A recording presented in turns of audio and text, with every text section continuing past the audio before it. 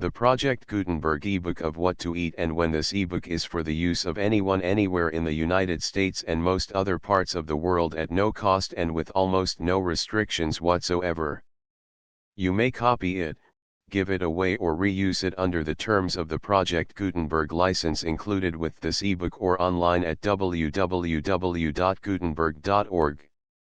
If you are not located in the United States, you will have to check the laws of the country where you are located before using this ebook.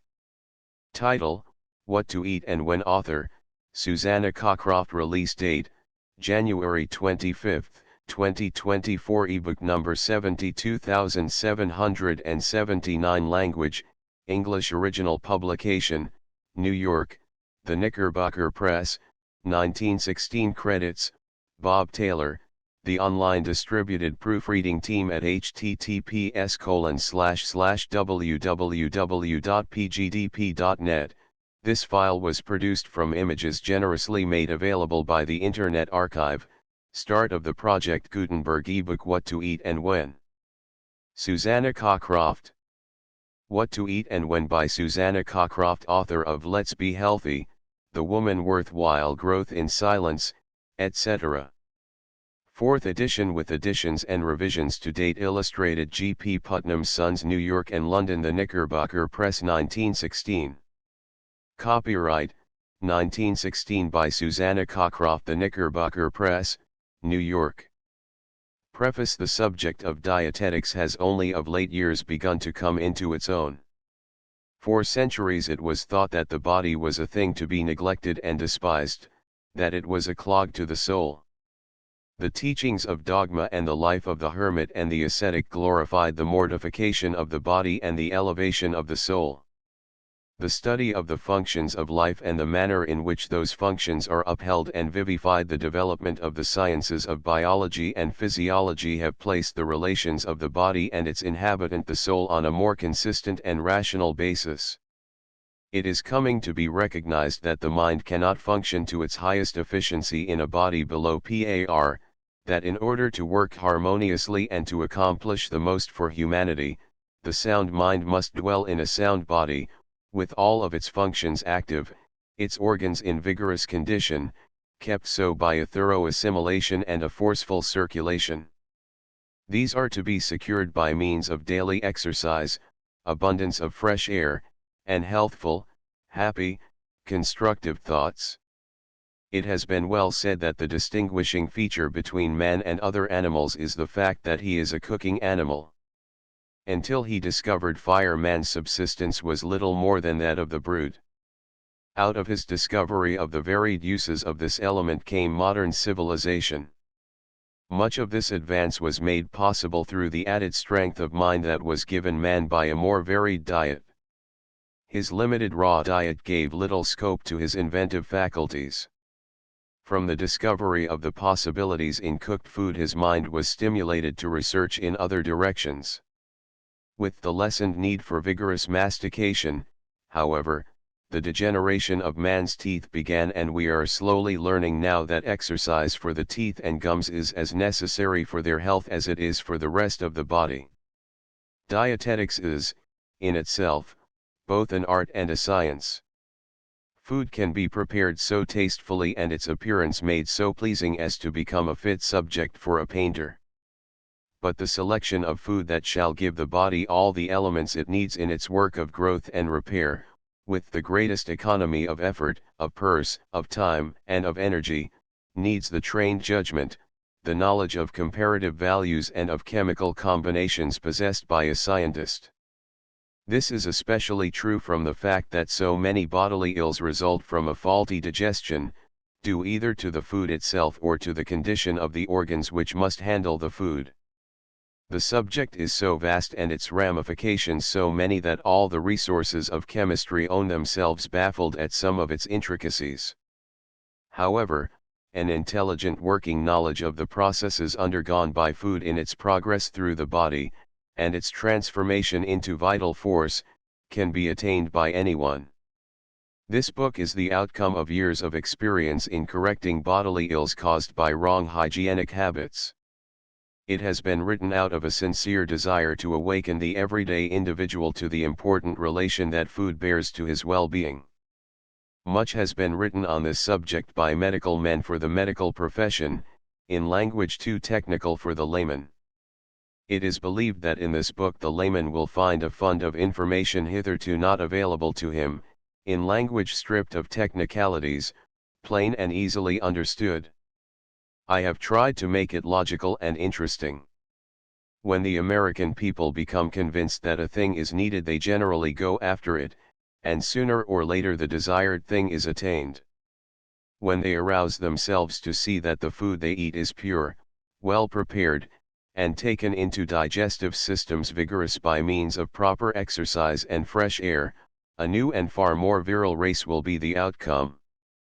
Acknowledgement is here made of the valuable assistance of Winfield S. Hall, Ph.D., M.D., Professor of Physiology in the Northwestern Medical School, lecturer and author of Nutrition and Dietetics, of Alida Francis Patty, late instructor in dietetics, Bellevue Training School for Nurses, Bellevue Hospital, New York City, author of Practical Dietetics.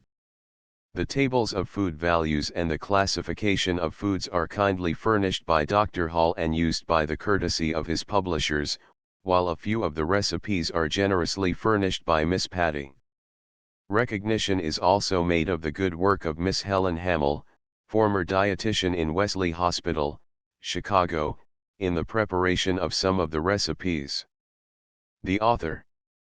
Introduction. The problem of proper nutrition for the body is as vital as any study affecting the morals, health, and consequent power of a nation, since on the quality and quantity of food they assimilate, depend the sustenance, health, and strength of its citizens. The food eaten by a nation largely determines the character of that nation. No subject is so vital to the individual, to the family, the community, the nation, as health. No education is so vital as a knowledge of foods, sanitation, hygiene. Health is the basis of happiness, and the attainment of happiness is man's chief pursuit. The very foundation of national life is the education of its citizens in its preservation. The nation seeks prosperity and happiness, yet true prosperity is based on these fundamentals. Money can be expended for no object which will yield the nation, or the individual, greater returns than in the acquisition of a knowledge of how to keep well. Health specialists, in the future, will direct their work more to the prevention than to the cure of diseases. The strongest powers are those which most fully guard the health of their citizens. The endurance of an army lies in the strength of the individual soldier. The basic work for preparedness is in building the bulwarks of physical strength and endurance. The study of life is of most vital interest. The enjoyment and maintenance of life is inbred. It is intuitive. The infant's first instinct is the preservation of life. Almost immediately he seeks for nourishment. His body is an ever-awakening wonder to him. He begins his education by testing his lungs, by studying his hands, his legs, and his flesh. The human race spends more time in providing nourishment for the body than in any other line of activity. Yet we are wasteful. We have not studied to make the food yield its greatest nourishment and the body its greatest efficiency. Unless the system is thoroughly nourished, we miss much of the physical satisfaction of life, we miss the joys of mental development, the inspiration of soul, the sense of growth, of freedom, of expansion, and the self-satisfaction of accomplishing. The satisfaction resulting from greatest usefulness and the enjoyment of the results of usefulness, the greatest blessings and the largest measure of life come only to those whose nutriment is proper in quantity and quality, taken properly as to time, and is thoroughly assimilated, because both body and brain are thereby enabled to develop most fully. The enjoyment of vibrant life, of bodily efficiency, is far beyond the fancied joys of the intemperate or the ascetic. That one may thoroughly enjoy life in the freedom which comes from perfect activity of bodily functions, it is necessary that proper habits be formed, then the energy of thought is not constantly engaged in deciding what is best. Habit calls for no conscious expenditure of energy. Nutrition is a broad subject. It means not only that the foods be supplied which contain elements required to rebuild body substance and to create heat and energy, but it embraces, also, the ability of the body to appropriate the foods to its needs. The study of nutrition in its full sense, therefore, must embrace not only foods, but anatomy and physiology, particularly of the digestive system. A knowledge of chemistry is also necessary that we may know the changes foods undergo in being converted into tissue, heat, and energy. This science is known as dietetics. Scientific research along the lines of electricity, psychology, metaphysics, medicine, and art has been tenaciously pursued for centuries, yet scientific study of the natural means of keeping the body in health, that the individual may be in physical, mental, and moral condition to enjoy and to profit by researches made in other lines, has been neglected. The entire framework of the body, bone, muscle, blood, brain, and nerve, as well as the heat and the mental and physical energy necessary for every motion, is supplied from food and drink, and from the oxygen breathed into the lungs. We are learning that derangements of the body are largely caused by injudicious eating, yet, vital as it is, the subject of foods, except in recent years, has not had a place in the courses of study in our public schools. We have given much attention to the pound of cure, but insufficient attention to the ounce of prevention. Man does not enjoy life to its full, nor do his physical or mental efforts yield him his best returns unless his system is thoroughly nourished. Formerly, the physician gave general directions, or none at all, as to the diet. His directions, when given, were often indefinite because the subject was not definitely understood, due to the fact that the course of instruction in medical colleges contained practically nothing on the subject of foods. This study is not in the curriculum of all of our medical colleges today. Our public school curriculum contains no more important study than that of health and of the simple, hygienic laws which enable us to retain it. The science of foods in their relation to health, sanitation, and general hygiene should be among the foremost requirements of our public school courses of study. Mothers' clubs will find no more interesting or profitable study than dietetics. It is coming to be widely recognized that a far larger number of diseases arise from the food habit than from the liquor habit.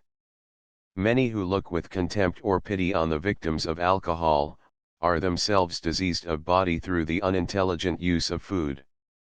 Habitual overeating not only produces diseases of the digestive organs, from overwork and excessive secretory activity, but also of the excretory and glandular system, as the kidneys and the liver, and may give rise to functional disturbances of the heart. Food, if taken in greater quantity than the digestive juices can handle, either passes out of the system without being absorbed, or it ferments or decomposes, giving rise to constipation, diarrhea, or other intestinal disturbances. If the stomach and intestines are active and can handle the excess of food, its absorption beyond what the system requires overloads the blood and causes obesity or diseases of the skin and kidneys. It thus brings about abnormal deposits as in gout, or the calculi found in the kidney or the gallbladder. Biliousness and congestion of the liver may follow, with constant headache, coated tongue, foul breath, and languor of body and of mind. Many habitually eat too much and take too little fluid, though, due to a greater spread of knowledge, overeating is becoming less common. On the other hand, an insufficient or illy balanced diet will bring in its train disorders of the system scarcely less harmful. A large number, particularly of young girls, take insufficient food, eat irregularly, and are undernourished. When one does not eat sufficient food or the proper kind and variety, the tissues of the digestive organs are undernourished and do their work imperfectly. The undernourished are usually those who work at high tension, those who worry, or those who do not get bodily exercise proportionate to the mental. Mental workers are liable to become preoccupied and forget to take food. Growing girls who are over-interested in studies, anxious concerning examinations, etc., neglect their meals. Parents are often to blame in these cases by unduly encouraging the intellectual effort.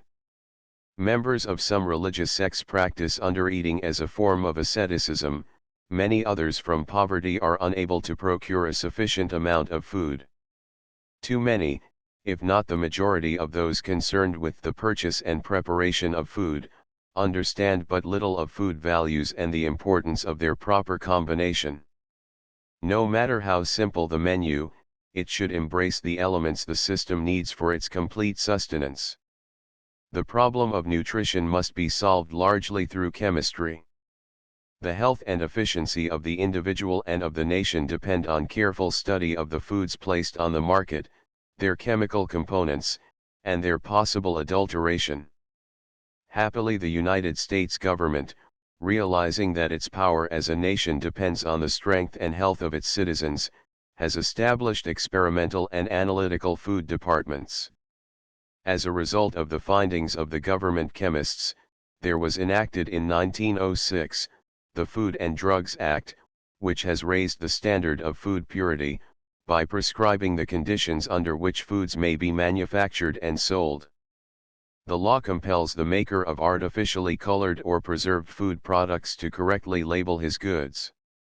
The national law instigated the passage of various state laws, which have further helped to ensure a supply of pure food products, yet we need other laws which shall have greater efficiency and wider scope. The strength of Germany as a nation is due very largely to the government supervision of foods manufactured and imported. There is no more important branch of the United States government than that which protects the health of its citizens. The custom among some nations of retaining a physician to maintain the health of the family rather than to regain it, to avoid disease rather than to cure it, has its distinct advantages. We should not be satisfied with anything less than perfect health, and we are beginning to realize that this perfect health is a possibility for almost every individual. In the maintenance of health, as well as in the cure of disease, diet is often more important than drugs. Today, scientific knowledge of hygiene and of food values is within the reach of all, and every mother and teacher may learn how to guard the health of those in her charge. It is necessary to know the comparative values of foods as nutrient agents, in order to maintain our bodies in health and strength, and with economy of digestive effort, as well as efficiency. There is no study, therefore, more important than that of bodily nutrition, which comprises not only the right proportion of food and drink, but also the manner in which they must be prepared in order to yield the best returns under varying conditions: age, employment, health, and sickness. The body is certainly a marvelous machine. It is self-building, self-repairing, and, to a degree, self-regulating. It appropriates to its use foodstuffs for growth and for repair. It eliminates its waste. It supplies the energy for rebuilding, and eliminating this waste. It directs its own emotions. It supplies the energy for these emotions. It discriminates in the selection of food and casts out refuse and foodstuffs not needed. It forms brain cells and creates mental force with which to control the organism. It keeps in repair the nerves, which are the telegraph wires connecting the brain with all parts of the body. It converts the potential energy in the food into heat with which to keep itself warm. Withal, it is not left entirely free to do its work automatically. It has within it a higher intelligence, a spiritual force, which may definitely hamper its workings by getting a wrong control of the telegraph wires, thus interfering with the digestion, the heart action, the lungs, and all metabolic changes. The right exercise of this higher intelligence, in turn, depends on the condition of the body, because when the mechanism of the body is out of repair, it hampers mental and spiritual control. About 1/3 of the food eaten goes to maintain the life of the body in its incessant work of repairing and rebuilding, the remaining 2/3 being held in reserve for other activities.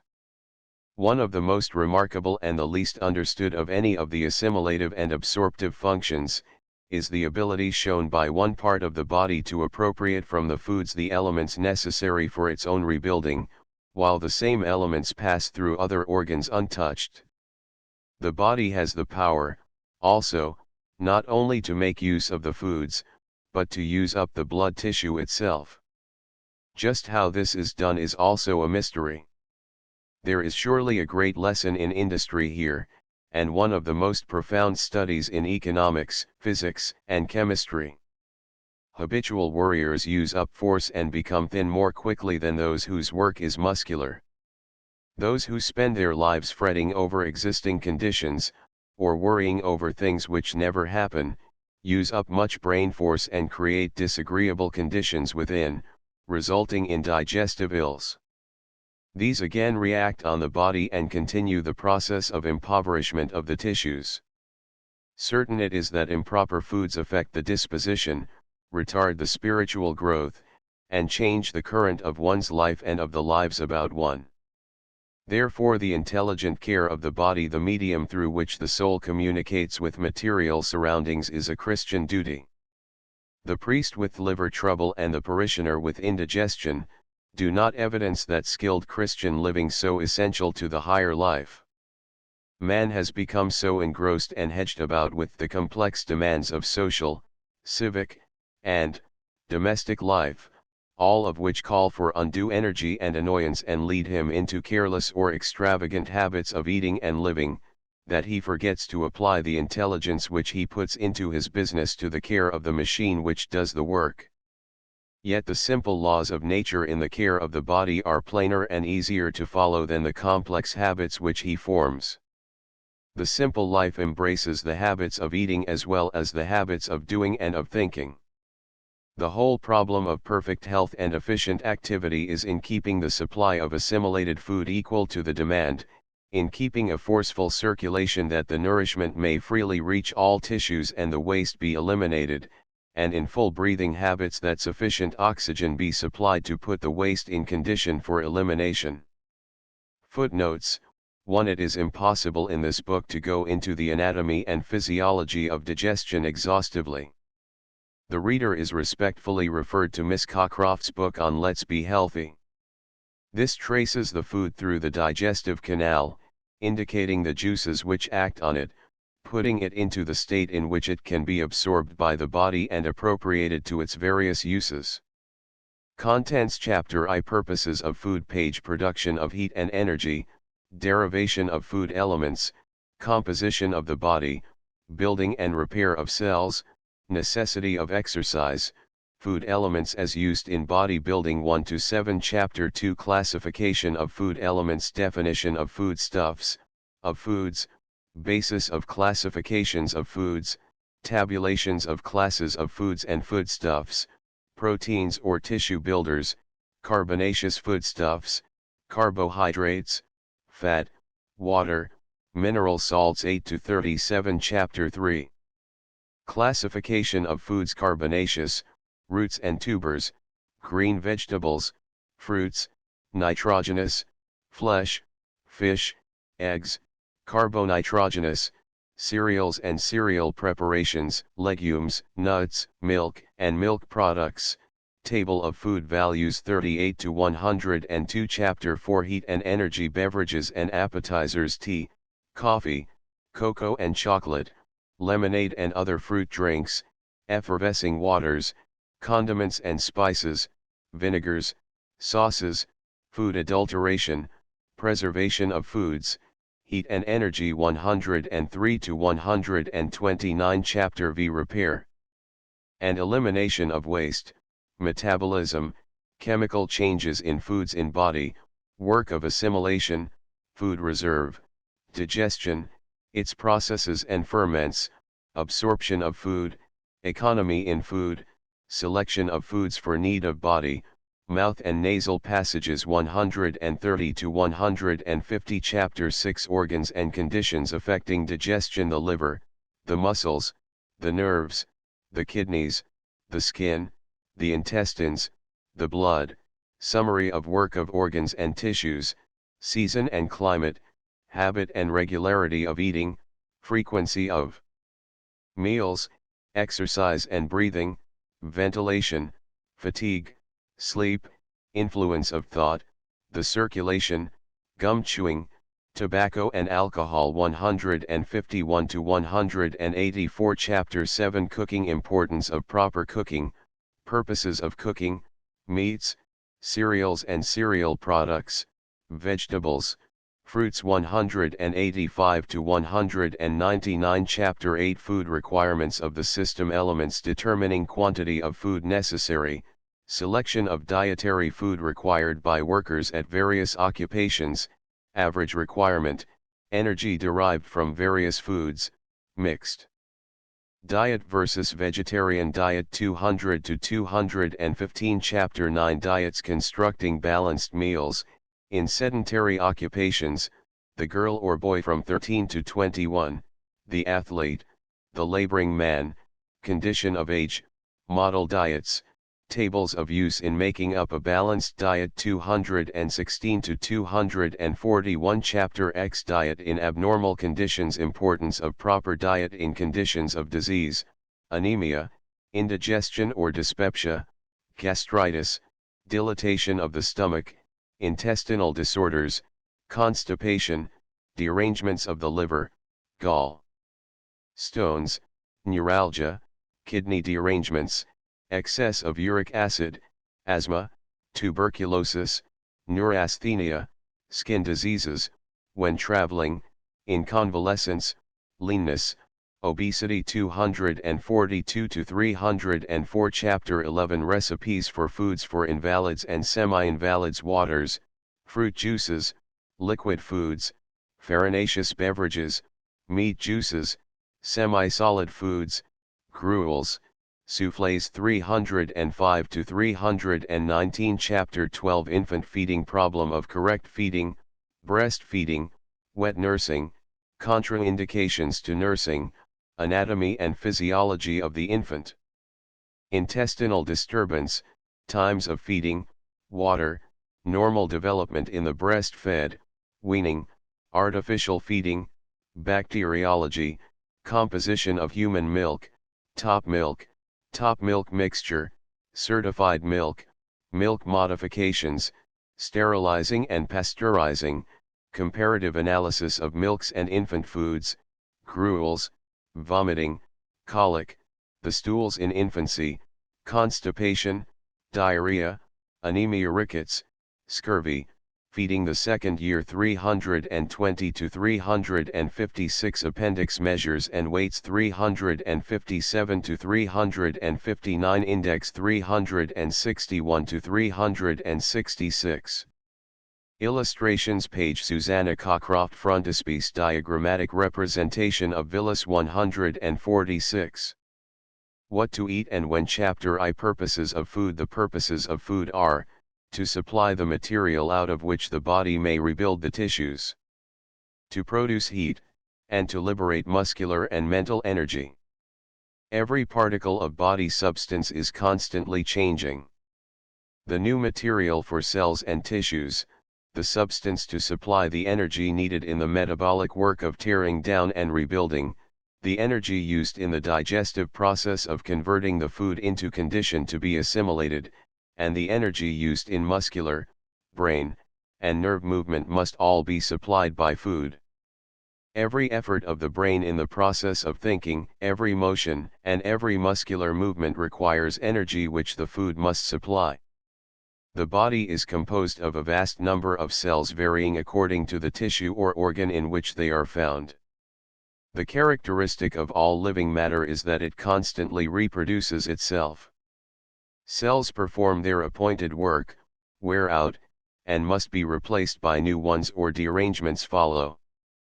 The new cells constantly being formed, increase in size and in so doing push the worn out, dying, and dead cells out of the way.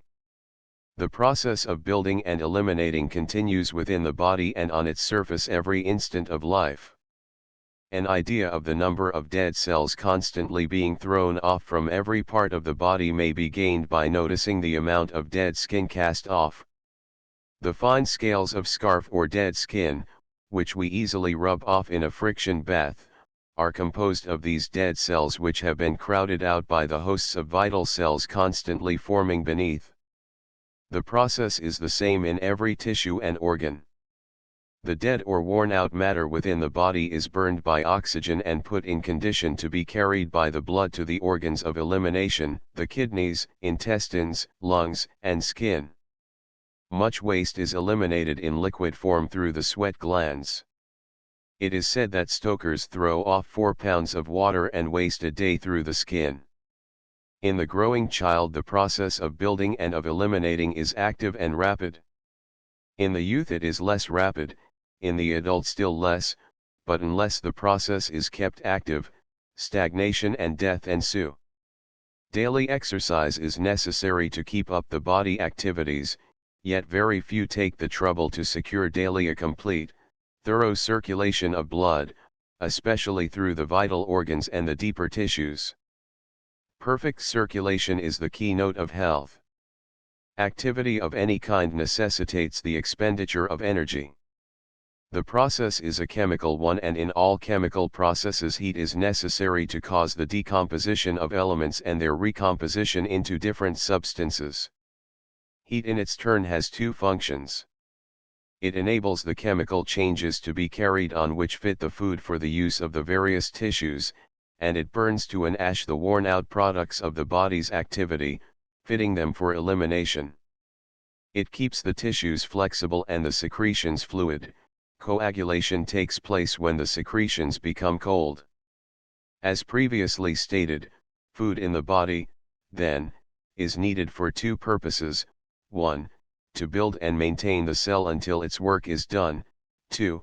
To furnish the heat necessary to decompose the food into its elements, and to produce the energy by which all the body processes are carried on. Food elements: that the food may be appropriated by the body, it must be not only proper in kind and quantity, but the body must also be in condition to digest, absorb, and assimilate it and to eliminate the waste, otherwise the body needs are not met. It is the nourishment which the body assimilates and appropriates to its needs which counts in food economy, not necessarily the amount consumed. Therefore, if the food is to economically serve its purpose, the body must be in a condition to digest and assimilate it. This condition depends largely on perfect circulation, correct position of organs, and correct breathing habits. Of the 15 to 20 substances contained in foods and comprised in the body, the principal ones are oxygen, hydrogen, carbon, nitrogen, chlorine, sodium, potassium, magnesium, iron, calcium, phosphorus, and sulfur. The differences in the forms of matter lie in the proportions in which these elements are combined. Those containing the largest proportion of nitrogen are called nitrogenous foods or proteins, such as meat, eggs, and some vegetables. Those containing the largest proportion of carbon are known as carbonaceous, such as cereals, sugar, and fat. The four food elements, indispensable to life, either of plant or animal, are oxygen, hydrogen, carbon, and nitrogen. Carbon combined with oxygen forms carbon dioxide. Oxygen, nitrogen, and carbon dioxide largely form the air. Oxygen and hydrogen form water. Calcium, iron, magnesium, sodium, and potassium are used in the formation of the various tissues and secretions of the body. The substances contained in living organisms are the same as those in inorganic matter, only in different complexities as appropriated to the needs of each organism. The difference between living and non-living matter is in the relative proportion and arrangement of the same elements. Before it is fit to supply the needs of the body, the raw material must undergo a chemical change. It has been demonstrated by scientific investigation that no unorganized elements, such as pure nitrogen, pure iron or magnesium, are assimilated by the system and converted into its various structures. While the body needs carbon, it cannot use coal, it needs nitrogen, yet it cannot appropriate it to rebuilding bone and muscle, until, by chemical action with other elements, it has been converted into complex substances called proteins. The muscles, ligaments, and labor-performing structures contain the largest amount of nitrogen. The fat contains the largest amount of carbon. The brain, the nerves, and the bones contain the largest proportion of phosphorus compounds. Yet, while the brain contains phosphorus, and the tissues nitrogen, the brain cannot be built up by eating elementary phosphorus, nor the muscles by pure nitrogen, but compounds rich in phosphorus or nitrogen may be utilized. Plants use the simple compounds of the earth, air, and soil, and, within their own cells, build them up into such complex substances as starch, sugar, protein, fat, and salts, putting them in condition for man and other animals to appropriate to their use.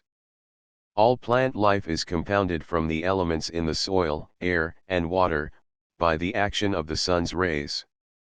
The rays of heat and light store something of their power in latent heat and energy in these plant compounds. The end of plant life is the completion of its compounds. When it has matured them, the plant dies. All organic matter is thus formed by the action of the sun's rays on inorganic matter. The gluten of wheat is formed from the chemical union of nitrogen in the air and nitrogen in the soil with other substances. The starch of wheat and other grains is from carbon which the plant has taken from the soil and combined with other substances. All meats are largely derived from plants which have appropriated the elements from the soil, water, and air. The chemical processes of the animal convert the energy latent in the plant foods into the more concentrated form of meat. The animal thus performs a part of the chemical work for man. The digestive organs of one animal convert the food contained in certain plants, into a substance more easily assimilated by another animal. Man would need to eat a large amount of nitrogen-containing plants in order to get as much protein as is contained in one egg or in a piece of lean meat the size of an egg. It is because the nitrogen is in such condensed form in meat and eggs that one is likely to take more than the system can handle, if he eats too freely of these two foods, particularly of meat. We will discuss this question more fully under proteins. Most domestic animals take their food elements from air and water, as well as from the compounds which the plants have formed, while wild animals and some domestic ones, such as hogs and chickens, make use of meat as well. The greater part of muscle, nerve, and gland is composed of protein.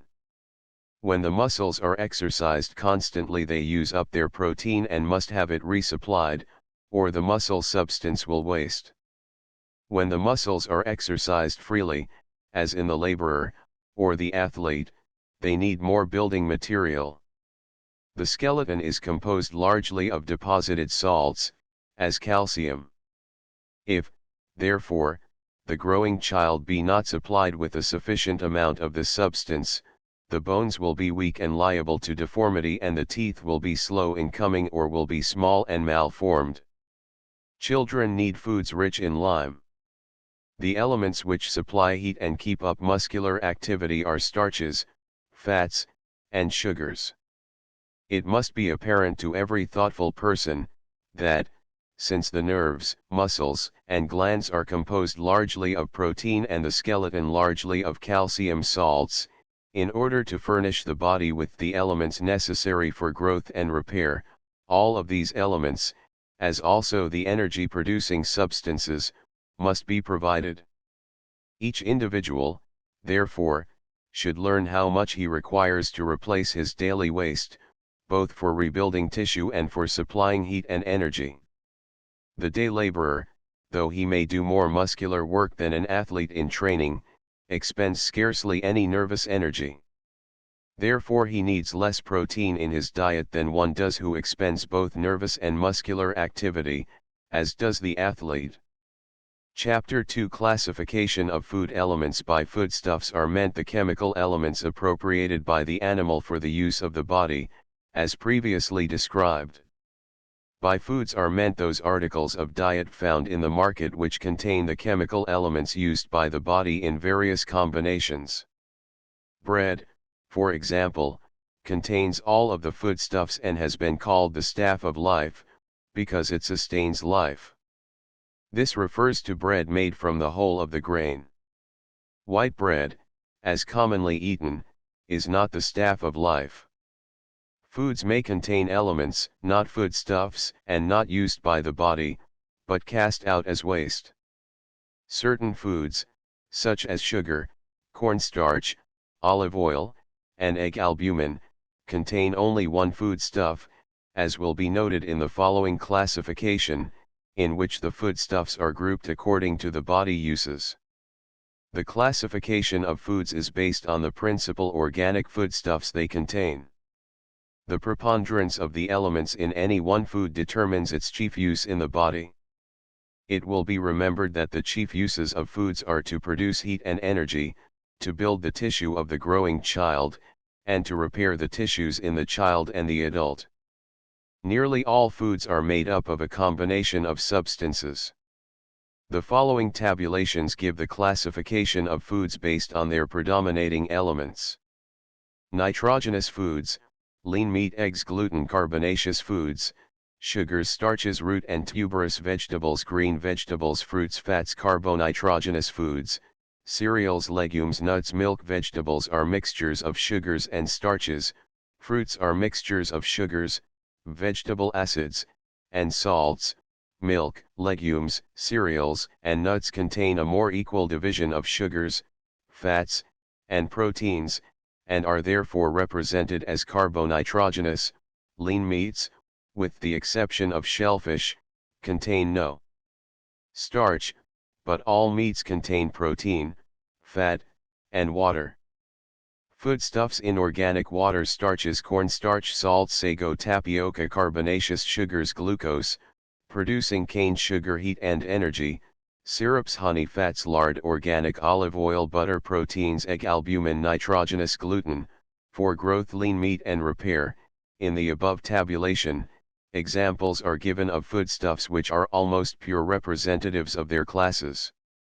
Cornstarch, sago, and tapioca are practically pure starch, containing very little of any other element. Glucose, cane sugar, syrups, and honey are almost pure sugar. Butter, lard, and olive oil are nearly all pure fat. Egg albumin, gluten of flour, and lean meat are almost pure protein.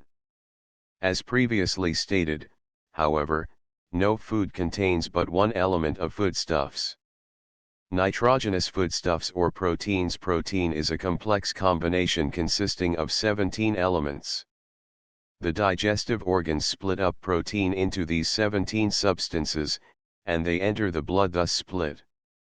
When they reach the tissues, each tissue selects the elements it needs and recombines them according to its own peculiar functional uses.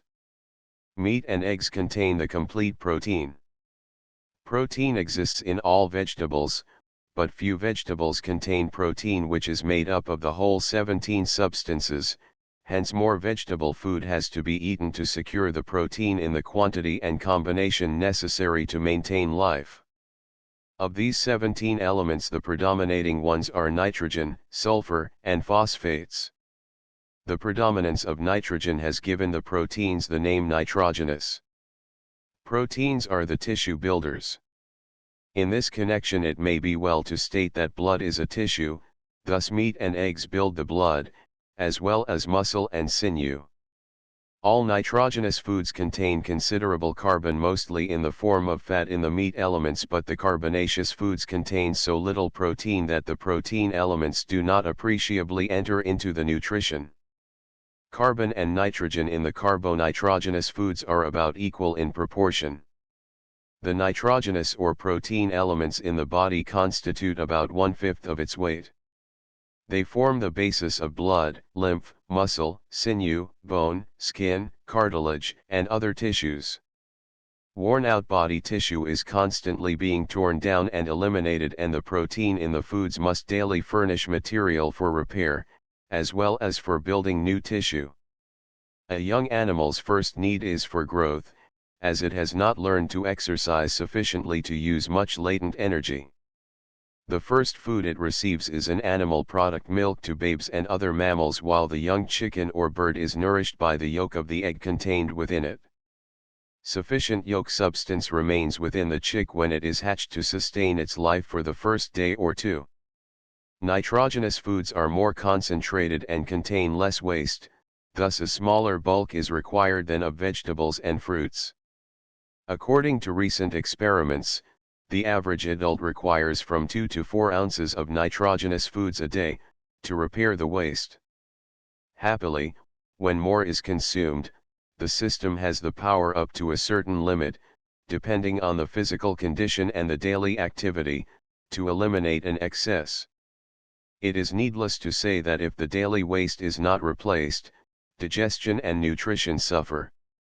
The system must have the 2 to 4 ounces necessary to supply the nitrogen daily excreted, or the tissues themselves will be consumed.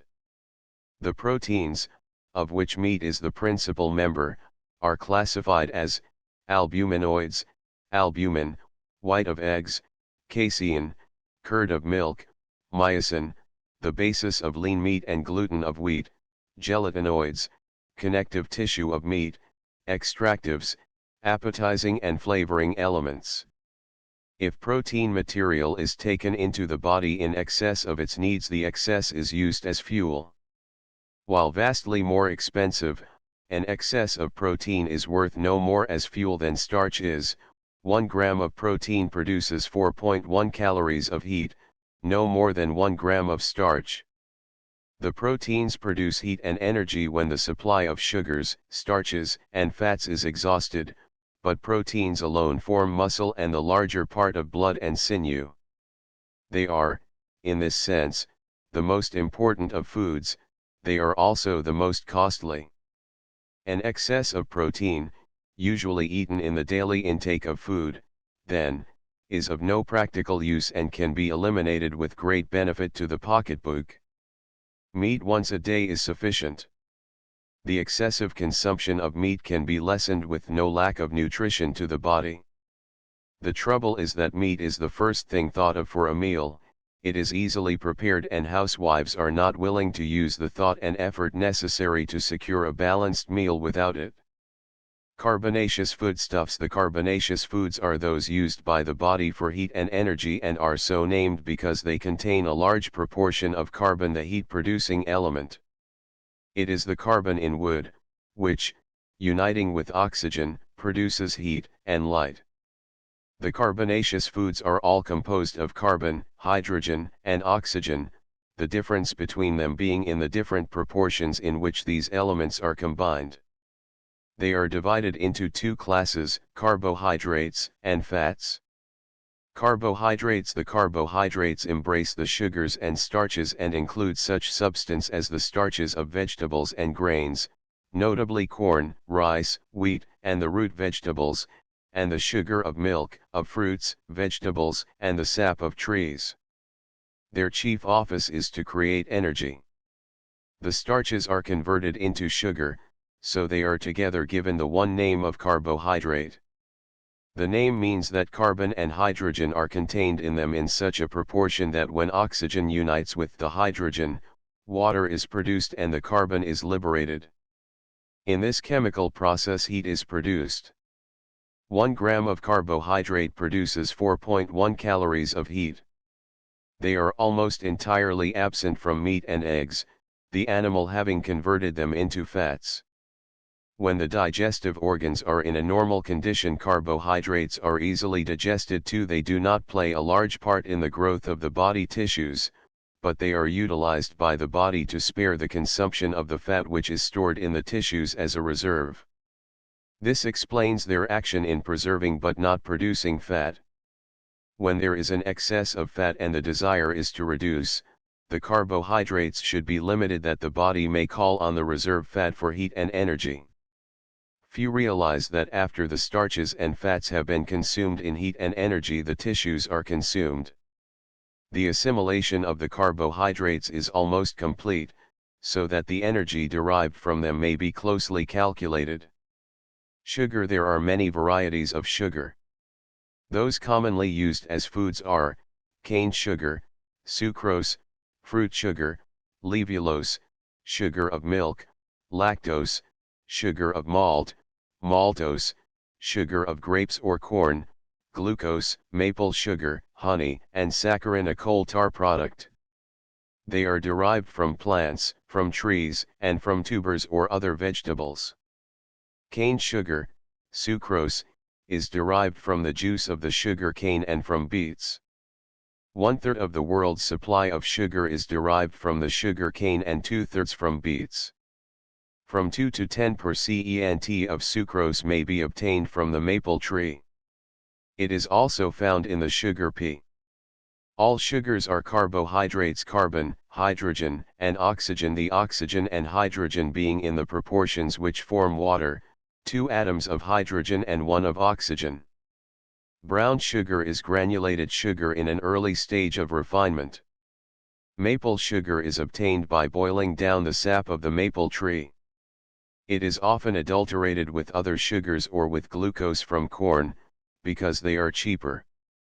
This adulteration does not make it unwholesome, but causes it to lose its distinct maple taste. The nutritive value of sugar is said to be about 95%. Glucose was formerly derived almost entirely from grapes. Later the process was discovered by which the starch in corn was converted into glucose. It is produced so much more cheaply from corn that this is now the chief source of supply. Glucose is also found in most of the fruits, in combination with other sugars. It needs little change to be absorbed by the system and quickly overloads the digestive apparatus if much of it is eaten. It is pure, wholesome, and cheap, and for this reason it is often combined with other sugars. It is not so sweet as cane sugar, though just as nutritious. Many of the syrups on the market are made from it. Candy is often made from glucose instead of from molasses or cane sugar. Much candy, unless one is actively exercising, tends to produce indigestion. While glucose is wholesome, it ferments readily. Before sugar can be used by the system, it is changed into the easily absorbed form of the sugar in grapes, by a ferment in the small intestine. Hence digested sugar in the body is called grape sugar. Milk sugar needs less chemical change than other sugars and is taken almost at once into the circulation. It is contained in the natural food for the infant. The digested sugar, grape sugar, is further changed in the body into glycogen. When an excess of sugar or starch is consumed, it is stored within the body as glycogen, until required. Sugar is perhaps a better food than starch, because less force is required for its digestion and it is easily assimilated, being more readily converted into dextrose than are starches. 3. Moreover, it furnishes the heat and energy needed by those having small power to digest starch. Sugar is soon oxidized, and, for this reason may be eaten by those who need to use an extra amount of muscular strength, or to get strength quickly. It yields heat and energy within 30 minutes after eating, and in times of great exertion or exhausting labor, the rapidity with which it is assimilated gives it advantage over starch. Because it is so quickly converted into energy, it is valuable for children at active play. Experiments with soldiers on forced marches, and in Arctic explorations, have shown the value of sugar as a food, in enabling the men to withstand hunger, thirst, and fatigue. Taken in excess, however, particularly by those of sedentary habits, it clogs the system as does any other excess of material, creating difficulties for the liver and kidneys. During muscular activity, 4 times as much sugar is consumed in the body as is ordinarily used in the body processes. Used in limited quantities, therefore, according to the muscular or brain power exercised, Sugar is one of the best foods for the production of energy. When much sugar is eaten, the starches and fats in the food should be lessened to avoid overloading the system. When eaten in excess, sugar may temporarily appear in the urine unaltered. It might be inferred that, as all starch must be converted to sugar before it can be used by the body, starches might be discarded and replaced by sugars. A small quantity of sugar, however, soon surfeits the appetite, and if the foods were confined to those having a surplus of sugars, sufficient food would not be eaten to supply other needs of the body.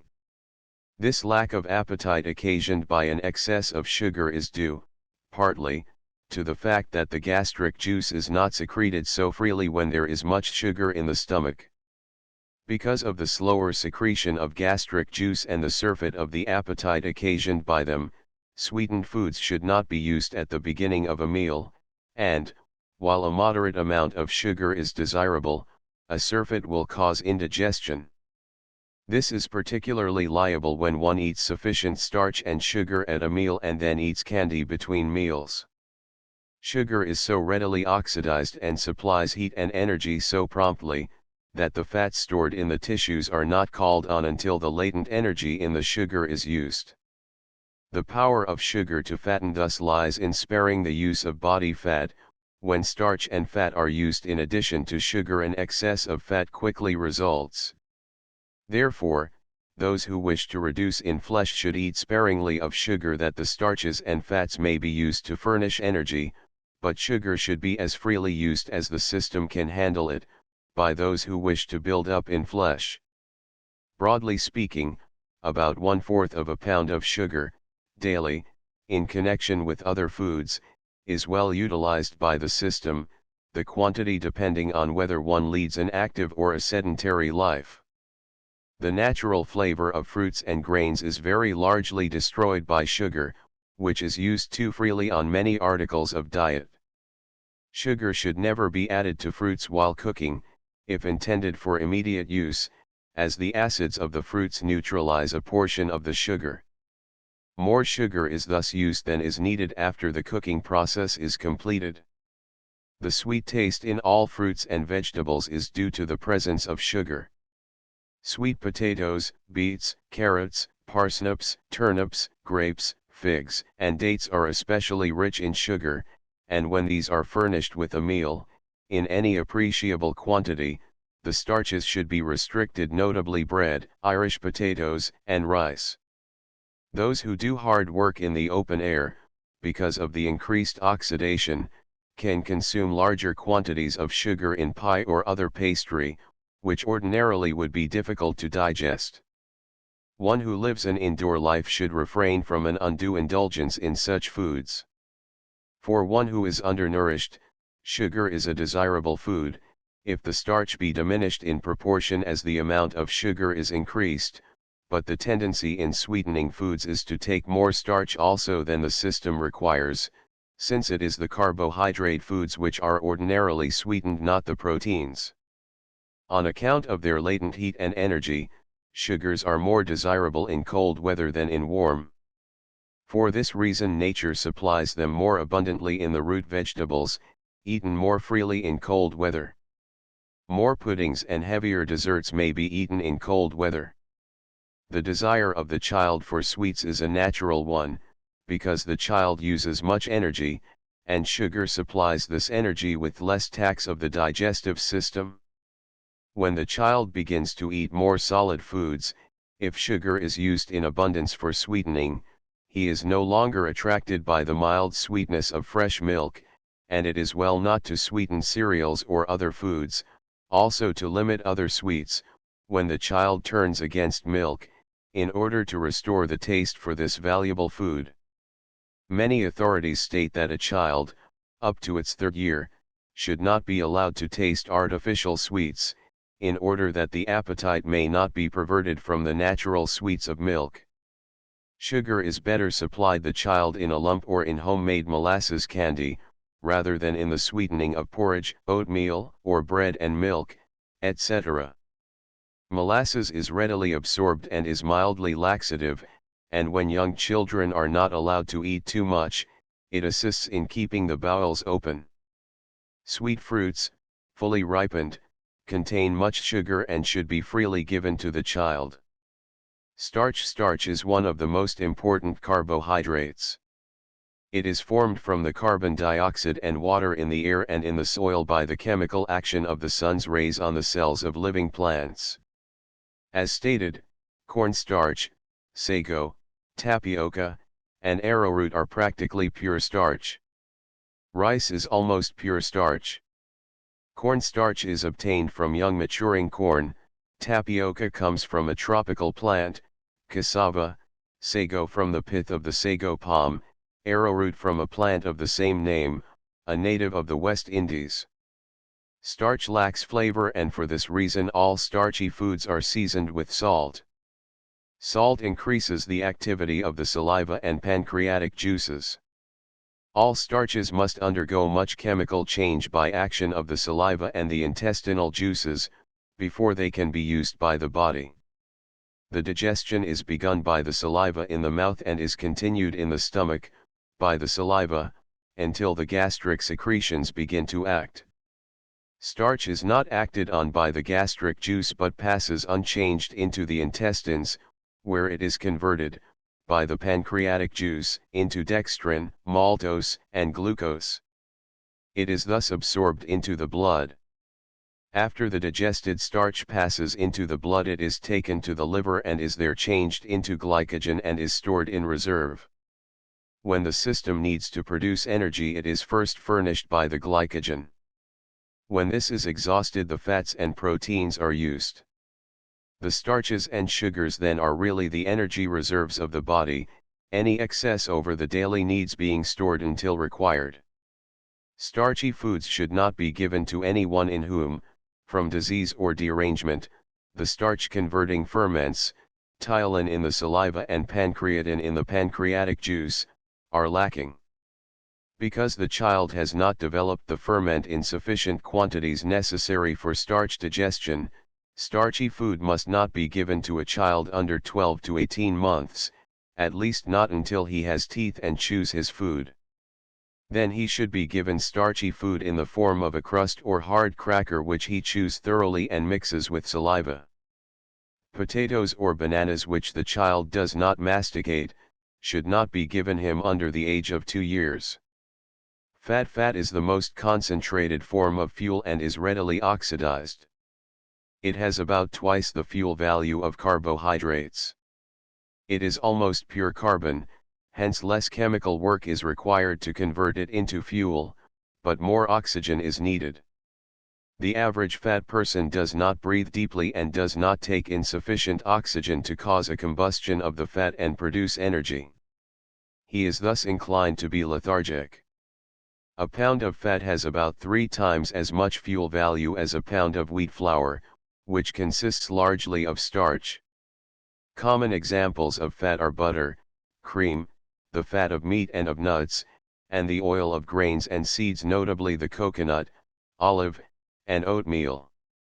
Fat forms about 20% of the weight of the normal body.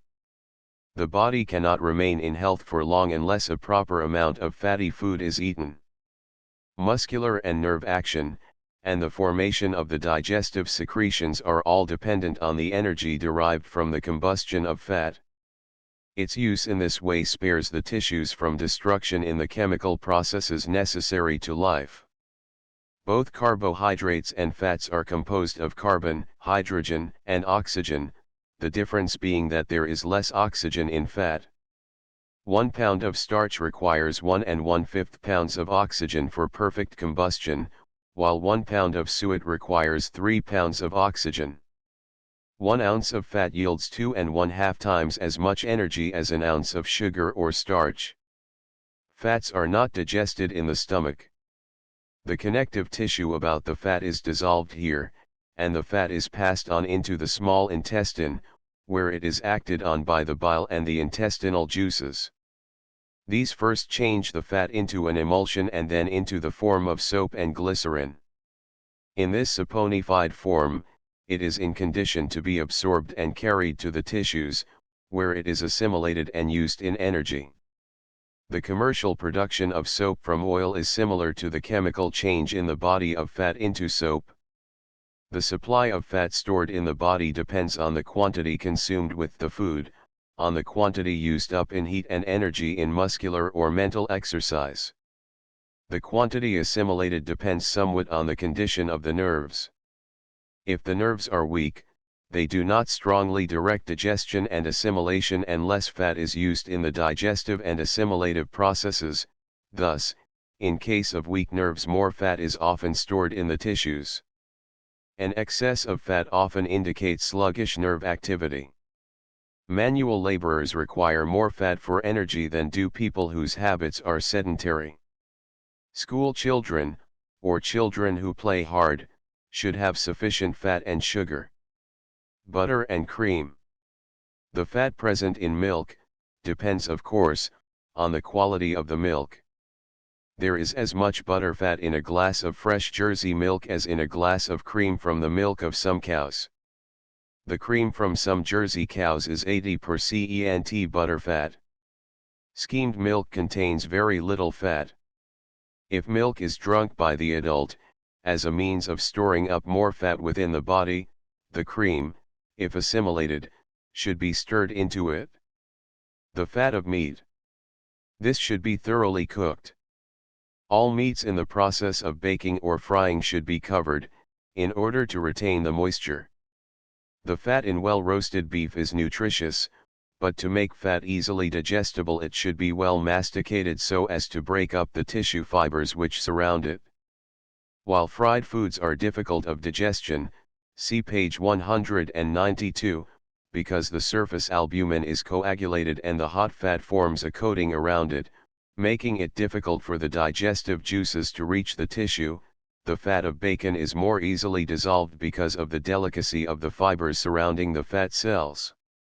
If thinly sliced and fully immersed in its own grease in the process of frying, bacon is an easily digested fat. The process of smoking the bacon renders it easier of digestion.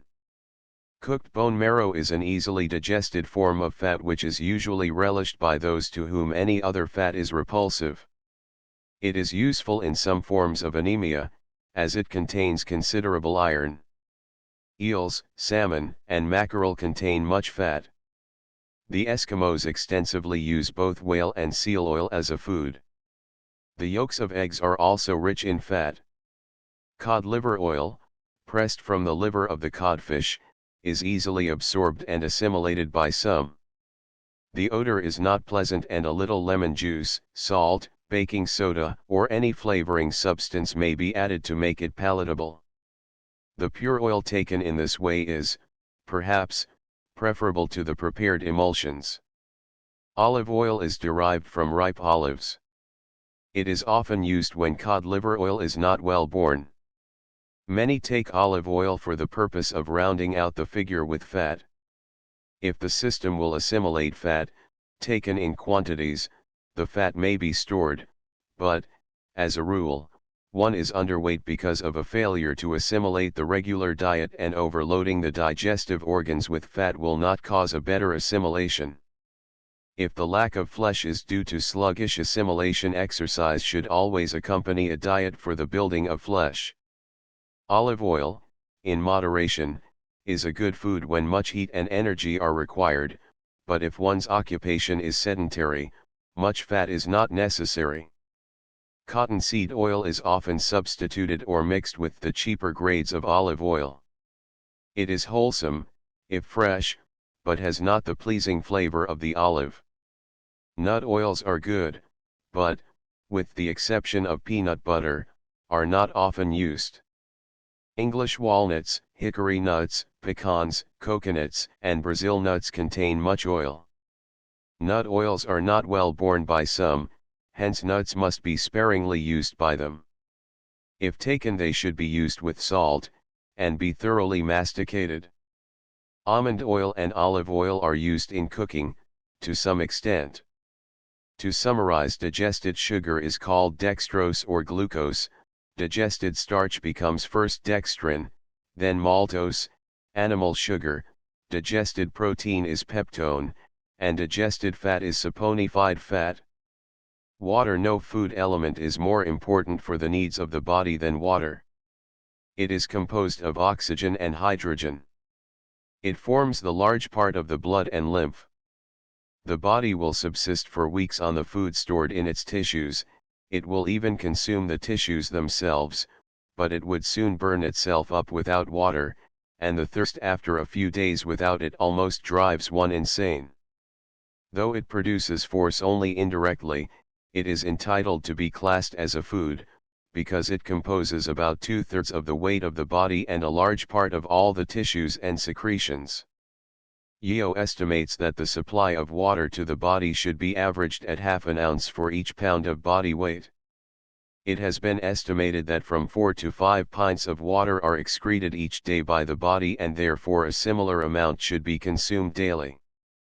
The average individual at normal exercise requires about 71½ ounces of water daily, which equals about 9 glasses. 1 glass of water weighs 1/2 pound. Some of this may be obtained from the food. By reference to tables I to V, it will be noted that water forms a large percentage of all food, particularly of green vegetables and fruits.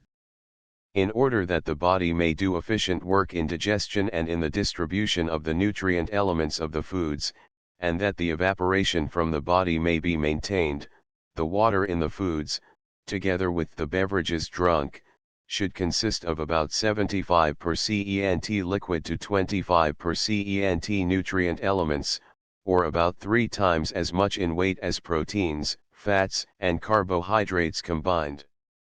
Much of the water taken passes through the system without chemical change and is constantly being thrown off by the skin, lungs, kidneys, and intestines. Some of the water is split up into hydrogen and oxygen to unite with other substances in the chemical changes carried on during the process of digestion, and some water is obtained from the food by the union of hydrogen and oxygen liberated by the action of the digestive juices. Few people give much thought to its resupply, yet, ignorant of the cause, they suffer from its loss, in imperfect digestion and assimilation, and in kidney and intestinal difficulties. If it is withheld from the diet for a while, marked changes occur in the structure and processes of the body. The effect is seen in the lessening of the secretions, the increasing dryness of all the tissues, including the nerves, and if the lack is long continued, in progressive emaciation, weakness, and death. Water is the heat regulator of the body, and the more energy used, either in work or in play, which results in more heat and evaporation, the more water is required. An animal, if warm, immediately seeks water. It is constantly being used in the body to form solutions in which the waste products are held so that the eliminative organs may dispose of them. It is the chief agent in increasing the peristaltic action of both the stomach and intestines, thus aiding in mixing the food with the digestive juices and assisting the movement along the alimentary canal. It increases the flow of saliva and of the digestive juices and aids these juices in reaching every particle of food. It dissolves the foods, and helps in the distribution of food materials throughout the body, carrying them in the blood and the lymph from the digestive organs to the tissues, where they are assimilated. The blood carries the water to the various secreting and excreting glands, and its increased pressure aids both the secreting and excreting activity. The digestive organs secrete their juices more freely, digestion is aided, more nutriment is rendered absorbable, more carbon dioxide is liberated, and more oxygen is taken into the blood, which thereby is made richer and more life-giving. One engrossed in business or household cares may forget to take water between meals. In such a case, the blood, in order to preserve its volume, must draw the water from the tissues, which, in consequence, become less moist. The mouth becomes dry, saliva is scanty, appetite fails, the digestion is not so active, the digestive and other secretions are lessened in quantity, the food in process of digestion becomes more solid, its absorption in the intestine is more difficult, it moves slowly along the intestinal canal, and constipation results. The body is not so well nourished and falls a more ready prey to disease. The supply of fluid furnished to the kidneys is not sufficient, the urine becomes more concentrated and irritation may result. The foundation is thus laid for derangements of the kidney function. To maintain the equilibrium of the body forces, water drinking should be established as a permanent habit and be firmly adhered to as a part of the daily program. Many claim that one's thirst, as in the desire for food, is the only safe guide to the amount and time of drinking, but these desires are largely matters of habit, and tastes are often perverted. Unless the condition is abnormal or the mind becomes so intensely active that one fails to listen to the call of nature, the system calls for what it has been in the habit of receiving and at the stated times it has been in the habit of receiving it. It does not always call for what is good for it. Plants thrive after a shower because the falling water brings down the impurities in the air which constitute plant food. Rainwater for household use, therefore, should never be collected during the early part of a shower or rainstorm. Spring water, from its filtration through earth rich in mineral deposits, usually contains a certain percentage of those minerals, as salt, sulfur, or iron, dissolved through the action of the carbon dioxide contained in the water. Some of these springs have become famous health resorts. The contained carbon dioxide gives spring water its pleasant, sparkling taste. Spring water is remarkably free from organic life. Water as used in cities usually needs careful filtration and purification to rid it of its contained sand and other impurities. The housewife whose water supply is derived from rivers does this on a small scale when she strains out the mud and sand from the water which she is often compelled to use when the river is in flood and full of impurities. Drinking water should be perfectly clear and without odor. Even a small amount of decomposing vegetable or animal matter can be detected by its odor, if the water is confined for a short time in a bottle or closed jar. The health of the body depends to a large degree on the purity of the water. Contaminated water is a menace to health. Water which appears perfectly clear may be badly contaminated with typhoid or other germs. For this reason no water should be used until it has been boiled if one is not sure of its purity. Water from wells near barns and cesspools is often impure. Hard water, as derived from wells, is usually rich in calcium and magnesium. When water contains a large percentage of these substances, it usually causes constipation and indigestion and may aid in the formation of gallstones or gravel. The kidneys are especially the great eliminators of water and aid in maintaining the equilibrium of the blood. Except in conditions in which they need rest, water should be freely drunk in order to stimulate them to activity and to assist them in throwing off the body waste held in solution. One cannot form a better habit than that of drinking 2 or 3 glasses of water on first arising and then exercising the stomach and intestines by a series of movements which alternately contract and relax the walls of those organs, causing their thorough cleansing. This internal bath is as necessary as the cleansing of the skin. Often, in gastritis or a catarrhal condition of the stomach, a large amount of mucus will collect in the stomach overnight, and the cleansing of the mucus lining of the digestive tract is then most important.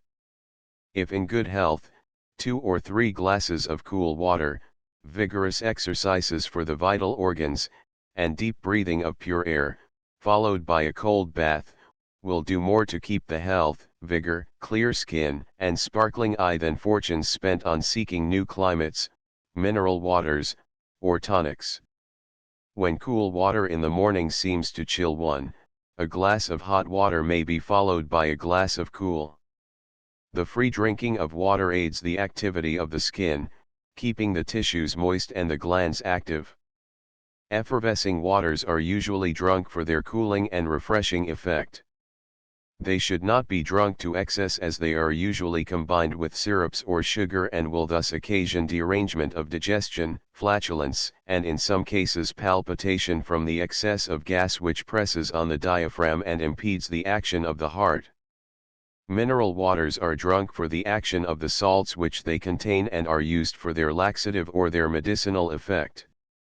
Kisengen, Huniati Janos, Epsom, Carlsbad, and our own Saratoga are examples of laxative waters. These all contain sodium and magnesium sulfates and are known as bitter waters. Table waters, as Apollinaris, Vichy, or others containing carbon dioxide are refreshing and wholesome and may be used in nausea and vomiting for their quieting effect. Those who are unable to take milk will often find its digestion will be aided if the milk be mixed with Vichy or seltzer water. When water is used as a hot drink, it should be freshly drawn, brought to a boil, and used at once. This sterilizes it and develops a better flavor. Cold water should be thoroughly cooled, but not iced. Water is best cooled by placing the receptacle on ice rather than by putting ice in the water. Impure or contaminated ice will contaminate water. The theory has long been held that water drinking at meals is injurious, the objection being that the food is not so thoroughly masticated if washed down with water, and that it dilutes the digestive juices. But this theory is now rejected by the best authorities. When water drinking at meals is allowed to interfere with mastication and is used to wash down the food, the objection is well taken, but one need rarely drink while food is in the mouth. The water should be taken at rest periods between mouthfuls. Thorough mastication and a consequent free mixing of the food with saliva is one of the most essential steps in digestion, and the flow of gastric juice, as the flow of saliva, is stimulated by the water. It is singular that the use of water at meals has long been considered unwise when the free use of milk, which is about 7/8 water, has been recommended. The copious drinking of cool water from a half hour to an hour before a meal will cleanse the stomach and incite the flow of saliva and gastric juice, thus aiding digestion.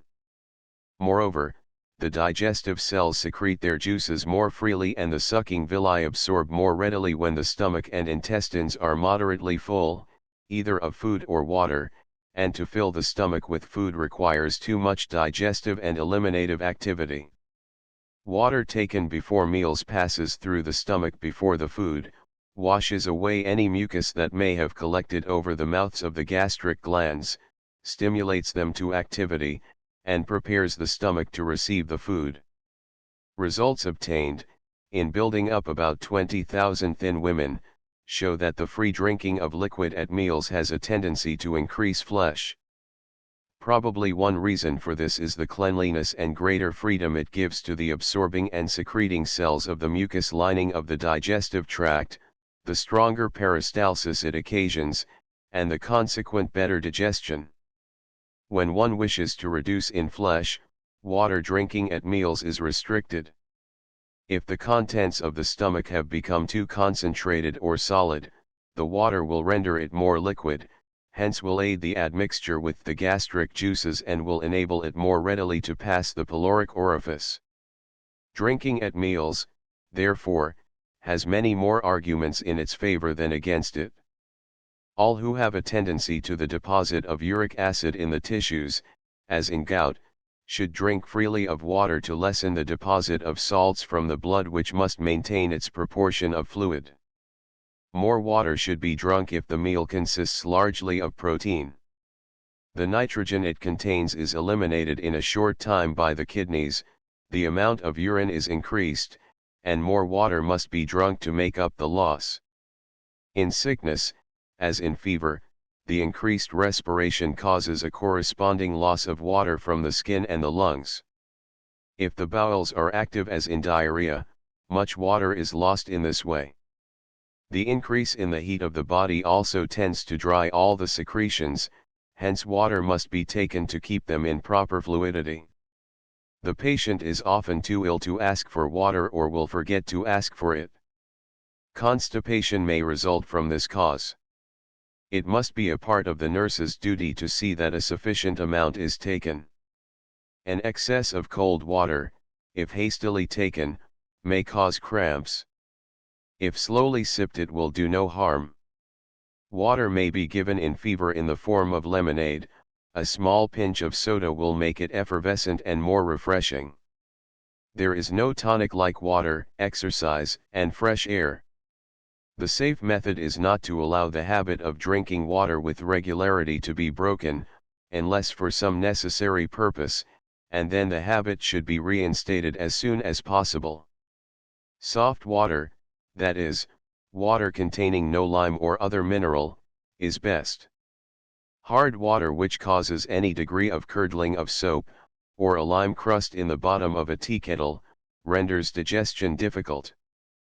Bacteria are killed and much of the mineral matter is deposited by boiling the water. Boiled water tastes flat or insipid. It may regain its original, fresh taste by filling a jar half full of water, and shaking the jar so that the air passes through the water. Salts. The salts of sodium, potassium, magnesium, calcium, and some other substances, are necessary for proper bodily functioning. Taken with the food, they pass into the tissues without change and can be recovered, unchanged, from the tissues and the urine. The uses of some of these substances are not thoroughly understood, but if deprived of them, the nutrition of the body suffers. Lime, calcium, is necessary for the bones and teeth and to preserve the coagulability of the blood. Sodium chloride, common salt, aids the formation of hydrochloric acid and the activity of the pancreatic juice. The salts of iron are necessary for the blood. Other salts are also needed to carry on the chemical reactions in the digestive system. Cereals, all vegetables, fruits, and nuts furnish both calcium salts and sodium, potassium, and magnesium, which are the salts in the blood and lymph.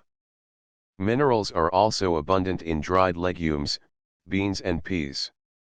Fruits and nuts contain the least amount of these salts, and meats, vegetables, and cereals follow in the order named. Cereals, that is the whole of the grain, not the white flour, containing the most. Any diet, therefore, which recommends the use of fruits and nuts to the exclusion of other foods, depletes the system of some of the body-building elements. The system may seem to thrive for a time on such food because, perhaps, of the rest given to overworked organs, but eventually the body lack will manifest itself, anemia may appear or malnutrition become evident. Milk furnishes salts in proper proportion for building the bones and teeth of the baby. Because of the lime which it contains, it is a good food for the growing child. After the child is 1 year old, eggs may be added to the diet.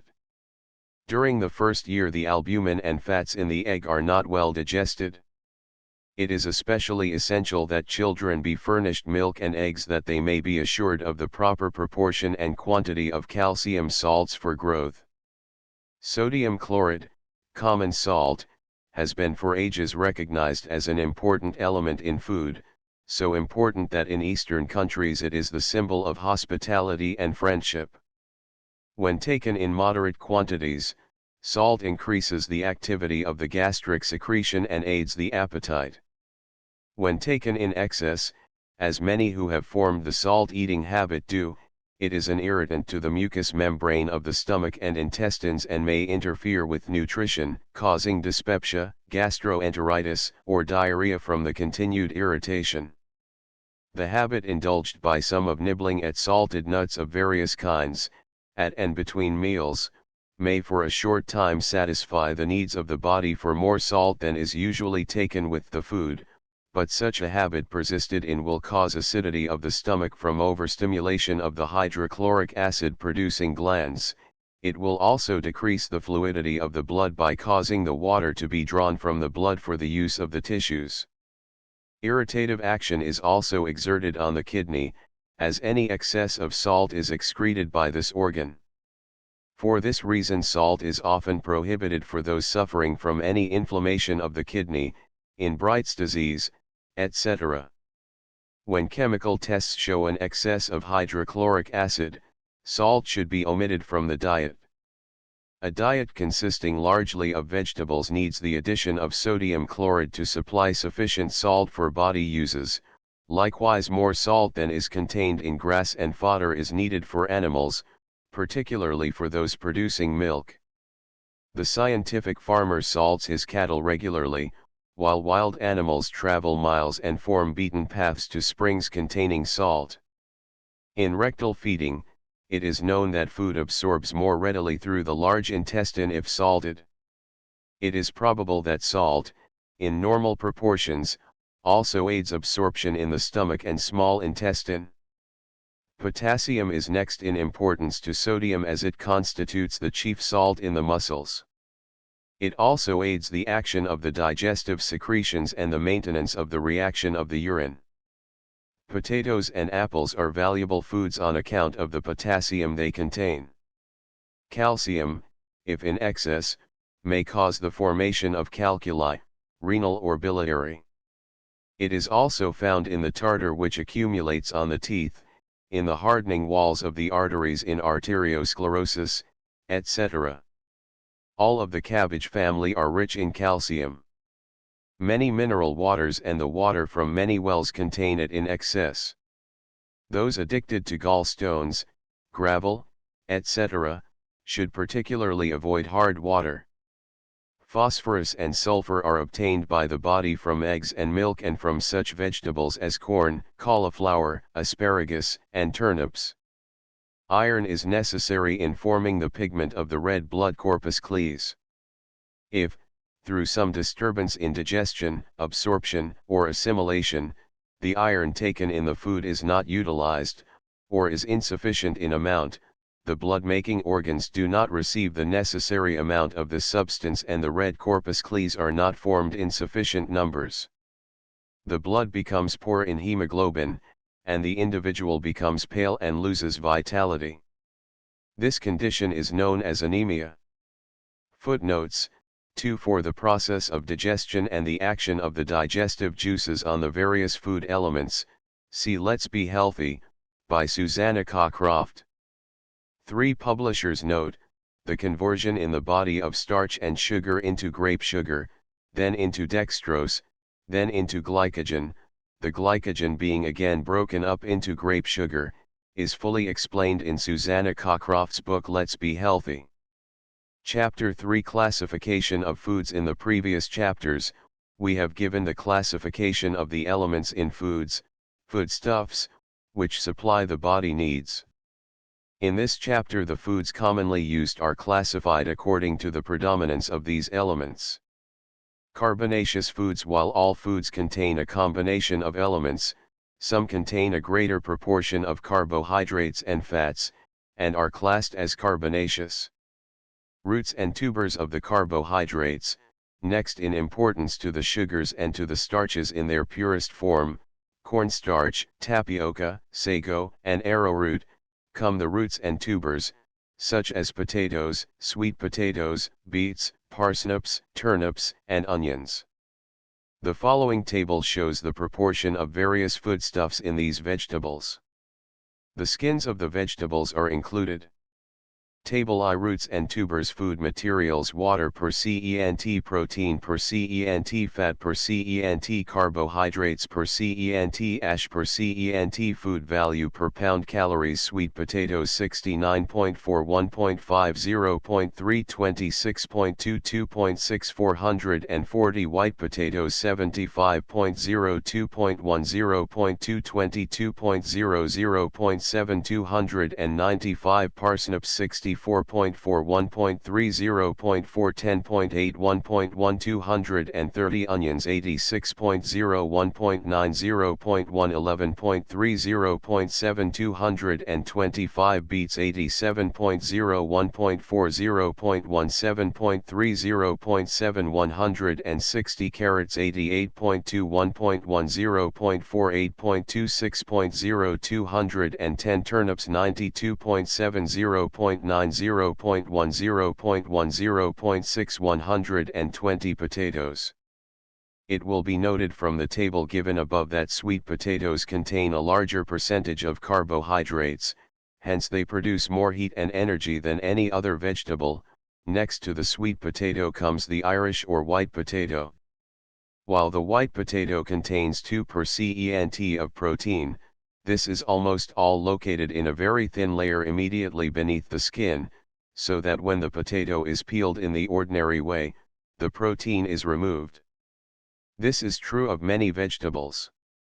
They lose their distinctive flavor, as well as their value as tissue-building foods, when the skins are removed, especially before cooking. Many vegetables may be peeled after being cooked and their value in nutrition is thus increased. All tubers gain in dietetic value if they are cooked in their skins, the thin outer covering being removed after the cooking process is completed. The ordinary cook, however, is unwilling to take the trouble to prepare them in this way. In vegetables as usually prepared for the table, the proportion of carbohydrates is increased and the proportion of protein is diminished. The skins render many of the foods unsightly, hence they are discarded in the preparation for cooking. When a potato is baked, the outer skin is readily separated from the less perceptible layer containing the protein. Potatoes boiled in their skins retain the protein. In the white potato, of the 22% of carbohydrates, 3 2/10% is sugar and 18 8/10% is starch. In the sweet potato, 10 2/10% is sugar and 16% is starch. Since sugar digests more quickly than starch, the sweet potato digests more quickly than the white. Because of the large percentage of carbohydrates in each, it is a mistake to eat these two vegetables at the same meal, unless the quantity of each is lessened. For the same reason, bread and potatoes, or rice and potatoes, should not be eaten to any extent at the same meal, unless by one who is doing heavy manual labor, requiring much energy. Onions. Only about 4% of the onion represents nourishment. The 11 3/10% of carbohydrates is made up of 2 8/10% sugar and the rest of extractives. Of the extractives, the volatile oil, which causes the eyes to water when onions are peeled, is the most important. The onion is not, therefore, so important for its actual nourishing qualities as for its relish and flavor, and for this it is to be commended. It is a diuretic, encouraging a free action of the kidneys. Because of its diuretic value, it is commonly called a healthful food. An onion and lettuce sandwich stimulates the action of the kidneys and is a nerve sedative. The volatile oil makes the raw onion difficult for some to digest and, in that case, should be omitted from the diet. Beets. There is no starch in beets, their 7 3/10% of carbohydrates being sugar. They possess, therefore, more nutritive value than onions, and they are easily digested. It will be noted that it takes many beets to make a pound of sugar. There are no more delicate or nutritious greens than the stem and leaf of the beet. These greens contain much iron and are valuable aids in building up the iron in the blood, thus aiding in the correction of anemia. Carrots. Carrots are valuable as food chiefly on account of their sugar. They are somewhat more difficult of digestion than beets and they contain more waste. They make a good side dish, boiled and served with butter or cream. Turnips. Turnips have little value as a food. Their nutriment is in the sugar they contain. For those who enjoy the flavor, they are a relish, serving as an appetizer, and, like the onion, are to be recommended as a side dish for this purpose. Parsnips. Like carrots, parsnips are chiefly valuable for their sugar and for the extractives which act as appetizers.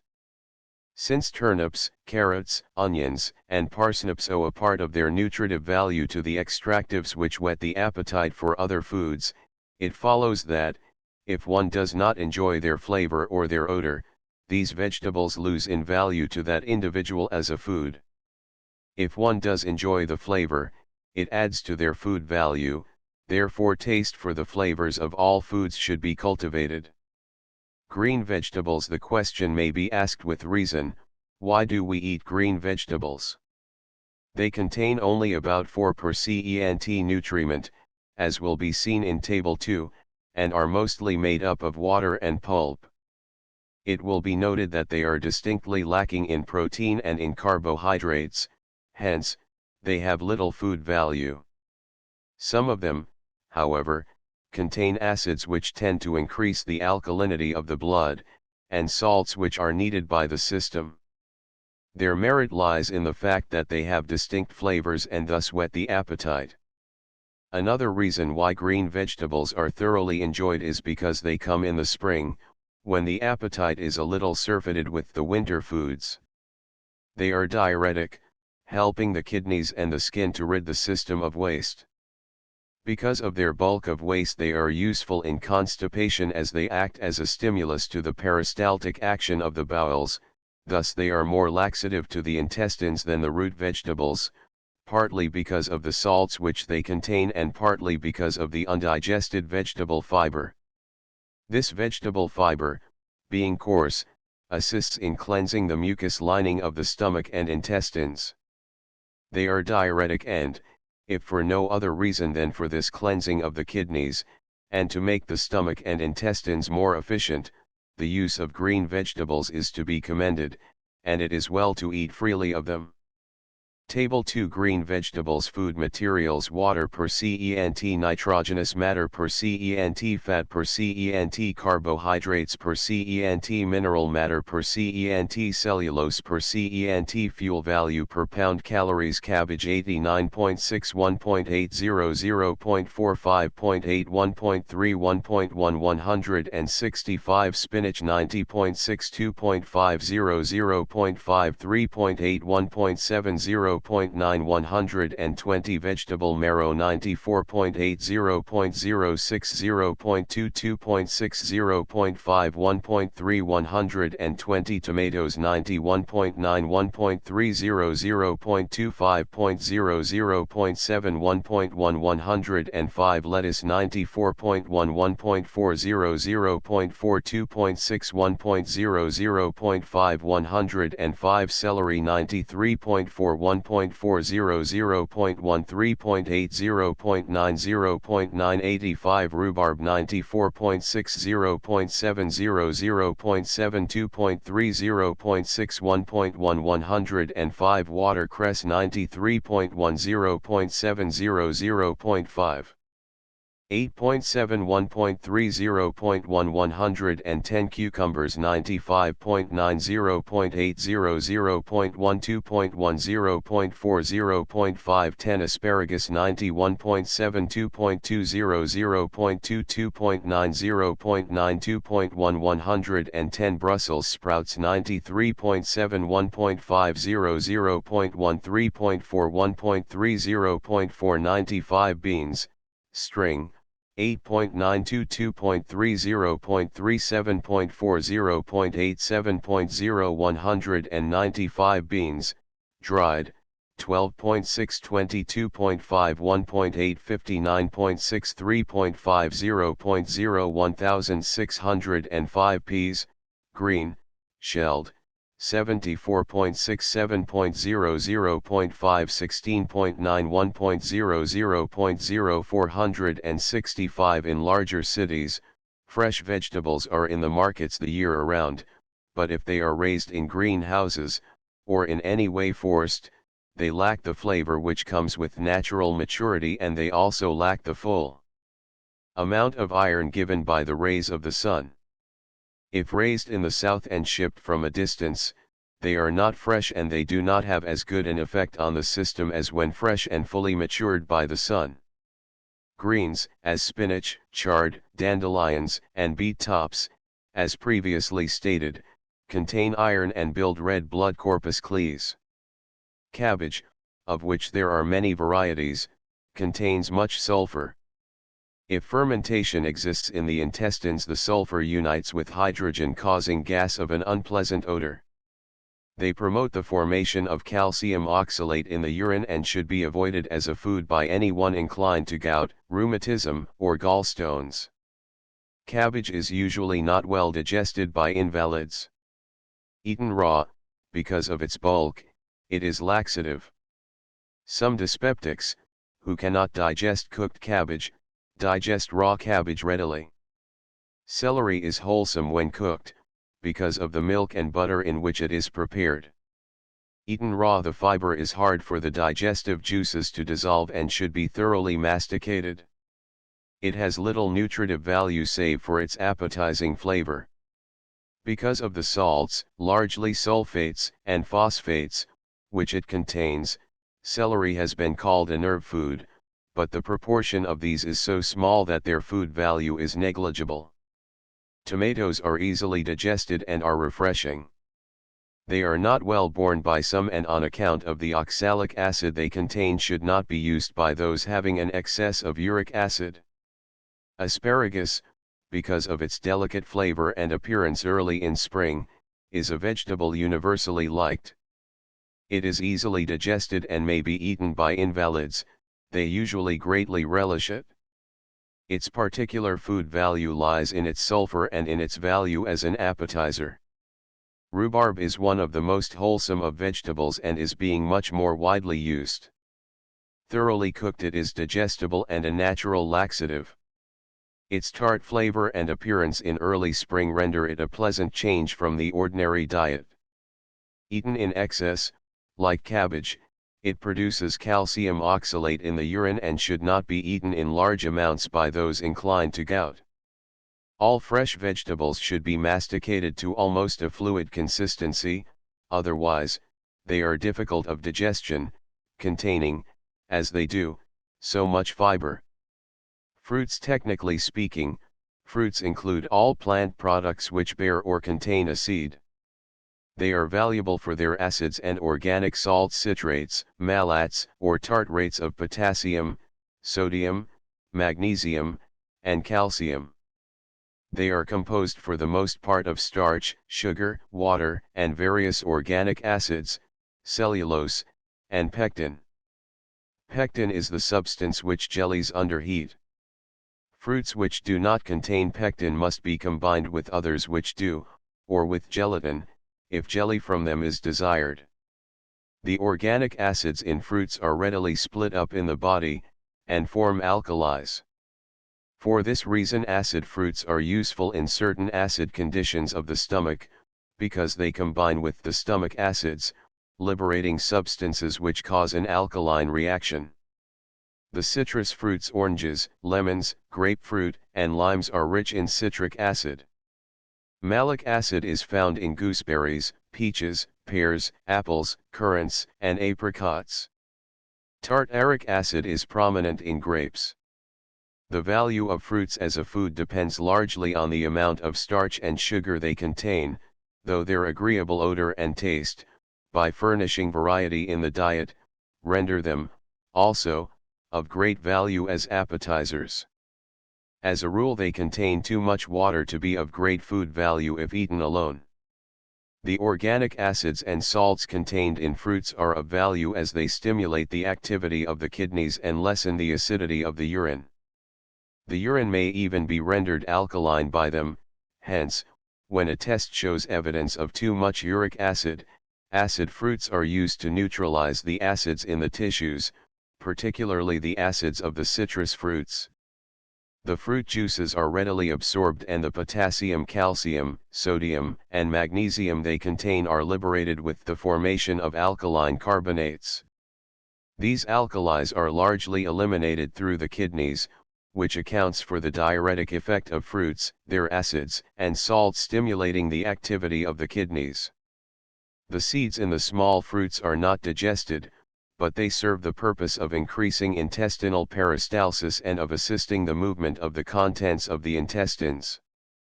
The skin and the fiber of fruits also assist the intestines in this way, just as the fiber in vegetables does. All acid fruits, particularly lemons, limes, grapefruit, and oranges, stimulate the action of the skin as well as the kidneys, and whenever the kidneys and skin are not sufficiently active, These fruits should be eaten freely. In case of an excess of hydrochloric acid in the stomach, lemon juice or citrus fruits are valuable about half an hour before a meal, as when taken on an empty stomach they decrease the secretion of hydrochloric acid. When the secretion of hydrochloric acid is limited, acids are given after a meal to supplement the deficiency, or stimulate the glands to activity. Sweet or bland fruits are those containing a lesser percentage of acids. Among these are pears, raspberries, grapes, bananas, blackberries, blueberries, melons, and some peaches, apples, and plums. Of this class of fruits, dates, figs, prunes, and grapes, raisins, furnish most nutriment, because, as will be noted by Table 3, these fruits contain a large amount of carbohydrates in the form of sugar. The protein in these sweet fruits is largely in the seeds and, as the seeds are not digested, they have no real food value for the individual. Figs and prunes, peaches, apples, and berries are laxative. Probably the laxative action of figs and berries is due to the seeds, and of the others to the salts and acids they contain, and to the cellulose or fibrous material which furnishes bulk. Table 3 Fruits Food Materials Water per cent, Protein per cent, Ether extract per cent, Carbohydrates per cent, Ash per cent, Cellulose per cent, Acids per cent, Apples 82.500.40, 512.50.42.71.0, Apricots 85.00.100.612.40.5, 3.11.0, Peaches 88.80.500.25.80.63.40.7, Plums 78.40.1.0.0.214.80.54.31.0, Cherries 84.00.800.8, 10.00.63.81.0, Gooseberries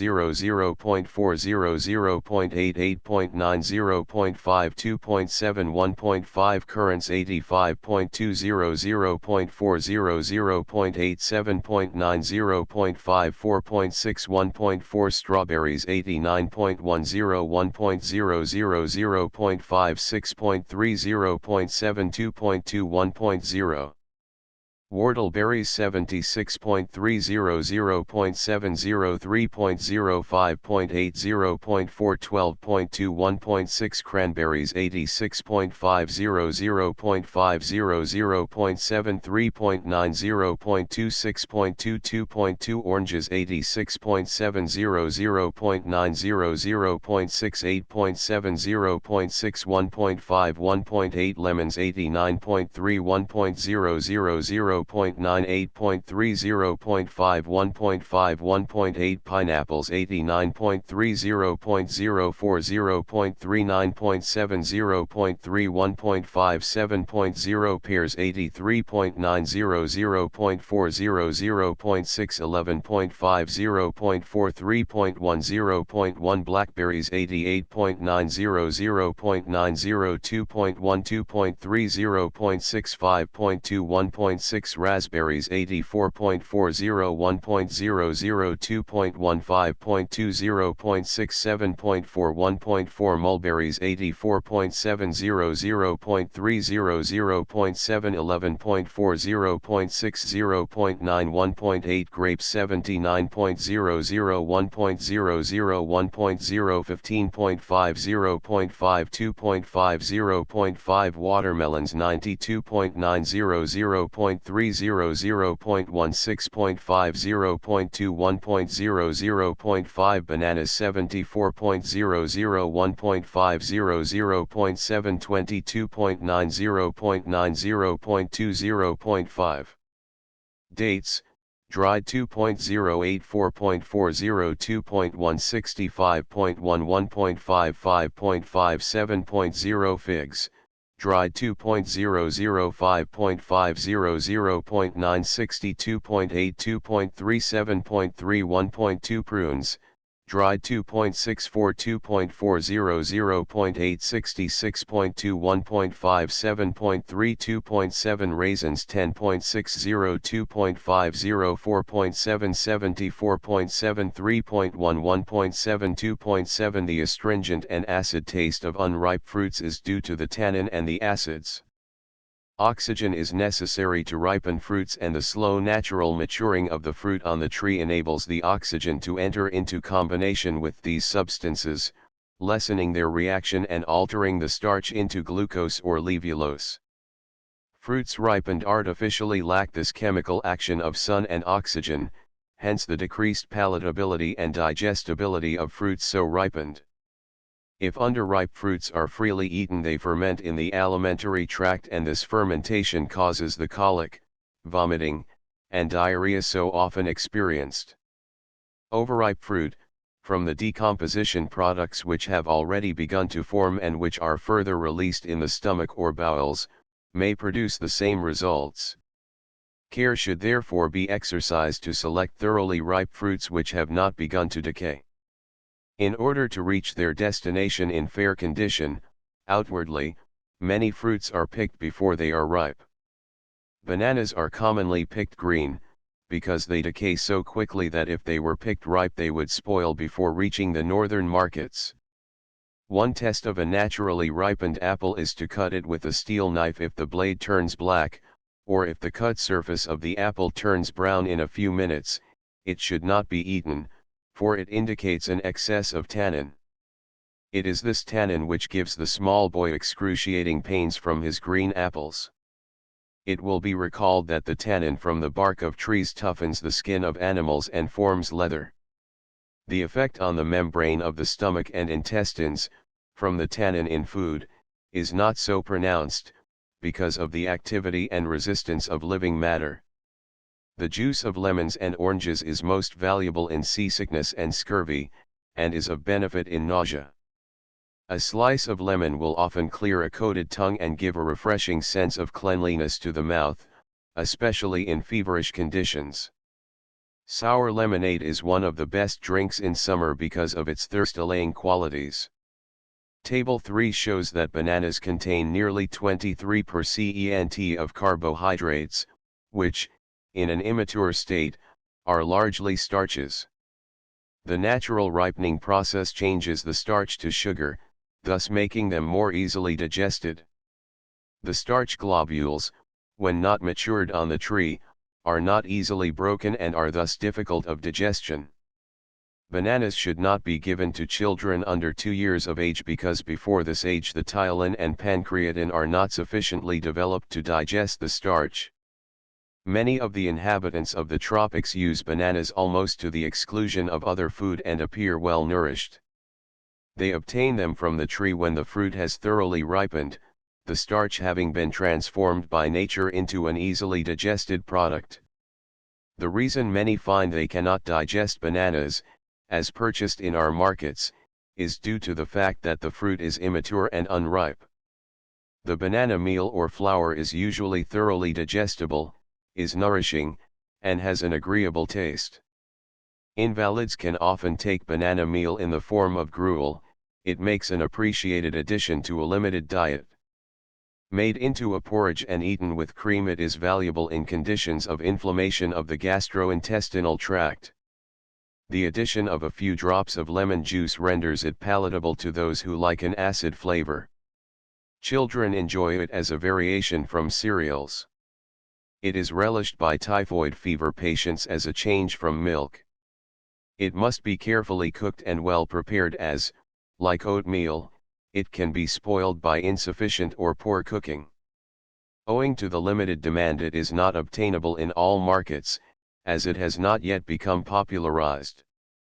Grapes, because of their wholesome qualities, are useful to the system, as they contain sodium, iron, magnesium, potassium, and calcium. Because of their appetizing flavor they are universally enjoyed, and because they are cheap are universally used. The skins and seeds are indigestible and, if swallowed, may cause severe irritation or obstruction of the intestines. Grapes are rich in sugar, and on this account must not be eaten by diabetics. Grape juice, when unfermented, is a valuable drink in health or for the convalescent. It is agreeable in taste and is mildly laxative. Added to other fruit juices, as lemon or orange, it allays thirst and furnishes a pleasant flavor, but on account of its high percentage of sugar does not allay thirst when used alone. Apples, so universally used, are easily digestible when ripe, and may be prepared in so many ways that they constitute a valuable addition to the diet. Their laxative qualities, when taken on an empty stomach, as before breakfast, or just before retiring, are well known. They are thus valuable in constipation, and in some forms of dyspepsia may, with benefit, be eaten raw. Apples should be thoroughly masticated. The apple peel contains potassium salts and should be eaten with the fruit. Most invalids digest apples better if they are cooked, especially baked. Stewed apples may have the beaten white of eggs whipped into them, and invalids who revolt against eggs can take them thus prepared. Because of the sugar necessary in cooking them, they should be avoided by diabetics, and in conditions in which there is irritation of the gastrointestinal tract. Quinces are indigestible when raw, but well baked and eaten with cream are appetizing and nourishing. Pineapples, if thoroughly ripe, contain a ferment which will digest protein, rapidly softening and disintegrating the tissue of meat. Like the pancreatic ferment, it acts in both alkaline and acid mediums. Pineapple juice, therefore, is exceedingly valuable as an addition to the diet. The coarse fibers also have a laxative action. Care must be taken, however, to use this fruit only when it is well ripened, as when green, it is indigestible. The juice of pineapple, because of the action of the ferment in dissolving tissue, is valuable in many forms of sore throat, particularly when accompanied by an ulcerous condition. The effort should be made to hold it in the mouth, allowing it to trickle down the throat by degrees. Dried fruits are less palatable than fresh. Many of them, as prunes and raisins, are nourishing, but others, as citron, are indigestible, and should be finely chopped if used as flavoring. Dried or evaporated fruits, through the action of heat, either artificial or from the rays of the sun, have lost the water they contained, and are preserved by their own sugar. Dried grapes, or raisins, because of their sugar, soon satiate the appetite if eaten raw, but if cooked or added to cereals, puddings, or breads, enhance the palatability and nourishing qualities of these foods. Dates and figs used in the same way, in cereals, or puddings, are equally valuable. Dried currants are the most indigestible of the dried fruits, owing to their large amount of skin in proportion to the nutriment. Nitrogenous foods, as previously stated, in a mixed diet, meat and eggs are the chief sources of nitrogenous foods. Next to these come the legumes. Meat is composed largely of muscle fiber and contains connective tissue and fat. It has been estimated that beef contains 1/3 nutritive material, the other 2/3 being water and bone. Fat meat contains less nitrogenous material and less water than lean meat. Lean meat is almost entirely digested in the stomach by the gastric juice, which changes it into peptone. It is needless to say that it should be thoroughly masticated, that the gastric juice may promptly act on it. If any part passes into the intestine undigested, the process is continued by the trypsin of the pancreatic juice. The peptone is absorbed and carried by the blood and lymph to all tissues of the body, where it is used for growth and repair. As stated under heat and energy, any excess of protein above that needed for growth and repair is oxidized if sufficient oxygen is breathed, yielding energy and heat, and the waste is eliminated through the kidneys and the bile. For purposes of comparison, 1 pound of beef has been said to equal in nutritive value, 2½ pints or 5 glasses of milk, 1/2 pound, 2/3 of an ordinary baker's loaf, of bread, and 3 eggs. However, these values vary. Table for animal foods: food materials, water per cent, protein per cent, fat per cent, carbohydrates per cent, ash per cent, fuel value per pound, calories. Beef, fresh 54.0, 17.0, 19.0. 0.7 1105, flank 54.0, 17.0, 19.0. 0.7 1105, porterhouse 52.4, 19.1, 17.9. 0.8 1100, sirloin steak 54.0, 16.5, 16.1.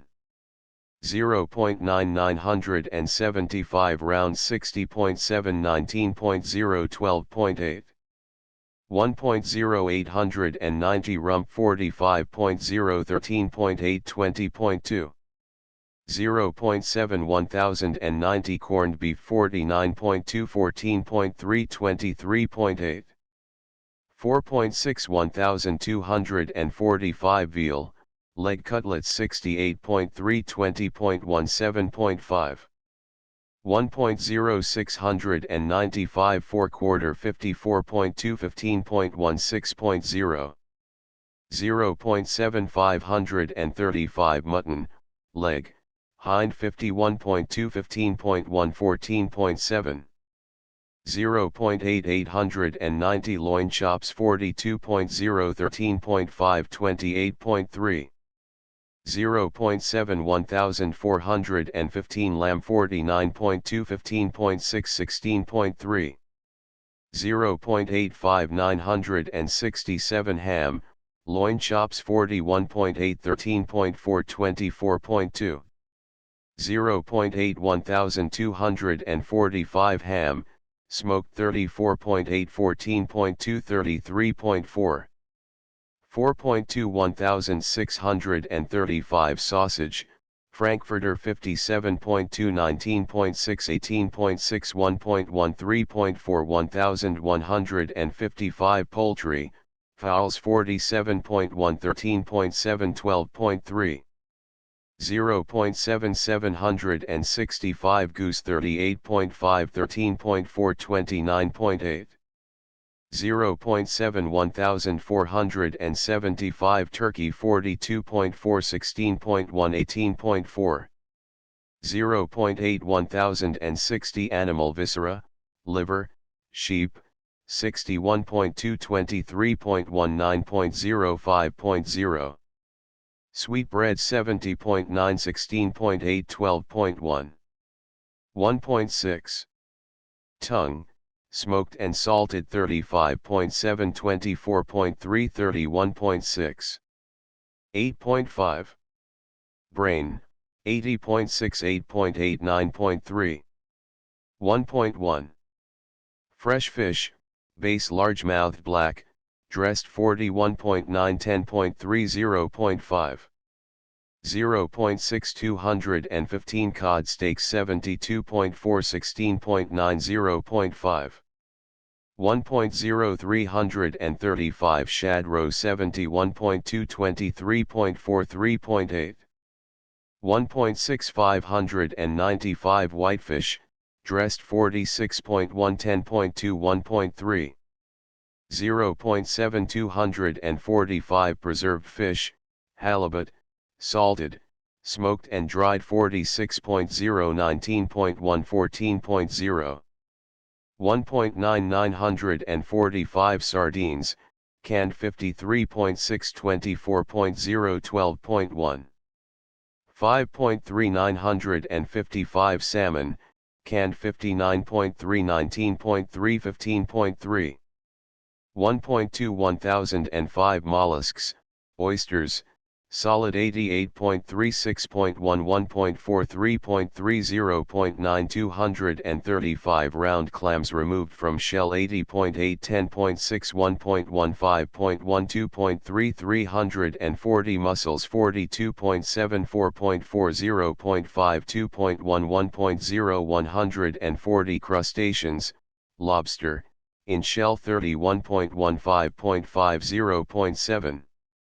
0.6130 crab, in shell 34.17.30.90.51.4 185 shrimp, can 70.825.41.00.22.6 520 terrapin, turtle, etc. 17.44.20.7. 0.2 105. The amount of fat in meat varies from 2 to 40 per cent, according to the animal and to its condition at the time of killing. The best meats are from young animals which have been kept fat and have not been subjected to any work to toughen the muscles. It is possible to combine the fat and the lean of meat so as to meet the requirements of the body without waste. About 97 per cent of meat is assimilated by the system, while a large part of the vegetable matter consumed is excreted as refuse. The compounds contained in animal foods are much like those of the body, therefore they require comparatively little digestion to prepare them for assimilation, this work having been done by the animal, while the vegetable compounds require much change by the digestive system before they can be used in the body. The proportion of albuminoids, gelatinoids, and extractives in meat vary with different meats and with different cuts of the same meat. The albuminoids of meat include the meat tissue, or the muscle cells. These constitute by far the greater part of the meat. The gelatinoids are derived from the connective tissue forming the sheath of the muscle and of bundles of muscles, the skin, tendons, and the casing of bone. Gelatins are made from these and, if pure and prepared in a cleanly manner, they are wholesome. Gelatin is distinguishable in rich meat soups, which jelly when cool. The gelatinoids alone have not a large nutritive value, they serve to spare the albumin from being used, though they cannot replace albumin in the diet. They also, to some extent, keep the muscles from being consumed when starches, sugars, and fats are lacking. The extractives are found most abundantly in the flesh of animals and birds noted for their muscular activity, as in game. Some of them exert a stimulant action on the nervous system and others are appetizers, giving to cooked meats, broths, etc., their pleasing flavor. In case of anemia, in which it is necessary to build red blood corpuscles, the blood of beef, the thought of which is usually repellent, may be made very palatable if it is heated sufficiently to bring out the flavor of the extractives, and then seasoned. Unless the beef extracts on the market contain the blood tissue, in addition to the extractives, they are not particularly nourishing and are only valuable in soups, etc., as appetizers. Soups for nourishment should be made by cooking the bones, connective tissue, and a part of the meat. Bones and connective tissue alone make an appetizing soup, but it contains little nutriment. One reason why meat soups should constitute the first course at dinner is because the extractives stimulate the appetite and start the flow of gastric juices. Bouillons contain no nourishment, but they may be used as stimulant restoratives to the muscles, or as a basis for vegetables, rice, or barley to give them flavor. Roasted flesh seems to be more completely digested than boiled meat, raw meat is more easily digested than cooked, rare meat is more easily digested than that thoroughly cooked. Roasted young chicken and veal are tender, easily masticated, and easily and rapidly digested in the stomach. This is one reason why the white meats are considered a good diet for the invalid, though veal is usually avoided in cases of dyspepsia, as, if too young, it may cause diarrhea, if too old, it is less digestible than beef. Fat meats remain in the stomach a much longer time than lean meats, thus, gastric digestion of pork, which usually contains much fat, is especially difficult, requiring from 3½ to 4 hours, see page 22. Preserved and canned meats should be eaten with the utmost caution, care being taken to know that they are put up by firms which use extreme care in their preparation.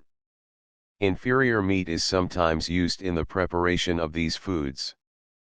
If meats are not fresh and the canning not carefully done, they may become putrid after being put up. Fish and seafoods are, many of them, rich in protein, as noted in Table 4. They should never be used unless absolutely fresh. The idea is prevalent that fish is a brain food. Fish is easily digested and builds brain as well as other tissue, but no more readily than beef does, or any easily digested, absorbed, and assimilated food which contains a goodly proportion of protein. Lobsters are difficult of digestion and contain little nutrition, so are not valuable as a food, though they are relished by many on account of their flavor. Oysters, raw, are easier to digest than when cooked. Oysters should not be eaten during the spawning season from May to September. Mussels are nutritious when well prepared and are rapidly gaining in popularity. Clams furnish a valuable and nutritious food when prepared in chowder form. Clam broth will often be retained on an irritable stomach when other food is rejected by it. Care should be taken to ascertain the method of their production, as typhoid fever has been contracted from eating shellfish whose feeding beds were near or in polluted water. Eggs are excellent articles of food for nutrition and for tissue building. They have practically the same value in the diet as meat, and make a very good substitute for meat. Egg yolk in abundance is often prescribed when it is necessary to supply a very nutritious and easily assimilated diet. Eggs consist chiefly of two nutrients, protein and fat, 10%. Because they contain so large a proportion of protein, they are classified as nitrogenous foods. The yolk, which is about 1/3 fat, contains iron, sulfur, potassium, calcium, magnesium, and phosphorus. The white contains some fat and phosphorus. The white and the yolk contain equal quantities of protein. The white of the egg is almost pure albumin. The dark stain made by eggs on silver is due to the sulfur. The iron in the yolk is a valuable assistant in building red blood corpuscles. Eggs, in common with other proteins, are changed, mostly in the stomach, into peptone. That not digested in the stomach, as is the case with other proteins, is changed in the intestine. If the egg is old, or if its absorption is delayed in the intestine, it decomposes, producing gas, and may cause intestinal disorder. For this reason no stale egg should ever be served, especially to an invalid. One reason why eggs disagree with some is because too much fat is eaten at the same time.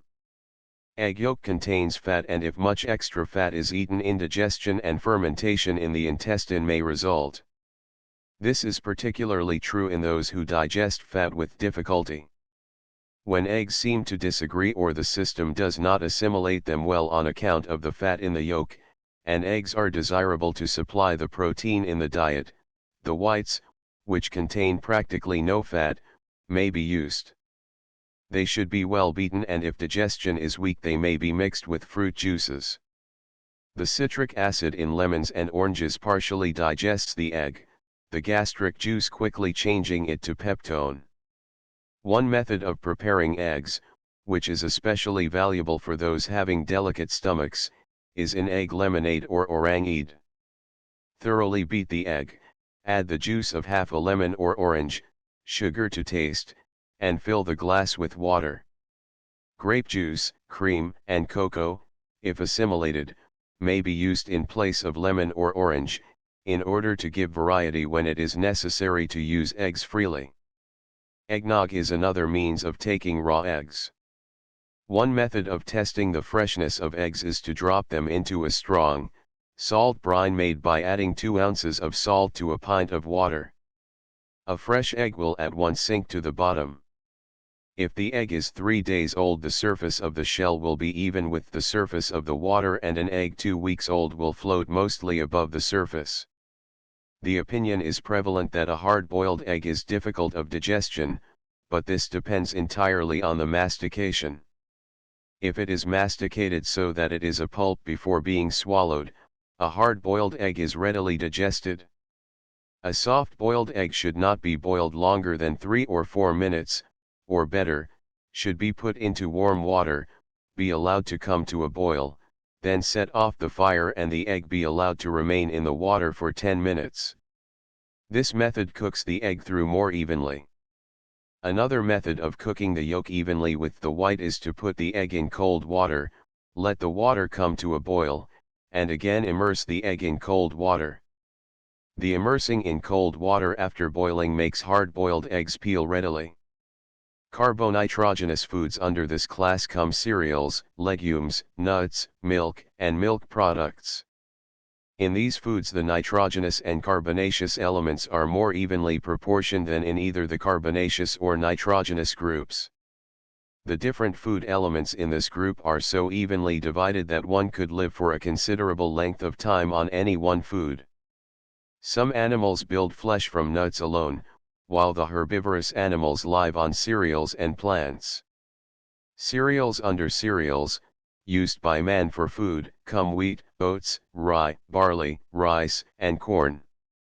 As will be noted by Table V, cereals contain a large proportion of starch and are therefore used largely for heat and energy.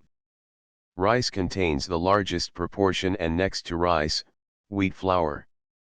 Table V cereals carbohydrates food materials water per cent protein per cent fat per cent starch, etc. per cent crude fiber per cent ash per cent wheat 10.4 12.12.1 171.6 1.8 1.9 rice 12.47.40 479.20.20.4 oats 11.0 11.85.0 59.79.5 3.0 rye 11.6 10.6 1.7 72.0 1.7 1.9 breads and crackers, wheat bread 32.5 8.8 1.9 55.8 1.0 gram bread 34.2 9.5 1.4 53.3 1.6 rye bread 30.0 3.4 0.5 59.7 1.4 soda crackers 8.0 10.3 9.4 70.5 1.8 gram crackers 5.0 9.8 13.5 69.7 2.0 oatmeal crackers 4.9 10.4 13.7 69.6 1.4 oyster crackers 3.8 11.3 4.8 77.5 2.6 macaroni 13.1 9.0 0.3 76.8 0.8 flours and meals, flour, wheat 12.5 11.0 1.0 74.9 0.5 cornmeal 15.0 9.2 3.8 70.6 1.4 oatmeal 7.6 15.1 7.1 68.2 2.0 The values as given in the table refer to the whole of the grain. When the outer coverings are removed, as in the white flour and the outer covering of rice, the proportion of carbohydrates is increased and the protein and ash are almost entirely eliminated. There is no part of the world, except the Arctic regions, where cereals are not extensively cultivated. From the oats and rye of the north, to the rice of the hot countries, grains of some kind are staple foods. An idea of the importance of cereal foods in the diet may be gathered from the following data, based on the results obtained in dietary studies with a large number of American families. Vegetable foods, including flour, bread, and other cereal products, furnished 55% of the total food, 39% of the protein, 8% of the fat, and 95% of the carbohydrates of the diet. The amounts which cereal foods alone supplied were 22% of the total food, 31% of the protein, 7% of the fat and 55% of the total carbohydrates, that is, about 3/4 of the vegetable protein, 1/2 of the carbohydrates, and 7/8 of the vegetable fat were supplied by the cereals. Oat, rice, and wheat breakfast foods together furnished about 2% of the total food in protein, 1% of the total fat, and 4% of the carbohydrates of the ordinary mixed diet, as shown by the statistics cited. These percentage values are not high in themselves, but it must be remembered that they represent large quantities when we consider the food consumed by a family in a year. For if one's work calls for extreme muscular exertion, the cereals may be eaten freely, but if one's habits are sedentary, and the cereals are used in excess, there is danger of clogging the system with too much starch. Indeed, for one whose occupation is indoors and requires little muscular activity, a very little cereal food, such as bread, cake, etc., will suffice. The carbohydrates will be supplied, in sufficient quantity, in vegetables. Mineral matter is supplied in sufficient quantity in almost all classes of foods. Cereals and legumes supply nutrients at less price than any class of foods, therefore a vegetarian diet involves less expense than the mixed diet. An entirely vegetarian diet, however, gradually induces a condition of muscular weakness in many people, resulting in a loss of strength. A well-proportioned mixed diet is best to give strength and activity of both body and mind. Meat, eggs, and milk, which usually supply the proteins, are the most expensive foods, and when these, for any cause, are eliminated, a large proportion of proteins should be supplied by the legumes. Wheat. Perhaps no food is as commonly used as wheat in its various forms. It is composed of 1. The nitrogenous or protein compound, chiefly represented in the cerealin and the gluten of the bran. This is removed from white flour and from much of the so-called whole wheat flour. 2. The starch, the center or white part of the kernel. 3. The fats, occurring chiefly in the germ of the grain. 4. The phosphorus compounds, iron and lime, found in the bran. The kernel of wheat consists of the bran or covering, which surrounds the white, pulpy mass of starch within. In the lower end of the kernel is the germ. Flour. In the old-time process of making flour, the wheat was crushed between stones and then sifted, first, through a sieve, which separated the outer shell of the bran, then through bolting cloth, which separated the white pulp from the inner bran coating. It was not ground as fine as in the present process, thus the gluten, phosphorus, and iron, all valuable substances, were, in the old process, nearly all left out of the white flour. The second bran coating, left by the second sifting, was not so coarse as the outer shell but coarser than the inner. Care was not formerly observed in having the grain clean before grinding, the bran containing chaff and dirt, so that it was not used as food but was considered valuable for stock, and was called middlings.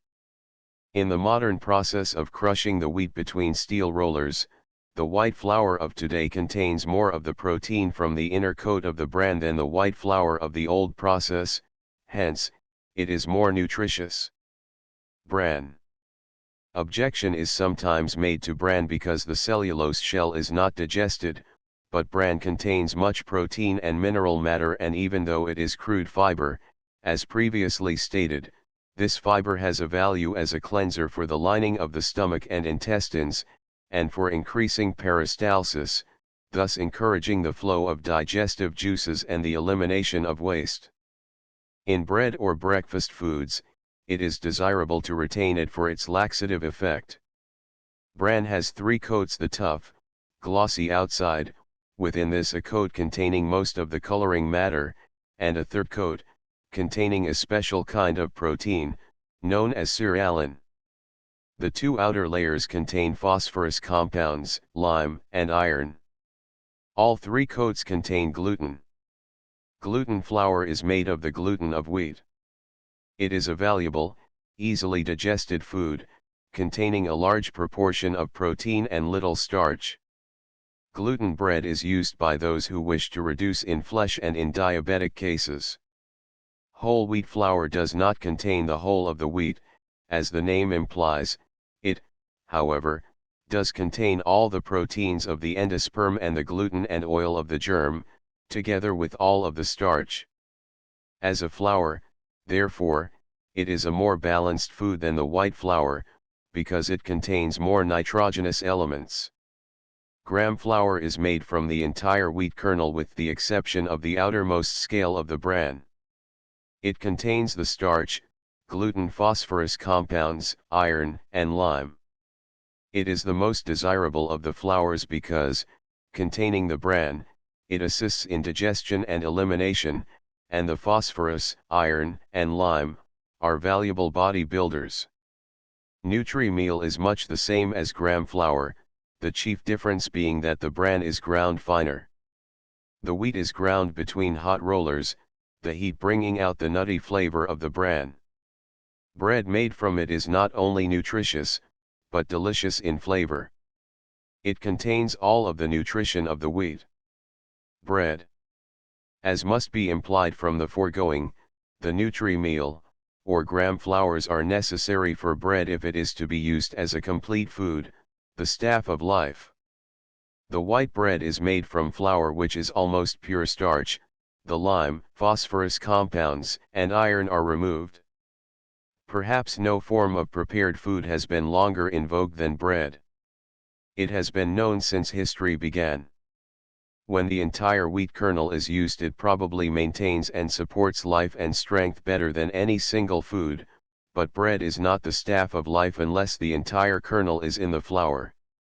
Children should be given gram bread or gram crackers containing the whole of the grain in order to obtain the balanced food and the nutritive materials which are not obtained in bread made of white flour. Lime for the teeth and the growing bones is in the bran.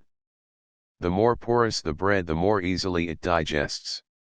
When full of pores, it is more readily mixed with the digestive juices. The pores in bread are produced by the effort of the gas, released by the yeast, to escape. When mixed with water, the flour forms a tenacious body which, when warm, expands under the pressure of the gas from the yeast, until the dough is full of gas-filled holes. The walls of gluten do not allow the gas to escape, and thus the dough is made light and porous. The more gluten the flour holds, the more water the dough will take up and the greater will be the yield of bread, hence, the more gluten, the more valuable the flour. If the bread is not porous, the fermentation is not complete, and the bread is heavy.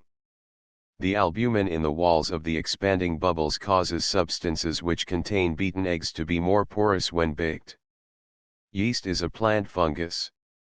In its feeding, the plant consumes sugar, changing it into alcohol and carbon dioxide.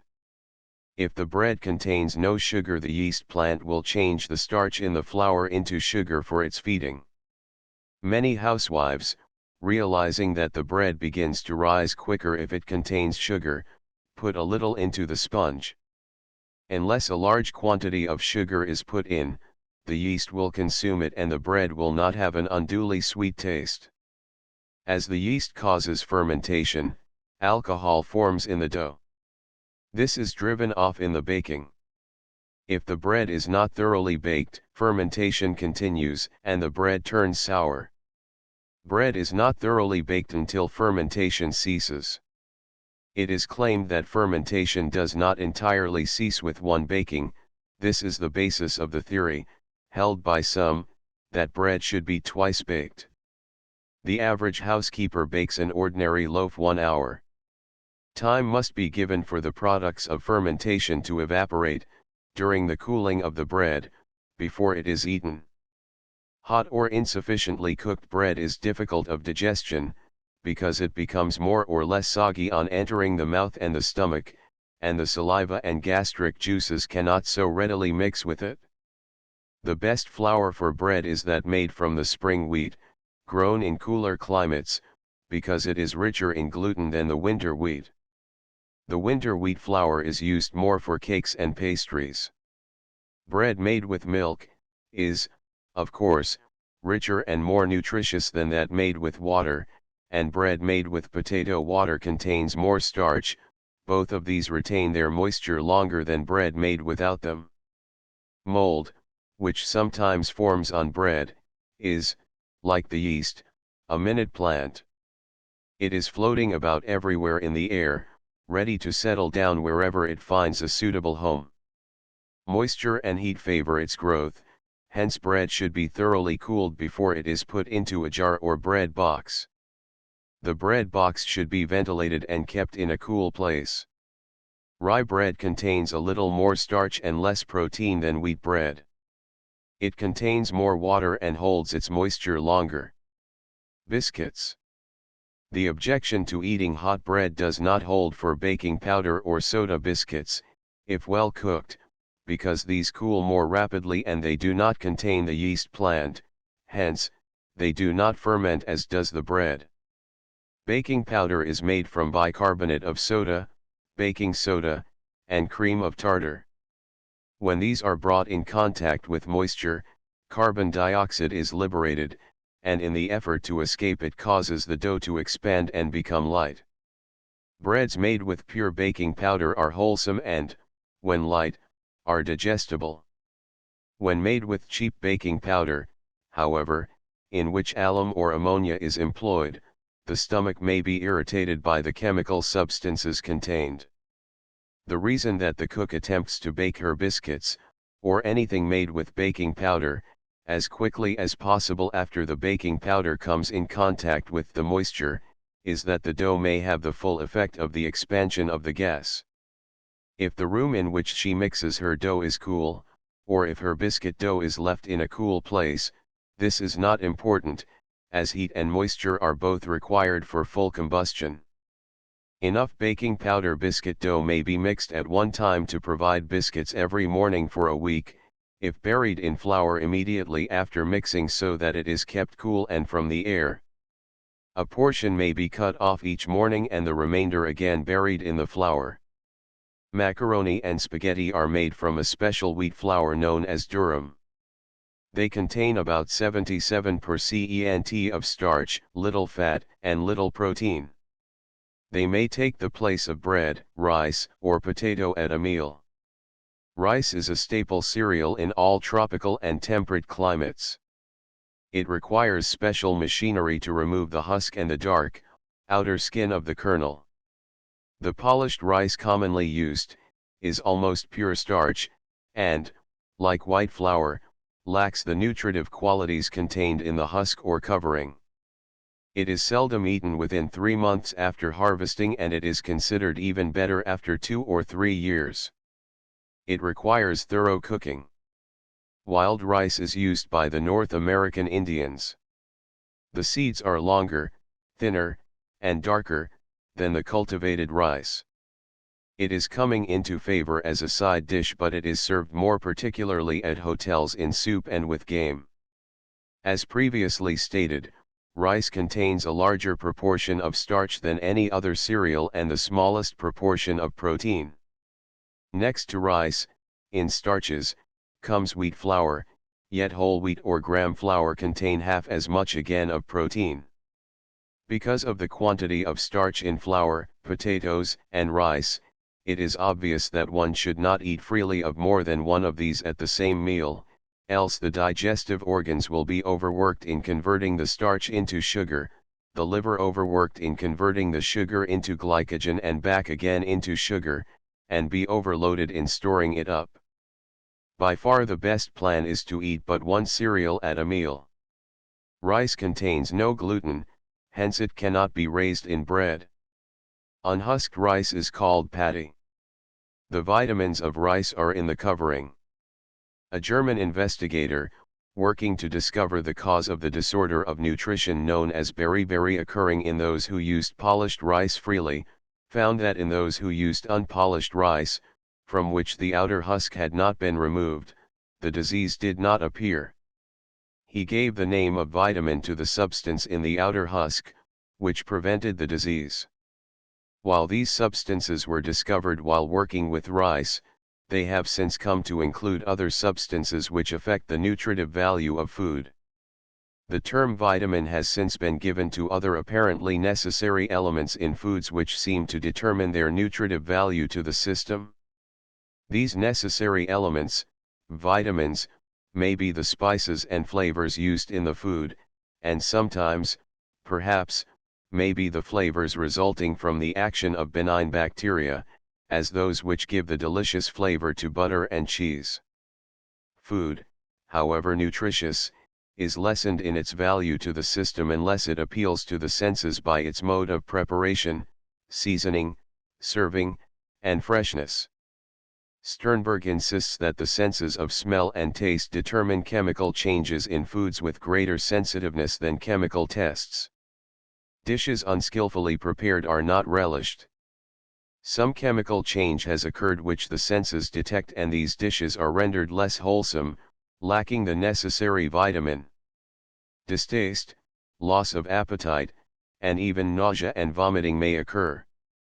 Sternberg calls attention anew to the fact that the science of cooking is a complicated one and is a matter of taste in the widest sense of the term, that vitamins may largely be produced in the preparation of the food. Corn, maize, is a native of America and has been one of the most extensively used cereals. The chief products of corn are hominy, cornmeal, cracked corn, samp, glucose, cornstarch, and laundry starch. Alcohol is also made from it. Cornbread and cornmeal mush were important foods with the early settlers, partly because they are nutritious and partly because the cornmeal was easily prepared at the mill and was cheap. The germ of the corn is larger in proportion than the germs of other grains, and it contains much fat, therefore it is heating. For this reason, it is strange that cornbread is so largely used by inhabitants of the southern states. It is a more appropriate food for winter in cold climates. Because of the fat in the germ, cornmeal readily turns rancid, and, on this account, the germ is separated and omitted from many cornmeal preparations. Hulled corn, sometimes called lye hominy, is one of the old-fashioned ways of using corn. In its preparation, the skin is loosened by steeping the corn in a weak solution of lye, which gives it a peculiar flavor, pleasing to many. Cornmeal mush is a valuable breakfast food if eaten with milk. If fried, it should be covered with flour or dry cornmeal and fried in deep fat, so that it does not soak up the fat. Popcorn. The bursting of the shell in popping corn is due to the expansion of the moisture in the starch, occasioned by the heat. Green sweet corn does not contain the same proportion of starch as cornmeal, it being, in its tender state, mostly water. It is laxative, because it is eaten with the coarse hull, which causes more rapid peristalsis of the intestines.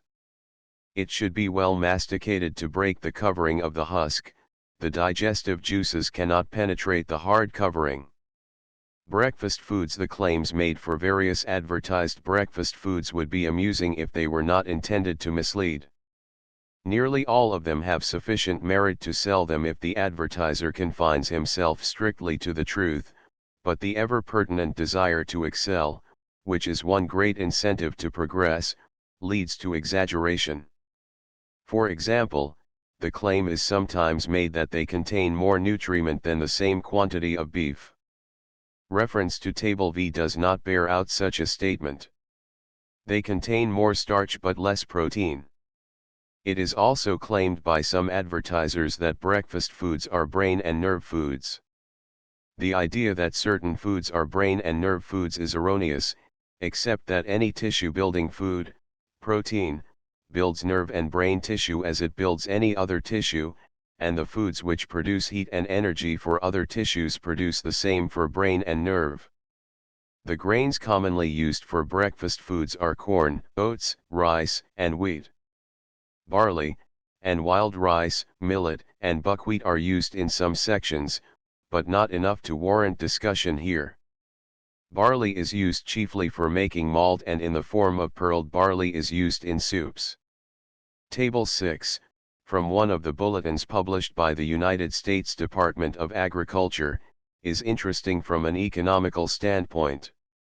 Table 6 Comparative cost of digestible nutrients and available energy in different cereal breakfast foods. Amount for 10 cents. Food materials price per pound. Cost of 1 pound of protein. Cost of 1000 calories of energy. Total weight of material: protein, fat, carbohydrates, energy. Oat preparations: oatmeal, raw 30.24, 1.73, 0.42, 0.22, 2.18, 5884, 0.32, 2.32, 0.50, 0.31, 0.16, 1.64, 4418. Rolled oats, steam cook 6, 0.48, 3.4, 1.67, 0.21, 0.11, 1.08, 2938. Wheat preparations: flour, gram 4, 0.40, 2.62, 0.50, 0.25, 0.01, 1.61, 3790. Flour, entire wheat 5, 0.46, 3.12, 0.00, 0.22, 0.03, 1.36, 3188. Flour, patent 3.5, 0.35, 2.1, 2.86, 0.29, 0.03, 2.10, 4700. Farina 10, 1.12, 6.2, 1.00, 0.09, 0.01, 0.73, 1609. Flaked 15, 1.69, 9.3, 0.67, 0.06, 0.01, 0.46, 1005. Shredded 12.5, 1.62, 8.2, 0.80, 0.06, 0.01, 0.57, 1217. Parched and ground 7.5, 0.88, 4.9, 1.33, 0.11, 0.02, 0.94. 2050. Malted, cooked and crushed 13, 1.43, 8.5, 0.77, 0.07, 0.01, 0.53. 1175. Flaked and malted 11, 1.21, 7.20, 0.91, 0.08, 0.01, 0.62. 1389. Barley preparations: pearled barley 7, 1.06, 4.6, 1.43, 0.09, 0.01, 1.04.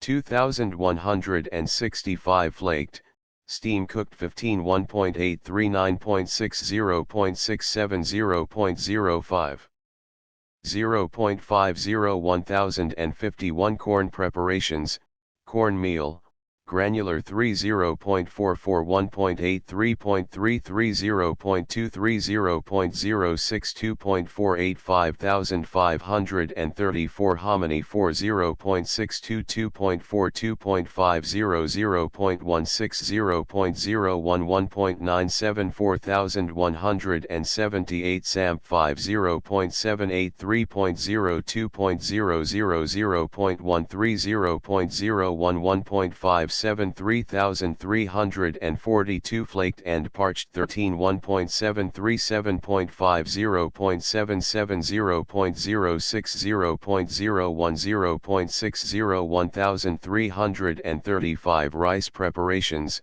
rice, polished 8, 1.48, 4.7, 1.25, 0.07, 0.94. 1855. Flaked, steam cooked 15, 2.31, 9.8, 0.67, 0.04, 0.51. 1026. Miscellaneous foods for comparison: bread, white 6, 0.74, 5.0, 1.67, 0.14, 0.02, 0.87. 2009. 5, 0.62, 4.22, 0.00, 0.16, 0.02, 1.04. 2406. Crackers 10, 1.10, 5.3, 1.00, 0.09, 0.08, 0.71. 1905. Macaroni 12.5, 1.08, 7.5, 0.80, 0.09, 0.01, 0.58. 1328. Beans, dried 50.283.52.000.350.031.16 2868 Ps, dried 50.263.42.000.380.021.20 2974 milk 30.330110.30.51.090.10.32860.090.110.11885 sugar 5. 2.82.00 2.00 3515 6. 3.41.67 1.67 2940 The less expensive breakfast foods, such as oatmeal and cornmeal, are as economical as flour, and, as they supply heat and energy in abundance, as shown by Table 6, they should be supplied in the diet in proportion to the energy required. They are easily prepared for porridge, requiring simply to be boiled in water, with a little salt. For invalids, children, and old people, breakfast foods prepared in gruels and porridges are valuable as they are easily digested. All should be thoroughly cooked so as to break the cell walls enclosing the starch granules. Oatmeal is the most nutritious cereal. The oat contains more fat than other grains and a larger proportion of protein. It, therefore, contains the proportion of nutrient elements best adapted to sustain life. On account of the fat, oats are especially well adapted for a breakfast food in winter. Another advantage oatmeal, or rolled oats, have as a breakfast food is in their laxative tendency, due to the coarse shell of the kernel. Oat breakfast foods keep longer than the foods made from wheat and rice. There are no malts, or any mixtures in the oat preparations. The difference between the various oatmeal breakfast foods is in their manner of preparation. They all contain the entire grain, with the exception of the husk. They are simply the ground or crushed oat. In preparing the oats before grinding, the outer hull is removed, the fuzzy coating of the berry itself is scoured off, the ends of the berry, particularly the end containing the germ, which is usually the place of deposit for insect eggs, is scoured, and the bitter tip end of the oat berry is likewise removed.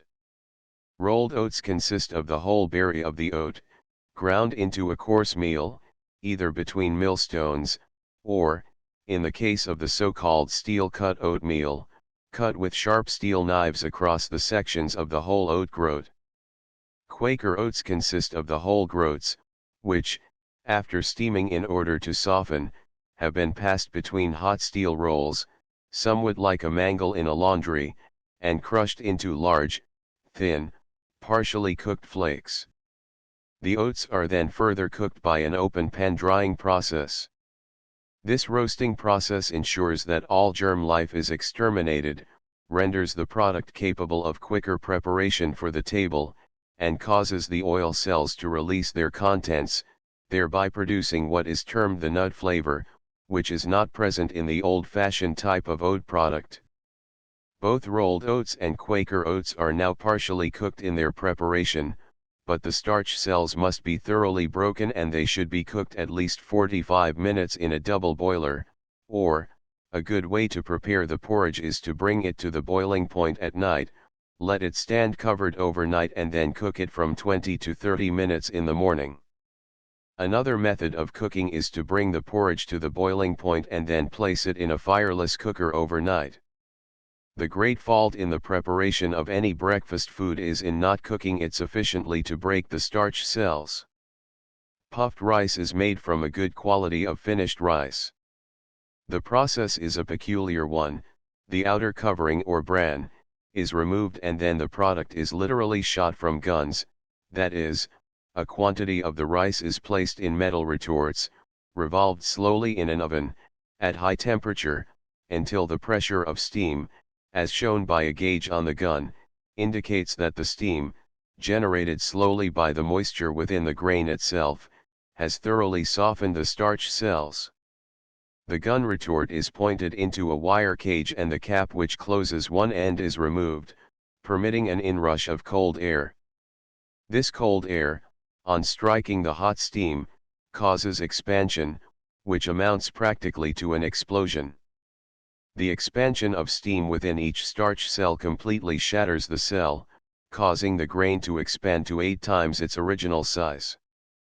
It rushes out of the gun and into the cage with great force, after which it is screened to remove all scorched or imperfectly puffed grains.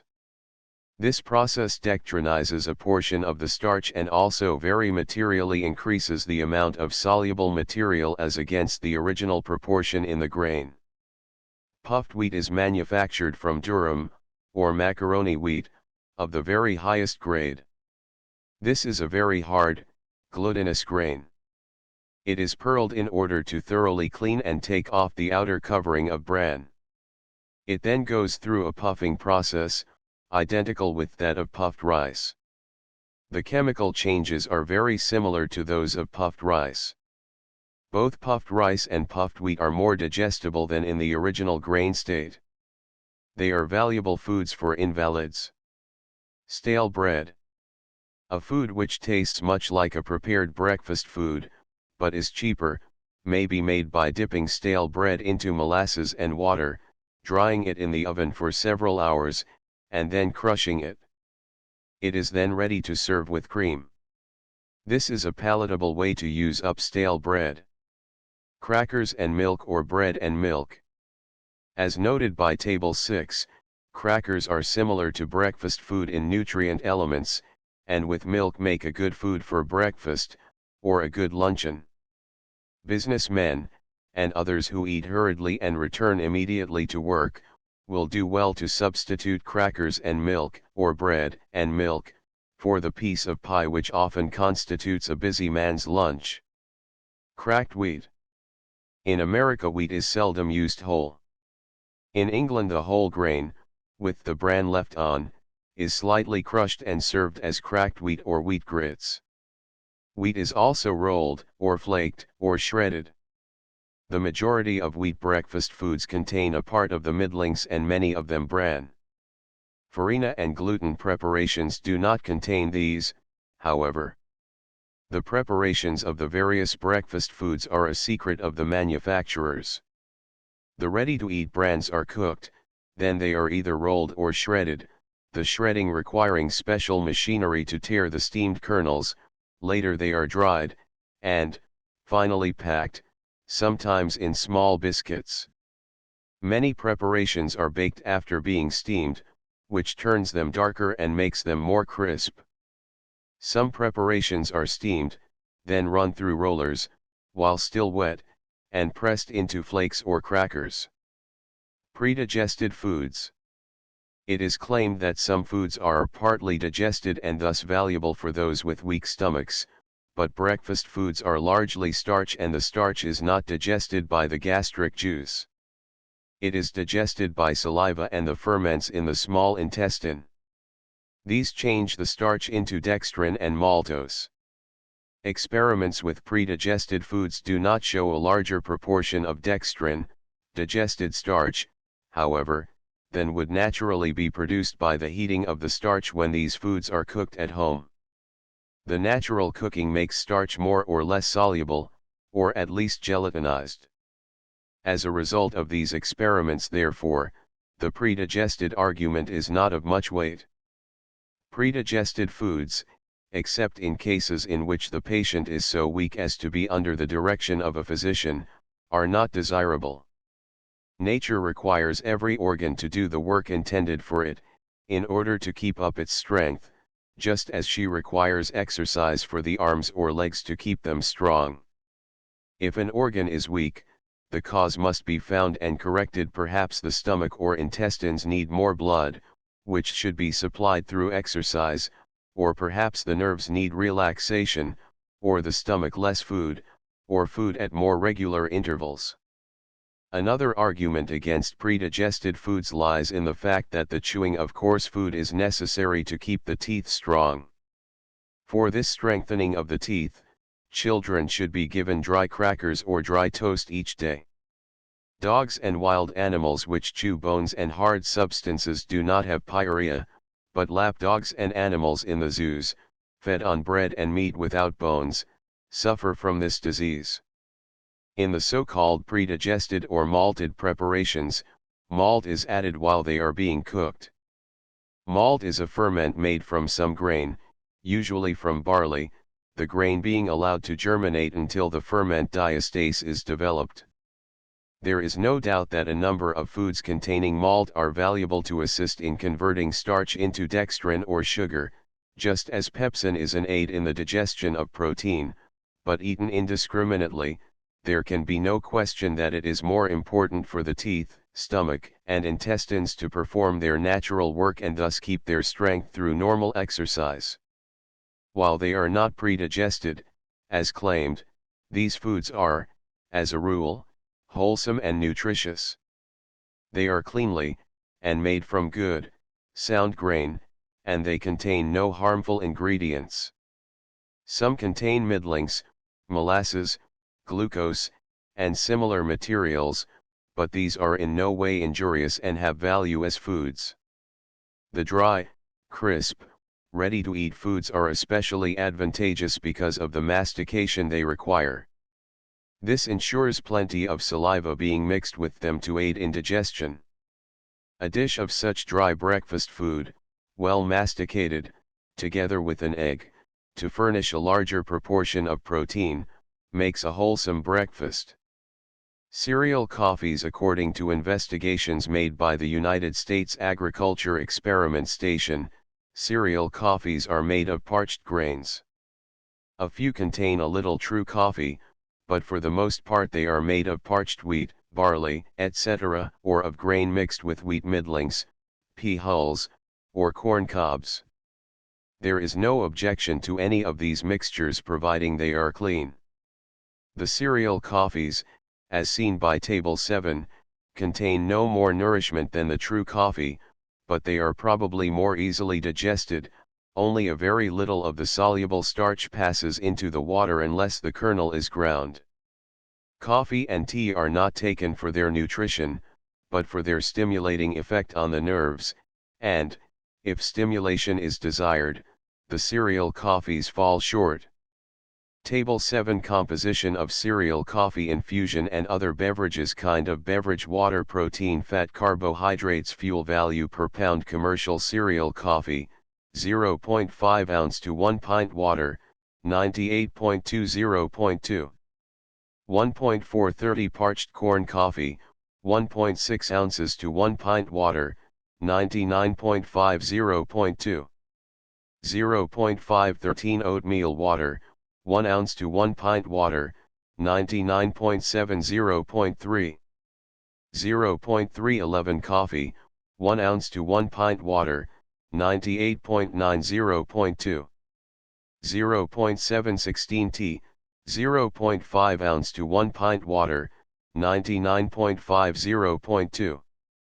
0.615 Chocolate, 0.5 ounce to 1 pint milk, 84.5 3.84.76.0 365 Cocoa, 0.5 ounce to 1 pint water, 97.10.60.9 1.165 Skimmed milk, 88.84.01.85.4 170 By reference to Table 7, it will be seen that cocoa and skimmed milk contain much more nutrition than any of the coffees. The chief value of cereal coffees is that they furnish a warm drink with the meal. They should not be too hot. Barley or wheat, mixed with a little molasses, parched in the oven, and then ground, makes a mixture similar to the cereal coffee. The old-fashioned crust coffee is just as nutritious as any of the coffees and has the advantage of being cheaper. Barley water and oat water, made by boiling the ground kernel thoroughly and then straining, are nourishing foods for invalids and children. They are often used as drinks by athletes and manual laborers, as they have the advantage of both quenching thirst and supplying energy. Gruels are made in the same way, only strained through a sieve. This process allows more of the starch to pass with the water. Legumes. The legumes are the seeds of peas, beans, lentils, and peanuts. Table 8 Legumes. Food materials. Water per cent, protein per cent, fat per cent, carbohydrates per cent, ash per cent, fuel value per pound. Calories. Dried legumes, navy beans 12.6, 22.5, 1.8, 59.6, 1605, dried peas 9.5, 24.6, 1.0, 62.0, 2.9, 1655, lentils 8.4, 25.7, 1.0, 59.25.7, 1620, lima beans 10.4, 18.1, 1.5, 65.94.1, 1625, peanuts 9.2, 25.8, 38.6, 24.4, 2.0, 2560, peanut butter 2.1, 29.3, 46.5, 17.1, 5.0, 2825, fresh legumes, canned peas 85.3, 3.6, 0.29.8, 1.1, 255, canned lima beans 79.5, 4.0, 0.3, 14.6, 1.6, 360, canned string beans 93.7, 1.1, 0.13.8, 1.3, 95, canned baked beans 68.9, 6.9, 2.5, 19.6, 2.1, 600, string beans 89.2, 2.3, 0.3, 7.4, 0.8, 195, shelled peas 74.6, 7.0, 0.5, 16.9, 1.0, 465, like the cereals, they are seeds, yet they contain a very much larger proportion of protein and may be substituted for meat or eggs in a diet. In all vegetarian diets, under normal conditions, the legumes should be used freely to replace meats. All legumes must be thoroughly cooked and thoroughly masticated. Because the protein in these foods is less digestible than that in meat or eggs, particularly if they are not thoroughly masticated, they are better adapted for the use of those who do manual labor.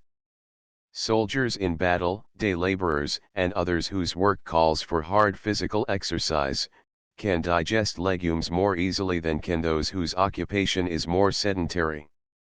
If not thoroughly masticated, legumes usually produce intestinal fermentation with consequent production of gas. For this reason they occasion distress in those who partake of them too freely and with insufficient preparation by cooking. The protein of the legumes is of the same nature as the casein of milk. It has been called vegetable casein. Peanuts. While an underground vegetable, grown like potatoes, peanuts resemble nuts, inasmuch as they contain so much fat. The extracted oil is used in several commercial products.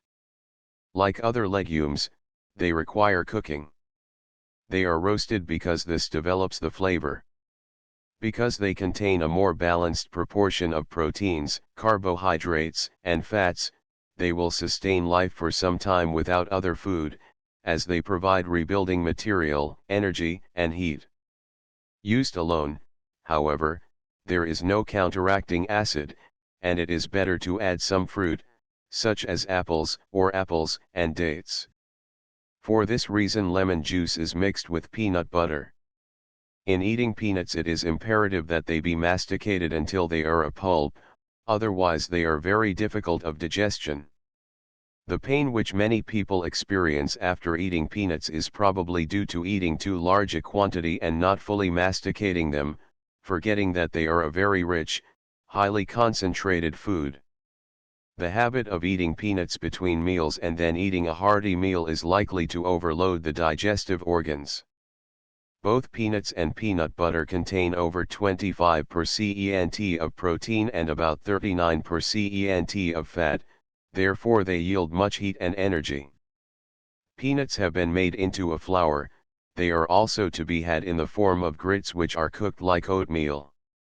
When nuts or peanuts are used as an after-dinner relish, the quantity of meat should be cut down.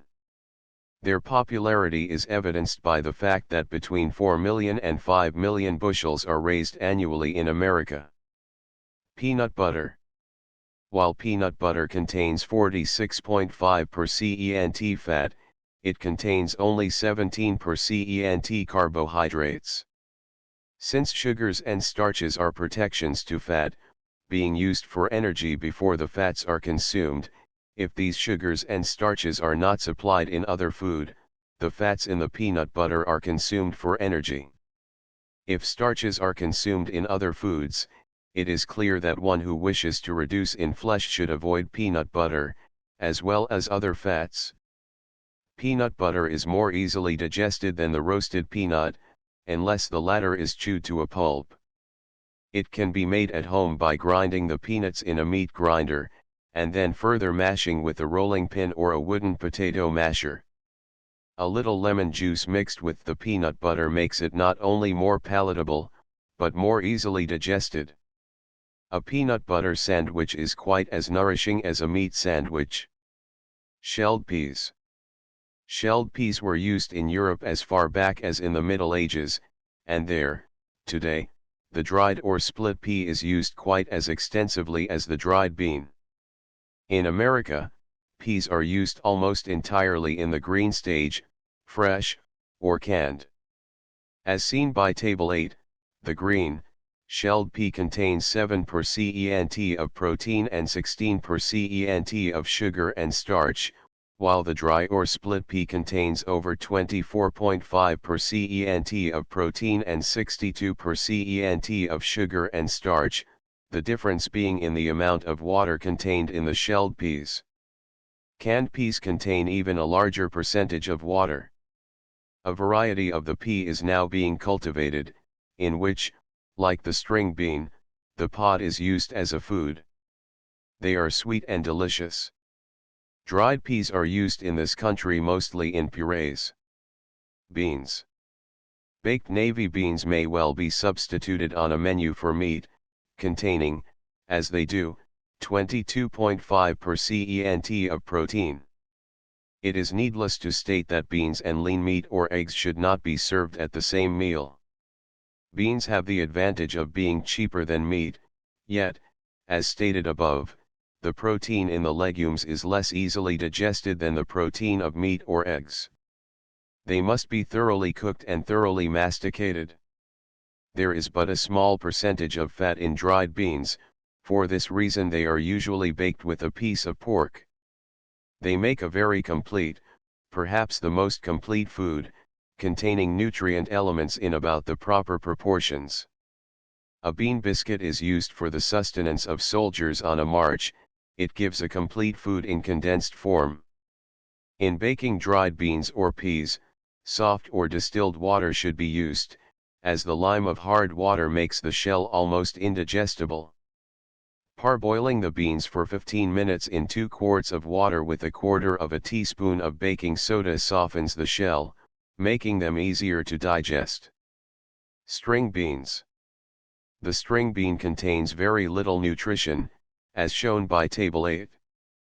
The pod and the bean, at this unripe stage, contain nearly 90% water. Their chief value as a food consists in their appetizing quality to those who are fond of them, thus stimulating the flow of gastric juice. Like all green vegetables, they stimulate the action of the kidneys. All green vegetables are particularly valuable to those who drink little water. The dried lima bean, used during the winter, may be boiled or baked. If old, they are practically indigestible.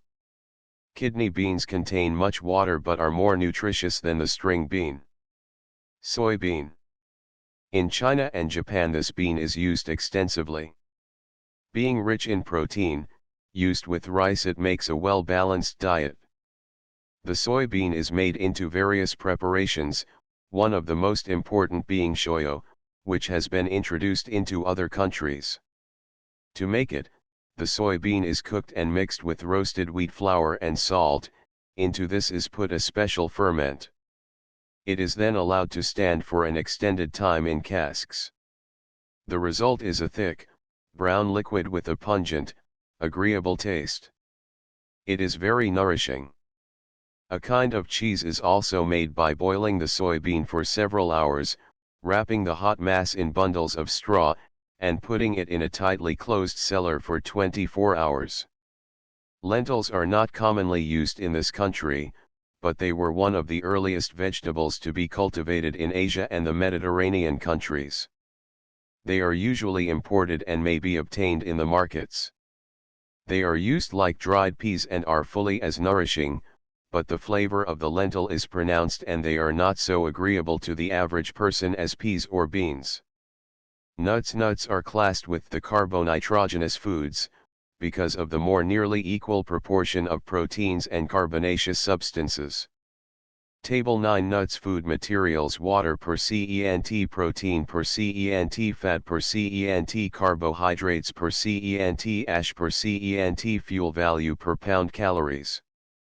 Almonds 4.8 21.0 54.90 17.32.0 3030 Brazil nuts 5.3 17.0 66.80 7.03.9 3329 Filberts 3.7 15.6 65.30 13.02.4 3342 Hickory nuts 3.7 15.46 67.40 11.42.1 3495 Pecans 3.0 16.7 71.20 13.3 3633 English walnuts 2.8 16.7 64.40 14.81.3 3305 Chestnuts fresh 45.0 6.25.40 42.11.3 1125 Walnuts,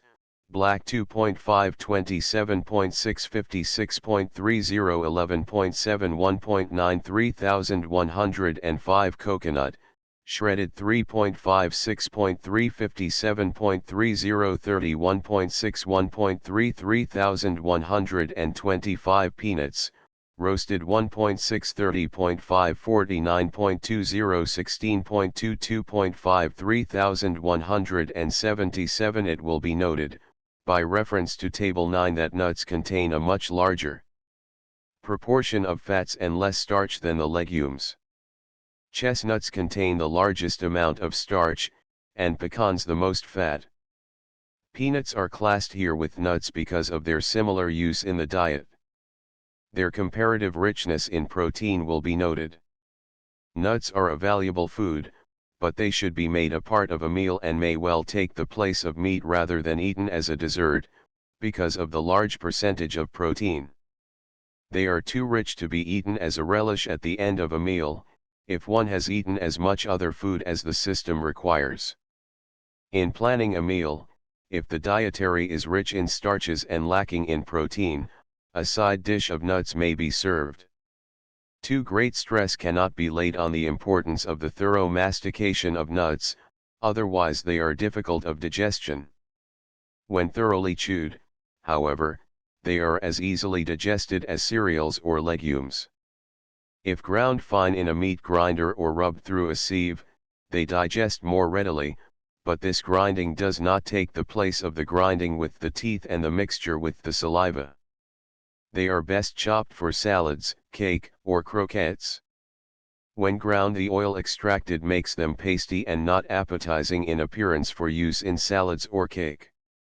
Milk is a perfect food for the infant because it contains the elements in proper proportions to sustain life and growth, though, alone, it is insufficient for the nourishment of healthy adults. The adult, in order to get sufficient nutriment, would be compelled to take a larger proportion of water than necessary, the proportion of water required by the system being about 67%, while milk contains 87%. In many diseases, however, a whole or partial milk diet is desirable, especially in any inflammatory condition of the gastrointestinal tract.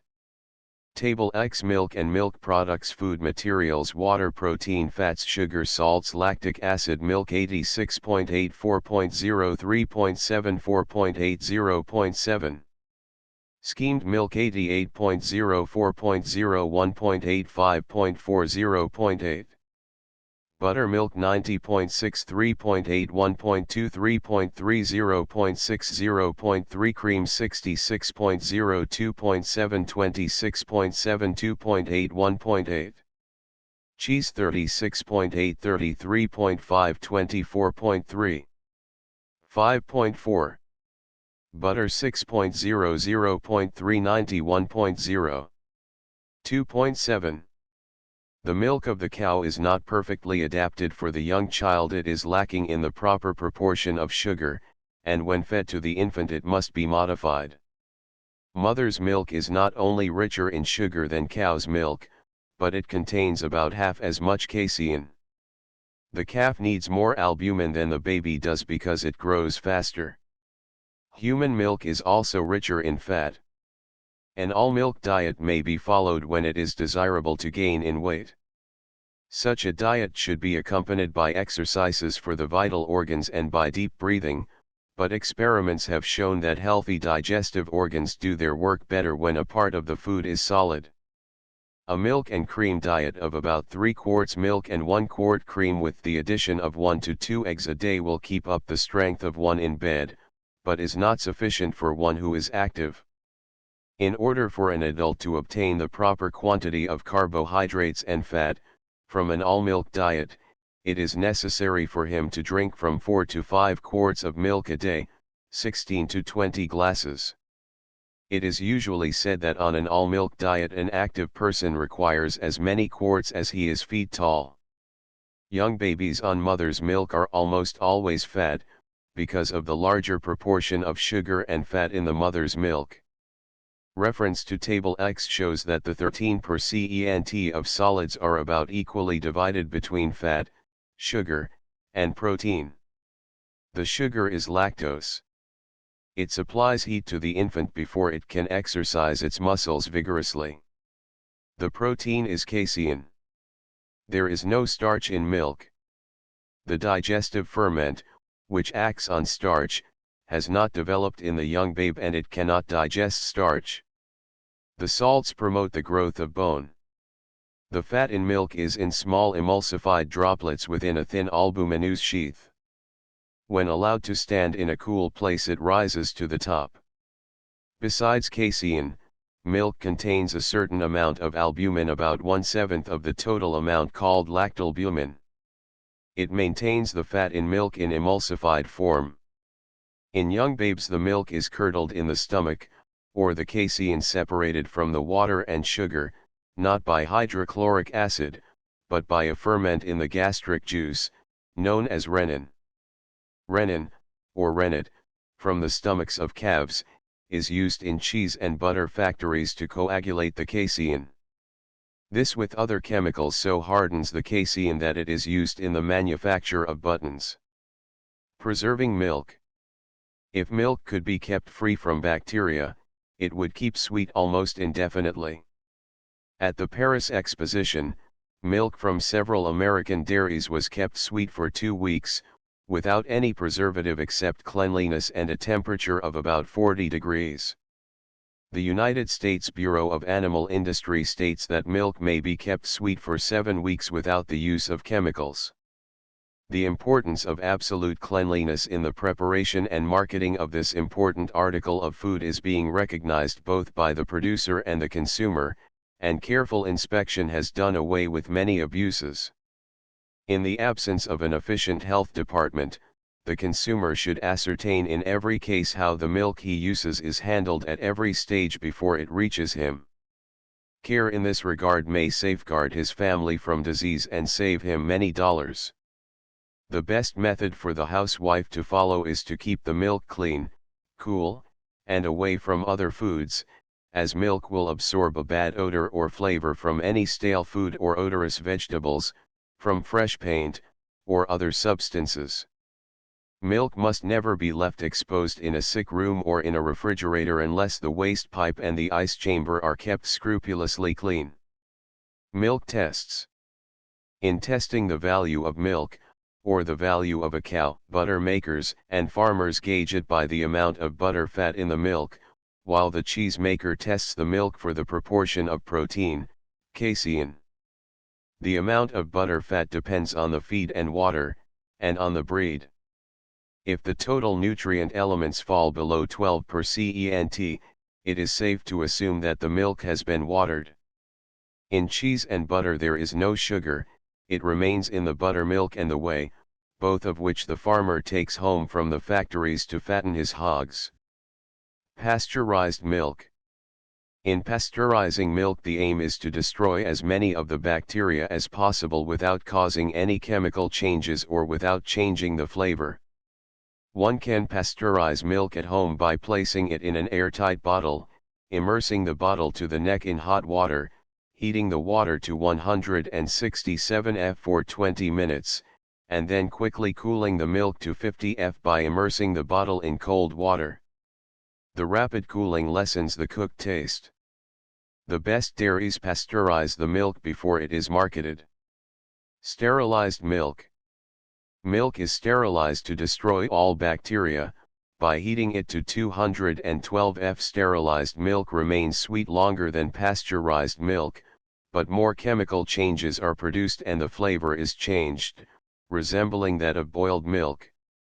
Formerly borax, boric acid, salicylic acid, formalin, and saltpeter were used to keep the milk sweet, but this adulteration is now forbidden by the pure food laws.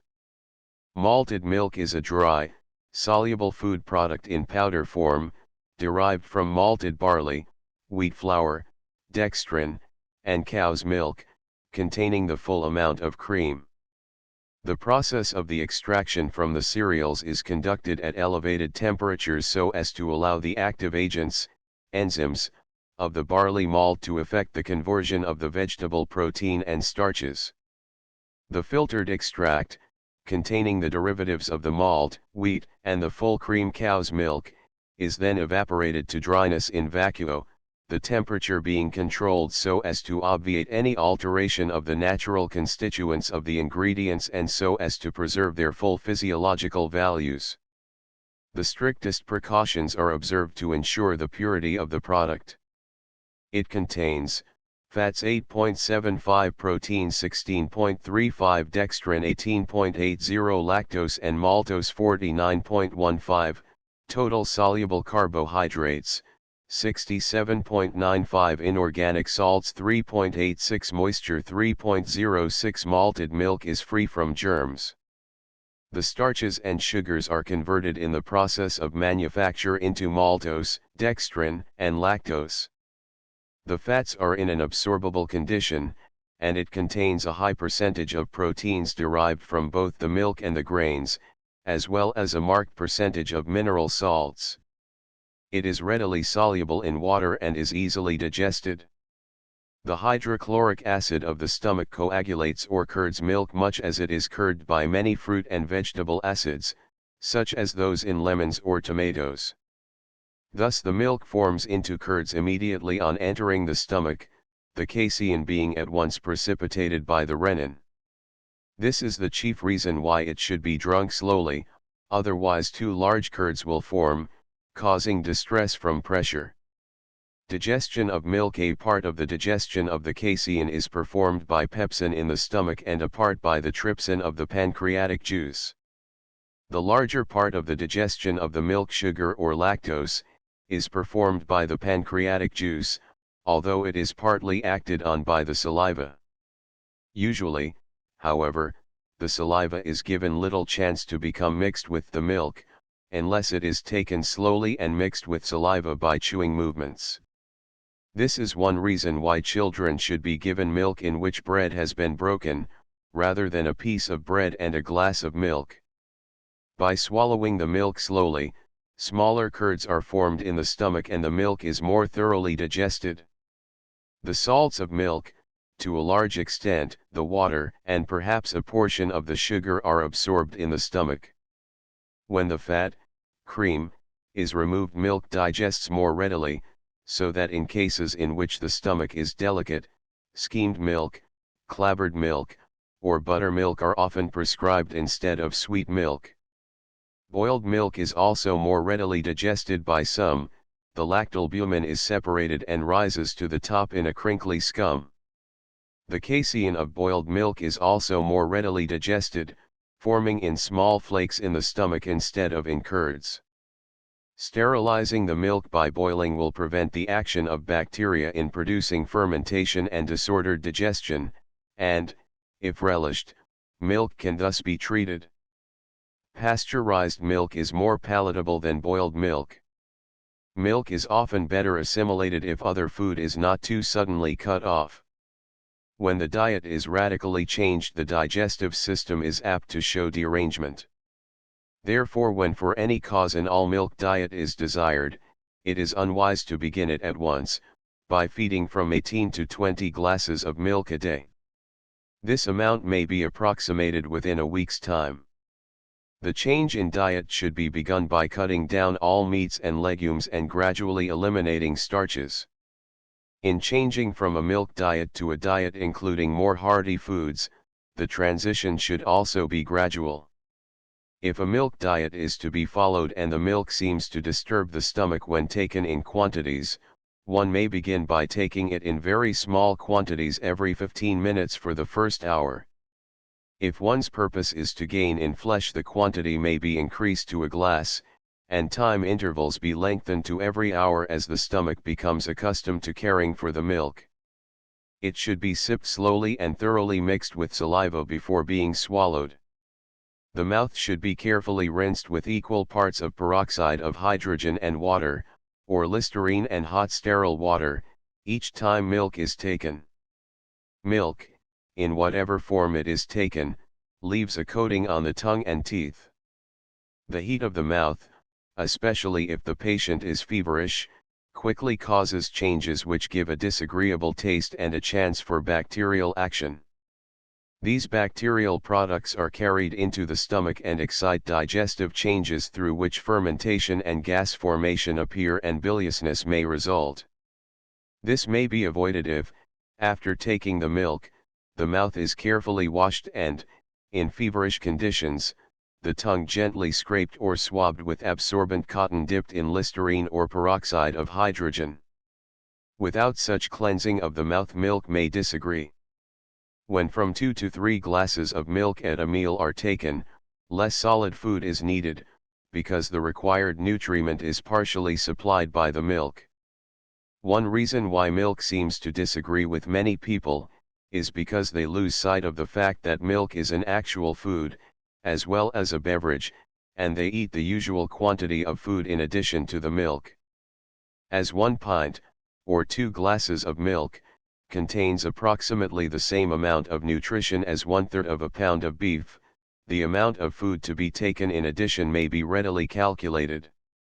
The chief reason for the lessened activity of the bowels on a milk diet is because the nourishment in milk is practically all absorbed. There is very little residue and milk gives little rough surface to excite peristaltic action and stimulate the walls of the intestine to activity. The calcium, one of the constituents of milk, tends to lessen the peristaltic action of the intestines, and this is one of the causes of constipation. Fruit and coarse bread containing much bran should be used with a milk diet. Constipation may also be occasioned by drinking milk rapidly. When the hydrochloric acid is very active, coagulation may take place so quickly as to cause hard, tough curds to form. These enter the intestine undissolved because the gastric juice can act only on the exterior portion. The stomach retains the curds in its effort to dissolve them, and fermentation may occur, with irritation and constipation from irregular action. In this case, the constipating effect may be overcome by taking the milk in small sips or by the addition of 1 part of lime water to 6 parts milk. The lime water causes the curds to be precipitated in small flakes. Lime water may be prepared by putting a heaping teaspoon of unslaked lime with a quart of boiled or distilled water into a corked bottle or mason jar. Shake thoroughly 2 or 3 times during the first hour, then allow the lime to settle, and after 24 hours pour or siphon off the clear fluid. Be careful not to allow the lime to be poured off with the water.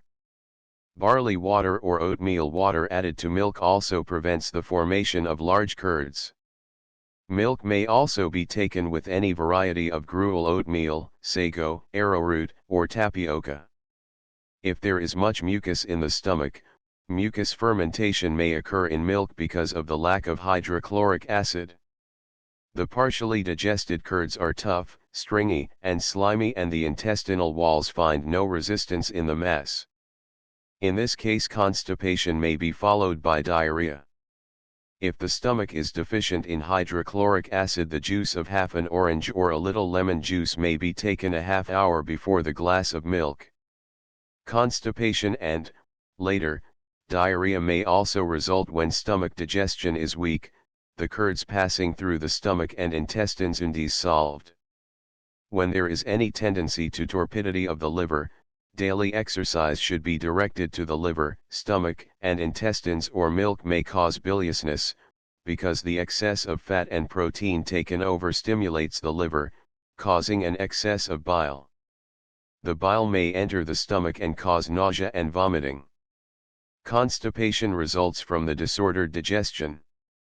This will not often occur if one exercises daily and cuts down the quantity of solid food as the amount of liquid is increased. A glass of hot Vichy or Hunyadi water taken the first thing on rising, and followed by a glass of cool water, will help to relieve any engorgement of the liver. In case of biliousness resulting from a milk diet, abstain from all food for 24 hours, cleanse the mouth as indicated above, and drink freely of water. When the liver is a little inactive, milk may be diluted with an aerated water or even plain water. Daily exercise directed towards securing a greater activity of the liver and gallbladder should be followed. 4 tablespoonfuls of soda water, Apollinaris, or carbonic acid water to the glass may be used. As noted in the preceding pages, orange and lemon juice will encourage greater activity of the stomach and bowels. 1/3 of a glass of hot Vichy water to each glass of milk renders it easily digested, and most people relish it. Unless the liver is very inactive, milk taken in this way will not constipate, and exercise directed to the liver, as previously mentioned, will help to obviate this condition. Skimmed milk, kummis, or buttermilk are easily digested and are valuable when the digestive system is weak. The monotony of a milk diet tends to create a distaste for milk, and the mental revolt may upset digestion and result in constipation. This should be kept in mind, and various ways of modifying the milk be used to create variety. Mental aversion and antagonism should be corrected. When its taste is not relished, milk may be made acceptable and the stomach induced to retain it by using a variety of flavors. A drop or two of vanilla, a trifle of cinnamon, nutmeg, salt, and pepper, chocolate, or any other flavor that is liked may be used, varying them so as to keep from monotony. If milk seems to produce gas in the stomach with distress, and the milk is retained too long in the stomach from the interference with its movements caused by the gas, a teaspoonful of malt extract may be added to each glass of milk. If the malt extract is not at hand, 4 teaspoonfuls of malted milk to each glass may be used. Equal parts of cream and hot water, to which has been added 1/3 of a teaspoon of soda, may be used, for the same purpose. If milk disagrees because of an excess of hydrochloric acid and the formation of hard curds, a saltspoon of salt or bicarbonate of soda may be used, or 1 part of lime water to 6 parts of milk. When milk seems to disagree because digestion is somewhat slow and the milk does not offer enough bulk to excite peristaltic action, it remains too long in the stomach and fermentation occurs. A slice of bread, a couple of crackers, a piece of zwieback, a tablespoonful of Nestlé's or Melon's food or of arrowroot gruel added to each glass, or eaten with the milk, will give it more body and prevent the formation of large curds. When the stomach is excessively weak because of a lack of the digestive juices and a consequent incomplete action of the stomach, only pre-digested milk should be taken until the stomach has been brought to a normal tone. Pepsin or pancreatin may be used for the partial digestion. Milk so pre-digested must be freshly prepared each time it is used or must be kept on ice until used. The stomach will find practically no difficulty in assimilating milk thus prepared, and constipation will be avoided. It must be remembered that milk must be sipped slowly and be well mixed with saliva before it is swallowed. Milk can be soured and taken separated as a variation, the curds and whey being relished by many when properly prepared. A little sugar and cinnamon or nutmeg sprinkled on curds or mixed with the whey make a palatable mixture. Buttermilk or kummis offer still other variations. With all these means of varying the taste, appearance, or condition of milk, it is hardly possible that some way cannot be found whereby milk may be taken and be well borne by the stomach and the full benefits from its use be derived. Cheese. This is the casein, protein, which has been separated from milk by the action of rennet. It is highly nutritious and many varieties are on the market. In Europe it is largely used to take the place of meat. Cheese contains almost as much again protein as is contained in the same quantity of meat. In this country more highly flavored cheeses are in demand, and when eaten in moderate quantities they aid digestion.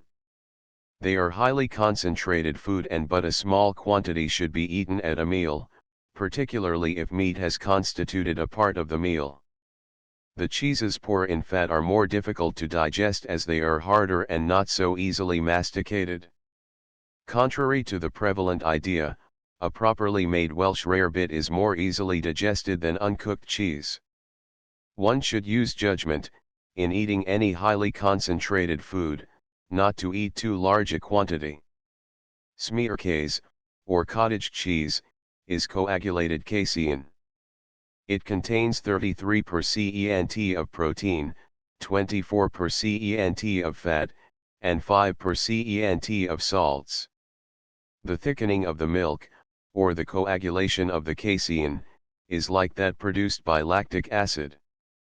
Skimmed milk, as shown by the table, contains the same amount of protein as fresh milk, but more sugar and more ash, the difference consisting almost entirely of less fat, which has been removed in the cream.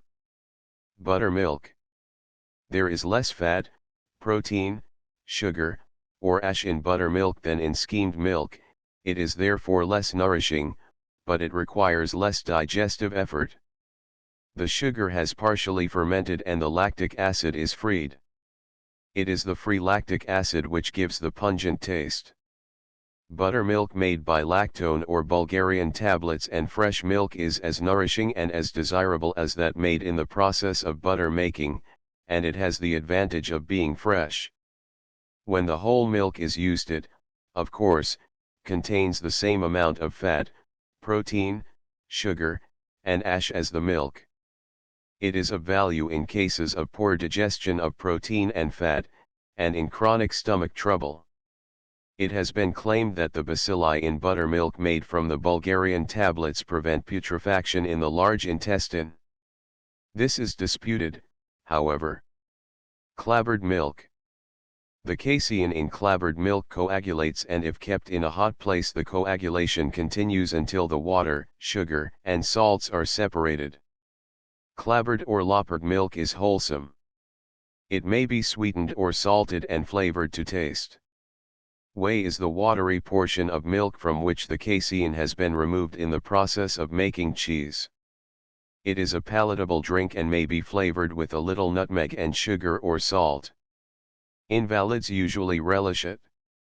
Beef tea or egg yolk may be added to it.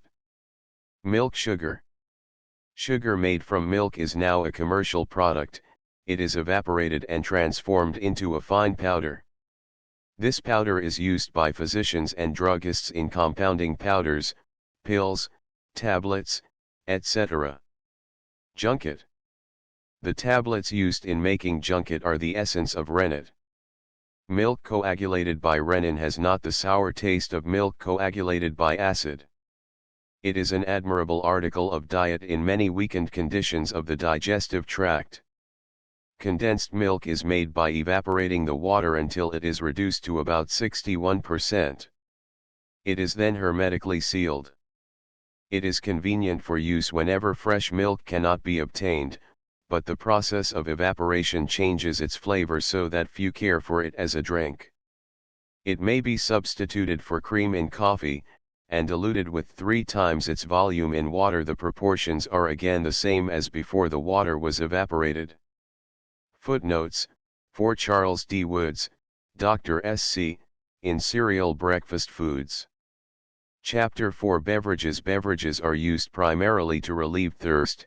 They may also contain food elements. They may be used for their effect in heat and cold, for their flavor, which helps to increase the appetite, or for their stimulating properties. They are used to aid digestion and the elimination of waste, to promote sweating, to soothe inflamed air passages or digestive membranes. They furnish extra nutrition, stimulate nerve action, quench thirst in fevers, warm the body when it is cold or cool it when it is hot. They are used in health or disease, from the snows of the Arctics to the palms of the tropics. They may be alkaline or acid, mineral, medicated or mucilaginous, effervescing or plain. The question of their utility and preparation is important in any discussion of foods and food products, though in themselves they are not foods. The people of all races seemingly crave a stimulant, after bodily or mental exertion, in fatigue, as a bracer in prolonged effort, as a promoter of sociability, or as an offering of hospitality. These stimulants are either alcoholic or non-alcoholic. It is a notable fact that no tribe is so remote that it does not possess some form of beverage which may be offered to friends or used to promote feelings of conviviality, or it may be used to stir up rage if onslaughts against neighboring tribes are contemplated. The craving is universal and as old as the race. Those who decry this craving when it takes the form of alcohol are often themselves addicted to excessive drinking of non-alcoholic stimulants. Tea is not a food, it is a stimulant. It is made by steeping the leaves of a shrub, called thea, which grows in the tropical regions of Asia and adjacent islands. Green tea differs from black in the mode of its preparation. In green tea the leaves are steamed before they are dried. The amount of tannin in green tea is greater than in black, hence green tea is regarded as not so wholesome a drink as black tea.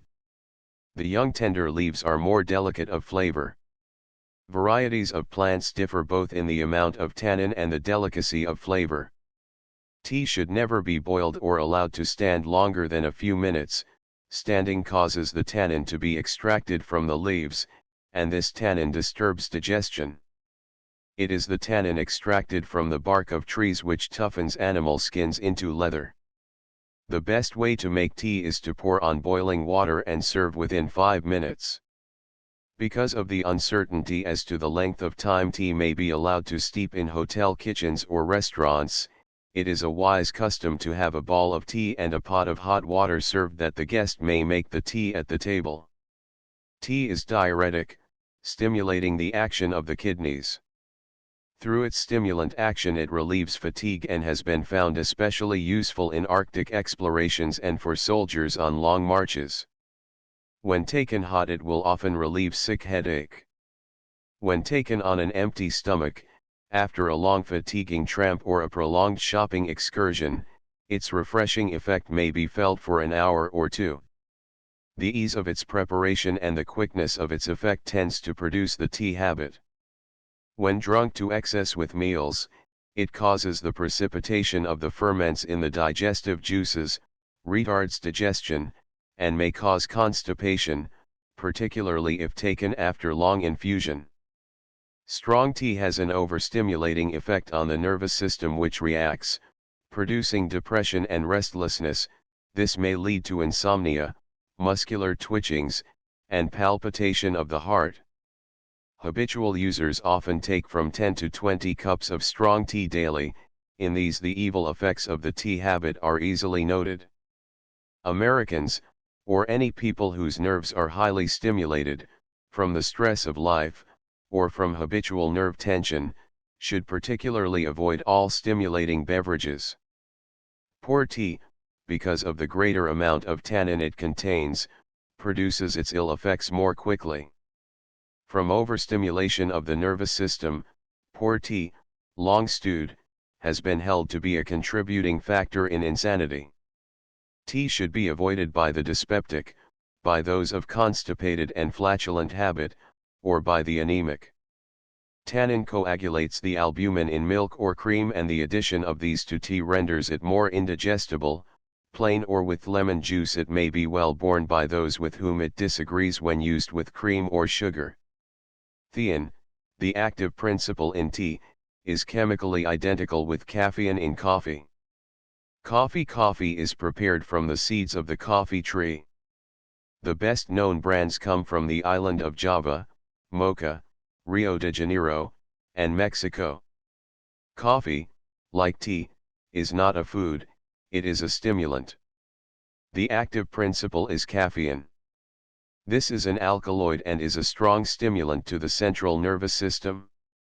It quickens the heart action, and the stimulating effect is so apparent with many, that they cannot sleep for several hours after drinking it. Others drink coffee to quicken mental activity and to keep them awake. It must be borne in mind, however, that there is a reactionary effect from all stimulants, and while coffee is not intoxicating, as alcohol, it has a similar effect on the nerves and heart.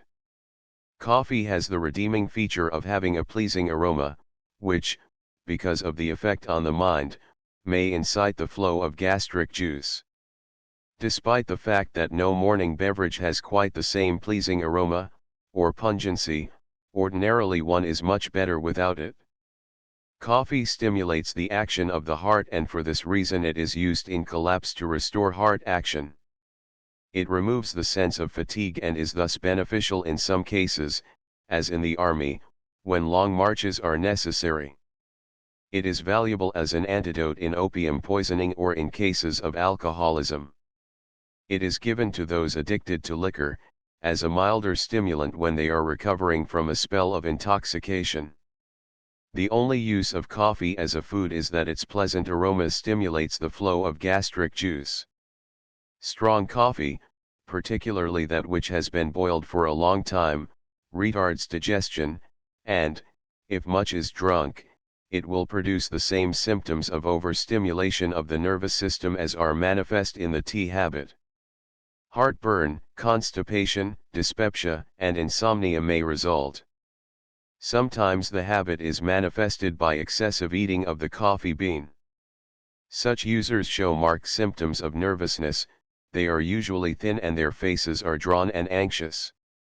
Each person must decide for himself whether or not coffee or tea is injurious to him and cease the habit if he finds it is interfering with the proper functioning of the system, remembering always that the purpose of food is to resupply body waste and produce heat and energy. One who knows that coffee disturbs his digestion, and yet cannot break himself from the habit of drinking it, should have sympathy for the one who is addicted to liquor and finds it difficult to break the habit of depending on this so-called stimulant. Cereal coffee has been discussed under the heading Cereals. Crust coffee is made by pouring boiling water on caramelized bread or bread deeply toasted, allowing it to stand 10 minutes, then pouring off the liquid, which may be sweetened to taste or mixed with cream or milk. It is also made by using crusts of bread which have been dried in the oven without being allowed to brown. Cocoa and chocolate are prepared from the cocoa bean. Cocoa is from the shell of the bean and chocolate from the kernel. As shown by Table 7, they are more nutritious than the other beverages. Cocoa butter is the fat of the cocoa bean. It has a pleasant odor and does not easily become rancid. Its nutritive value depends on its fat. Most of the fat has been removed from the cocoa made for the use of invalids, hence the nutritive value of this cocoa is lessened. The milk and sugar used in its preparation constitute the most of its nourishment, the cocoa simply gives a flavor. Part of the value of chocolate is in the sugar used with it. If well prepared, it is digested with ease and forms a nutritious article of diet. The habit of using large amounts of chocolate in candy, or as a beverage, disorders the system because of the gastric disturbances produced by the excess of sugar. When food is not easily obtained, compressed cakes of chocolate may be carried, as in traveling, for a temporary food supply. Chocolate, as sugar, in moderation, constitutes a good food for the growing child. The active principle in cocoa and chocolate is theobromine and, though milder, is similar to caffeine in its stimulating effect on the nervous system. Lemonade and other fruit drinks, particularly those made from the citrus fruits, slake the thirst more quickly than most drinks. All fruit drinks are diuretic, and, whenever the action of the kidneys is sluggish, they are especially desirable. Effervescing waters: these are made by forcing carbon dioxide, under pressure, into the bottle. As soon as the cork is removed, the escape of the gas causes effervescence. These drinks are of no special advantage, other than that they slake the thirst, because the amount of salts of various minerals they contain is usually small. When taken in excess, they cause flatulence and may lead to gastric disturbances. The indiscriminate habit of young people drinking effervescing waters at soda fountains should be discouraged. These waters added to milk render it more easily digested. Water: there is no beverage nor concoction devised by man equal to water. It is to be deplored that it is not used as freely as nature demands, from 8 to 10 glasses a day. The value of water as a food and as an aid to digestion is discussed on page 26. Condiments: condiments are not foods. They have no nutrition in themselves, but by their flavor they stimulate the nerves of taste, rendering the food more appetizing and help to make the diet more varied. They are relishes and are to be employed in this manner judiciously, and not used generally in the diet. Some strong condiments, as cayenne pepper, are of use in dyspeptic conditions to stimulate the gastric mucous membrane.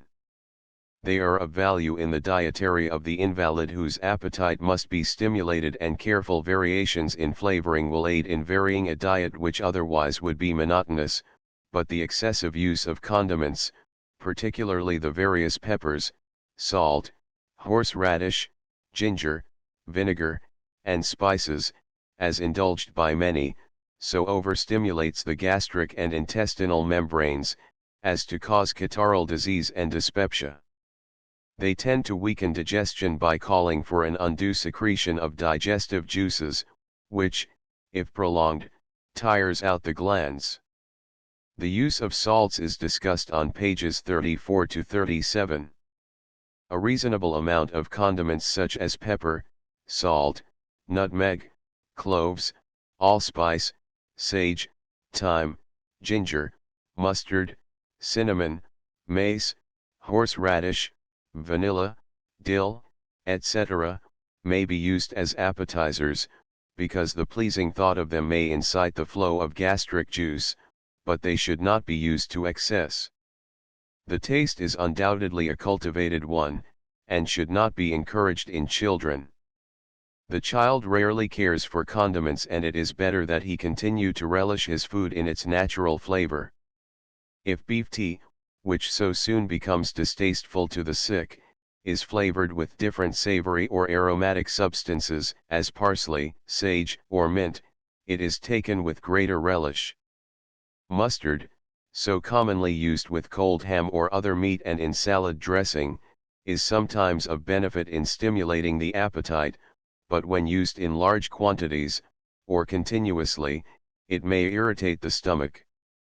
This irritant quality may be used to advantage, when it is deemed necessary, as a counterirritant on the skin, as in the well-known mustard plaster. A teaspoonful of mustard to a pint of lukewarm water is an effectual emetic in cases in which it is necessary or advisable to empty the stomach. Capers, the flower buds of a bush grown in the East, are put up in vinegar and used in sauces for mutton. Cinnamon, nutmeg, and cloves are useful in flavoring foods, They take the flat taste from hot water and impart a pleasant spiciness.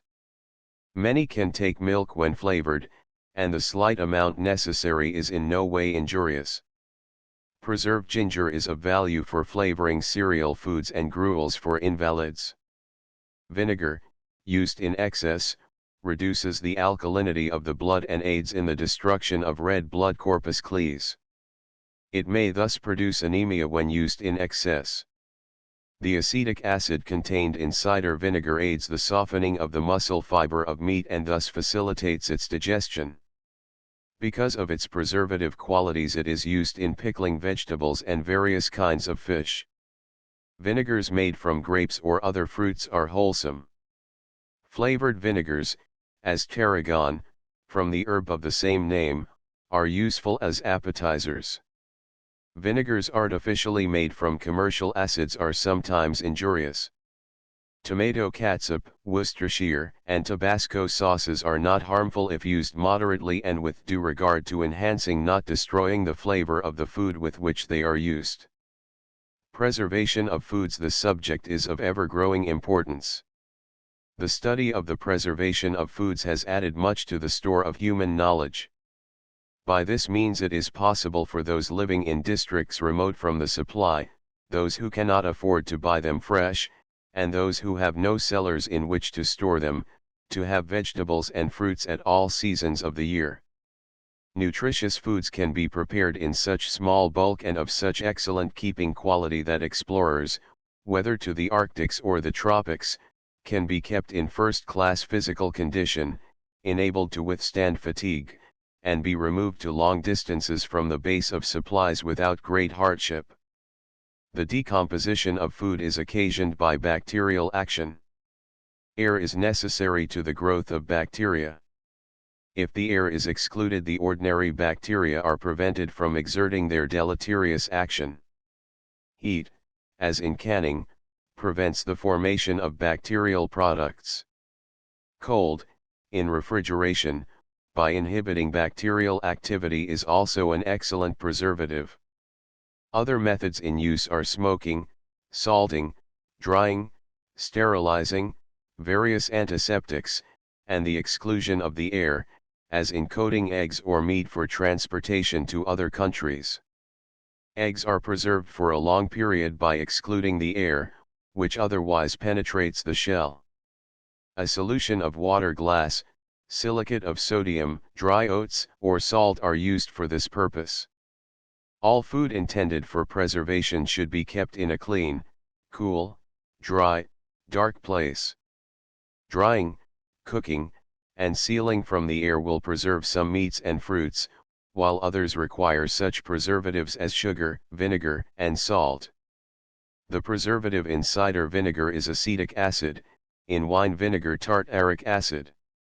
All preservatives which are actual foods, such as sugar, salt, and vinegar, are to be recommended, but the use of antiseptic preservatives, such as salicylic acid, formaldehyde, boracic acid, alum, sulfur, and benzoate of soda, all of which have been used by many canning merchants, is fraught with danger. By the efforts of the United States Department of Agriculture, the use of such preservatives has been largely done away with by the most reliable packers and canners.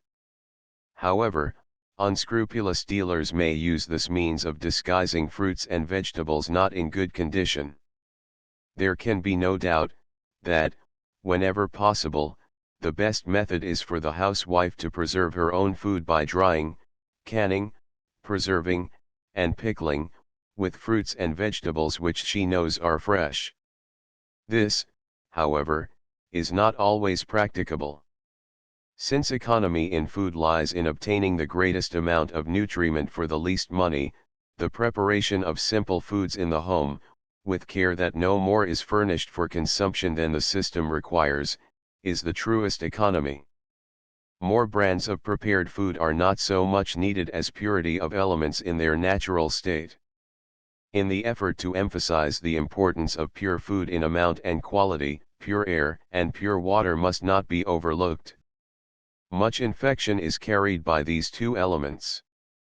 Poisoning from food owing to the careful inspection given to various preparations of foods and the education of the people on the dangers attending the eating of underripe, overripe, or fermenting fruits and vegetables, or decomposing canned meats or other foods, cases of poisoning from food are not so numerous as formerly. One still reads, however, of illnesses and even fatalities in those who have, at some gathering, partaken of potted or canned meats, or ice cream made from impure milk. Imperfect sterilization allows the microorganisms, everywhere present in the atmosphere, to multiply and produce their toxins.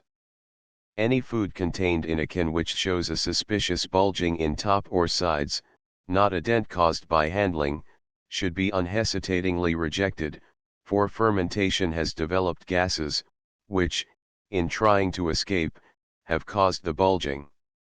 Though the practice is less common than formerly, some grocers offer these bulging cans for sale at less prices, and they are thus purchased by those who look for bargains in foods instead of for quality. Sometimes the foods have not advanced to a stage in which the poisonous products are manifested, but in the intestinal canal the germs contained in these foods manufacture toxins which are readily absorbed and produce the severe disturbances noted in cases of ptomaine poisoning. The liver, which has been styled the watchdog of the body, has a special power to destroy many of the toxins contained in the food material passing through it, and it is due to this fact that many deleterious substances, taken with the food, are neutralized and their poisons rendered harmless to the system. When the liver is disordered, this important function may be hindered, or cease to be active. Therefore, the importance may be readily seen of keeping the liver in a vigorous condition by means of exercises which will send an active circulation through it and keep the nerves controlling it in perfect functioning order. Ptomaine poisoning results most often from tainted meat, milk, and fish. Putrefactive processes may have begun in meat, which is thus rendered high, but if it is thoroughly cooked the poisons may be made inert. Many enjoy the flavor of such meat. The Eskimos, as is well known, will cache a seal or other animal against a time when food is less plentiful, and after months, perhaps, will eat it with relish and without harm, though it cannot be touched by people with less hearty appetites. Old eggs, eaten as a luxury by the Chinese, and the fermented fish used by other races are familiar examples of tainted foods. The sale of bob veal, or the flesh of very young calves, has been prohibited because in many people its ready decomposition causes active diarrhea. The process of smoking various meats affects materially only the outside portion, the inner may furnish a suitable bed for the development of germs. Great care should be exercised and thorough inspection made of any meat which is eaten raw, as dried beef, or any pork product. Ice cream, as made in the home, is usually innocuous, but when it is made in factories, unless care is exercised to keep containers clean and sterilized, the cream or milk may become infected from careless handling, either before or after it reaches the factory, particularly in warm weather. Toxins which cause serious and often fatal poisoning develop. Many such cases have resulted from the free eating of infected ice cream at picnics or other social gatherings. One should guard against overripe cheese, though cheese of any kind acts as a poison with some people. Cases of severe intestinal disturbance may occur in those who are unable to eat certain articles of food, as strawberries, lobsters, or oysters. These attacks should be carefully distinguished from cases of true poisoning. Sometimes, however, particularly in the case of fish or oysters which have been frozen, unless they are eaten immediately after they have been thawed, toxins develop which cause severe constitutional disturbance, particularly of the nervous system. These toxins do not seem to affect the gastrointestinal tract so markedly. Infected shellfish, particularly mussels, have caused death in 2 hours by their effect on the nervous system. Many fish after being smoked are eaten raw, and if the ptomaines have begun to develop, poisoning follows. Care must be taken in purchasing fish for the table that the flesh is firm and the odor absolutely without taint. Meat or fish may become toxic to the system through substances eaten by the animal or by its own physical condition at the time it is killed. Fish and oysters, therefore, are not eaten during the spawning season. Cow's milk may be made obnoxious by substances on which the cow feeds. Wild garlic when eaten by the cow imparts a nauseous taste to the milk. The flesh from diseased animals slaughtered and sold for food has occasioned violent sickness. Government inspection, however, has greatly lessened the dangers from this source. Unripe or overripe vegetables and fruit may occasion severe vomiting and diarrhea. Moldy flour contains a substance which may cause poisoning. Rye may have a parasite fungus called ergot, and if flour is made from rye contaminated with this growth, a form of poisoning called ergotism may result. It takes some time and a prolonged use of the flour to cause untoward symptoms. Pellagra, which has been giving the southern states so much trouble, was thought to be caused by the use of spoiled cornmeal. It is now thought to be due to the disturbed nutrition following too monotonous and unbalanced a diet. The excessive use of cornmeal breads with their heating qualities and the irritation of the intestinal canal may be an accessory factor. A food which is so universally used as milk should be surrounded with every safeguard possible by rigid inspection from producer to consumer, as many infective epidemics have been traced directly to a careless or infected handler of this product. Tuberculosis and typhoid fever germs, diphtheria and scarlet fever may all be communicated by this means. Live typhoid bacilli have been found in acid buttermilk. Infected water used in washing the cans will infect the milk. Other poisoning may occur by the tin or lead in the inside of cans being dissolved off by the acids in fruits or vegetables. This is more likely to occur when the cans of fruit have been kept for a long time. Housekeepers, who use tin cans, should not put up more fruit than will supply the family for the season. Tomatoes, asparagus, strawberries, and apricots are especially liable to dissolve the tin from the can. Food should be emptied from the can as soon as it is opened, as the action of the air hastens deterioration. No cooked fruit should be allowed to stand in a tin saucepan or other vessel. It should be emptied as soon as the cooking process is complete. When a can of fruit, vegetables, or meat is opened, if the interior of the can is even partially black, it is safe to reject the contents. The tin in the food will be absorbed in the intestinal tract and may cause severe disturbance. Large canners of fruit and vegetables, of the better quality, are now coating the inside of the can with an insoluble varnish which prevents the acids from acting on the tin. The best canners are exceedingly careful and everything in their factories is scrupulously clean. The adulteration of food laws against food adulteration have been enacted, but unscrupulous manufacturers find ways to evade them. On account of these laws, however, the practice is less general and manufacturers are beginning to take pride in putting up goods that pass the strictest inspection. The people, also, are being aroused, through the efforts of the pure food propagandists, to the ill effects of adulterated foods both on the body and the pocketbook and are increasingly demanding that the foods they buy shall be pure and wholesome.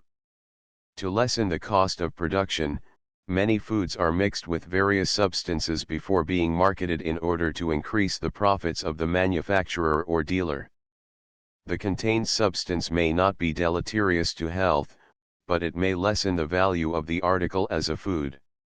Among foods which may be so adulterated are jellies, jams and marmalades, catsups and pickles of all varieties, baking powder, butter, spices, coffee, cornstarch, mincemeat, vinegar, syrups, sugar, honey, lard, and flour.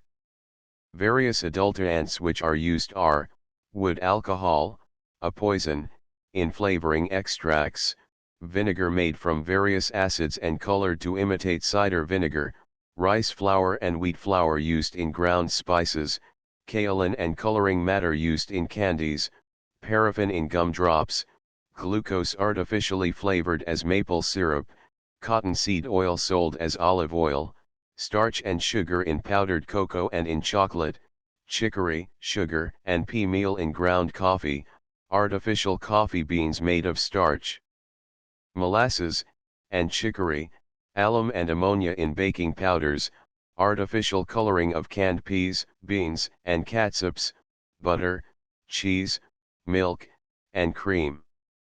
It must be said, in justice, however, that housewives are responsible for many of these productions.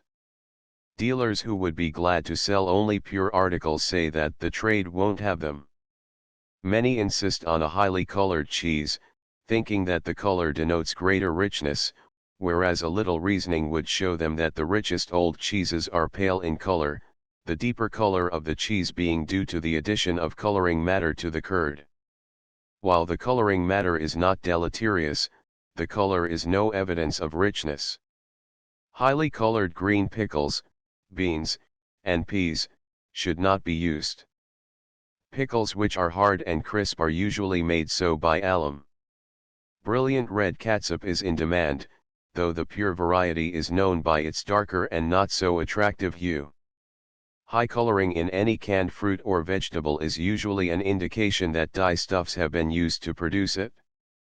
Fruit jams which are of nondescript color or pale when pure are colored artificially because the ordinary purchaser demands a pretty product. Through the vigilance of the food inspectors of the boards of health, and because of some vigorous prosecutions, the adulteration of the people's food is, however, not so easy and profitable an occupation as formerly. The bulletins of the Department of Agriculture furnish a mine of wealth in the gaining of knowledge of various foods and their preparation, and may be had free on application to this department at Washington. Heat and energy. The second use of foods, as mentioned before, is to furnish heat and energy for the work of the body. Heat and energy are produced automatically by the action of the heart, the movement of the lungs in breathing, and by muscular activity through the digestion, absorption, and assimilation of food elements, and through the activity in tearing down and eliminating waste. They are produced consciously by muscular activity in exercise.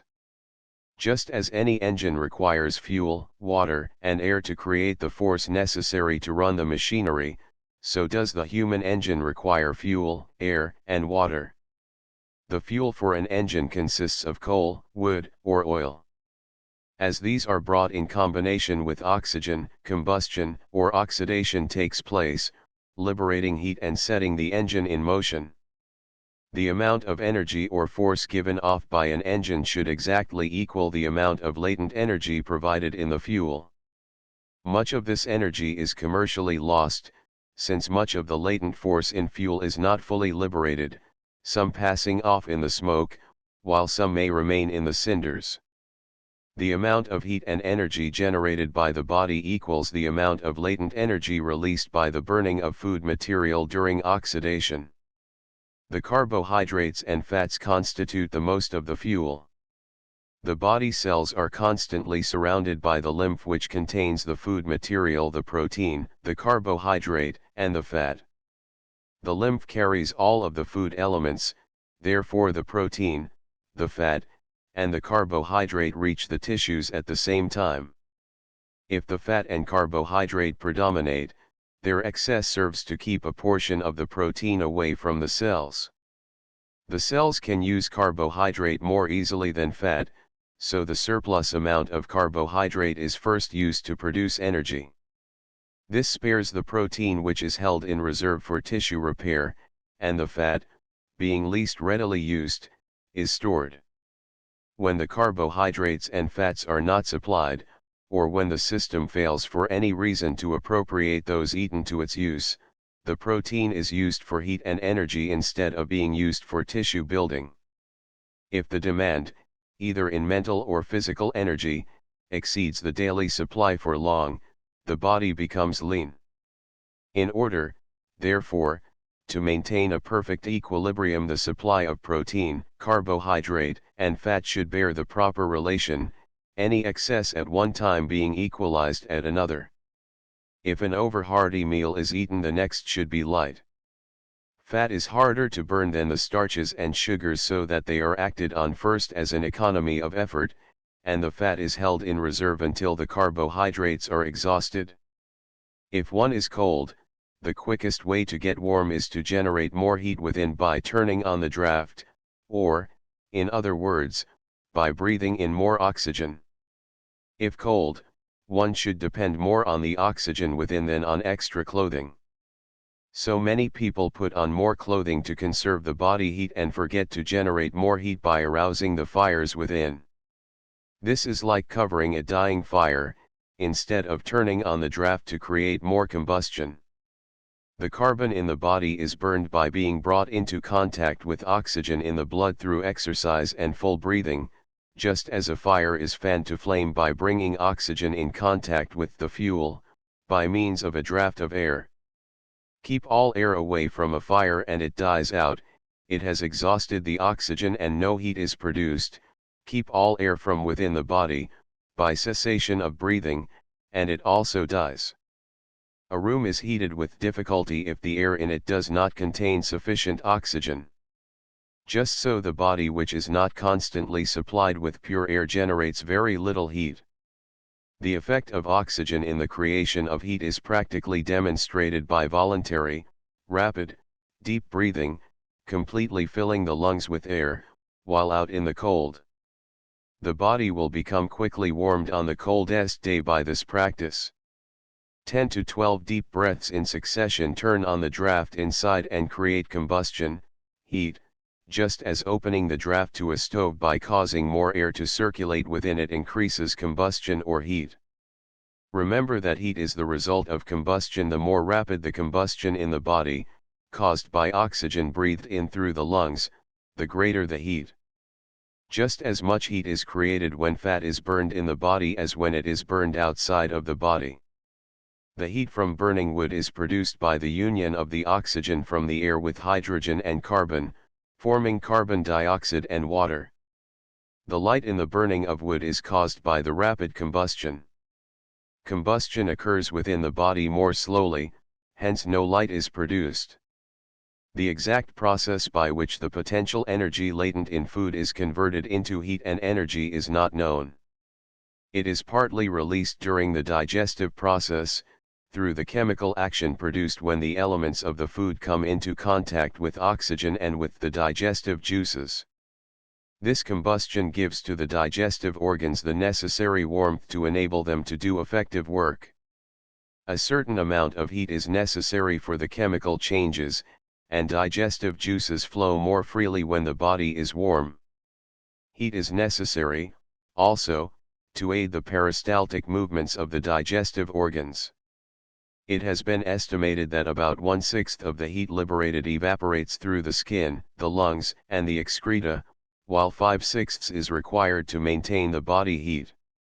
If the digestive forces are not working perfectly and if the food is not properly prepared, some of the fuel is not utilized. But, in normal conditions, if the food is supplied in proportion to the energy required, the heat and energy given off should exactly equal the latent heat and energy consumed. If more food is taken than is necessary to produce heat and energy, the excess of material is stored, and if the excess continues, the bodily machinery may be clogged. The relief lies in consuming the excess through exercise. More oxygen is required to put the excess in condition for use, and the extra amount of oxygen is gained by means of the deep breathing occasioned by exercise. It is to be noted, also, that no force within the body is lost. In the very process of the removal of waste, heat and energy are created, so that the parts no longer needed are utilized by the system, while they are being removed from it. Here is a lesson in economy of force. A small portion of the heat of the body is gained from the sun or from artificial heat, but by far the greater part is generated within the body.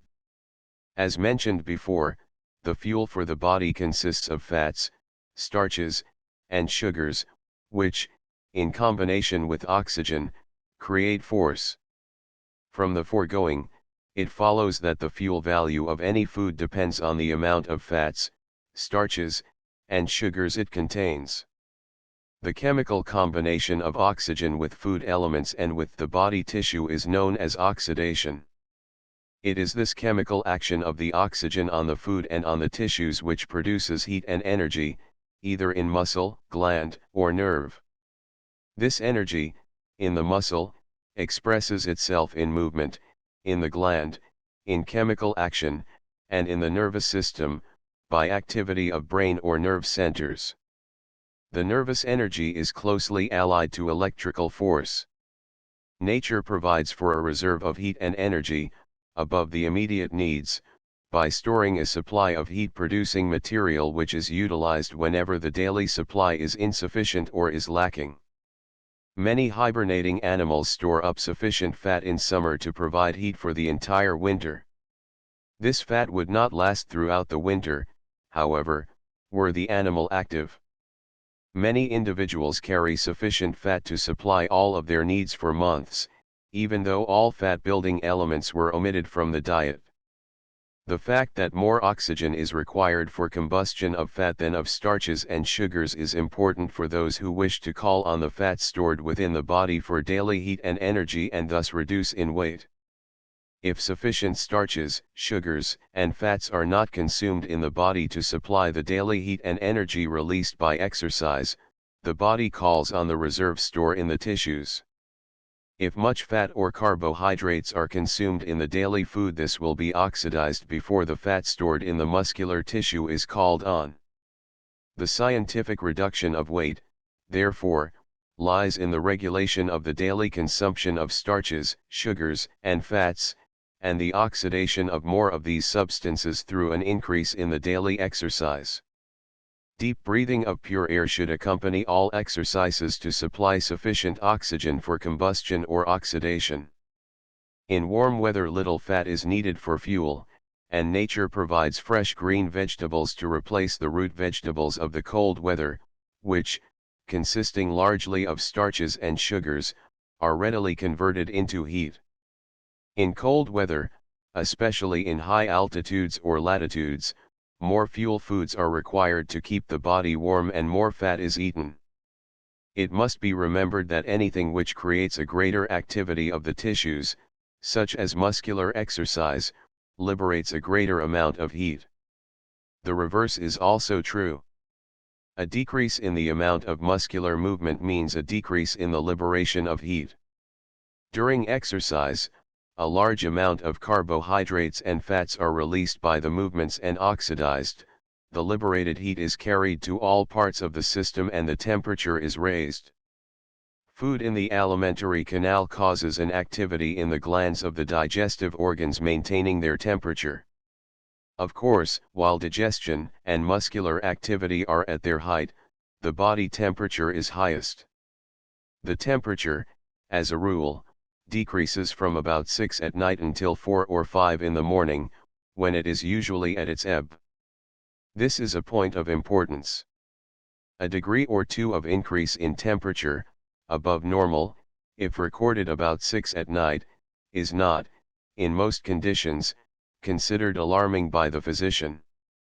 Anything which causes an increase in heat radiation, as perspiration, lowers the temperature, and the open pores of the skin are valuable aids in equalizing the body heat.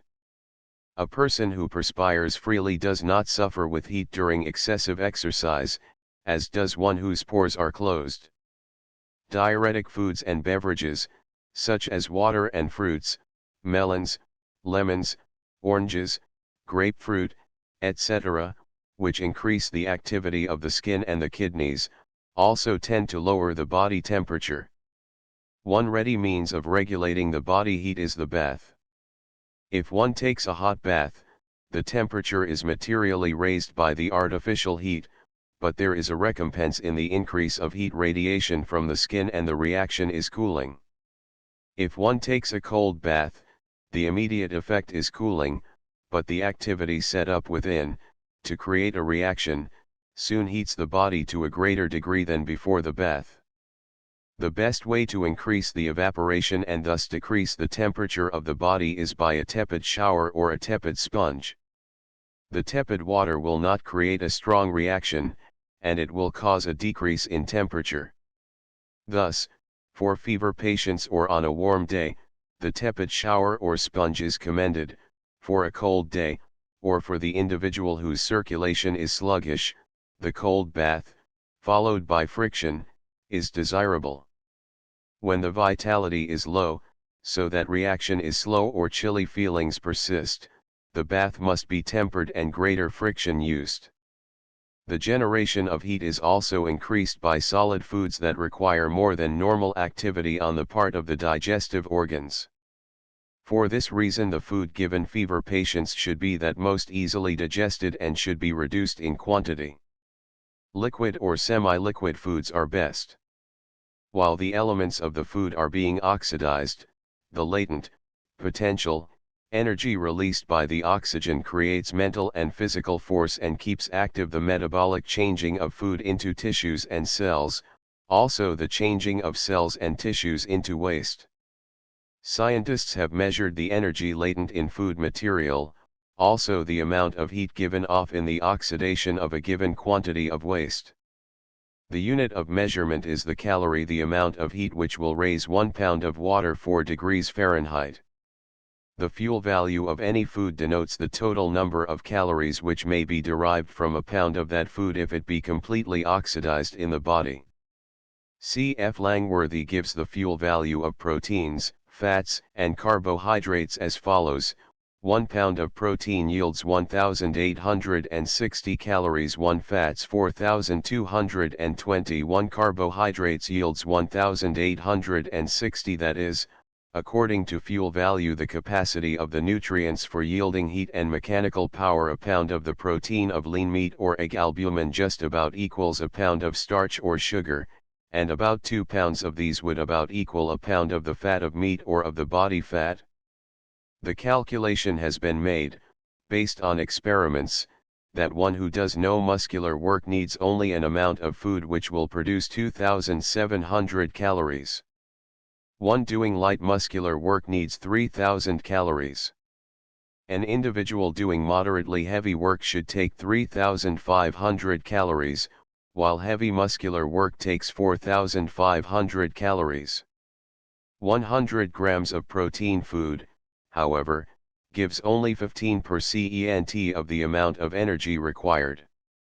About 500 grams of carbohydrate and 50 grams of fat are needed to make up the 3,000 calories which must be furnished by the daily supply of food for one doing light muscular work.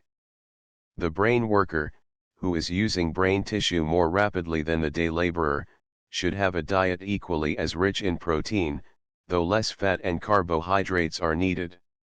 It has been estimated that an ordinary man on full diet excretes about 20 grams, about 5/8 of an ounce, of nitrogen a day.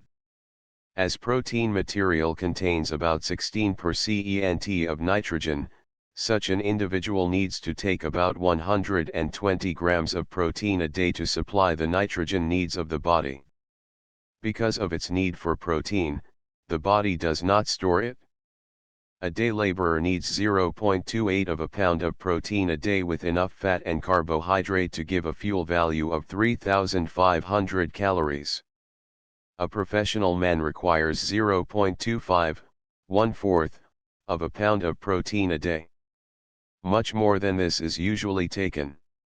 This means from 1/3 to 1/2 a pound of lean meat. Nothing is lost in nature's distribution of force and energy. Everything accomplished in life, either in the physical handling of material, the brain work in planning the constructions, the mental movements of thought in art, literature, or science, are all representatives of the heat and energy released from the body, and every man and woman should endeavor to make the body yield as large an income as possible in the expression of this energy. In order that it may do so, it must be used with intelligence. Just as any other great machine must be used intelligently, it must be fed, exercised, and rested judiciously. Chapter V: Repair and Elimination of Waste, Metabolism. the work of the body never stops. If it is to be kept in thorough working order, its tissues must be rebuilt as incessantly as they are torn down in the process of producing heat and energy. These chemical changes are called collectively metabolism. They are divided into two groups. The chemical process of building up complex substances from simple ones is known as anabolism. The chemical process of oxidizing and breaking down the complex substances into simple ones, so that they are in a state to be excreted, is called catabolism. While the process of oxidation in catabolism is going on, heat and energy are set free. Many of the chemical changes in the body are catabolic in character. This work never ceases even in sleep. It is not enough that the proper foods be furnished the body in kind and quantity. The essential thing is that the system be kept in condition to assimilate the foods to its needs and to promptly eliminate the waste. Few people assimilate all of the foods eaten.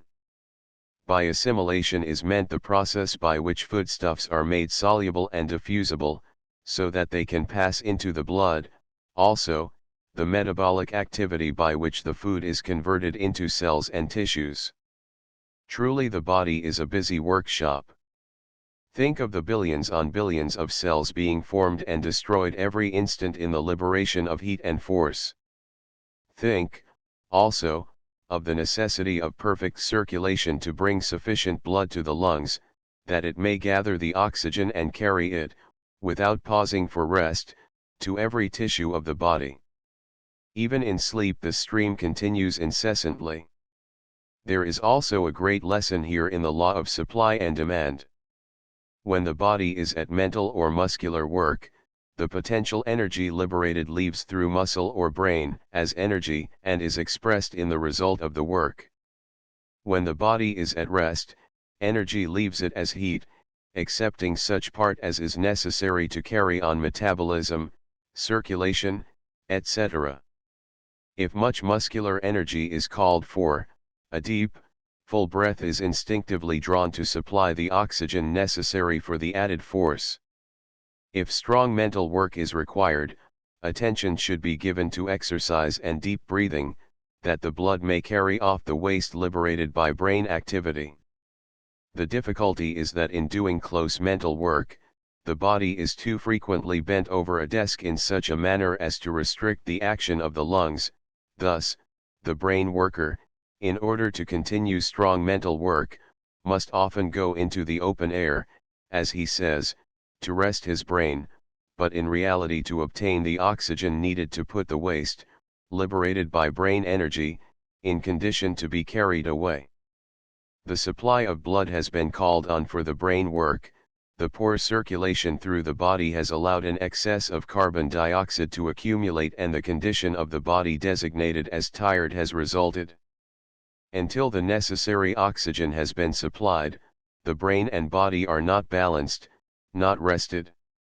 In its conversion into tissue, heat, energy, and waste, the importance of the chemical exceeds that of the mechanical action of digestion, absorption, assimilation, and elimination, yet the chemical changes are aided by the mechanical. Nature provides against ignorance of the amount of supply necessary, by enabling the system to carry off a limited amount of surplus food above the bodily requirements. Her capacity in this regard is limited and varies with each individual. Therefore, common sense is required in deciding for oneself the amount of food which will aid, and not hinder nature in her processes. Without doubt, many eat more food than the system requires, and when it is overloaded they do not take the pains to burn up and eliminate the excess through exercise and oxygen. On the other hand, this theory of overeating has been so long discussed that many have not eaten sufficient food and their bodies are undernourished. Many, also, from lack of exercise, hence lack of demand of the body for food, have supposed this lack of appetite to be nature's call enough. Inertia has resulted and waste remains in the body. They have failed to exercise sufficiently to create a demand for food. It is thus undernourished because sufficient new building material has not been supplied. The relief from this condition is exercise and deep breathing so that nature removes the waste and calls for fresh building material. Many others, through mental and physical activity, burn up much fuel, and the result is the body does not store up sufficient fat for a reserve, or for beauty and comfort. The nerves require a certain amount of fat for their protection. People of this type should take a more full and sometimes a more varied diet, particularly more liquid, and should not fail in daily exercise and deep breathing. Each individual should know, approximately, the chemical constituents and the proportion of these constituents in normal blood, because from the elements in the blood, the tissues are constructed. If certain elements are lacking, the foods containing these elements in largest proportions should be supplied until the blood no longer shows the deficiency. This is nature's method of correction. The variations in the blood can be known only by chemical analyses, and until physicians have access to chemical laboratories, the giving of drugs cannot be a science. Each meal, or each day's food, may not contain the amount of protein or of fuel ingredients necessary for that day's work and resupply, but the body is continually storing material, and this reserve is constantly being drawn on to provide any element which may be lacking in that day's supply. Thus, an excess or a deficiency one day may be adjusted the next. Healthful nourishment requires that the balance, as a whole, be kept, and that a deficiency or oversupply be not continued for too long.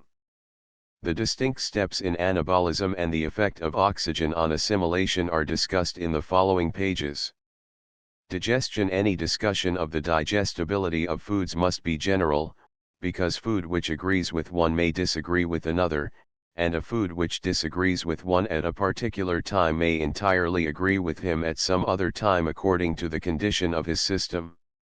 Therefore, before one passes on the adaptability of a food to his system, he should know that this food agrees or disagrees with him under various conditions. The chances are that the food is right, but that the attitude of mind and the condition of the body are abnormal. The digestibility of food depends largely on the physical condition of the individual, because the amount of digestive juices poured into the alimentary canal is influenced by this condition, particularly by the condition of the nerves. If sufficient juices, in proper proportions, are not poured into the digestive tract, the foodstuffs are not made soluble for absorption. Digestion is practically synonymous with solution. All solid foods must be reduced to a liquid state by means of the digestive juices and water before they can pass through the walls of the stomach and intestines and enter the blood. Each individual should learn to like the foods containing the nutrient elements which experience and blood tests have shown to be lacking in his case. Yet while it is true that in most cases the aversion to a particular food is largely mental, there are kinds of food which, to certain individuals, according to the chemical composition of the body, act as actual poisons, e.g., strawberries, cheese, or coffee. The question of likes and of dislikes in foods is largely habit, and one can learn to like almost any food, if one really has the desire to do so. When the habit has been formed of discriminating too much in the food, of discarding this food or that, because at some time it has disagreed, due to the particular condition at the time, the mind approaches the table in a pessimistic attitude, and the saliva and the gastric juices are retarded in their flow. When one is exercising freely, so that the muscular and mucous coats of the digestive system are strong, the body will handle foods which, during sedentary habits, it would not digest. Much indigestion is due to mental apathy. The mind often needs arousing to an interest in something. Such an individual needs to know that one of the hardest things for the members of his family is to live day by day with one who maintains an attitude of mental depression, and he should stir himself for his stomach's sake, as well as for the sake of his family, to a cheerful interest in something. He should let go his grudge and ride a hobby, if it is a cheerful one, and ride it hard.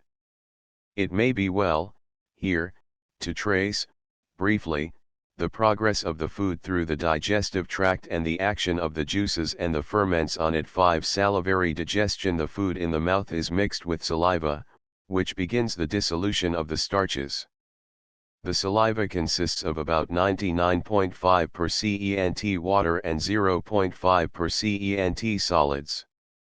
The solids consist of ptyalin, sodium chloride, sodium carbonate, mucus, and epithelium. Ptyalin, the most important of these, is the active digestive agent. The mucus lubricates the masticated food, the sodium carbonate ensures the alkalinity of the food, and the water dissolves the food that the juices may more readily reach and act on each particle. The starches are the only foods whose chemical digestion is begun in the mouth. They are first broken up by the ptyalin into dextrin and then into the more simple sugar, known as maltose. 6. It is important that sufficient saliva be mixed with the food through mastication, because unless the digestion of the starches is begun by the saliva, either in the mouth or after it is swallowed, they are not acted on until they reach the small intestine, consequently their digestion is unduly delayed. The pancreatic juice must then do more than its normal work of digestion. The saliva flows into the mouth, more or less, at all times, but more copiously during mastication. The movement of the jaws in chewing incites its flow, and when starches are not well digested, gum chewing, in moderation, though not a refined habit, is beneficial. The evident purpose of the saliva when food is not present is to keep the lining of the mouth moist.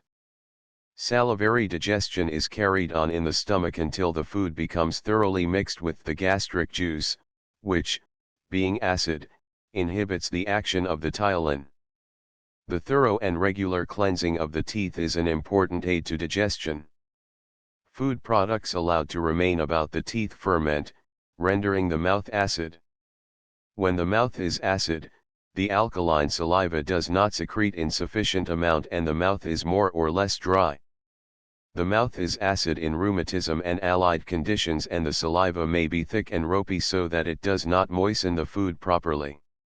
On the other hand, the flow of saliva may be too free, the ptyalin is then too much diluted to promptly act on the food. This may result from overstimulation of the salivary glands occasioned by the excessive chewing of gum, or tobacco. These excesses also carry too much air into the stomach, resulting in flatulence. The flow of saliva is controlled, largely, by nerves centering in the medulla oblongata. The sight of food, pleasingly served, or even the thought of food which one likes, will increase the flow. This is one instance of the control of thought over digestion, and the importance of forming the habit of cultivating a taste for all kinds of food is apparent. The stronger the relish for the food, and the more thoroughly it is masticated and mixed with the saliva, the more perfectly will the first step in digestion be accomplished. Thorough mastication is important, not only because the chemical action on the starch molecules is facilitated by the softening and mixing with the saliva, but also because thorough mastication tends to prevent overeating. The appetite is more quickly satisfied when the food is well masticated. Cool water encourages the flow of saliva and for this reason should be drunk before meals, particularly when digestion is weak. It may be taken at rest periods during the meal. See page 31. The mouth and nasal passages. The relation of the mouth and nasal passages to the digestive processes is seldom considered by the average individual. Their importance to the growing child is being recognized by the examination of school children, which is now being made a part of the health program in many of our cities. Their importance to the adult is no less. Food particles allowed to remain around the teeth, or in the cavities of decayed teeth, incite bacterial action. With the next meal, these bacteria are swallowed and cause fermentation of the food, occasioning indigestion and possibly dyspepsia. Decayed or missing teeth, swollen gums, or pyuria interfere with proper mastication of food, hence it does not receive the thorough salivary moistening necessary. the starches pass practically unchanged into the stomach and small intestine, overburdening these organs. Catarrh of the nasal passages, with the constant swallowing of germ-filled secretions, carries morbid products into the stomach, coating the glands with mucus, often infecting them. It may also occasion a catarrhal condition of that organ. If, from any cause, the saliva becomes acid, dryness of the mouth results and desire for food is lessened or absent. Diseases of the salivary glands may render these necessary secretions unfit to perform their work. In illness, the mouth often drops open from weakness, producing the same condition of dryness. The mouth, in illness, is too often neglected by those in charge of the invalid. Adenoids and enlarged turbinates in child or adult, narrowing the nasal passages and preventing the ingress of air, cause mouth breathing. The air dries the membranes and the tongue becomes swollen and cracks, interfering with proper mastication. Adenoids should be removed, and any other condition which interferes with the proper function of the mouth should be remedied as soon as possible. The mouth should be properly cleansed, the gums massaged, the teeth thoroughly brushed, back as well as front, defective teeth repaired or removed, abnormal growths eliminated, and the secretions kept abundant and healthy. Food well prepared in the mouth by thorough mastication satisfies hunger, renders more easy the work of the stomach and intestines, and aids in the general welfare of the system. Gum chewing, this too prevalent habit, may aggravate the condition which it is supposed to cure. A slight indigestion appearing, gum is often chewed to cause a fuller flow of saliva to aid digestion. If gum chewing is indulged in to excess, however, the muscular movements overstimulate the salivary glands, eventually weakening them. Overuse of the chewing muscles and overexcitation of the nerves fatigue them and cause them to weaken. The sticky gum, adhering to fillings in the teeth, loosens them and furnishes a lodging place for food particles and bacteria. The excess of saliva may render the gastric juice alkaline, inhibiting its action. Excess of air swallowed with the saliva may cause flatulence or accumulation of gas in the stomach. Lack of poise and nerve tension is increased by excessive gum chewing, resulting in fatigue of the entire body. This lack of poise may be noted in any public assembly, as the movies, frequented by gum chewers. The habit, as generally practiced, is not an inspiring sight and should be discouraged. Gum chewing in moderation, for a few minutes after a meal, may not do harm, but its indiscriminate use is to be deplored. Thorough mastication of food will serve to supply the necessary saliva. Exercise directed to the stomach and a more thorough circulation and elimination will do more for any digestive derangement than the excessive practice of chewing gum. Stomach digestion: as the food enters the stomach, the gastric juice pours out from the mucous lining, very much as the saliva pours into the mouth. Like the saliva, it consists of 99.5% water and 0.5% solids. The solids of the gastric juice are pepsin, renin, hydrochloric acid, and mucus. The mucus serves to lubricate the food as in the saliva. It perhaps also aids to prevent the digestion of the mucous lining of the stomach. The hydrochloric acid and the pepsin cause the principal chemical changes in the food while in the stomach. They act only on the proteins. The hydrochloric acid must be present before the pepsin can act, as only in an acid medium can pepsin dissolve the proteins. It is also of an antiseptic nature and hinders or prevents the decomposition of food. The renin ferment precipitates the casein. The only digestion of starches in the stomach is that continued by the saliva. Gastric juice begins to flow into the stomach soon after eating, but normally it is not secreted in sufficient quantity to supersede salivary digestion for from 20 to 45 minutes. The result of gastric digestion of proteins is their conversion, first, into albumin, then into proteases, and, lastly, into peptone, which is protein in a more simple, soluble, and diffusible form. In the form of peptone, the proteins are in condition to be absorbed. If the food has been properly cooked and masticated, gastric digestion will be completed in from 1½ to 3 hours. If not properly cooked and masticated, the stomach digestion may continue from 1 to 2 hours longer. It should, however, be completed in 3 hours. It will be seen that the evening meal is ordinarily digested before sleep, as one does not retire for from 3 to 5 hours after eating. If, through imperfect mastication, or a disordered condition of the stomach, the digestion is not completed in about 3 hours, the food is likely to be retained in the stomach and by its weight may cause prolapsus of that organ if the supporting tissues are weak. Fermentation may ensue and give rise to gases which may cause acute distress. Animal foods, which are readily digested, remain in the stomach for a shorter time. Meat, as a rule, is easily digested, because the digestive juices of the animal have converted the starches and sugars. The white meat of chicken is digested in a shorter time than the red or the dark meat.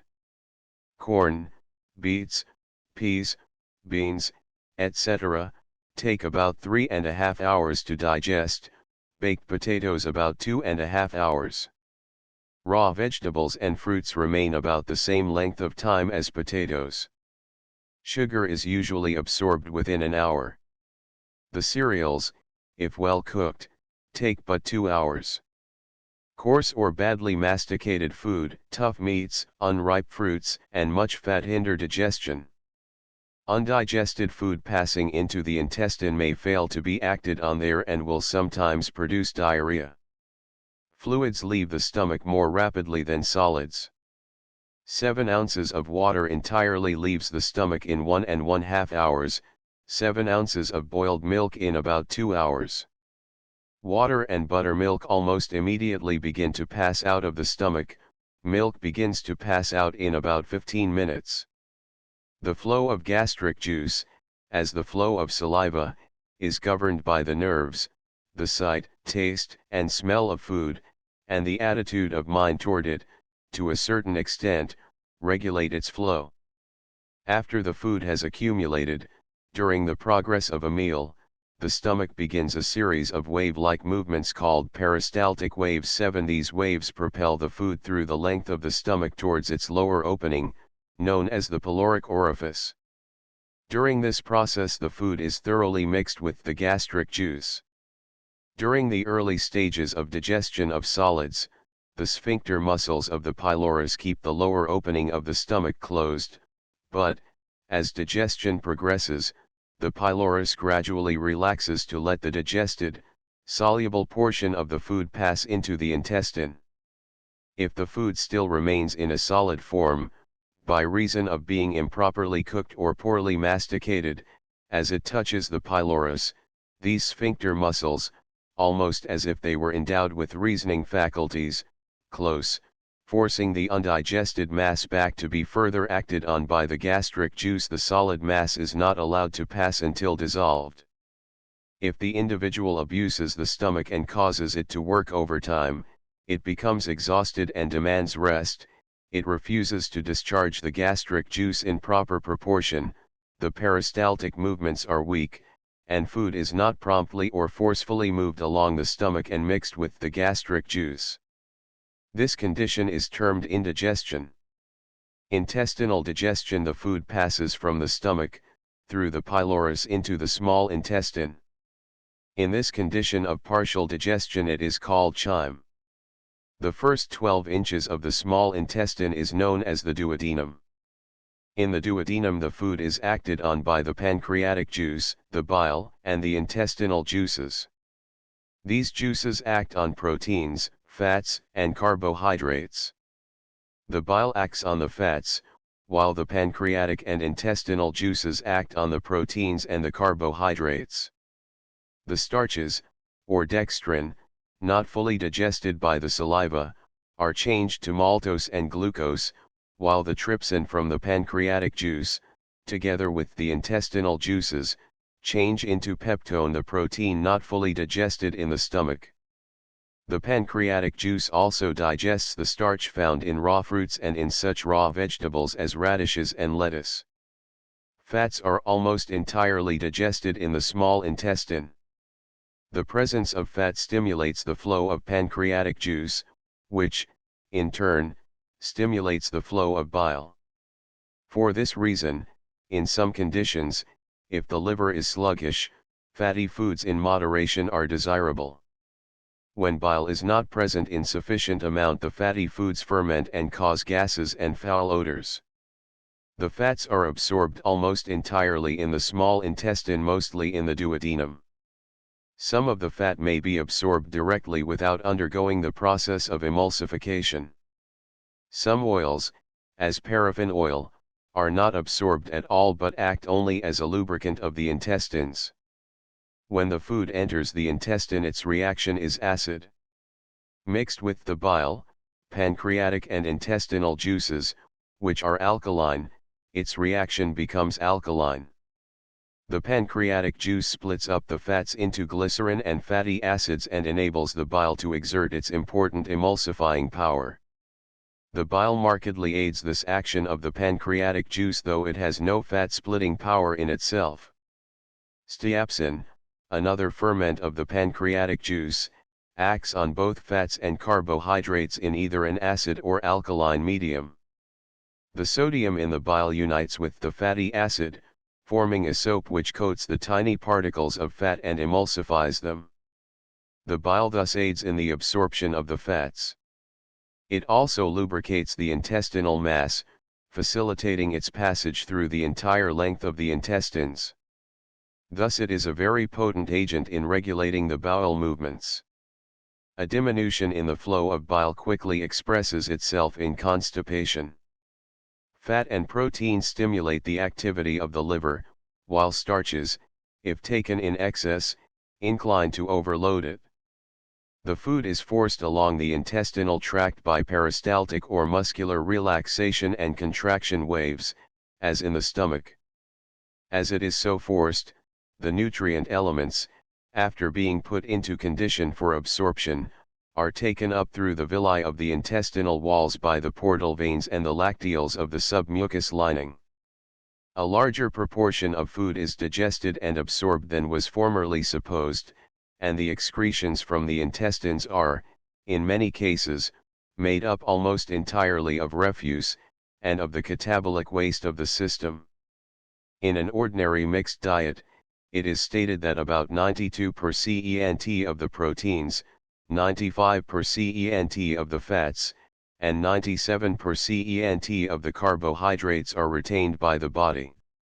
In digestion, it is of the utmost importance that the muscular, mucous, and submucous coats, and the secreting glands of the stomach and intestines be kept thoroughly strong and active, that the digestive juices may be freely poured out, the nutriment be freely absorbed, and the food be moved along the digestive tract. The strength of any organ is gained through the nutriment in the blood, therefore, daily exercise, which calls the blood freely to these organs, is imperative. Daily exercise should be directed to the vital organs. A walk for exercise is not sufficient. Absorption of food: the greater part of the food is absorbed through the intestines, yet some proteins which have been fully digested by the gastric juice, and certain fats, particularly the fats in milk, which are in a natural state of emulsion, may be absorbed through the walls of the stomach. However, the absorption through the stomach is small compared to that through the small intestine. Diagrammatic representation of villus. A. 1. Cylindrical or sucking cells. 2. Goblet cell. 3. Capillaries. 4. Food particles ready for absorption by the cells. B. Cylindrical and goblet cells seen from above, adapted from Landois. The small intestine is peculiarly fitted for absorption. Its mucous lining is thrown up into folds to furnish a larger surface for this purpose. The folds hold the food as it passes toward the large intestine, until the villi have the opportunity to absorb it. These transverse folds of the intestinal walls are called valvuli connivent. The villi are tiny finger-like projections of the mucous lining of the intestines, which stand out of the lining somewhat as the nap on plush. They have been called sucking villi, because during the movements of the intestines they seem to suck in the liquid food. As soon as the foodstuffs, proteins, carbohydrates, and fats are put in an absorbable state called chyli, they are very promptly taken up by the villi. If for any reason the chyli remains unabsorbed, it is liable to be attacked by the bacteria always present in the intestines, and gases form. The peptones, sugars, and saponified fats are rapidly absorbed, while the undigested portion, together with the unabsorbed water, the bile, mucus, and bacterial products, are passed through the ileocecal valve into the large intestine.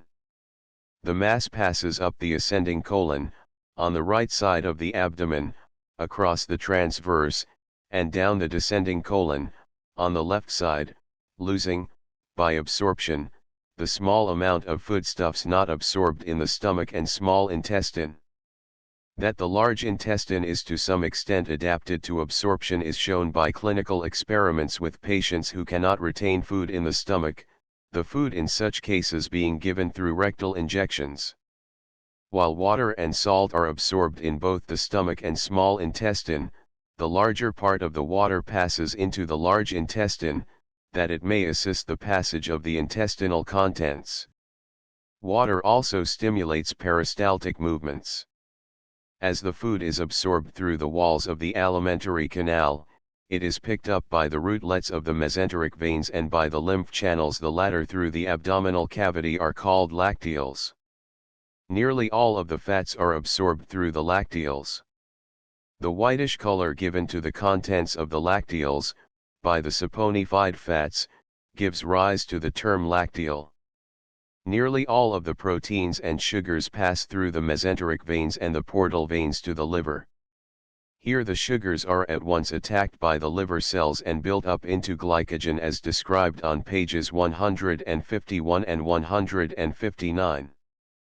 A small portion of the proteins, however, do not go to the liver, but are passed directly into the lymphatics and thus into the bloodstream, where they are again carried to the liver, and the urea is separated. To sum up, the larger part of the sugars, starches, proteins, and fats is absorbed through the small intestine, a small amount being absorbed in the stomach and a very little through the large intestine. While some water and salts are absorbed in the stomach and small intestine, these are largely absorbed in the large intestine.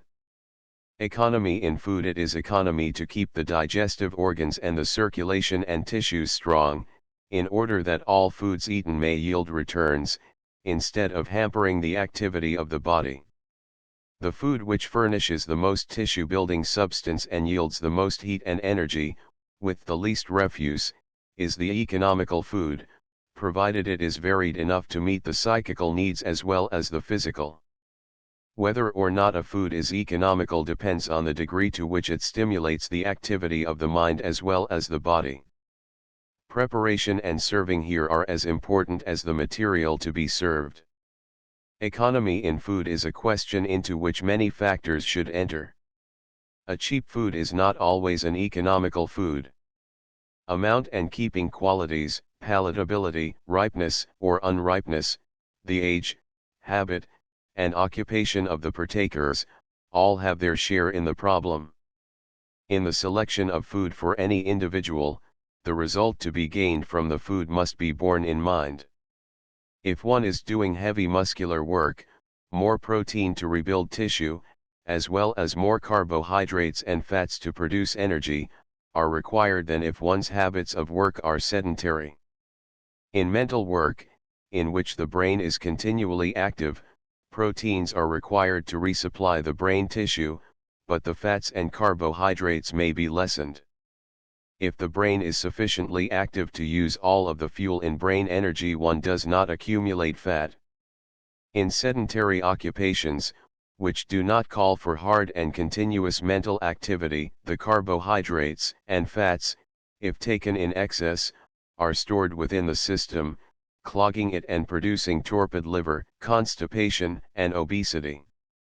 In a study of tables of food values, in making up a dietary, the question should be to provide the largest quantity of nutriment at the lowest cost, with due attention to palatability and variety.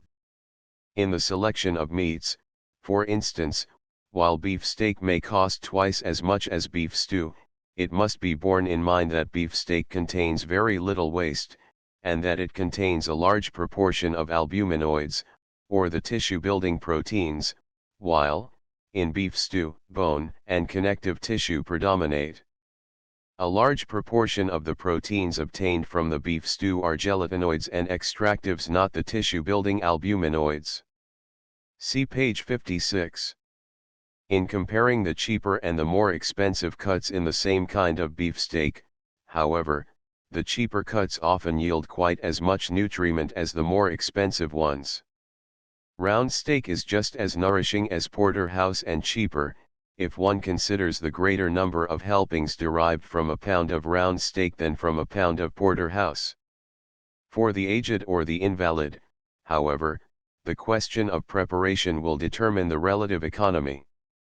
Footnotes 5. For a knowledge of the structure and function of the mucous lining of the stomach and intestines, and of the tributary glands, such as the liver and pancreas, which is important to a thorough understanding of digestion, the reader is referred to Let's Be Healthy, of this series. In this will be found a study of the secretion of digestive juices, the conditions favoring normal secretions, etc. 6. Hereafter, in speaking of sugar, after it has been absorbed into the blood, the reader will bear in mind that the term refers not only to digested sugar, consumed as such, but also to digested starches, maltose. 7. See Let's Be Healthy, by Susanna Cocroft. Chapter 6. Organs and conditions affecting digestion. The purpose of this chapter is to show the work of other than the digestive organs in assimilation, construction, and elimination. The liver is commonly called the chemical workshop of the body.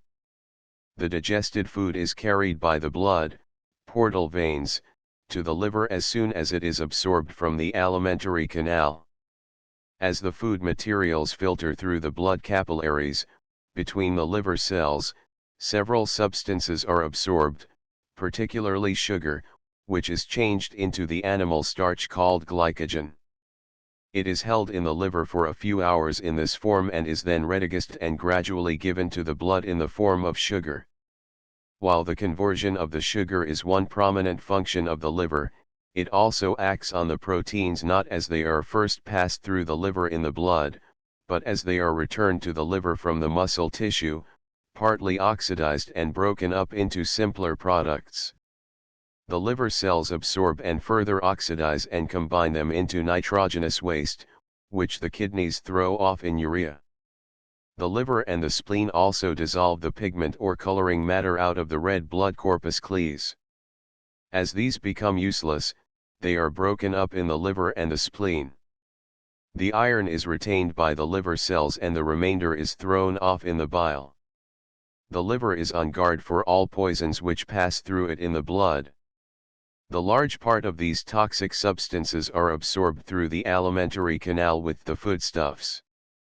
Many of them are the result of the fermentation of foods which are not digested so promptly or so thoroughly as they should be, on account of an insufficient secretion of digestive juices, or on account of a failure to secrete them in normal proportions, due to inactivity of the stomach and intestines. Nature thus supplies a guard to oxidize, or break down these poisons and make them harmless, so that normally they do not affect the nerves and the bloodstream, and, through these, the entire system. The necessity of correct habits of deep breathing will be readily seen here, because oxygen is required to break down the poisons as well as to oxidize the worn-out tissues. One example of the action of the liver in rendering substances harmless, is its oxidation of alcohol. From 1 to 3 ounces of alcohol a day may be oxidized and made harmless in the liver, varying according to the individual and to the condition, at different times, in the same person. If the limit of 1 to 3 ounces is exceeded, the excess is not oxidized and intoxication results. This is the reason one may become intoxicated at one time when the same amount of liquor would not appreciably affect one at another. The muscles play an important part in the use of foods.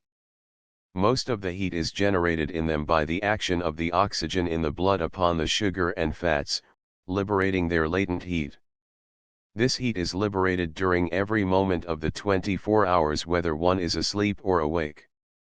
Of course, more is liberated during exercise, since the movement of the muscles sets all tissues into activity and the blood circulates more strongly, bringing a greater supply of oxygen to them. It is always well during active exercise to stop frequently and fully inflate the lungs, not only to bring more oxygen to the blood, but to change the residual air and in the inflation to exercise the lung tissue more freely, bringing a better supply of nourishment to it. We forget that the lung tissue as well as every other tissue of the body needs exercise and a full supply of nourishment. One should form the habit of breathing fully and deeply, otherwise the liberated carbon dioxide will cause an increased pressure throughout the bloodstream, particularly about the heart and in the head. This pressure is relieved when the excess of carbon dioxide has been thrown off by the lungs. Much dull headache is due to the retention of carbon dioxide resulting from shallow breathing. Nature makes the effort to throw off this excess of carbon dioxide by forcing one to breathe more rapidly while running or taking unusual exercise. A certain amount of protein is constantly oxidized in muscular action also, being broken down into carbon dioxide, water, and a number of nitrogenous mid-products. The carbon dioxide and water are thrown off by the lungs, and the partially oxidized nitrogenous waste is carried to the liver, where it is further oxidized and prepared for excretion through the kidneys, lungs, skin, and intestines. Through their stimulant action, the nerves aid in oxidizing food materials. During periods of rest, food materials are also stored in the nerve cells. During nervous activity they are oxidized and carried away through the blood and the lymph. This oxidation of the food, stored in the nerves, creates nervous energy and heat. The energy liberated by the nerves resembles electrical energy. When one is continuously using an excess of nerve activity, all reserve food material, stored in the nerve cells, is used and the nerves become undernourished. The result is seen in neurasthenic conditions of various kinds. The nerves as well as other tissues require protein to renew their substance as well as fats and carbohydrates for their energy. The vasomotor nerves influence digestion to a marked extent by regulating the blood pressure in the digestive organs and the consequent rate of speed with which digestion and absorption take place. They speed up or slow down the movements of the alimentary canal, thus aiding and preventing the admixture of the food with the digestive juices. By acting on the glands, they aid or prevent the secretions from being formed and poured out. They thus materially affect digestion. The vasomotor nerve centers are in the medulla oblongata. The lungs absorb oxygen and eliminate carbon dioxide. They occasionally throw off a very little organic material. The carbon dioxide is carried to the lungs from the tissues through the venous stream and diffused through the walls of capillaries in the lungs. The oxygen is absorbed in the thin air sacs in the capillary walls. If the lungs are cramped by a faulty position of the body, by excess of fat, or by tight clothing, they cannot expand to their fullest extent. The blood is thus imperfectly aerated and oxygenized and is not freed of its waste. The lung tissue is imperfectly exercised, sufficient blood not being brought to the lung cells to ensure their strength. The cramping of the lungs is due largely to incorrect habits of standing and sitting. The kidneys do not absorb as do the lungs, neither do they perform any anabolic work as does the liver, nor catabolic work as the muscles, nerves, and the liver. They simply throw off waste matter. As the blood passes through them, urea, uric acid, urates, sulfates, and sodium phosphates pass from it and with the water are thrown from the system, hence the kidneys are purifying organs, as are the lungs. The blood returning from the kidneys through the veins is pure, just as the blood in the pulmonary vein is pure, while that in the arteries to the kidneys is impure. Interference with the action of the kidneys results in an excess of these substances in the blood and may produce a condition of intoxication known as uremic poisoning. The skin, by pressure on the capillaries, controls, to some extent, their dilatation and thus prevents an excessive loss of fluid. When a portion of the skin is removed by accident, as after burns, drops of moisture may be seen gathering on the denuded surface and may result in considerable loss if the denuded surface is large. The skin is a protective covering. We are constantly surrounded with bacteria, dirt, etc., and the skin prevents their absorption. It contains glands which secrete a fluid fat. This keeps the skin soft and flexible, preventing it from becoming too dry. The skin also prevents the underlying tissues from injury through abrasions or contact with foreign substances, as in various industries. It also contains sweat glands, which throw off body waste in the form of salts and moisture in the perspiration. This helps to regulate the body heat and to aid in keeping the skin soft. The kidneys and the skin are interdependent. If the kidneys are inactive, the skin must throw off a larger quantity of waste, and if the skin is inactive, or if for any reason its pores are closed, the kidneys become more active. The skin also throws off carbon dioxide and, to a slight extent, it absorbs oxygen. Besides digesting and absorbing food, the intestines eliminate waste. In their work of elimination, they pass off all undigested matter. They also carry off bile pigment, bile salts, mucus, other decomposition products, also a little unabsorbed fat. Coarse articles of food containing fibers which do not digest, such as the bran of grains and the coarser fibers of fruits and vegetables, much of their substances are not food in the strictest sense, are valuable, as they increase the peristaltic movements of the intestines and assist in carrying the waste excretions along their course. The intestines also carry off the organic refuse which is produced by the chemical action of oxygen. This refuse consists of carbon dioxide and the nitrogenous waste. Combustion, or burning of fuel in any form, oxidation to release latent heat and energy, always leaves a residue, and it is the work of the intestines to eliminate much of this refuse. When coal is burned, gas, smoke, ashes, and cinders constitute the waste. If these were not allowed to escape or were not removed from a stove, the fire would soon go out, the smoke and gas would smother it, and the accumulation of ashes would prevent the circulation of oxygen. This is true in the body. The carbon dioxide not being allowed to pass off would soon put out the fires of life. It would poison the body and inhibit the action of the nerves. If the waste is not thrown from the system, we notice it in a feeling of lassitude, both mental and physical. If the nitrogenous waste, like ashes and cinders, is not eliminated, one will die in convulsions in a few days. The absolute necessity of a free elimination of waste will be readily seen. If the engine is to do its work, the engineer sees that it is kept perfectly clean, otherwise it becomes clogged, works inefficiently, and soon wears out. The same is true in the body. Clogging in any part overworks and wears out other parts dependent on the work of the defective one. Constipation, or a failure of the intestines to eliminate the waste, is a grave menace to the system. The poisonous gases accumulating are absorbed by the system. The blood carries the digested food and the oxygen to the various tissues and organs, which select from among the nutrients offered to them the one suited to their growth and repair. It is the universal medium of exchange. It carries carbon dioxide to the lungs and the wastes of the tissues to the other eliminative organs. It carries impure material to the purifying organs, and pure material away from them. When it is lacking in quality or quantity, the body suffers, and if the lack continues, the body dies. Every organ contributes its share to the work of the blood, and every organ takes from the blood some of its elements.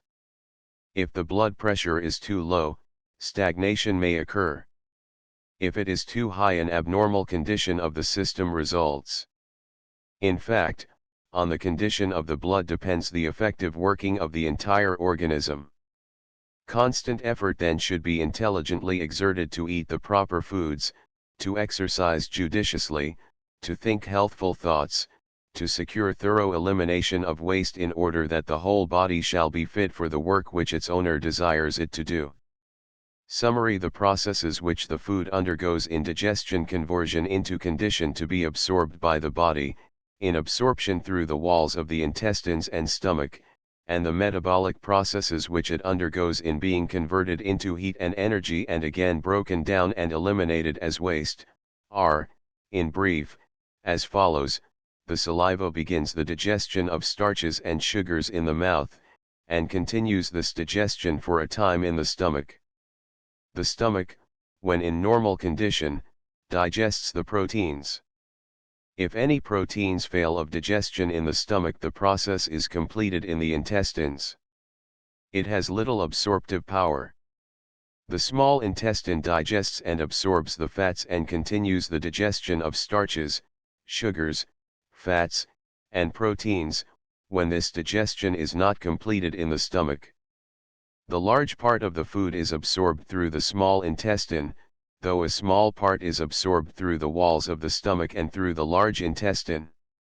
Fats are almost entirely absorbed in the small intestine. They are absorbed through the lacteals and are carried into the bloodstream. The intestines, aside from their work of digestion and absorption, excrete bile pigment, bile salts, mucus, and other decomposition products, also such food materials as are not digested. The liver. The proteins, the starches, converted into maltose, and sugars pass into the liver. The sugar, including the sugar in vegetables, milk, fruits, and that used for sweetening, as well as the carbohydrates which have been changed into maltose, is converted into glycogen in the liver, stored for a time, and again broken down into a condition in which it may be absorbed into the blood. The proteins pass through the liver but are not acted on by this organ until they again return to the liver through the bloodstream, after they have been partly oxidized in the tissues.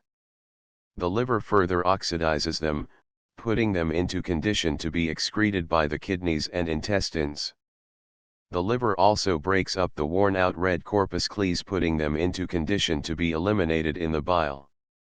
It oxidizes and renders harmless poisonous substances absorbed in the food, such as fermented food products and alcohol.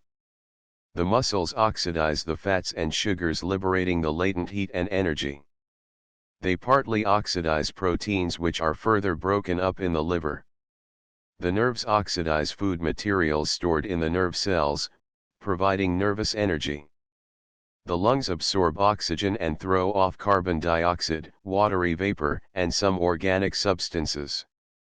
The kidneys and the skin excrete water, carbon dioxide, and nitrogenous waste. The blood carries the vital elements derived from the food to all the organs and tissues, keeping them alive and actively functioning. It also carries waste products to the skin, lungs, kidneys, and intestines for elimination.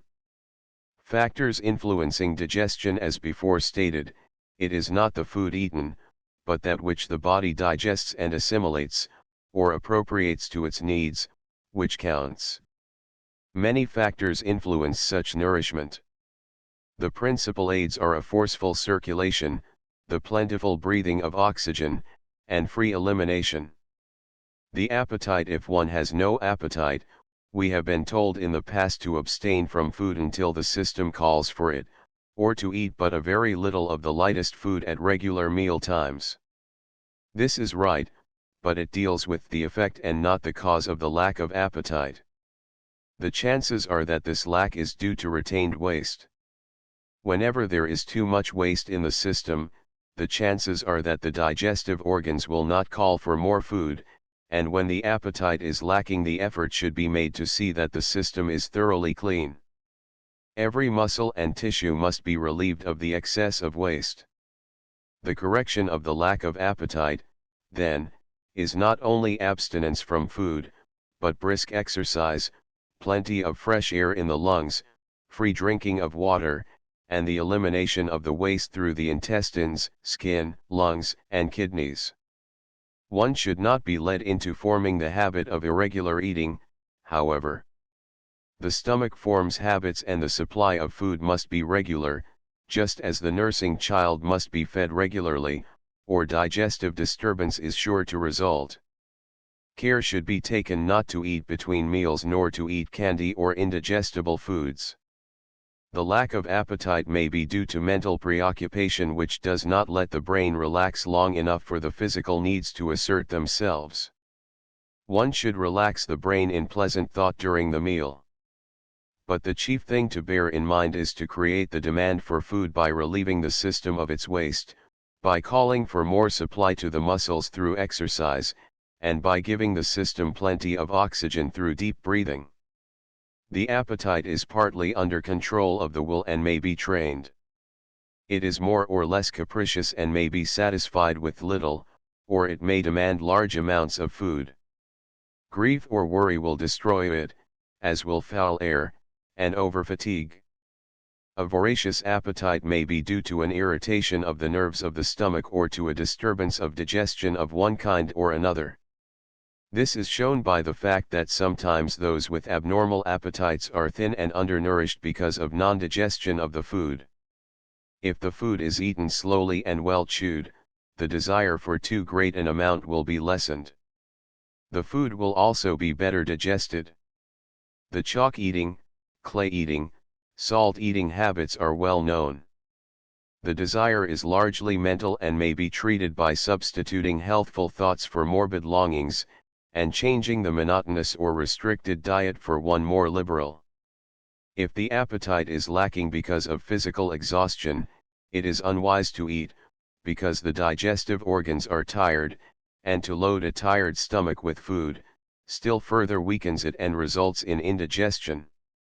The better plan is to drink 2 glasses of cold water and lie down for an hour. Lack of appetite and the taste for highly seasoned food may come from a monotonous diet or one that does not contain sufficient coarse food or sufficient water to stimulate peristalsis. The result is stagnation and constipation, with the disorders that follow in its train. The monotonous diet, from its effect on the mind, results in lack of desire for food. Both the condition and the appetite are often stimulated and changed by a greater variety in the kinds of food. Care should be taken not to form the habit of using stimulants too freely, particularly with children. Condiments and stimulants, used to make the food appetizing, unduly stimulate the nerves, and pervert the natural taste, and foods containing their natural amount of spices or extractives no longer tempt one. Those whose nerves are highly keyed, form the habit of seasoning the food too highly. This undue stimulation calls for more food at the time of eating than a normal appetite would demand. The taste being cultivated for the stimulant, the habit of eating too much food is formed.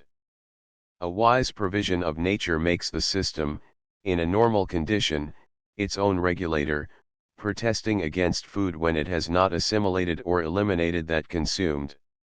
One should learn to obey such protests and cut down the quantity when nature calls enough, and exercise to eliminate waste, thus creating a better assimilation. Nature does not call for more food until she has eliminated the excess of waste. There are exceptions, however. Some phases of indigestion cause a gnawing sensation in the stomach which is often mistaken for a desire for food. This is not a normal appetite. Water will usually relieve it. Often loss of appetite is the result of a clogging of the intestines or liver, or is due to an excess of bile, which, not having been properly discharged into the intestines, has entered the bloodstream or regurgitated into the stomach. A torpid liver often expresses itself in a dull mental force, the toxins deadening the nerve cells. The lack of desire for exercise of those living in warm climates results in a sluggish activity of the system. As a result, it demands less food, and habits of excessive seasoning to stimulate the appetite have been formed. The desire for excessive stimulants, such as salt, may be a cultivated taste and the habit should be corrected. There is a difference between the cultivated and the normal appetite. A child rarely shows a desire for stimulants such as tea or coffee, excessive salt, pepper, pickles, catsups, etc., unless unwisely encouraged by an adult, who does it, not because it is food for the child, but because the individual himself has cultivated a taste for it. It is as easy to form healthful tastes and habits of eating as unhealthful ones, and care should especially be exercised over the formation of healthful habits in the growing child. One should not allow himself to become finicky, or no food will give him its best service.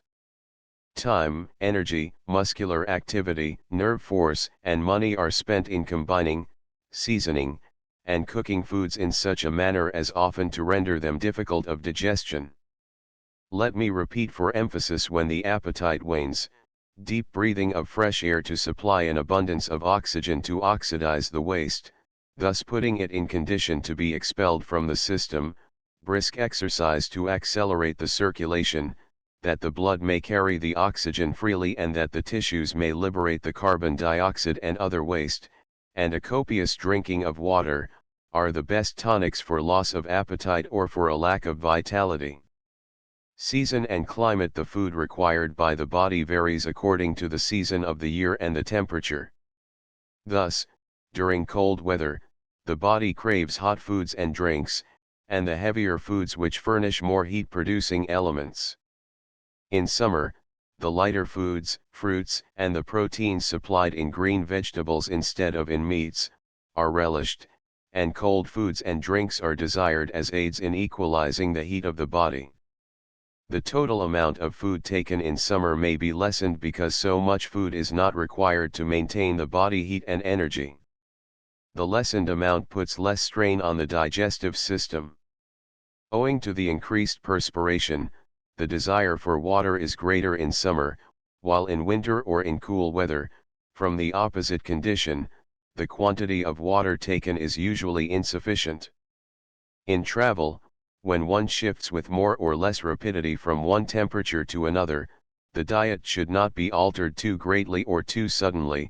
The system must be allowed time to accommodate itself to the change. The occupation must be taken into consideration. Great muscular activity requires a more liberal diet than a sedentary habit, no matter what the climate may be. Certain tribes that inhabit the tropics subsist almost entirely on meat, while many of the inhabitants of Russia and Norway live on breadstuffs almost to the exclusion of meat. It is quite obvious that the food should vary according to the body needs. The needs of the adult, the child, and the infant vary. The baby may not take the food which is required by the child from the age of 3 to 10, and the aged, not exercising vigorously, does not need the hearty food of the growing child or the active adult. The need for food depends, however, on activity more than on years. It is more difficult to make those in middle and old age, who are not active, realize that the body no longer needs so much food, due to the fact that it is not so actively building tissue, and that an oversupply causes a serious tax on the digestive system. It brings in its train ills which might easily be avoided by simpler habits and a little study of the actual needs of the body. More food than the activity of the system demands, taken in later or middle life, causes most of the diseases which afflict this period.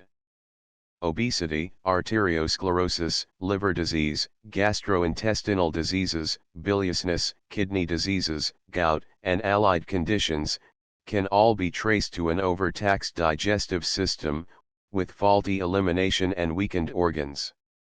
These show the rebellion of nature at being compelled to work overtime. While these diseases are most frequent after 40, the condition of the system which designates age is not always measured by years. In the ordinary individual who has allowed himself to sit and become lazy in his habit of life, certain changes in the system occur and the body needs less food than is required in more active life. There are not such heavy calls on reserves for repair, either of nerve force or of material. Unless active exercises and interests have been kept up, the muscular system begins to deteriorate, the heart action is slower, and there is a lessening of nerve tone. Relaxation of the digestive and intestinal organs occurs, peristalsis is less vigorous, and the glands become less active, owing to the lessened call for energy. From this cause, unless the amount of food is reduced in proportion to the body needs, constipation and other digestive derangements may result.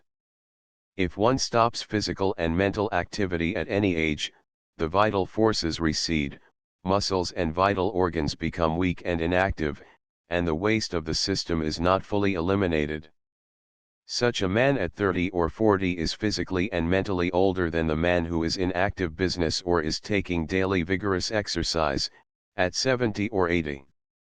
The latter may follow the same diet which he followed at 50, while the former should follow the diet of the old man who has stopped active work. Young men who through excessive drafts on their vitality have exhausted their forces often act and look twice their years. For these the diet should be simple, easily digested, and nutritious, and often reduced in quantity. Formerly it was thought that at 50 years of age a man or a woman was on the downhill slope, they were considered aged. Owing to the discoveries of scientific tests of the condition of arteries and vital organs, it is now known that years do not play so large a part in the matter of age. A man or a woman at 50, who is in vigorous mental and physical health, is in the prime of life, while many from 25 to 30, who have dissipated their vital forces, may be said to have entered the age of decrepitude. The saying, "Man is as old as his arteries," should be expanded to "Man is as old as his tissues." People have thought too long that age is a matter of years. They need to be aroused to recognize the fact that the condition of age is a matter of health of body and mind, that the spirit, which sees to it that the body which it inhabits is kept vigorous and strong by healthful and happy thoughts and an active interest in the world's affairs, is young, no matter what the year's number. Optimism and cheer keep one young, pessimism and habits of mental depression age one. One of the encouraging signs of the times is that more and more people are learning to know that their activities need not be given up because they have reached a certain age. If the children which formerly needed care, have grown and gone to homes of their own, the activities of the mother and father are freed to find vent in other directions. If children no longer need immediate care, the parents have time to make better conditions for the children of others less fortunate. They should interest themselves in public questions that affect these children and their own, indirectly if not directly. New life and strength have been found by many by changing their activities and keeping the thoughts young and the interest vivid. The body will respond marvelously to the mandates of the inner self. Habit and regularity of eating. There is no doubt that the habit of eating governs one's convictions of what the system requires. One is inclined to think that a desire for a food is a requirement of nature, yet it may simply be the continuation of a habit due to indigestion. Chronic abnormal functioning of the organs, such as is seen in indigestion, constipation, sluggish liver, etc., are physical habits. If a mother feeds her babe every 3 hours, the child will usually wake and call for food about this period. If she has formed the habit of nursing the child every 2 hours, it will call for food in about 2 hours, even though all symptoms indicate that the child is overfed. It is important that both child and adult establish regular and hygienic habits because the digestive juices secrete themselves at the regular periods established. A right habit is as easily formed, and as difficult to change, as a wrong one. If one forms the habit of eating a certain amount of food, the stomach calls for about the same amount, and when one first begins to change the quantity it protests, whether the change be to eat more or less. Few people form the habit of drinking sufficient water, particularly if they have been taught that water at meals is injurious. In this busy life, few remember to stop work and drink water between meals, and if not consumed at the meal time the system suffers. Many people look dried up. The habit of drinking 2 glasses of water on first arising, and 6 or 8 more during the day is an important one. There is no doubt that a large number of people constantly overload the digestive organs.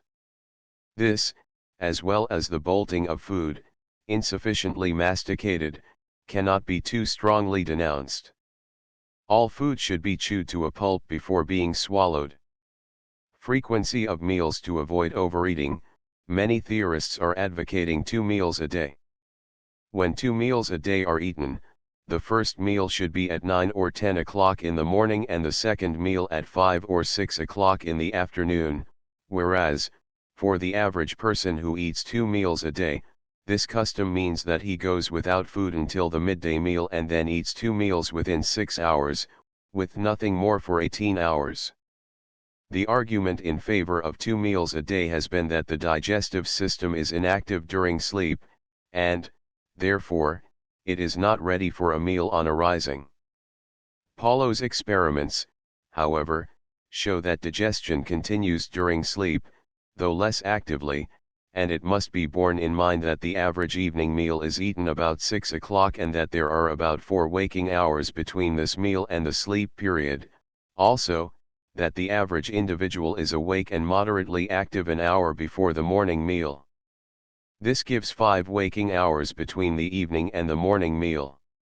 About the same time, 5 hours, elapses between the morning and the midday meal, and between the midday and the evening meal, so that 3 meals a day divide the digestion periods about evenly. If the amount of food supplied by 2 meals seems to be sufficient for the needs of the individual, and it is not practical to eat at the hours stated, then omit the midday meal. In the strain of business life, returning at once to work, after the eating of a heavy meal in the middle of the day, calls all of the surplus blood to the brain. This, in many cases, results disastrously. For this reason, the taking of the heavy meal at night, when the system may relax and time be given to proper digestion, has come to be an institution of city life. More frequent meals, served in lighter quantity with greater regularity, so that the system is not overloaded at any one meal, is rational for delicate or undernourished nerves and tissues. The reason invalids or those whose digestive organs are delicate should have the heaviest meal at midday, is because the vigor of the system is greater at this time than later in the day. The increased temperature in fever in the late afternoon retards assimilation. Those whose digestive organs are delicate should not be confined to 3 meals a day if less food taken oftener is better borne and assimilated, but the meals should be at regular times. Effect of exercise and breathing on digestion. Food is stored in the muscles for immediate use when needed.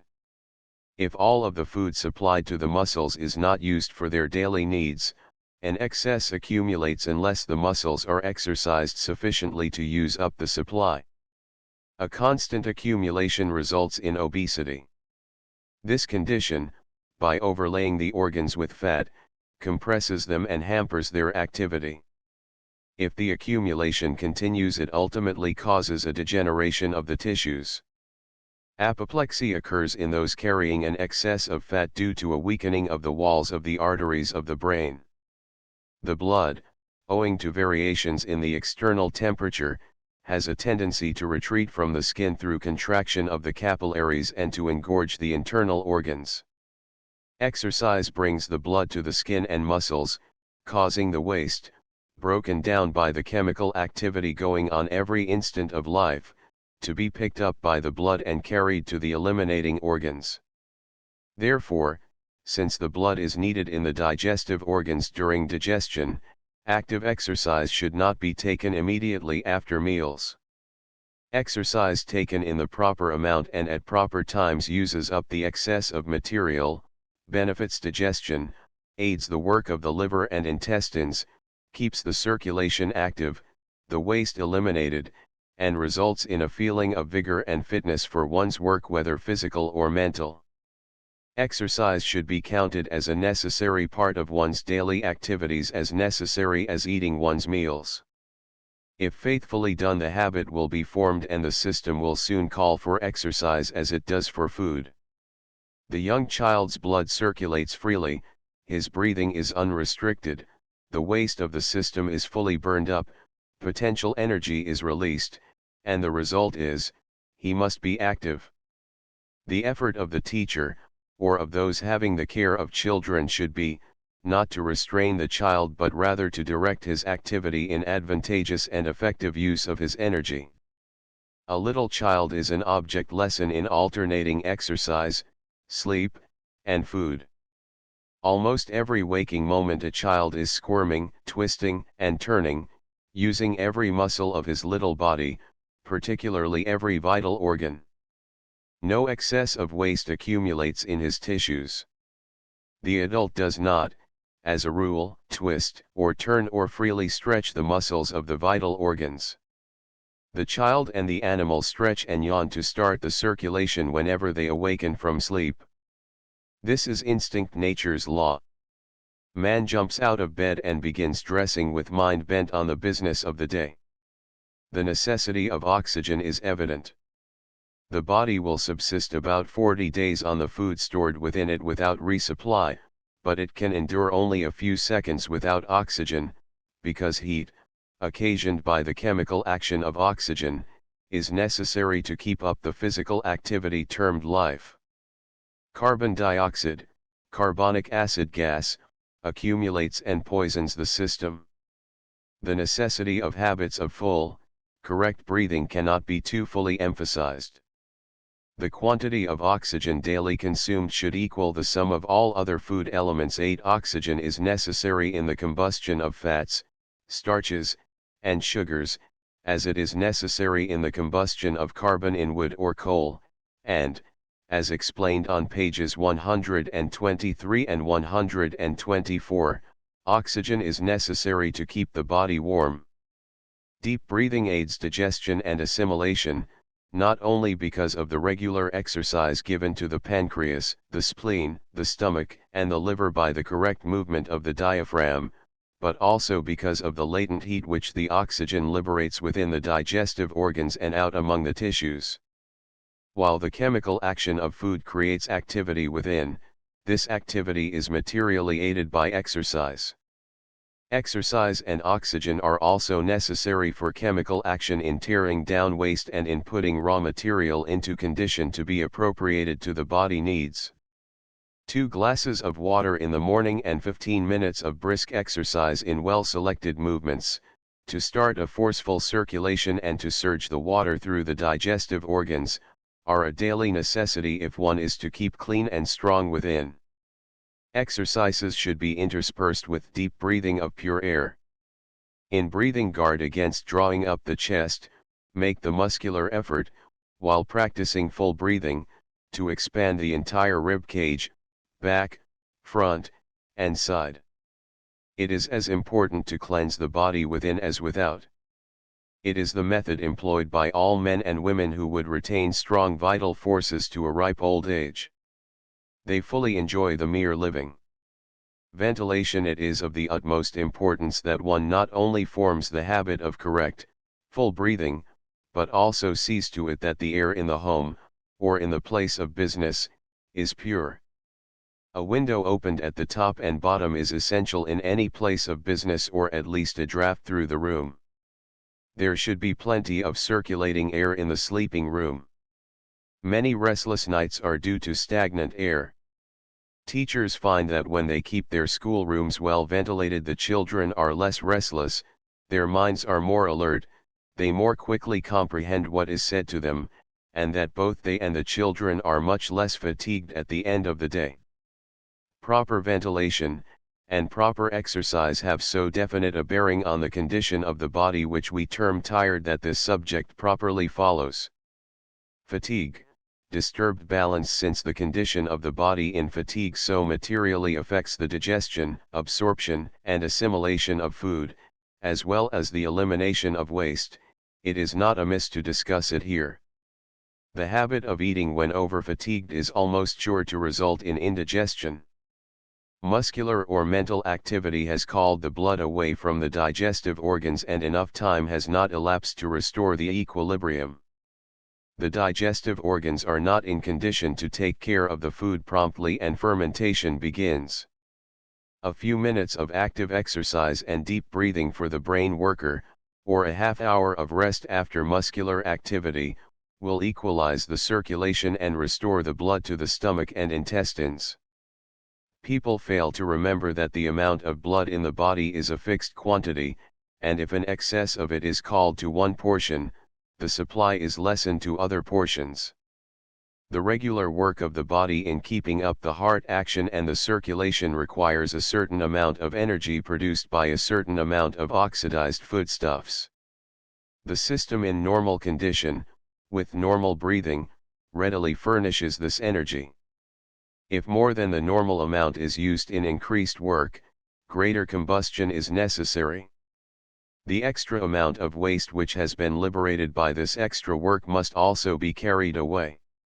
If combustion does not take place, the extra energy is not supplied, and that required for the constant bodily needs is called on. If the waste is not removed from the system and the energy not resupplied to the parts doing the extra work, the muscles, nerves, and tissues are then in the state termed tired.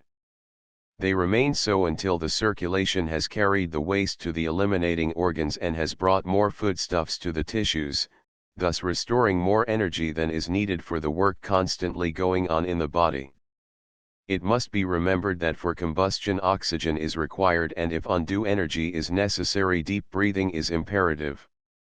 The relief, then, from the state of the body we call fatigue is in equalizing the circulation through exercise or rest, according to the occupation, and supplying oxygen through full breathing.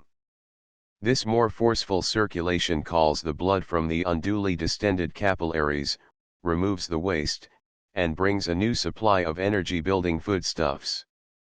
In mental work, the nerves and the brain call for the surplus energy, while in muscular work the tissues require it, hence undue work, either mental or physical, expresses itself in bodily fatigue, until the demand in all parts of the body is equalized.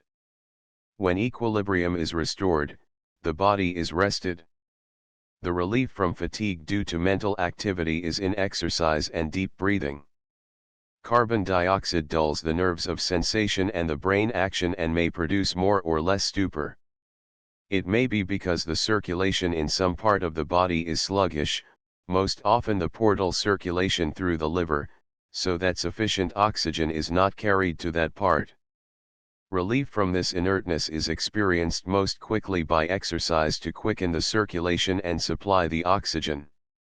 Exercise in one's room by the open window, or at least with the air in the room pure, is often preferable to outdoor exercise, because the body can be nude, or so loosely clothed that the oxygen may not only enter the lungs but also circulate about the skin. 15 minutes of brisk exercise in one's room is better than a 5-mile walk, because if the exercises are intelligently selected, every organ and tissue is used, while walking exercises only about 1/4 of the muscles. After sleeping in a room in which the air is impure, one arises fatigued, because the supply of oxygen is insufficient to liberate the energy required for circulation and catabolism. Harmony, either mental or physical, is rest. With a little more intelligence in keeping up the supply of oxygen, in establishing correct breathing habits, and in understanding the law of distribution of circulation, which means the harmony of forces, this tired world could not only draw a deep, restful breath, but would be invigorated to enjoy life to the full. During sleep all the processes of the body are retarded. Blood flow and breathing become slower and the digestive processes slacken. For this reason, if one goes to bed immediately after eating a heavy meal, digestion is retarded. This may react on the nerves, producing fitful or unrestful sleep. Fever or nightmare may result. The annoying, sleepy feeling which often comes on after a meal indicates a lack of balance in the system, usually that more food has been eaten than the body requires. Lessening the amount of food and increasing the exercise and the oxygen, and cleansing the intestinal tract will prevent it. On the other hand, if the alimentary tract is entirely empty, sleep may not come because there is too much blood in the brain. A glass of hot milk or cocoa, or a couple of crackers, will call the blood to the stomach and will often aid sleep. After eating a heavy meal, from 3 to 3.5 hours should elapse before retiring for sleep.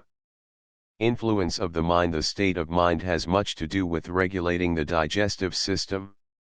Cheerful thoughts keep the nerves of the entire organism in a normal state, while disagreeable thoughts cause a tense, unnatural condition. The nerves of the digestive organs are affected by the tenseness of the mind, just as are the nerves to any other part of the body. As an illustration, if one continuously thinks ugly, disagreeable thoughts, these thoughts affect the chemical activities of digestion and assimilation, resulting in an excess of acid in the blood, and actual illness results. Digestion and assimilation being impaired, the tissues become weakened, they lose their resistance, and, as a result, the organs may prolapse. We then have what is called a vicious circle. The mind affects the body unpleasantly and the body the mind. We are learning to consider many factors in looking for the causes of disease, particularly those due to general weakness, or a disturbed mental state.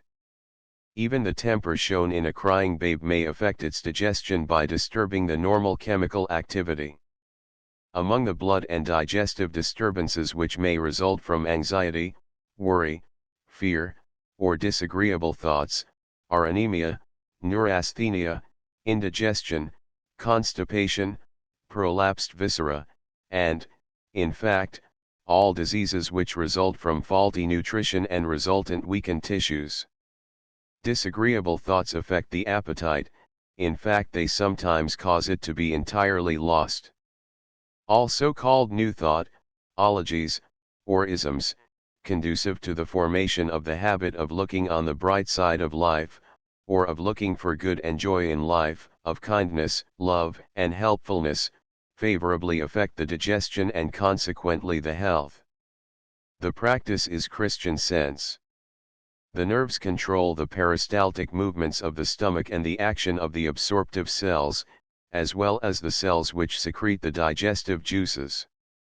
Thus it is that a food which one likes is not only more palatable, but it will also digest more readily, the digestive juices flowing more freely because of the mental stimulus.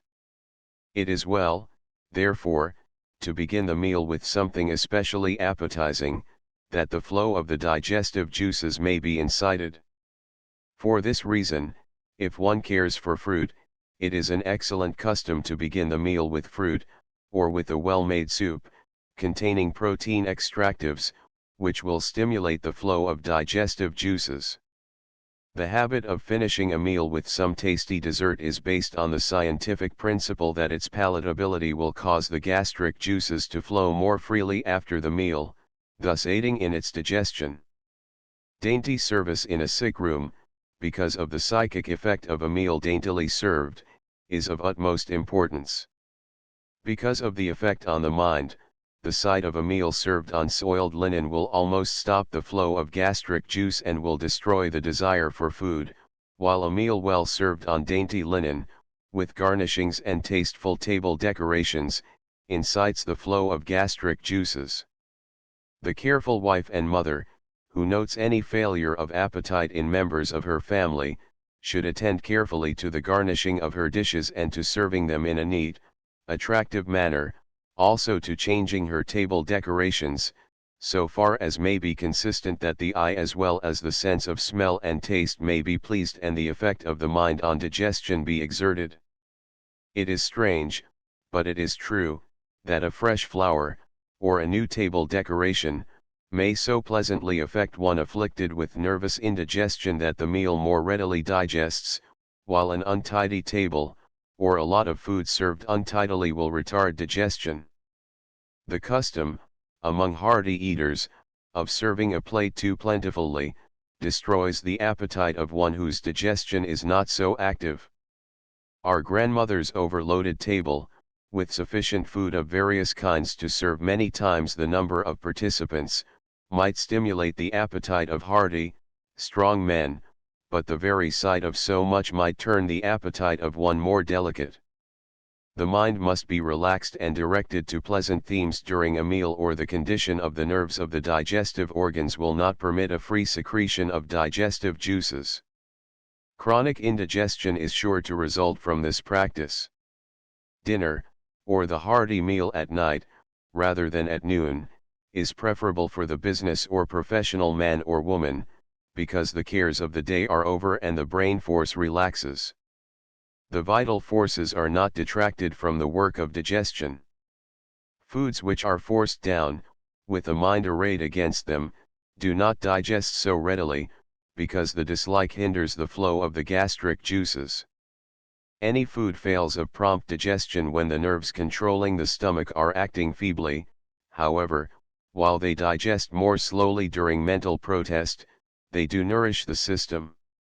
Likes and dislikes are largely mental.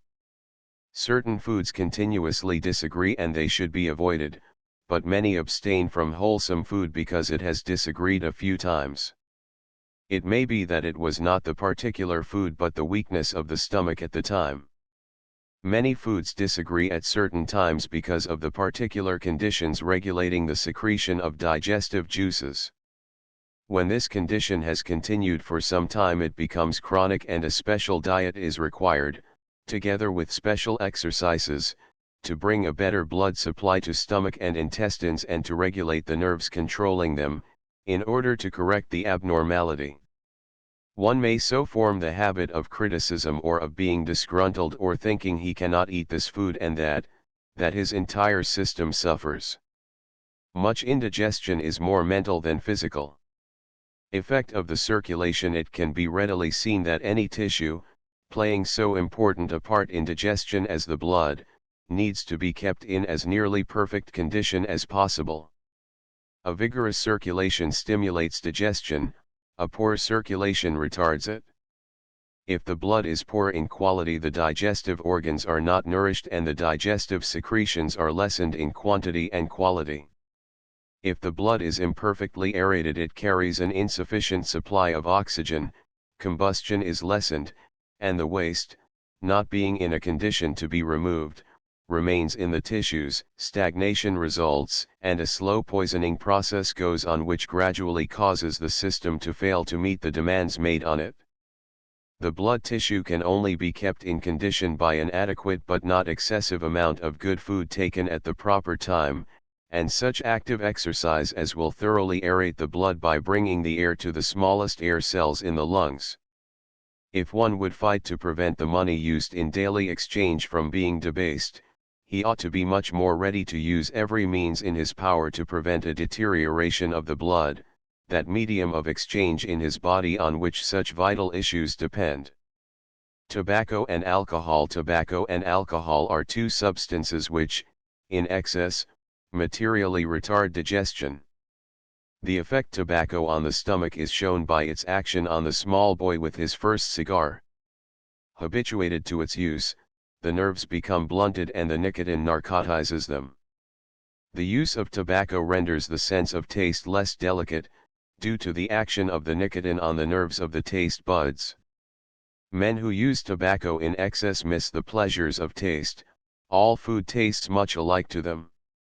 Tobacco, due to its action on the vagus nerve, many times causes disorders both of circulation and digestion. The starches are usually not well digested by those who are habitual users of tobacco. Smoking before meals or when the stomach is empty often occasions nausea. Because of its narcotic action, it often exerts a soothing influence, particularly in men of highly nervous temperament who are unwilling to take the necessary exercise to equalize nerve activity. It was formerly held by physiologists that alcohol was a food, because its oxidation liberates heat, and it was assumed that this liberation of heat was the same as that freed by the combustion of fats, starches, and sugars uniting with oxygen. More recent knowledge, however, has unquestionably determined that the body decomposes alcohol into carbon dioxide and water, thus liberating heat, yet the reaction produces cold and the body requires more heat to warm it. The blood vessels of the skin dilate from overstimulation, and heat is radiated faster than it is generated, so that the temperature of the body is really lowered, though alcohol gives a sensation of heat. The body, therefore, loses the power to resist cold. It was formerly used by physicians for its supposed stimulant action, but it has been determined that the apparent stimulant effect is due to irritation of the nerves, particularly of the nerves of the stomach. The temporary spur to activity is followed, however, by depression of the body forces. The habitual use of alcohol, from overstimulation of the nervous system, affects this system, deranging it permanently, gradually lowering both mental and physical ability, and causing a catarrhal condition of the stomach and intestines. Alcohol, therefore, even in small quantities, is a poison, and not a food. In certain conditions it may be used in emergency to spur a flagging or failing organism to action, but owing to the facility with which the alcohol habit is acquired, its use should not be continued beyond the period when its immediate action is deemed necessary. Because tobacco and alcohol are both poisons, the healthy organism has no need of them. The diseased or deranged organism can often find greater benefit from natural remedies than from the artificial stimuli of these substances. It is a known fact that far more men than women suffer from dyspepsia. One reason for this may be found in the prevalent habit of spitting. Smokers, in whom the irritation of the nicotine causes an excess of saliva, often suffer from gastric troubles, because they expectorate, thus wasting this valuable digestive juice.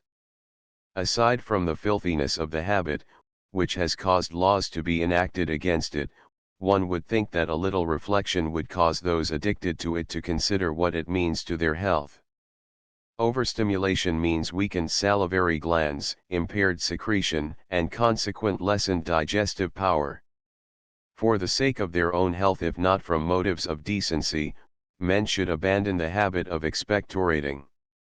Footnotes: 8 editors note measurements of 70,000 women show that 62% of women use only about one-half of their lung capacity and less than 9% use their full capacity. Chapter 7 Cooking. The question of the proper selection and cooking of food is so vital to the health and resultant happiness of every family, and to the strength and well-being of a nation, that everyone to whom cooking is entrusted should have special preparation for the work. Every girl should be given practical and thorough training in dietetics in our public schools. The study is as dignified as the study of music and art.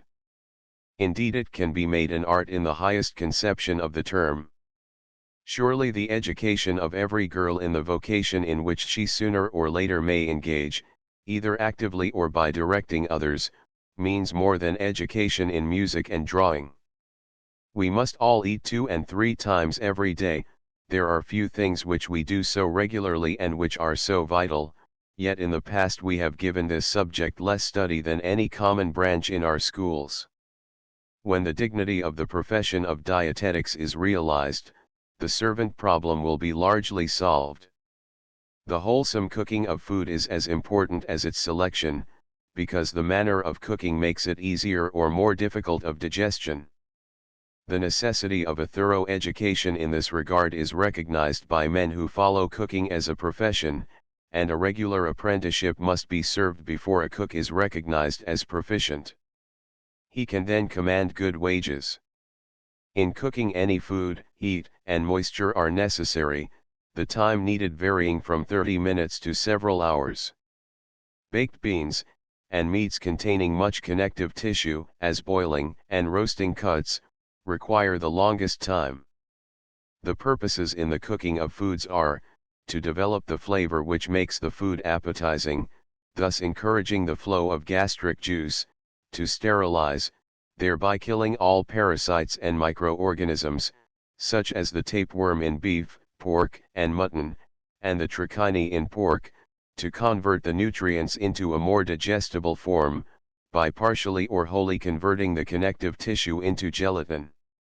According to the variety and kind, food may be roasted, broiled, boiled, stewed, baked, steamed, or fried.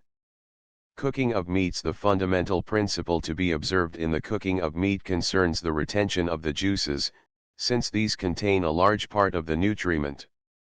The heat develops the flavor, and the moisture together with the heat dissolves the connective tissue and makes it tender. A choice piece of meat may be toughened and made difficult of digestion, or a tough piece may be made tender and easy to digest, by the manner of cooking. Soups. To make meat soups, the connective tissue, bone, and muscle should be put into cold water, brought slowly to the boiling point, and allowed to simmer for several hours.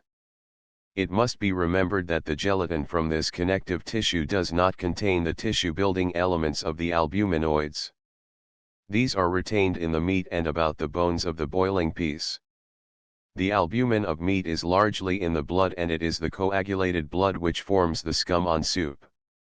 Soup should cook slowly, or much of the nutrition is lost in the coagulated blood, or scum. If a soup containing nutrition is desired, it must be made from boiling meat, connective tissue, and bone with marrow.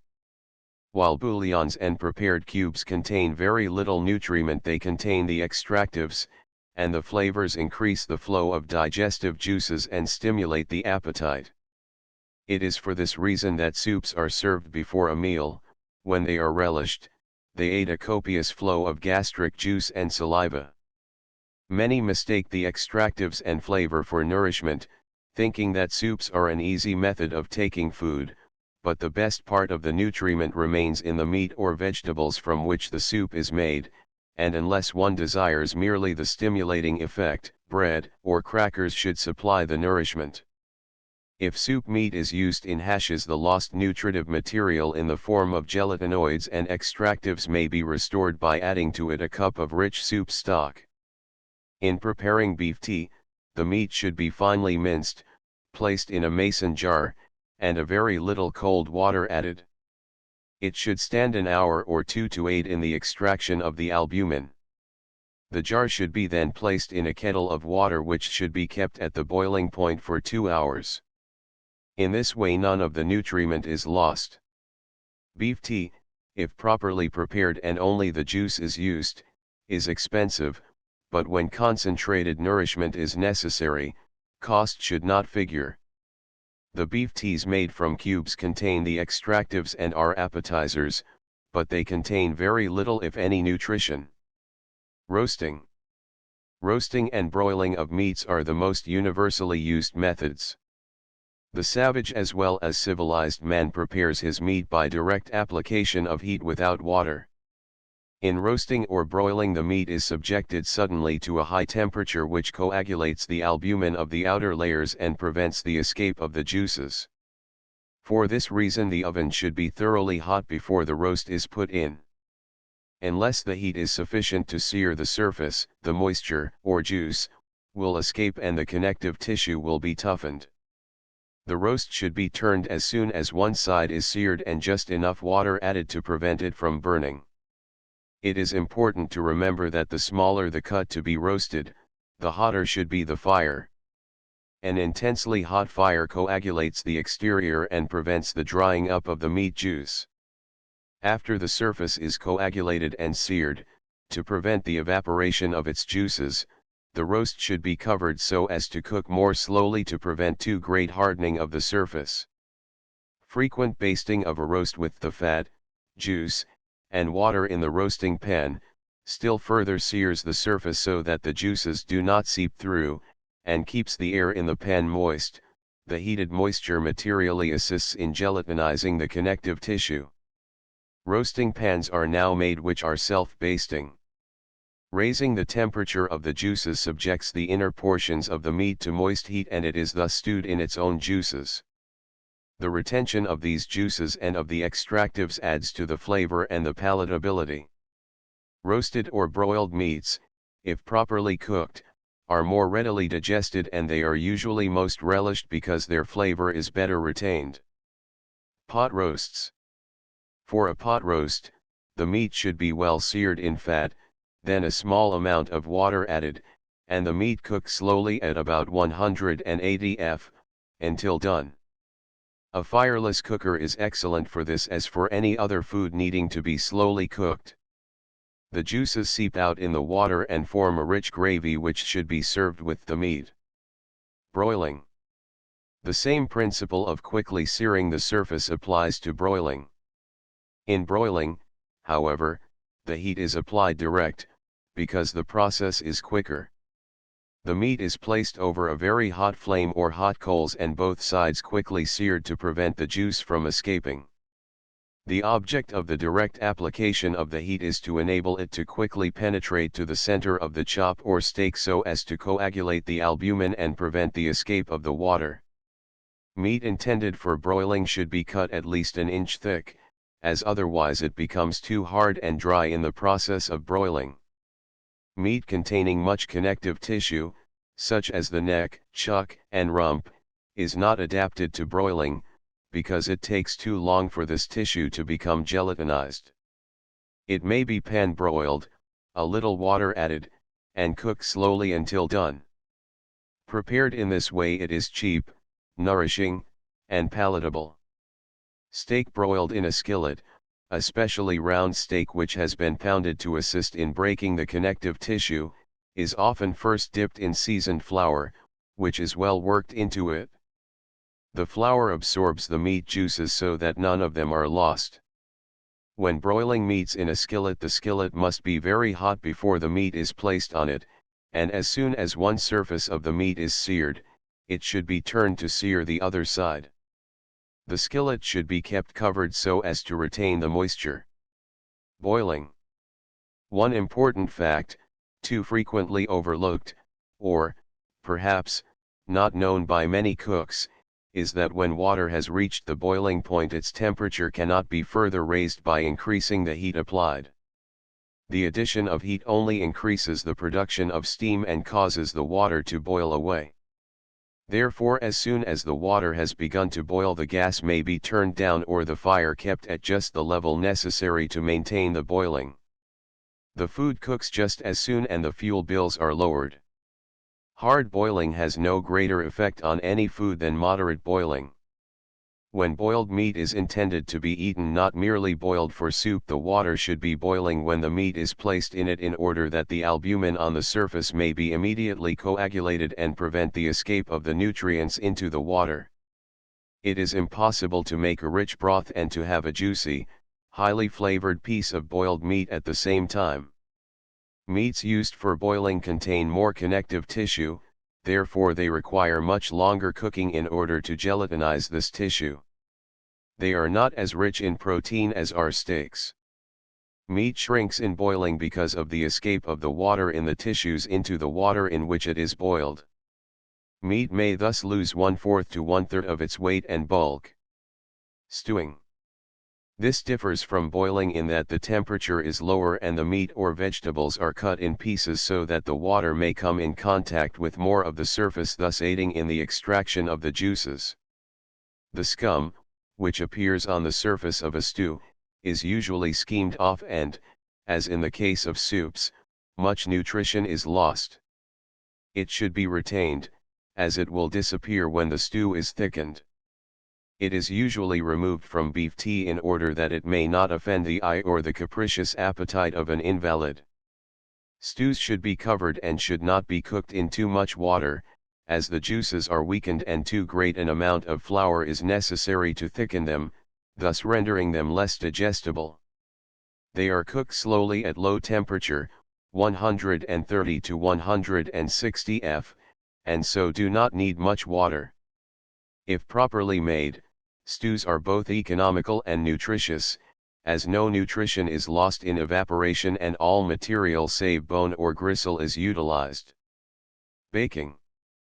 Meats, when baked, are covered with a crust, either of batter or pastry. This prevents the escape of the volatile matters, and meats thus cooked are richer, especially if they contain much fat. For this reason they are seldom suitable for invalids, or for those who have any form of stomach trouble. Steaming. This method of cooking is applied mainly to vegetables, puddings, etc. Steamed puddings and dumplings are softer than when baked. The cover must not be removed during the time of steaming, or they may become soggy, hence less digestible.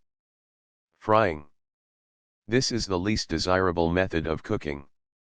If a lighted match is placed near the smoke of superheated fat, the fat will catch fire, showing that it is volatilizing, or being reduced to a vapor.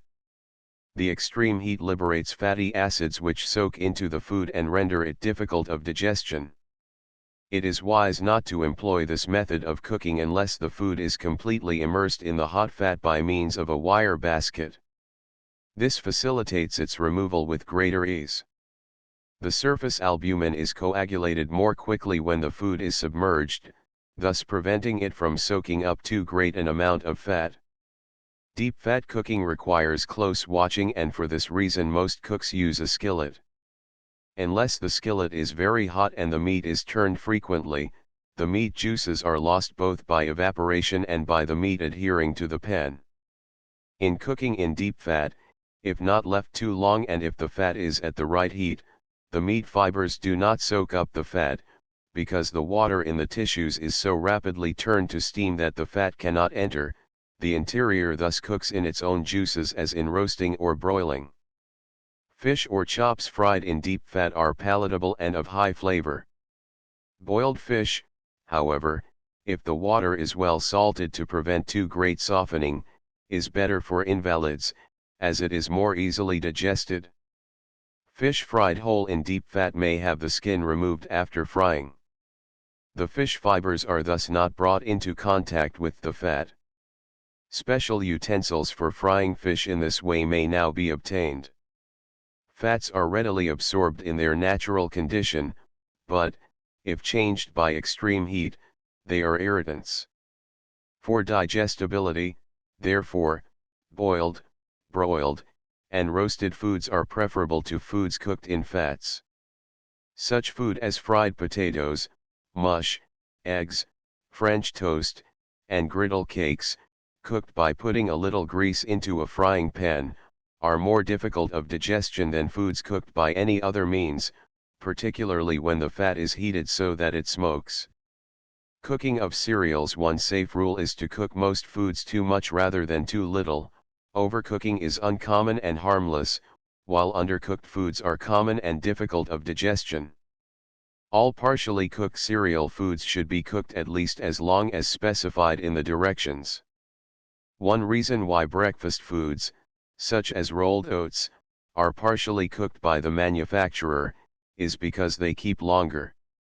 As has been stated, the nutrients of the grain are found inside the starch-bearing and other cells, and the walls of these cells are made of crude fiber, on which the digestive juices have little effect. Unless the cell walls are broken down, the nutrients cannot come under the influence of the digestive juices until the digestive organs have expended material and energy in getting at them. Crushing the grain in mills and making it still finer by thorough mastication breaks many of the cell walls, and the action of the saliva and other digestive juices also disintegrates them more or less, but the heat of cooking accomplishes the object much more thoroughly. the invisible moisture in the cells expands under the action of heat, and the cell walls burst. The water added in cooking also plays an important part in softening and rupturing them. The cellulose or cell wall is also changed by heat to a more soluble form. Heat makes the starch in the cells at least partially soluble, especially when water is present. The solubility of the protein is probably, as a rule, somewhat lessened by cooking, especially at higher temperatures. Long, slow cooking is therefore better, as it breaks down the crude fiber and changes the starch to a soluble form without materially decreasing the solubility of the protein. The fireless cooker is particularly desirable in the cooking of cereals. In experiments made with rolled oats at the Minnesota Experiment Station, it appeared that cooking, 4 hours, did not make the starch much more soluble. However, it so changed the physical structure of the grains that a given amount of digestive ferment could render much more of it soluble in a given time than when it was cooked for only half an hour. On the basis of the results obtained, the difficulty commonly experienced in digesting imperfectly cooked oatmeal was attributed to the large amounts of glutinous material which surrounds the starch grains and prevent their disintegration. When thoroughly cooked, the protecting action of the mucilaginous protein is overcome, and the compound starch granules are sufficiently disintegrated to allow the digestive juices to act. In other words, the increased digestibility of the thoroughly cooked cereal is supposed to be largely due to a physical change in the carbohydrates, which renders them more susceptible to the action of digestive juices. Pastry. Pastry is usually difficult of digestion because the fat it contains interferes with the proper solution of the starch. The objectionable features apply to such pastry as is made by rubbing fat into flour, as in pie crust, crust for meat pies, apple dumplings, etc. It does not apply to most puddings. Butter or fat is used in cakes, cookies, etc., but it is not rubbed into the flour. It is mixed with sugar and eggs which hold it in suspension until the flour is acted on by the liquids. The coating of the starch granules with fat prevents them from coming in contact with liquids. The fat does not furnish sufficient water to enable the cells to swell and dissolve the cell wall, and so coats the starch granules as to prevent them from absorbing water in mixing, or saliva in mastication. This coating of fat is not removed until late in the process of digestion, or until the food reaches the intestines. The same objection applies to rich gravies, unless the flour is dissolved in water and heated before being mixed with the fats. Pastry and biscuits require a somewhat hotter temperature than bread, because the process of cooking consumes less time. Cooking of vegetables. Since the root vegetables contain a large proportion of carbohydrates, they should be well cooked, in order that the crude fiber may be broken and the cells fully dissolved. Most vegetables are unpalatable and indigestible unless, by the cooking process, the starch granules are broken.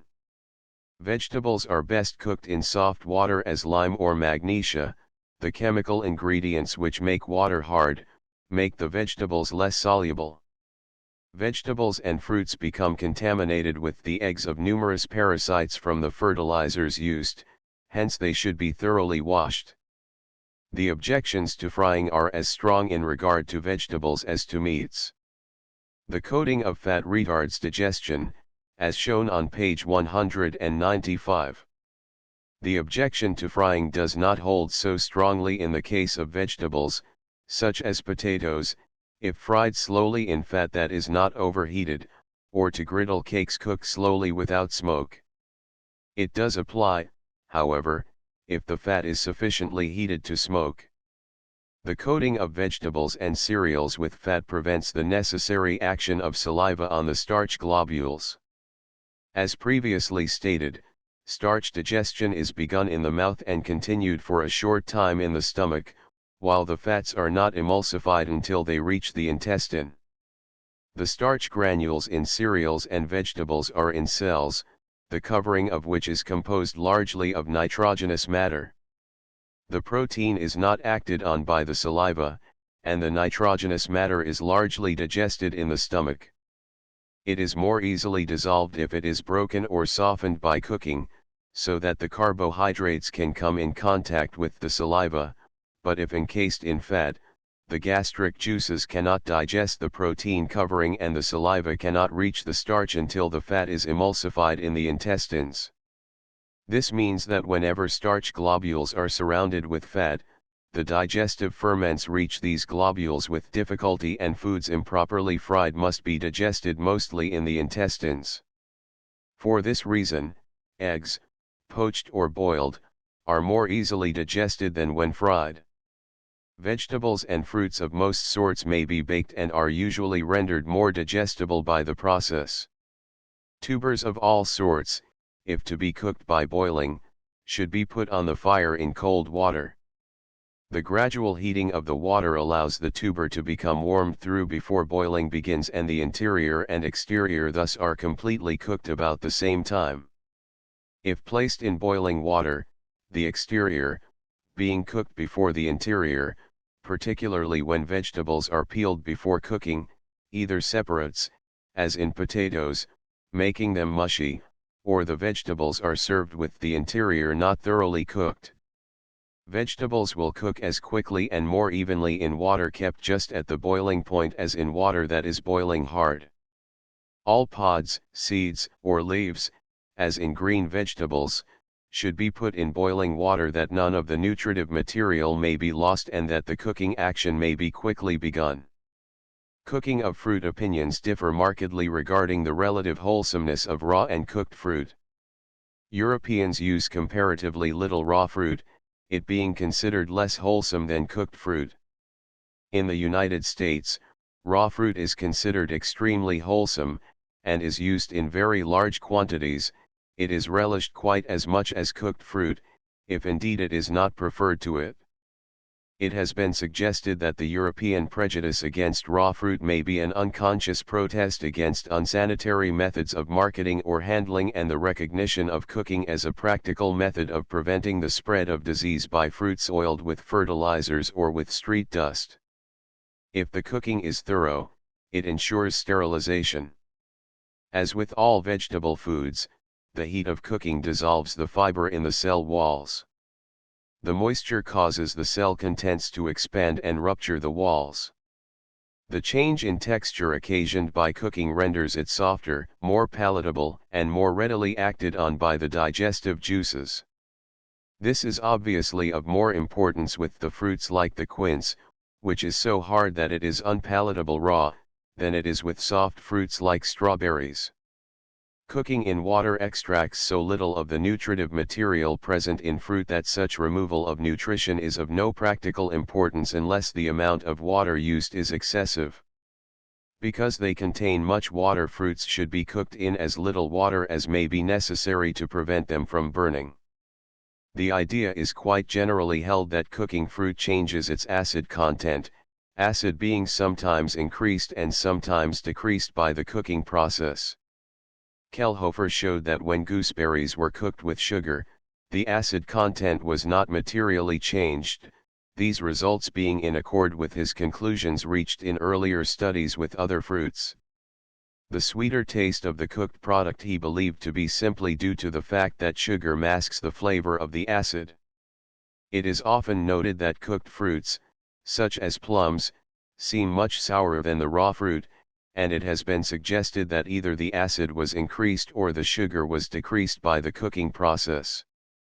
This problem was studied by Suthurst, and, in his opinion, the increased acid flavor is due to the fact that cooked fruit, gooseberries, currants, plums, etc., usually contains the skin, which is commonly rejected if the fruit is eaten raw. The skin is more acid than the simpler carbohydrates united to form a complex carbohydrate. In some fruits, like the apple, where the jelly-yielding material must be extracted with hot water, the pectin is apparently united with cellulose as a part of the solid pulp.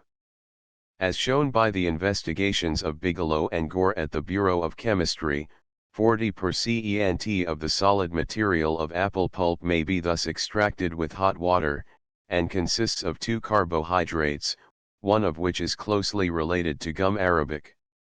That such carbohydrates as these should yield a jelly is not surprising when we remember that they are similar to starch in their chemical nature, and, as everyone knows, starch, though insoluble in cold water, yields when cooked with hot water a large proportion of paste, which jellies on cooling. When fruits are used for making pies, puddings, etc., the nutritive value of the dish is, of course, increased by the addition of flour, sugar, etc., and the dish as a whole may constitute a better balanced food than the fruit alone. 9 footnotes. 9 C.F. Langworthy, Ph.D. in charge of nutritive investigations of the United States Experiment Station. Chapter 8 Food requirements of the system. As previously stated, the object of foods is, to supply the needs of the body in building new tissue as in the growing child.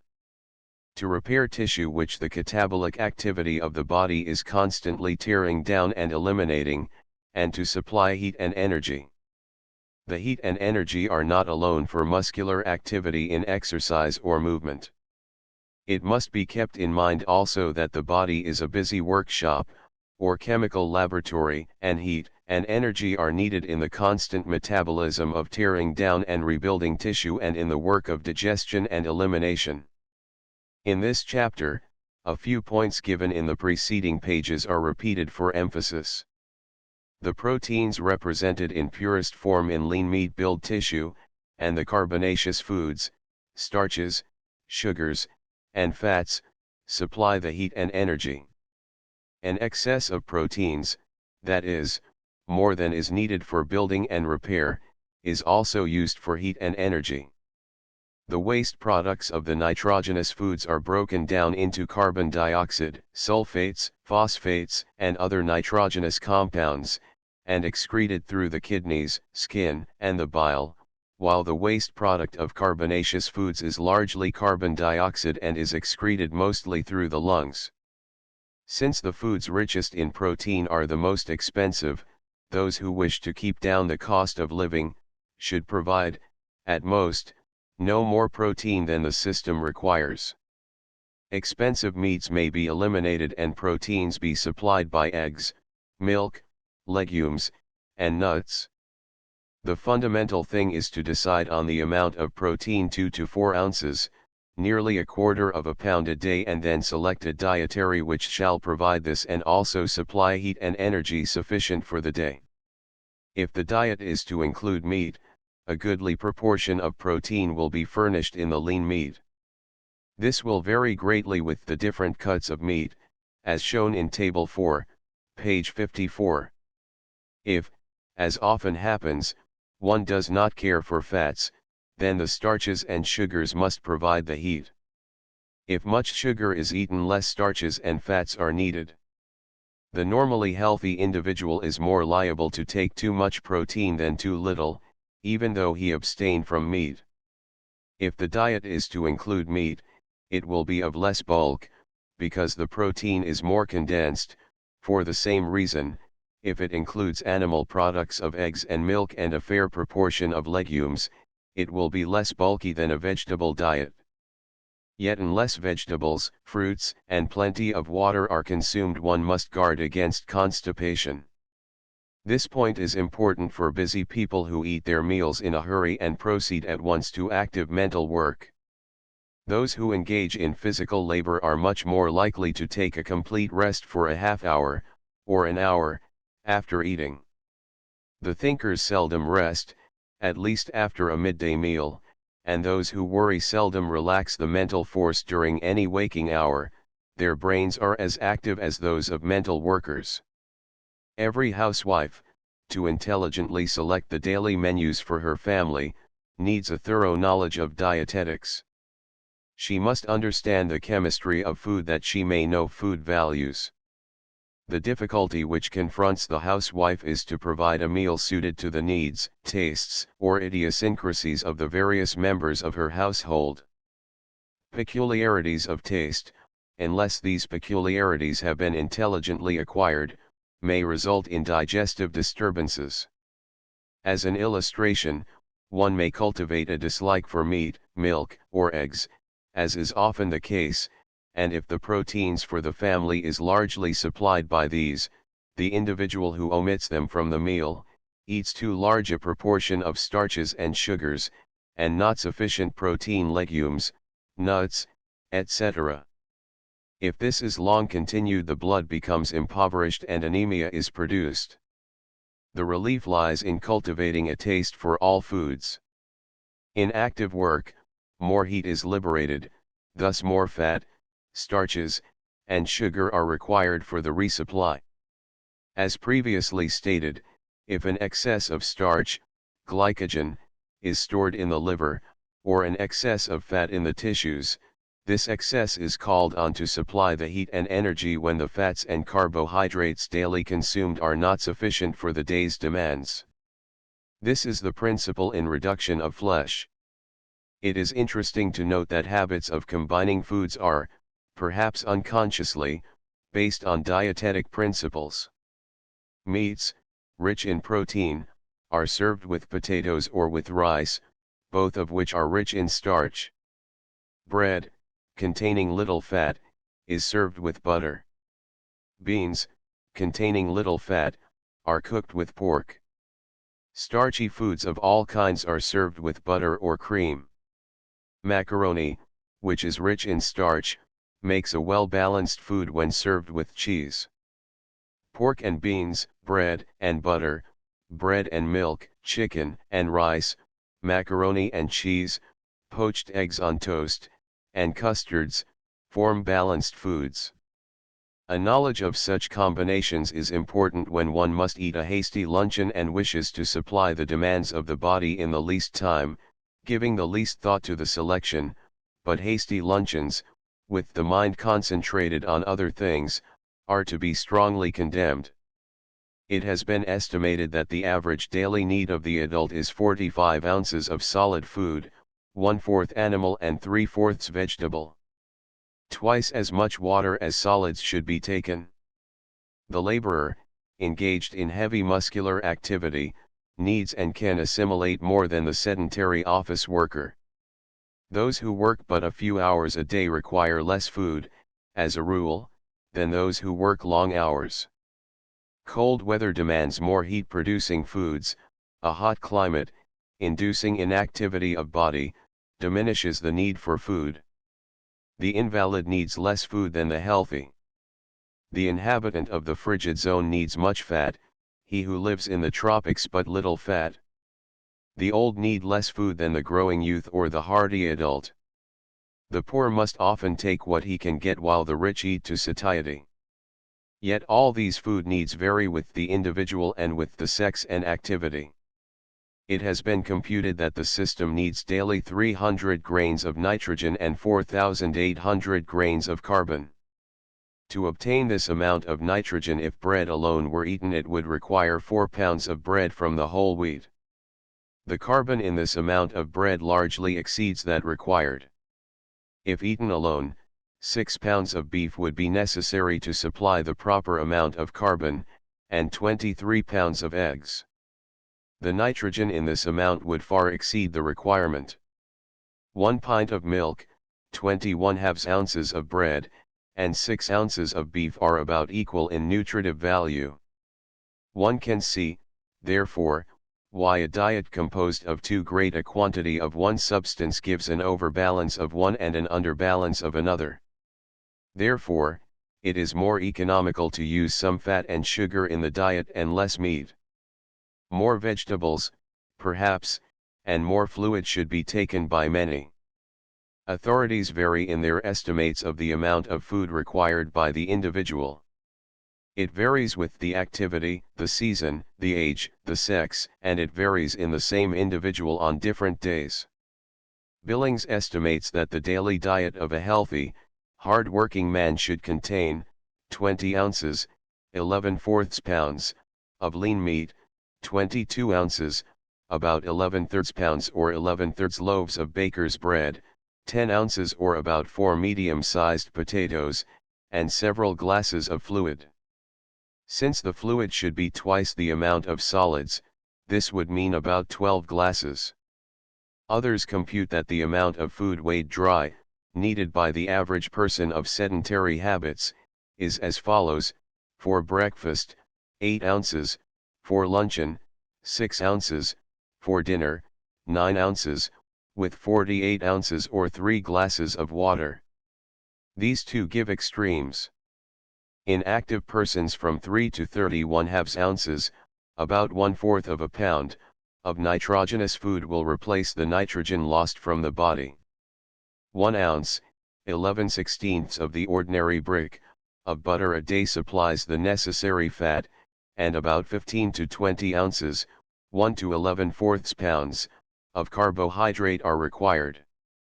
According to Thompson, from 2 to 3 pints of urine are excreted each day, 10 ounces of water are lost by the lungs, and 18 ounces are evaporated from the skin. This amount, about 80 ounces or 10 glasses, must be replaced daily to maintain the body in its equilibrium of supply and demand. A part of this is supplied in the food. These figures may be altered somewhat according to the individual or the climate as previously mentioned, but they constitute a fair average. Drive W.S. Hall estimates that the average man at light work requires, each day 106.80 grams of protein, 1057.97 grams of fat, 398.84 grams of carbohydrates. These elements, in proper proportions, may be gained through many food combinations. He gives the following as an example: bread 1 pound, lean meat 1/2, oysters 1/2, cocoa 1 ounce, milk 4 ounces, sugar 1 ounce, butter 1/2. A medium-sized man at out-of-door work fully oxidizes all waste of the system, and he requires a higher protein diet, 125 grams. In such event he does not require so much starch and sugar. If, on the other hand, he were to take but 106.8 grams of protein, as above, he would require more carbohydrates. One working or exercising in the fresh air breathes more deeply and oxidizes and eliminates more waste, hence he has a better appetite, which is simply the call of nature for replacing the waste. Experiments in the quantity of food actually required for body needs, made by Professor R. H. Chittenden, of the Sheffield Scientific School, Yale University, have established, beyond doubt, the fact that the average individual consumes very much more food than the system requires. In fact, most tables of food requirements, in books on dietetics, are heavy, yet the amount of food required as a result of Professor Chittenden's experiments would seem to be too light for a continuous diet. Professor Chittenden especially established the fact that the average person consumes more protein than is necessary to maintain a nitrogenous balance. It was formerly held that the average daily metabolism and excretion of nitrogen through the kidneys was 16 grams, or proportionate to about 100 grams of protein or albuminoid food. Professor Chittenden's tests, covering a period of 6 months, shows an average daily excretion of 5.86 grams of nitrogen, or a little less than 1/3 of that formerly accepted as necessary. 5.86 grams of nitrogen corresponds to 36.62 grams of protein or albuminoid food.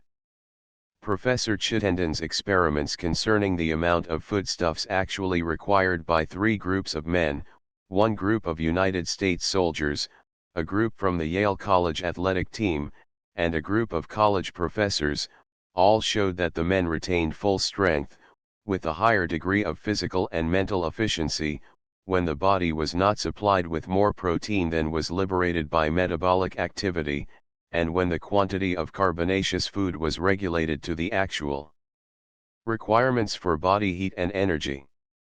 It may be well to call attention here to the fact that most of the food elements, called on for work, are not derived from those foods just consumed or digested, but from those eaten a day or two previous, which have been assimilated in the muscular tissues. Drive W.S. Hall gives the rations for different conditions, as shown in the following tables. Table 11 Rations in different conditions proteins proteins carbohydrates energy in calories low high man at light indoor work 60 100 63 90 450 2764 man at light outdoor work 60 100 100 400 460 2940 man at moderate outdoor work 75 125 125 450 500 3475 man at hard outdoor work 100 150 155 00 550 4000 man at very hard outdoor winter work 125 180 200 600 650 4592 U.S. Army rations 64 106 284 65 40 48 96 to 50 32 U.S. Navy rations 143 292 557 5545 football team, old regime 181 292 557 5697 college football team, new, 125 125 125 500. 3675 Table 12 Rations varied for sex and age variations of sex and age proteins fats carbohydrates energy in calories low high children, 2 to 6 36 70 42 53 25 15 20 to 19 56 children, 6 to 15 50 75 45 3 25 3 50 19 23 to 21 23 women with light exercise 50 80 83 00 330 2272 women at moderate work 60 92 84 00 432 2720 aged women 50 80 52 70 300 1870 aged men 50 100 400 300 350 2258 The unit of measurement for the calories of energy is the amount of heat required to raise the temperature of 1 kilogram of water from 0 to 1 degree centigrade or 4 degrees Fahrenheit. In estimating the number of calories of energy given off by the different foods, Dr. Hall represents 1 gram of carbohydrates as 4.0 calories 1 fats 9.41 proteins 4.0 To determine the relative energy which a food represents, it is only necessary to multiply the number of grams of protein in that food by 4, the fat by 9.4, and the carbohydrates by 4, and add the results. Thus according to the food required for the average man at light work given on page 225, 106.80 grams of proteins times 4 equals 427.20 calories of energy 57.97 fat times 9.4 equals 544.94 398.84 carbohydrates times 4 equals 1595.36 2567.51 equals the calories of energy required for the average man at light work. Table 13 The following gives a balanced supply for a day according to the preceding tabulation. Amount of food calories 2 tablespoonfuls fruit with sugar 55 2 eggs 140.5 pound lean meat, protein, 243 1 pound bread 1206 1/2 pint soup 307 1 tablespoonful cocoa 135 2 potatoes, average size, 100.5 pint of milk 152 pats butter, 1 cubic inch, 119 2 tablespoonfuls sugar 112.2567 Dr. Chittenden's experiments would indicate that a man leading a very active life, and above the average in body weight, can maintain his body in equilibrium indefinitely with a daily intake of 36 to 40 grams of protein, or albuminoid food, with a total fuel value of 1,600 calories. In order to bring oneself to as limited a diet as Professor Chittenden's men followed, however, it would be necessary to have all food weighed so as to be sure of the correct proportions, otherwise the actual needs would not be supplied and the body would suffer. It is a question whether the men with whom he experimented could have followed so limited a diet for an indefinite period. As stated, however, authorities differ on the amount of food required. Dr. Hall suggests 106 grams of protein, Ranke suggests 100 grams of protein, Hultgren and Landergren suggest 134 grams of protein, Schmidt suggests 105 grams of protein, Forster and Molschott suggest 130 grams of protein, Atwater suggests 125 grams of protein. A wise provision of nature enables the body to throw off an excess of food above its needs without injury, within limitations, but, as stated, there is no doubt that the average person exceeds these limits, exhausting the digestive organs and loading the system with more than it can eliminate.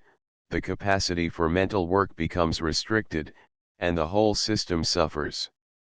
Mixed diet versus a vegetarian diet. From the fact that only from 2 to 4 ounces of nitrogenous food are required to rebuild daily tissue waste, it is apparent that this amount can readily be supplied from the vegetable kingdom, since nuts, legumes, and cereals are rich in proteins, yet there is a question whether a purely vegetable diet is productive of the highest physical and mental development. Natives of tropical climates live on vegetables, fruits, and nuts, and it may be purely accidental, or be due to climatic or other conditions, that these nations have not made the greatest progress. Neither have the Eskimos, who live almost entirely on meat, attained the highest development. The greatest progress and development, both as nations and as individuals, have been made by inhabitants of temperate climates, who have lived on a mixed diet of meat, eggs, milk, grains, vegetables, fruits, and nuts. They have shown more creative force, which means reserve strength. The Eskimo has demonstrated, however, that a diet of meat alone supplies all physical needs, the meat tissue providing growth and repair and the fat supplying all of the carbonaceous elements. The fat, as previously stated, yields more heat than starches and sugars, and nature provides this heat for climates in which most warmth is required. This may be the reason why natives of warm climates have formed the habit of using vegetables and grains for their heat and energy rather than meat. It is also the natural reason why man in temperate climates eats more meat in winter than in summer. An unperverted, natural instinct will always be found to have a sound physiological basis. For example, if, by reason of some digestive disturbance, one has become emaciated, all of the fat having been consumed, and the cause of the disturbance is removed by an operation or otherwise, one is seized with an almost insatiable desire for fat, often eating large chunks of the fat of meat or large quantities of butter or cream at a meal. When obstructions are removed, nature makes immediate effort to readjust her forces. Those who object to eating meat should study carefully to learn if the proper proportion of protein is supplied with each day's rations. The legumes, peas, beans, nuts, and grains must be supplied. While the wheat kernel contains 12% of protein, the white flour does not contain as large a percentage, and it will be noted by reference to tables 2 and 3, that the majority of fruits and vegetables contain little nitrogenous substance. Unless the whole of the grain and the legumes form a goodly proportion of the diet, the danger is in consuming too large a bulk of waste and too much starch in a purely vegetable diet. In a vegetarian diet, one is liable to eat too freely of cereals. As a result, the liver becomes clogged and torpid, and the stomach and intestines are deranged and rendered incapable of full digestion and absorption. The clogged system refuses to assimilate more food. It follows, therefore, that, unless one is a thorough student of dietetics, the mixed diet is by far the safest to follow. One can better run short of starch or fat in one day's rations than to be short of protein, Because if the 2 or 4 ounces daily requirement is not provided, the tissues are consumed and the blood is impoverished. It is a rare condition in which a reserve of glycogen and fat is not stored in the system. On the other hand, an excess of nitrogenous foods calls for a very active circulation and plenty of oxygen in the system. It has been held that the vegetarian has a clearer brain, and, if this be true, it may be due to the fact that he is not eating too much and thus his system is not overloaded. Experience, however, does not prove that he has greater mental, physical, and moral power and efficiency. In fasting, likewise, the mental power is at first clear and forceful, but the reason becomes unbalanced if the fast be too prolonged. A complete diet may be selected without animal flesh, but including animal products of eggs, milk, cream, and butter, together with vegetables, fruits, cereals, and nuts. Yet, if the vegetable diet be selected, the legumes, the whole of the grains, and nuts, must be given their share in each day's rations. Diet when traveling. Each year sees an increase in the number of travelers. The question of diet many times is of great importance. For those of abundant means the question is simplified, oftentimes, by the railway dining car service, but for those who from economic reasons must patronize the wayside railway restaurants or other eating places, the diet question is not so easily solved. A carefully planned lunchbox is often an aid to the preservation of regular habits and a preventative of digestive disturbances, due to a sudden and radical change of diet. The inactivity and sedentary habit enforced by a long journey, in which there is small chance for exercise, generally causes constipation. The shaking of the boat or train also aids this, as it interrupts normal peristalsis. The motion of the boat or train often produces nausea and vomiting and thus deranges the digestive organs. Greasy or illy prepared food hastily eaten at a lunch counter provokes various gastric and intestinal ills. The danger of infected or polluted water complicates the problem, especially when the sick or infants are involved. Many an attack of typhoid fever has been traced to the drinking water used during a vacation trip. The invention of the vacuum bottle has solved one need of the traveler. The invention of the electric heater has solved another. Sterilized and cooled milk may be carried by means of the vacuum bottle for use with children or the sick, and the portable stove will enable the boiling and sterilizing of water, when a larger supply is needed than can be carried in a vacuum bottle. By its means, also, a hot drink can be prepared for the aged, the invalid, or other individual, when necessary, as in an emergency. All fried and greasy food and unripe fruits should be avoided. One had better lessen the amount of food than suffer the gastric difficulties occasioned by too much fatty food. Hard whole wheat crackers with fruit and milk can be had at almost any eating house. These give a well-balanced meal and are often preferable to prepared dishes. Fresh fruit, especially the acid fruits, should form a large part of the diet. The traveler, on extended journeys, should always provide some of the easily carried condensed foods, so that if the food obtained by the way is unpalatable or illy prepared, or in case food is unobtainable, the needs of the system may be met. Beef meal, whole wheat, or oatmeal crackers, malted milk, chocolate, meat extracts, etc., occupy little space and may often prove invaluable. Tablets of soda and also of lime are easily carried and may be used when soda water or lime water is needed, as in nausea or indigestion. If it is possible, the water drunk while traveling should be boiled. The bowels must be kept active and fresh fruits and water are the best aids in accomplishing this. The remedies recommended for car sickness or seasickness are legion. What is an aid in one case is almost or quite without avail in another. Lemon juice or a slice of lemon in the mouth is generally of most avail, though lime water in some cases has proven of service. Attacks can often be mitigated or avoided by not starting on a journey when overtired, by light eating for several days previous to beginning a journey, with care in securing good elimination and plenty of fresh air. If traveling by boat, a reclining chair on deck is far preferable to lying in a berth in a stuffy stateroom. Nausea can often be prevented or remedied by deep breathing or by the sipping of hot water with a little soda. Footnotes: 10 for table of weight, see pages 357 to 359. Chapter 9 Diets. Before giving any diets, let me first of all impress the importance of eating slowly, of good cheer, of light conversation during a meal, and of thoroughly masticating the food. Remember, it is the food assimilated which nourishes. The following diets allow sufficient food for average conditions, when the vital organs are normal.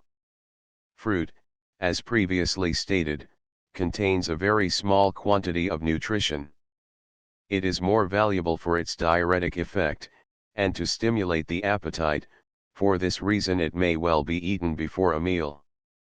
The citrus fruits tend to neutralize too high acidity of the blood, increasing its alkalinity.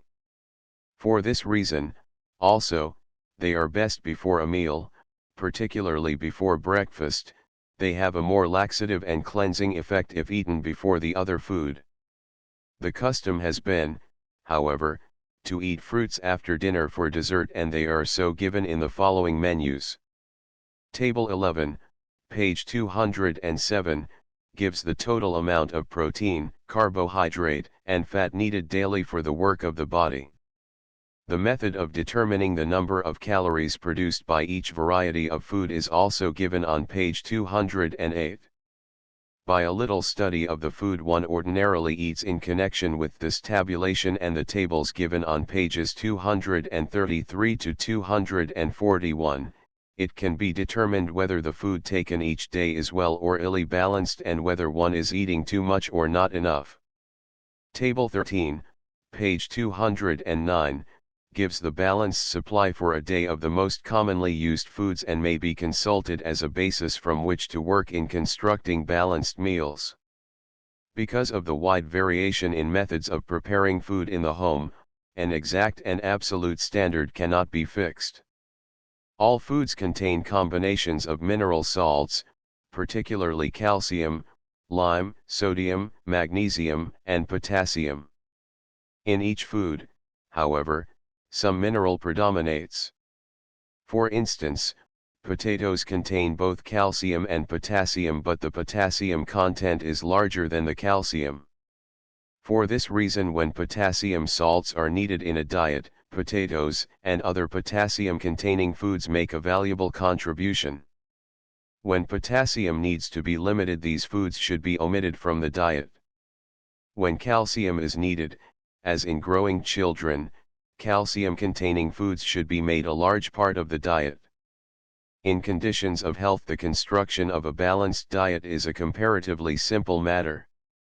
In conditions of disease, however, the question of diet is often one that can only be solved by a skilled dietitian, after a chemical analysis. Unfortunately, the number of these in the United States is not large, and their services are not available in many cases in which they are needed. A diet in which the acid-forming elements are in excess will ultimately result in a lessening of the alkalinity of the blood. The blood then, to maintain its balance, withdraws alkaline substances from the tissues. A balance must, therefore, be maintained between the acid and alkaline foods. This has a bearing on scurvy and also in gout.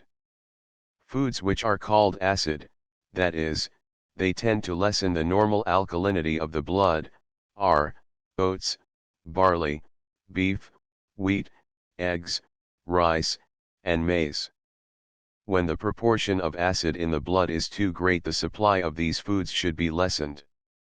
Alkaline foods, or those which leave no acid residue, are carrots, turnips, potatoes, onions, milk, blood, peas, lemon and orange juice, and beans. These may be used when there is too much acid in the system. Neutral foods are sugar, the vegetable oils, and animal fats.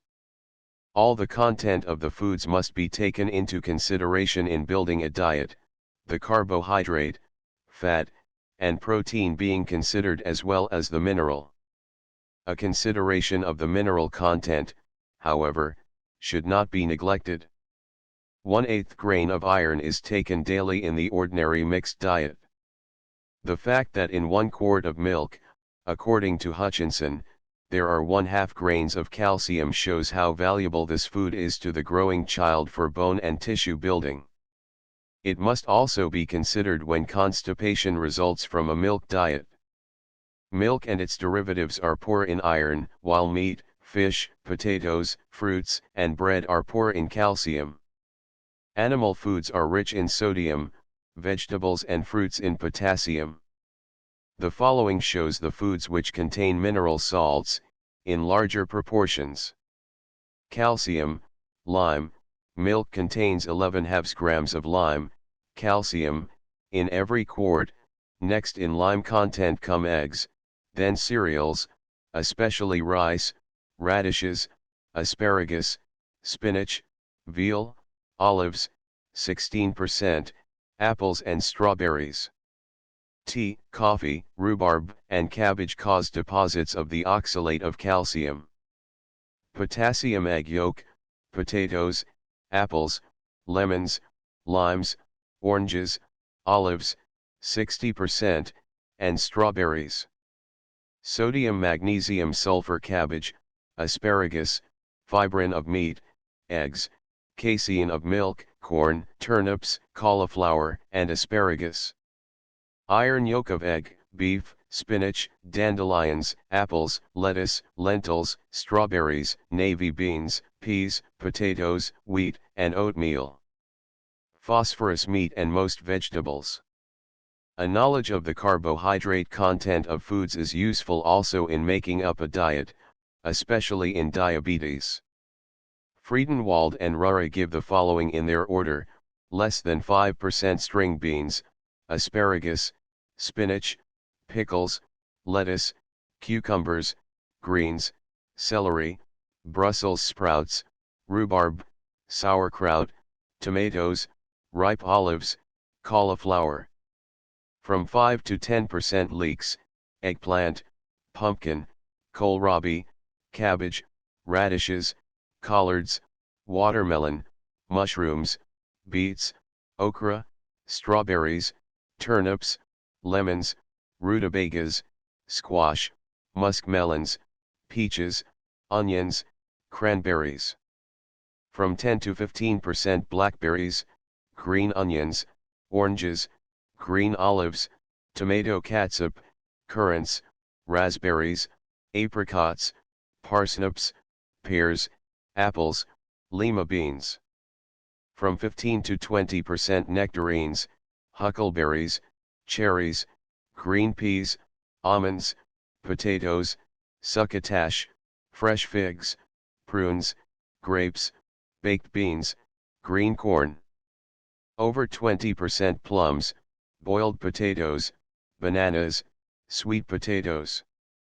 In the following menus the effort has been to give a correct balance of the various food elements with the approximate calories furnished by each meal. They are suggestive only and may be varied according to the season of the year, the habits of work, or the tastes of the individual, care being taken to preserve the relative proportions. For instance, if much starch or fat is taken at a meal and little protein, the balance should swing in the other direction for another meal, the amount of protein being increased and that of carbohydrate decreased. Common sense must rule in the matter, as one individual would be illy fed on a diet which would be entirely adequate for another of more sedentary habit and weaker digestion.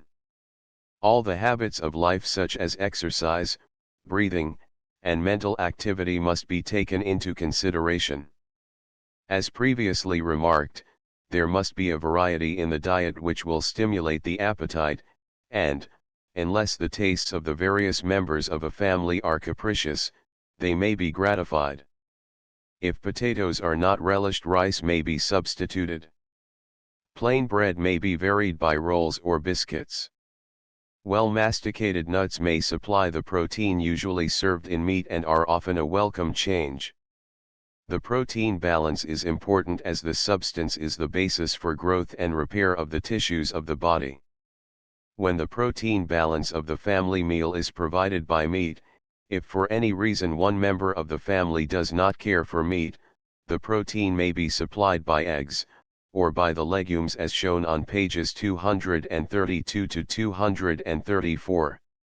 Let me repeat that everyone should watch his likes and dislikes in the matter of food and guard against allowing himself to become finicky.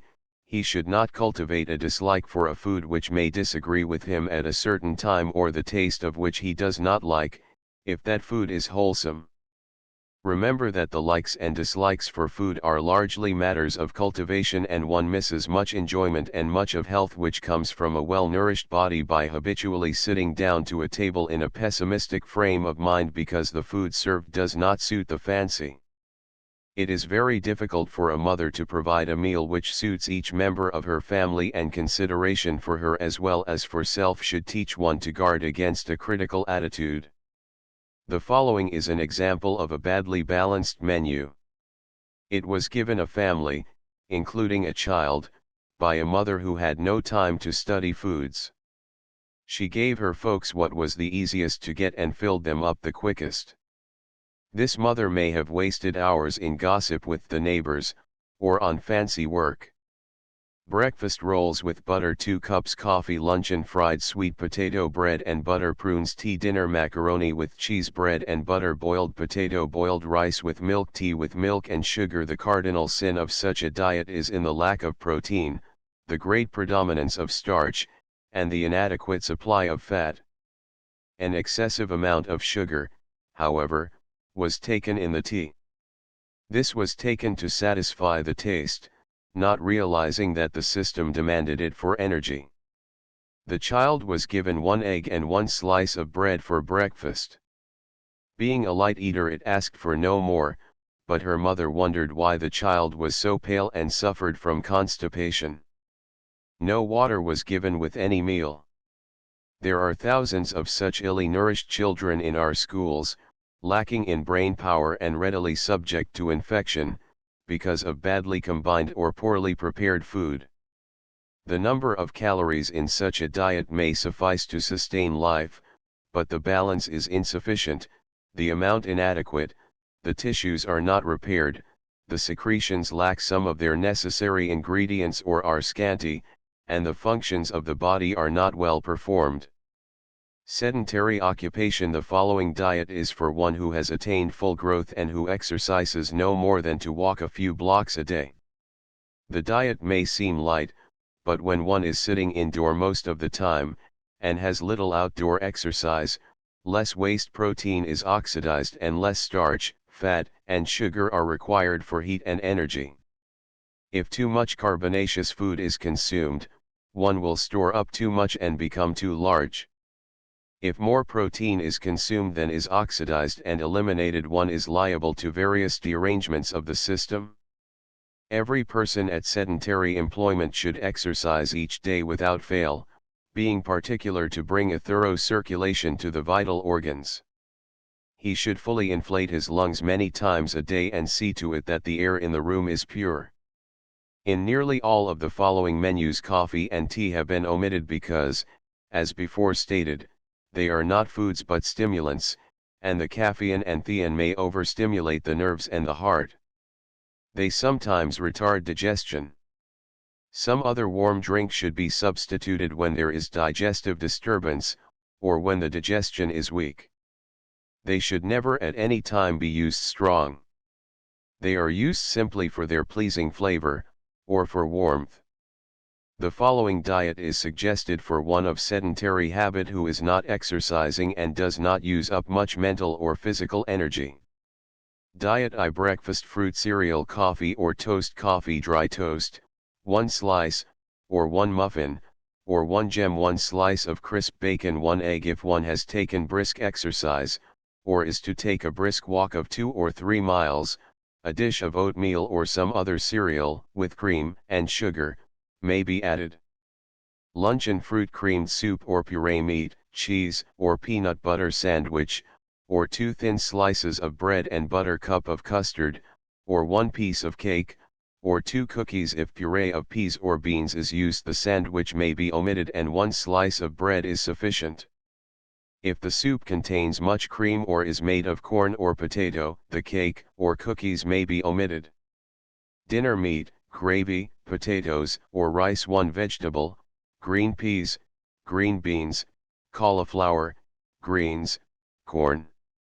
Do not use dried baked beans or dried peas with lean meat, salad or fruit, ice cream or pudding, such as bread, rice, tapioca, cornstarch, or chocolate, or an easily digested dessert.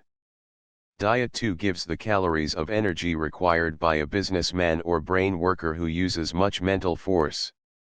Diet 2 breakfast: 1 orange without sugar, 101 shredded wheat biscuit with sugar and cream, 175 2 slices bacon, 75 2 tablespoonfuls creamed potato, 161 eggs, 72 slices toast with butter, 251 baked apple, 85 2 cups cocoa, 8995 luncheon, 1 bowl oyster stew, 256 crackers, 120 370 dinner, 1/2 pint clear soup with croutons, 75 1 portion beef steak, 433 2 tablespoonfuls green beans, 72 baked potatoes, medium size, 92 slices bread, 175 1 pat butter, 33 2 tablespoonfuls rice pudding with raisins and cream. 450-1326995-370-2691. Diet 3 gives approximately the calories required for one taking moderate exercise. Diet 3 breakfast: fruit with sugar, 102 tablespoonfuls oatmeal with cream and sugar, 171 piece broiled fish, 4 inches square, 205 2 slices buttered toast, 251 cup coffee with cream and sugar, 125 850 luncheon, 2 tablespoonfuls beans baked with bacon, 151 baked apple with cream, 201 cup cocoa, 68 2 slices bread, thin, with butter, 618 dinner, 1/2 pint puree, vegetable, 151 portion boiled mutton, 302 potatoes, medium size, 92 slices bread and butter, 252 tablespoonfuls scalloped tomato, 152 tablespoonfuls brown Betty or peach tapioca with light cream, 301 cup coffee with cream and sugar, 125-1365850-618-2833 for the girl or boy from 13 to 21. There is no time in life when one needs to be so watchful of the diet as during these years. Growth is very rapid and much protein is needed to build tissue, particularly to build the red blood corpuscles.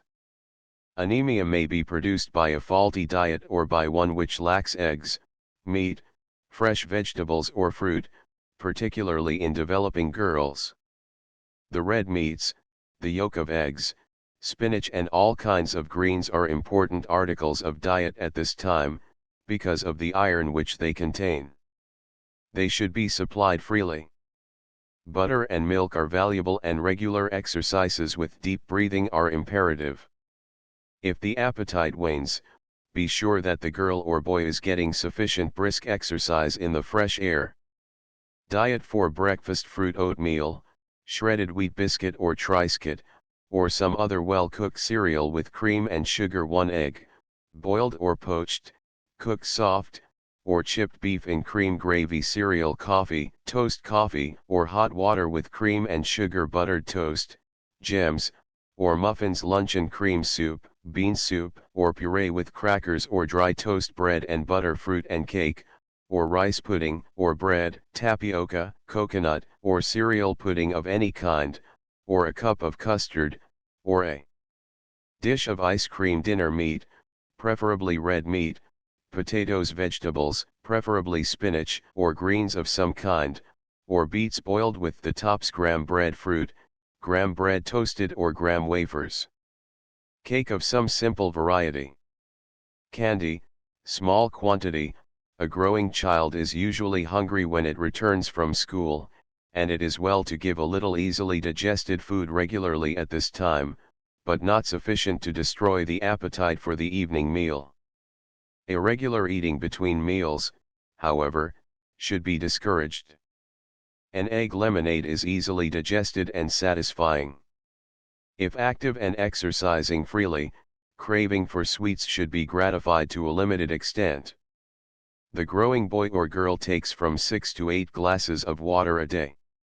Overeating, however, should be guarded against, for many of the dietary habits of adult life are formed in this period, and the foundation of many dietetic difficulties and disturbances of the system are laid. If one is not hungry at mealtime, the chances are that he is not exercising sufficiently in the fresh air. Thorough mastication should be insisted on. One should encourage the habit of eating hard crusts or hard crackers to exercise the teeth and to ensure the swallowing of sufficient saliva. The schoolboy or schoolgirl, anxious to be out at play, is especially liable to bolt the food or to eat an insufficient amount. This should be especially guarded against, and parents should insist on the proper time being spent at meals. The dislike for meat or for certain vegetables or articles of food, which develops in this period, should be guarded against. All wholesome food should be made a part of the diet, and the child should not be indulged in its likes or dislikes, but should be instructed in overcoming these. Very few foods disagree at all times with a normal child, and if they do, the cause usually lies in a disordered digestion which needs to be restored by more careful attention to exercise, deep breathing, and to elimination of the waste of the system. The athlete, the young man active in athletics, needs practically the same food as given in diet 4, yet more in quantity. He needs to drink water before his training and at rest periods during the game. If he is too fat, he should train off the superfluous amount by exercise and by judiciously abstaining from much sugars, starches, and fats. Diets for reduction, however, must be governed by the condition of the kidneys and the digestive organs. Deep breathing habits are imperative, though he must be careful not to overtax lungs or heart by hard continuous straining, either at breathing or at exercise. The laboring man, the man engaged in muscular work, requires plenty of food. He can digest foods which the professional or businessman, or the man of sedentary habits, cannot. He will probably be able to drink coffee and tea without any disturbance to nerves or to digestion. In his muscular work he liberates the waste freely and needs fats, starches, and sugars to supply the heat and energy. This is especially true of men who work in the fresh air. The muscular action liberates waste and heat, and the full breathing freely oxidizes the waste, putting it in condition to be excreted through lungs, skin, kidneys, and intestines. He should have more meat, eggs, and nitrogenous foods, and he also needs more carbonaceous foods to supply heat and energy, as given in Diet V. 3 hearty meals a day are necessary. His muscular movements keep the circulation forceful and the vital organs strong, so that his diet may be almost as heavy as that of the football player. Meat or eggs, twice a day, with tea or coffee, and even pie may be eaten with impunity. He needs a good nourishing breakfast of bacon and eggs or meat, also potatoes, or a liberal allowance of bread and butter, cornbread, muffins, etc. Diet V breakfast calories: 4 tablespoonfuls fresh or stewed fruit with sugar, 103 tablespoonfuls oatmeal with milk and sugar, 201 portion ham 4 inches square with fat, 202 eggs, 142 cups coffee with cream and sugar, 252 slices bread and butter, 250, 1140 luncheon, 2 sandwiches, cheese, 301 sandwich, marmalade, 125 1 pint of milk, 201 slice cake or pie, 725 dinner, 1/2 pint oyster stew or vegetable puree, 102 baked potatoes, 104 tablespoonfuls macaroni with tomatoes and butter sauce, 204 slices thick bread and butter, 502 portions roast beef, fat, 402 cups coffee, 251 slice pie, 100 1650140 725 3515. Condition of age. The following constitutes an average which will supply the daily requirement for the aged, or for one at any age whose organs are not functioning strongly. Diet: 6 breakfast cereal, well cooked, with cream or sugar. Oatmeal is preferable because it is laxative. 1 egg, boiled, poached, or baked, soft. 1 slice of toast. Cereal, coffee, dinner bouillon or soup. Meat, small portion potato, preferably baked. 1 vegetable cup. Custard, or bread, rice, or other light pudding with lemon cream sauce. Supper, soup, bread and butter. Stewed fruit. Tea. These individuals need little meat. Tea, if used, should not be strong and, for reasons given on page 104, should never be allowed to steep. If the habit of life is active, if one exercises regularly, and if the constitution is vigorous and the body not too encumbered with fat, a greater variety and amount of food may be allowed, but great regularity should be observed concerning the diet and the hours for meals. Thorough mastication is more than ever a necessity. If inclined to constipation, or if the kidneys are inactive, grapes or an apple, or some fruit, well chewed, may be eaten just before retiring. Careful attention must be given to securing thorough removal of waste by attention to the eliminative organs, not overloading them. Tables of use in making up balanced diets. The following table from Dudley Roberts is of material help in making up combinations of foodstuffs for balanced diets. Foodstuff quantity: calories of energy, grams of protein, milk 8 ounces, 1 glass 168.4 skim milk 8 ounces, 1 glass 88.0 cream 8 gm, 1 teaspoon 20.2 condensed milk, sweetened, 20 gm HP, teaspoon 51.8 condensed milk, unsweetened, 2042.0 chocolate powder.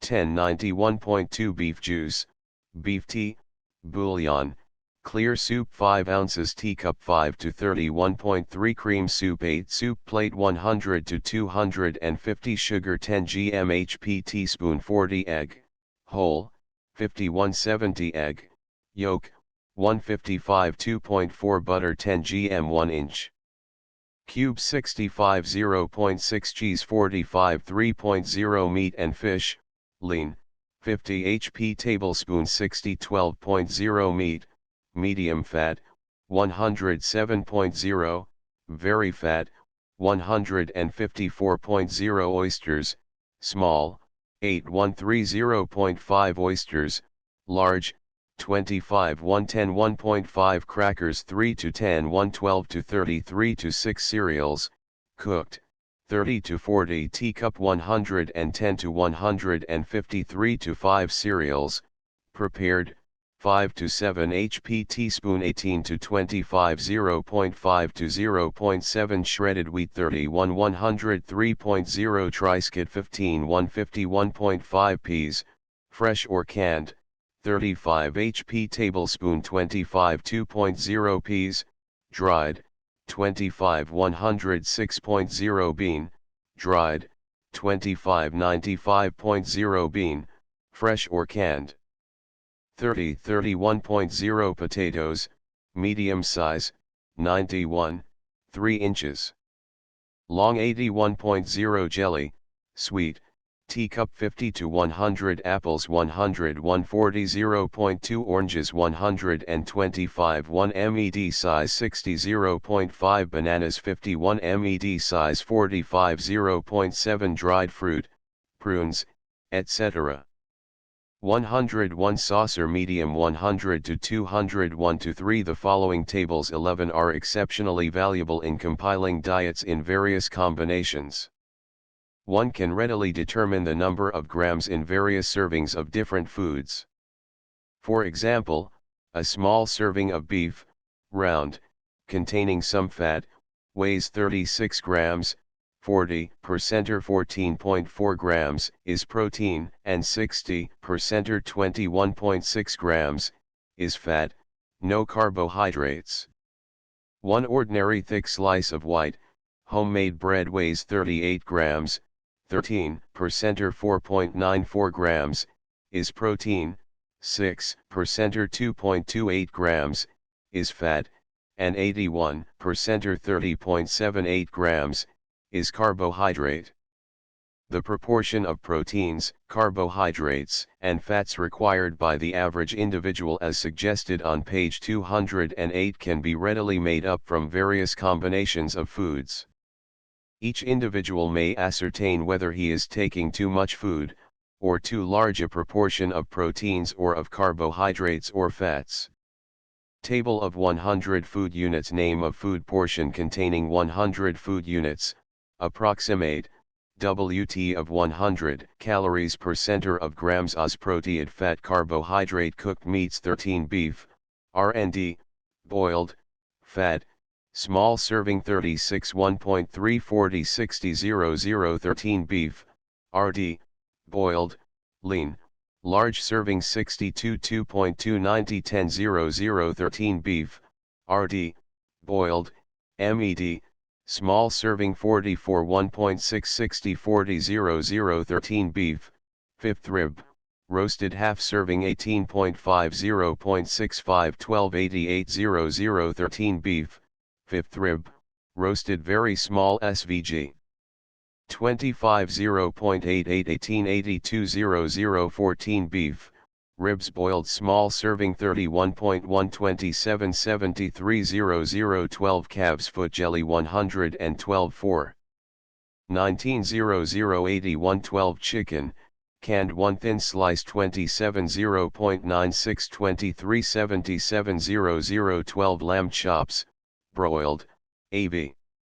1 small chop 27 0.96 24 76 00 12 lamb leg, roasted ORD serving 51.8 40 60 00 13 mutton, leg, boiled large serving 34 1.2 35 65 00 13 pork, ham, boiled, fat, small serving 20.5 0.73 14 86 00 13 pork, ham, boiled ORD serving 32.5 1.1 28 72 00 13 pork, ham, RST'd, fat, small serving 27 0.96 19 81 00 13 pork, ham, RST'd, lean, small serving 34 1.2 33 67 00 13 veal, leg, boiled large serving 67.5 2.4 73 27 00 vegetables 12 artichokes, AV canned 430 15. 14 086 12 asparagus, AV canned 540 19. 33 562 12 asparagus, AV cooked 206 7.19 18 63 19 12 beans, baked, canned small side dish 75 2.66 21 18 61 12 beans, Lima, canned large side dish 126 4.44 21 475 12 beans, string, cooked 5 servings 480 16.66 15 48 37 12 beets, edible portion, cooked 3 servings 245 8.72 23 75 12 cabbage, edible portion 310 11 28 72 carrots, cooked 2 servings 164 5.81 10 34 56 12 cauliflower, as purchased 312 11. 23 15 62 12 celery, edible portion 540 19. 24 571 corn, sweet, cooked 1 side dish 99 3.5 13 10 77 12 cucumbers, edible PT 565 20. 18 10 72 12 eggplant, edible PT 350 12. 17 10 73 lentils, cooked 89 3.15 27 172 12 lettuce, edible PT 505 18. 25 14 61 12 mushrooms, as purchased 215 7.6 31 8 61 onions, fresh, edible PT 207.1 13 5 82 12 onions, cooked 2 large SVGS 248.4 12 40 48 parsnips, cooked 163 5.84 10 34 56 12 peas, green, canned 2 servings 178 6.3 25 372 12 peas, green, cooked 1 serving 85 3. 23 27 50 potatoes, baked 1 good-sized 86 3.05 11 188 12 potatoes, boiled 1 large-sized 102 3.62 11 188 12 potatoes mashed, creamed, 1 serving 89 3.14 10 25 65 12 potatoes, chips 1/2 SVG 17 0.64 63 33 12 potatoes, sweet, cooked half AV potato. 49 1.769 85 12 pumpkins, edible PT 380 13. 15 481 radishes, as purchased 480 17. 18 379 rhubarb, edible PT 430 15. 10 27 63 12 spinach, cooked 2 ord.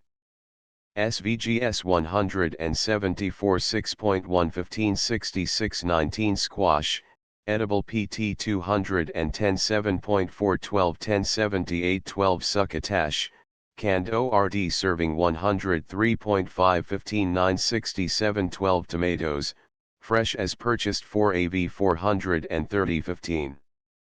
15 16 69 tomatoes, canned 431 15.2 21 7 72 12 turnips, edible PT 2 large SVGS 246 8.7 13 483 vegetable oysters 273 9.62 10 51 39 fruits, dried, 12 apples, as purchased 34 1.237 90 apricots, as purchased 35 1.247 90 12 dates, edible portion 3 large 28 0.9927 91 12 dates, as purchased 31 1.127 91 12 figs, edible portion 1 large 31 1.150 95 12 prunes, edible portion 3 large 32 1.1430 97 12 prunes, as purchased 38 1.3530 97 12 raisins,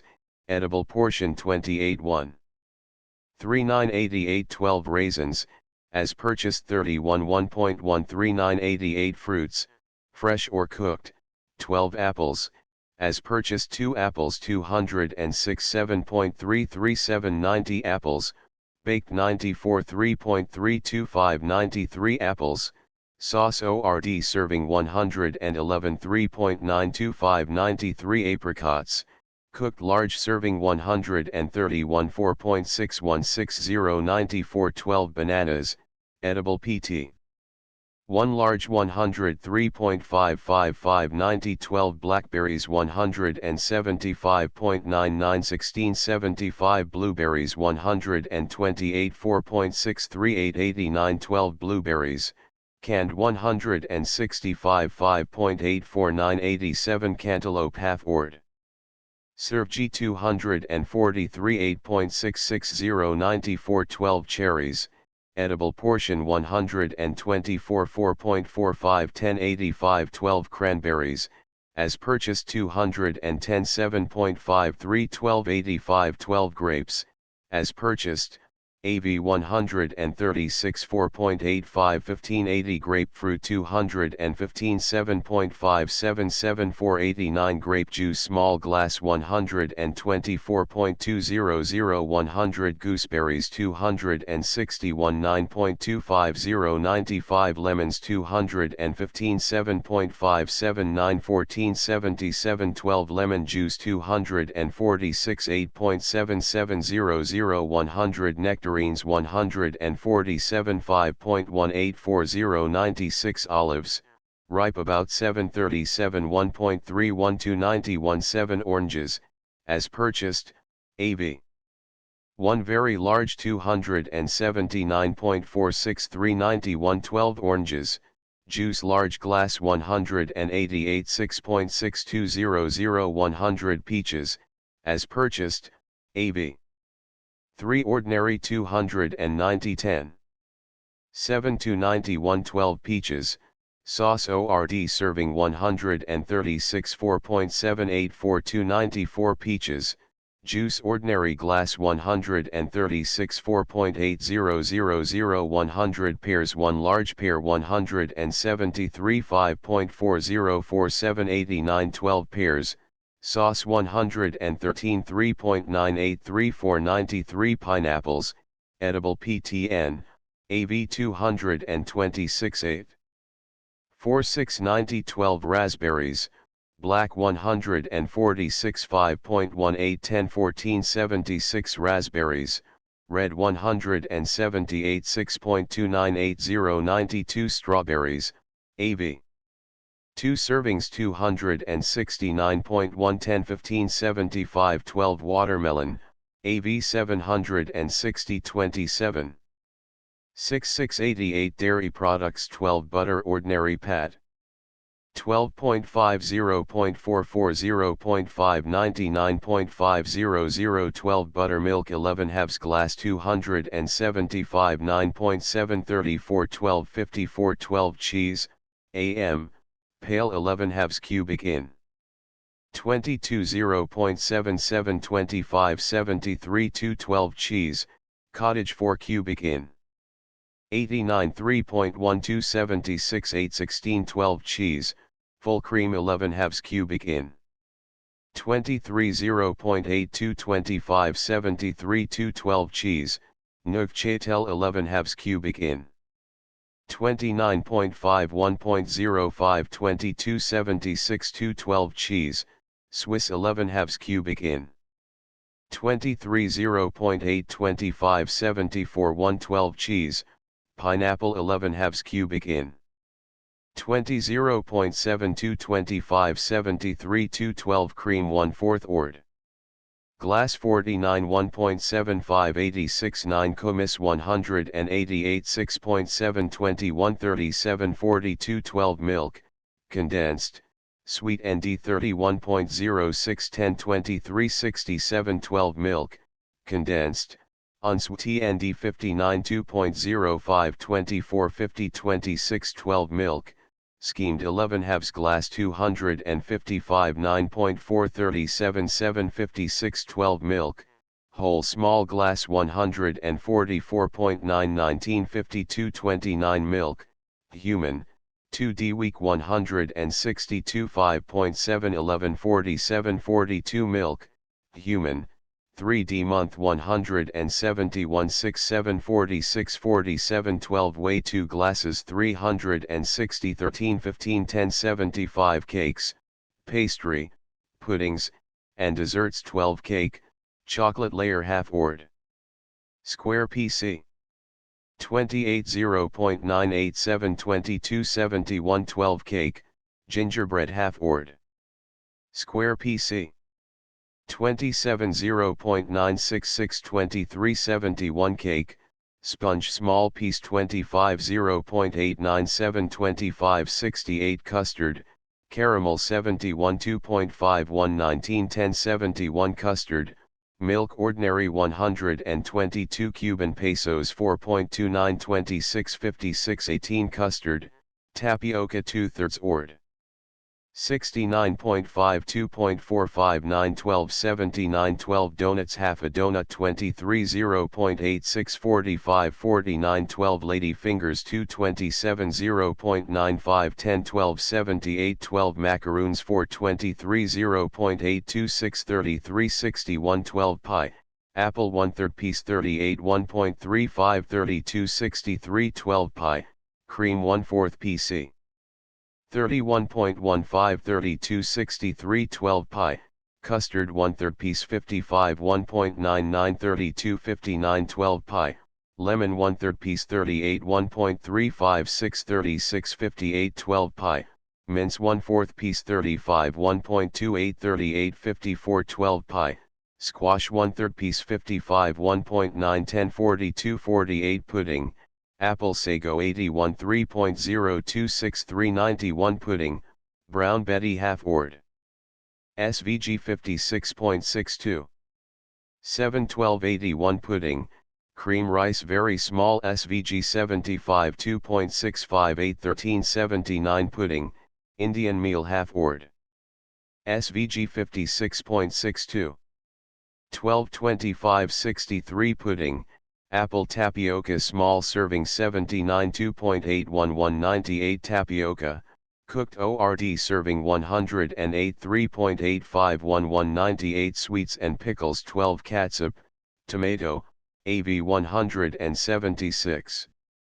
10 387 candy, plain 26 0.900 100 candy, chocolate 31.114 95 12 honey 4 teaspoons 31.0510 99 12 marmalade, orange, 28.310.52.5 97 molasses, cane 35 1.20.50 99.5 12 olives, green, edible portion 5 to 7 32 1.11 84 15 12 olives, ripe, edible portion 5 to 7 38 1.32 91 7 12 pickles, mixed 415 14.6 18 15 67 12 sugar, granulated 3 heap g teaspoon or 11 halves lumps 24 0.8600 112 sugar, maple 4 teaspoons 29 1.0300 112 syrup,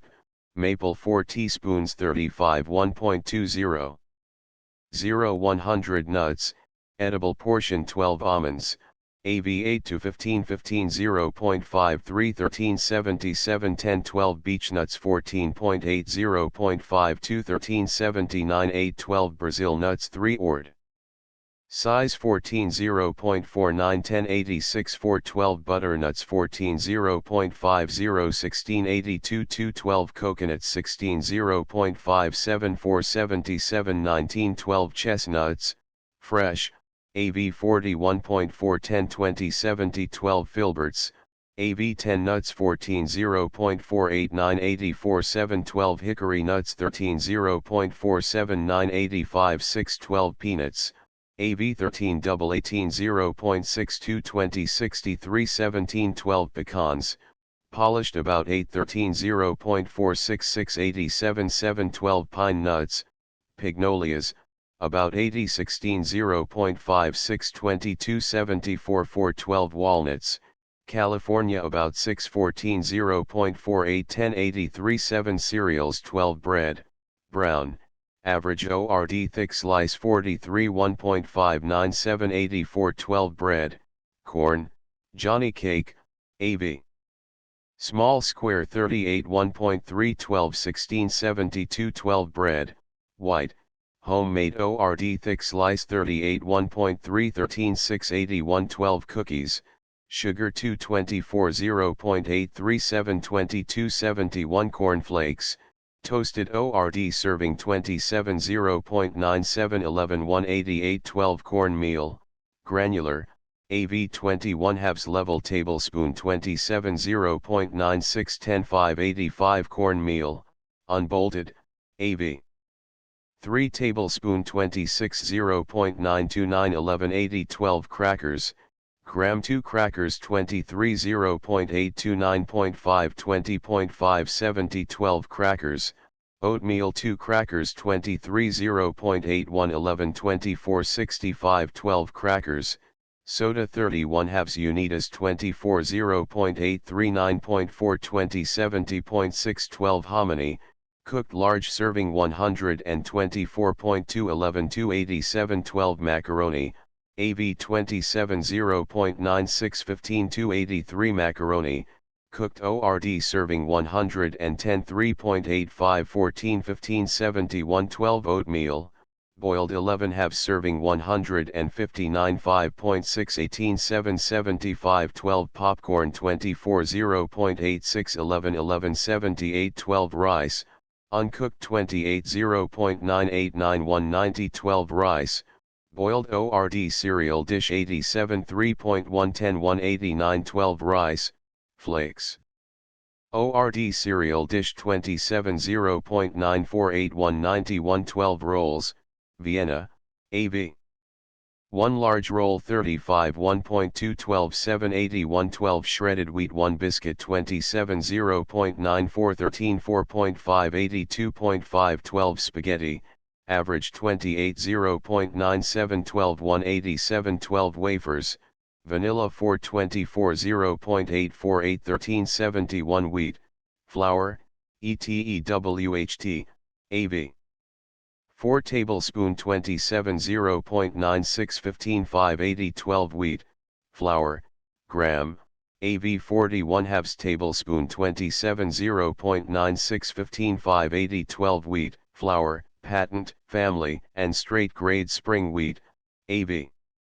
4 tablespoon 27 0.97 12 385 12 Svebak size of thick slice of bread 23 0.819 21 70 miscellaneous 12 eggs, hens, boiled 1 large egg 59 2.132 68 00 12 eggs, hens, whites of 6 eggs 181 6.4 100 000 12 eggs, hens, yolks 2 yolks 27 0.94 17 83 00 12 omelette 94 3.3 34 66 12 soup, beef, AV 380 13.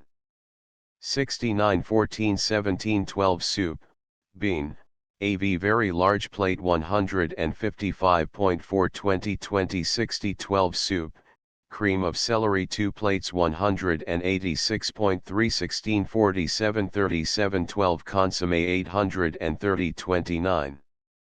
8500 15 12 clam chowder 2 plates 238.25 17 18 65 12 chocolate, bitter half a square 16 0.568 72 20 12 cocoa 20 0.69 17 53 30 ice cream, Philadelphia. Half serving 45 1.65 57 38 ice cream, New York. Half serving 48 1.77 47 46 tables showing average height, weight, skin surface, and food units required daily with very light exercise. Boys age height in inches, weight in pounds, surface in square feet, calories or food units 541.57 41.09 7.9 816.26 43.75 45.17 8.3 855.9 745.74 49.07 8.8 912.48 47.76 53.92 9.4 981.19 49.69 59.23 9.9 1043.7 10 51.58 65.30 10.5 1117.5 11 53.33 70.18 11.0 1178.2 12 55.11 76.92 11.6 1254.8 13 57.2 184.85 12.4 1352.6 14 59.88 94.91 13.4 1471.3 Girls age height in inches, weight in pounds, surface in square feet, calories or food units 541.29 39.667.7 784.56 43.35 43.28 8.1 831.97 45.52 47.46 8.5 881.78 47.58 52.04 9.2 957.19 49.37 57.07 9.7 1018.5 1051.34 62.35 10.2 1081.0 1153.42 68.8 10.84 10.7 1148.5 12 55.88 78.31 11.8 1276.8 Men height in inches weight in pounds surface in square feet proteids calories or fats food units carbohydrates total 61 131 15.92197 591 1182 1970 62 133 16.06 200 600 1200 2063 136 16.27204 612 1224 20 40 64 140 16.55210 630 1260 2165 143 16.76215 645 1290 2150 66 147 17.06221 663 1326 2210 67 152 17.40228 684 1368 2280 68 157 17.76236 708 1416 2360 69 162 18.12243 729 1458 2430 70 167 18.48251 753 1506 2510 71 173 18.91260 780 1560 2672 179 19.34269 807 1614 2690 73 185 19.89278 834 1668 2780 74 192 20.33288 864 1728 2880 75 220.88300 900 1800 3000 Women height in inches weight in pounds surface in square feet proteids calories or fats food units carbohydrates total 59 119 14.82179 537 1074 1790 60 122 15.03183 549 1098 1830 61 124 15.29186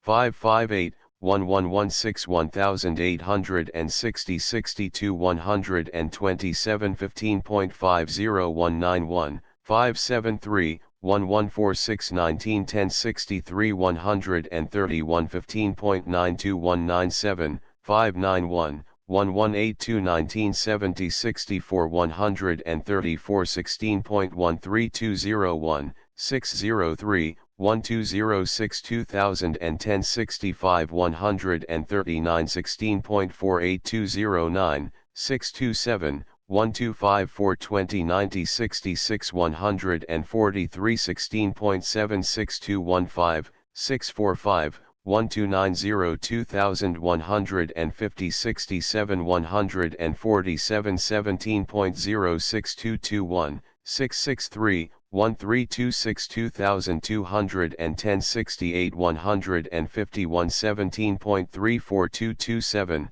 681 1362 2270 69 155 17.64232 696 1392 2320 70 159 17.92239 717 1434 2390 Note with active exercise an increase of about 20% or total food units may be needed.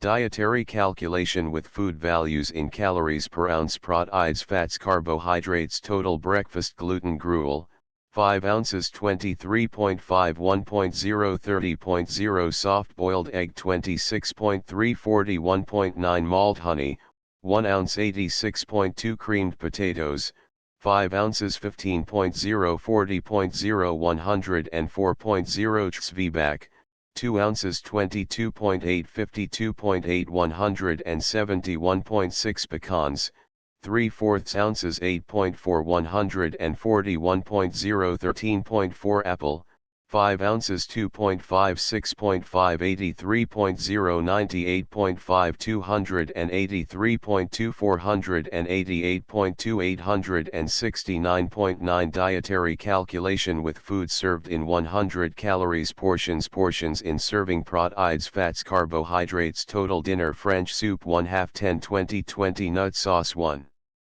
29 55 16 macaroni, egg 1 15 59 26 baked potato 2 22 2 176 cream gravy 1/2 5 33 12 biscuit 11 halves 22 128 butter 1 199 honey 2 200 celery 1/4 421 apple juice 1/2 50 101/4 106 270 649 1025 hourly outgo in heat and energy from the human body as determined in the respiration calorimeter by the U.S. Department of Agriculture average, 154 pounds.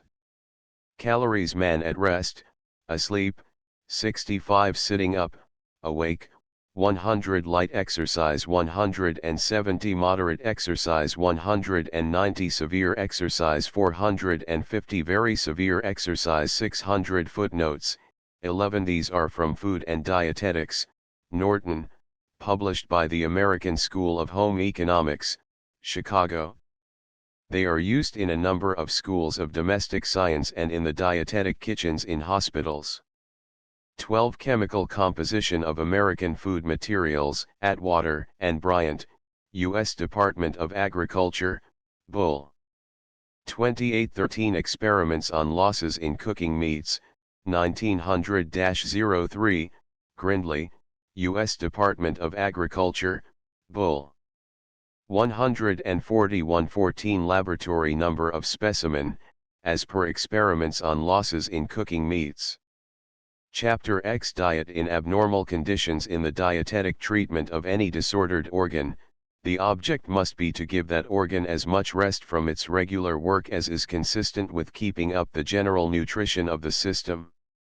The stomach and intestines and liver are so closely allied that, when one is affected, the others are liable to affection also, and the dietetic treatment is regulated accordingly. In abnormal conditions it is necessary to say that the food must be regulated according to the case. Yet, broadly speaking, a diet largely of protein, which is digested in the stomach, rests the intestines and stimulates the liver, and a diet largely of carbohydrates rests the stomach, because the gastric juice is not active in starch digestion. When the body is not in normal condition, because certain elements are lacking in the blood, these elements must be supplied in larger proportions in the food, and the case is one for a food chemist, or for one who has made food conditions a study.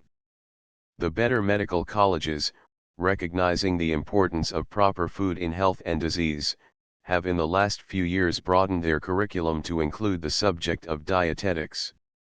Educated physical culturists and food specialists, for the correction of deranged conditions of the system, due to poor circulation and abnormal nerve and blood conditions, are doing much of the corrective work, due to the fact that instruction has not been given in the medical colleges.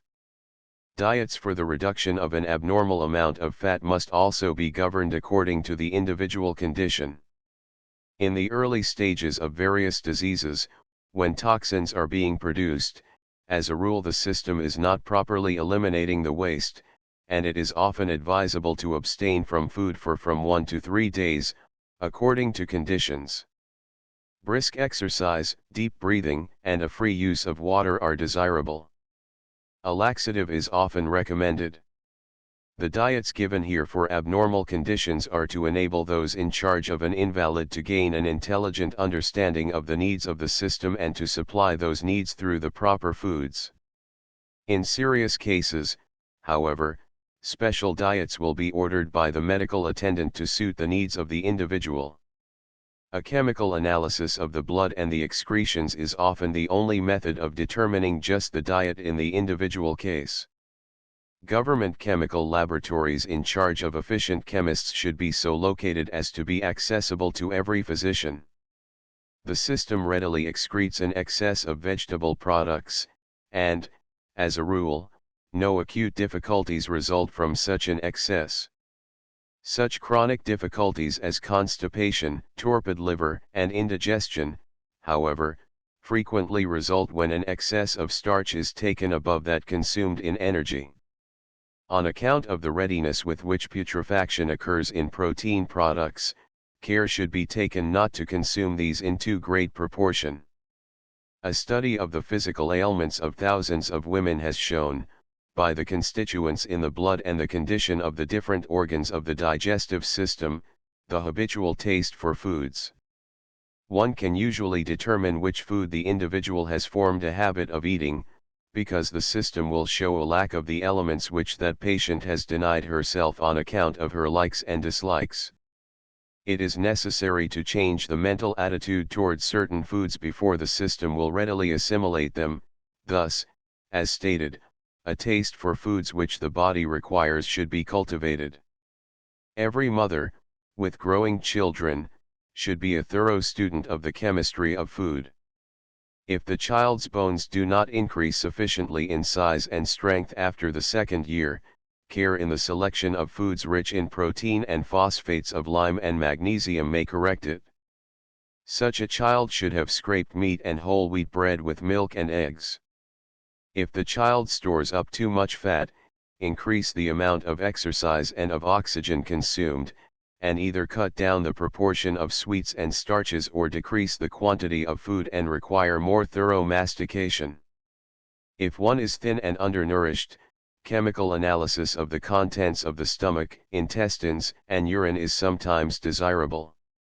The nerves should be relaxed, and proper food, exercise, and breathing should accompany medical treatment, if medicine is needed. Often an entire change in thought and diet are helpful. Sometimes a torpid condition of the liver and sluggish activity of the intestines are indicated. Special exercises to stimulate this activity and to encourage correct poise and deep breathing are most essential. The mind must often be stimulated and an interest be awakened, directing the thoughts in new channels. Worry and tensity of thought are among the chief causes in the majority of cases of lack of flesh and of a very large number of blood and digestive disorders. Anemia. In anemia there is either a decrease in the number of red blood corpuscles or an insufficient amount of blood. When there are too few red blood corpuscles, oxygen carriers, the necessary quantity of oxygen is not furnished the tissues and the system becomes clogged with waste. The patient easily tires and is disinclined to exercise, thus the decreased number of red corpuscles are not kept in forceful circulation and the carbon dioxide is not freely thrown off by the lungs. This further aggravates the condition. Since the blood is made from the foods assimilated, the point is to supply food which builds blood tissue. Exercise and deep breathing will encourage the elimination of waste and promote a forceful circulation which ensures nourishment to the tissues. As stated, it is the food assimilated, not always the amount eaten, that counts. In this condition it is of vital importance that one keep up a good circulation.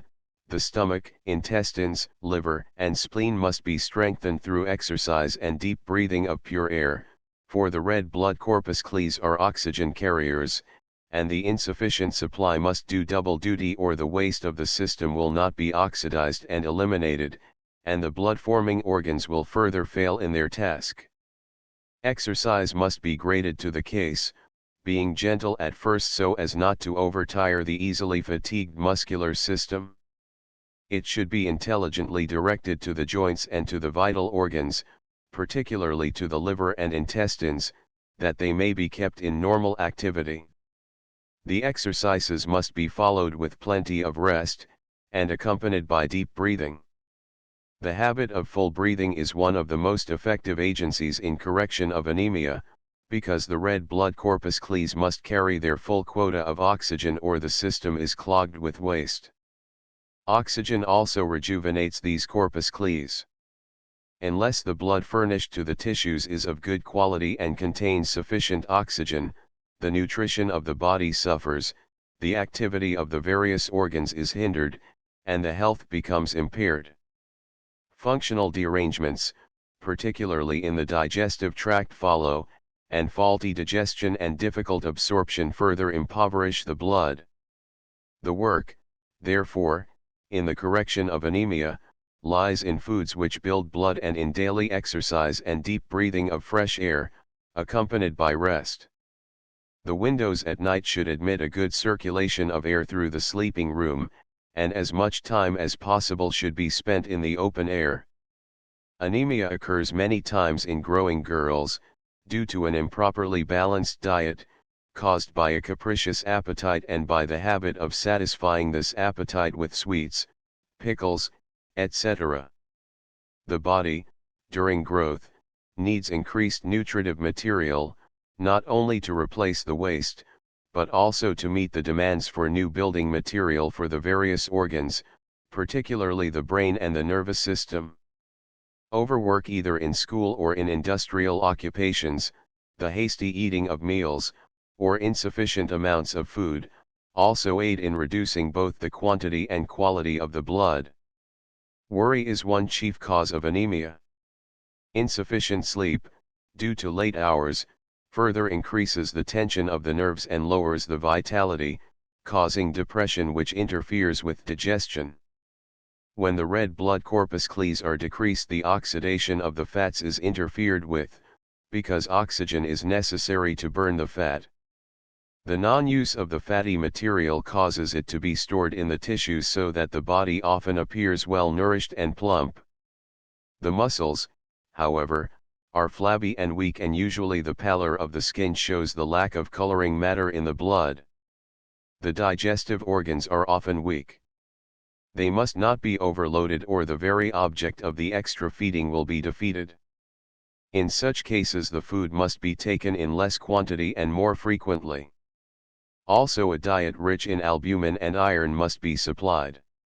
It will often be found that one whose blood is lacking in hemoglobin and in the proper proportion of red blood corpuscles has had a dislike for the foods rich in iron, or perhaps through poverty, or some other cause, has not been able to get the right kind of food. The yolks of eggs, the red meats, such as steak, mutton, or the breast of wild game, and the deeply colored greens, such as spinach, chard, dandelions, etc., contain a goodly proportion of iron. The dark leaves of lettuce, celery, and cabbage contain iron. These vegetables are apt to be bleached before being marketed. It is better, in anemia, to take the yolks of 2 eggs than 1 whole egg, as the iron is in the yolk. A good way to take the yolks of eggs is in egg lemonade or in eggnog, with a little flavoring. Anemia sufferers have usually formed the habit of eating starches and sweets. It will usually be found that they have no desire for vegetables containing iron, or for meats rich in albuminoids, and this habit is shown in the blood composition. They often eat the white of the egg and discard the yolk, rich in iron. Tact and persuasion will often be necessary to induce them to take the proper foods. If constipation is present, whole wheat bread, oatmeal, stewed prunes, grapes, stewed or baked apples, and oranges, should be taken freely. When the anemic individual is thin, he should take as much fat food as the system will assimilate. Bacon is well digested and palatable. Fat may be taken in milk, cream, and butter. The food must be made attractive to tempt the appetite, which is usually poor, and within reason one should be allowed any wholesome food which he desires. Condiments often stimulate the stomach and intestines to better action. Vinegars, because of their action on the blood, should not be allowed nor rich pastries and sauces. Beef may be scraped and made into sandwiches or used in purees and meat broth, which may also have a beaten egg in it. The following is a suggestive diet in anemic conditions. Diet 7: 1 pint of milk, to be sipped slowly before arising. Breakfast: fruit, broiled steak or 2 eggs, soft boiled, poached, or baked, with bacon, cereal, coffee, chocolate, or cocoa toast, or graham, or whole wheat bread, or graham, or corn muffins, butter. Middle of the forenoon: lemonade with a tablespoonful of beef juice, not beef extract, or with a beaten egg, or a glass of egg malted milk, or an eggnog. Lunch: split pea or bean soup with toast and butter, or scraped beef sandwich with lettuce, fruit or vegetable and nut salad, no vinegar, fruit, fresh or stewed bread with plenty of butter. Cake: a glass of milk, cocoa, or chocolate, preferably milk. Middle of afternoon: egg lemonade or eggnog of 2 eggs beaten in boiling milk with sugar and spices. Dinner: bouillon, tenderloin steak, roast beef, or lamb chops, baked potato, spinach, beet, or dandelion greens, custard, fruit gelatin, or cornstarch pudding, or rice with lemon cream or butter sauce. Bread and plenty of butter. Glass of milk or weak tea. When appetite is persistently absent, attention should be paid to the eliminative organs in order to remove all clogging of the system by retained waste. If the stomach and intestines are prolapsed as a result of improper nourishment and resultant weak tissues, rest in bed, with special exercises which will replace the organs and strengthen the supporting tissues, is required. Stomach disorders: most chronic cases are due to worry, to improper hygiene, such as irregular meals, fat and greasy foods, hasty eating, too much sweets, insufficient mastication, with resulting lack of saliva, wrong choice of foods, too frequent eating, giving the stomach no rest, too large an amount of food, too highly spiced foods, coffee or tea, a general rundown condition, with a weakness of muscles of the stomach, due to insufficient blood supply, to a weakened or overstrained condition of nerves controlling the stomach, and usually to insufficient exercise and fresh air. Indigestion or dyspepsia. Indigestion or dyspepsia is the broad term commonly applied to most chronic stomach and intestinal difficulties, due, not alone to structural disease or to displacements, but also to their inability to perform their normal functions. The term includes troubles arising from so many different causes that in each case the cause must be determined and remedied before definite results can be attained through diet. The most usual is that the gastric glands are pouring out an insufficient amount of secretion. Almost always there is a deficiency of hydrochloric acid. In some cases in which the food has irritated and inflamed the stomach, there may be a sufficient secretion of this acid, but an inflamed stomach throws off more mucus and the extra quantity of mucus neutralizes the hydrochloric acid. When the acid is deficient or absent, the proteins are not well digested and the food may ferment, bacteria may produce putrefactive changes and the formation of gas. The gas interferes with the movement of the diaphragm, pressing it against the heart, causing pain and even palpitation. Indigestion is usually accompanied by constipation, or by irregular action of the intestines.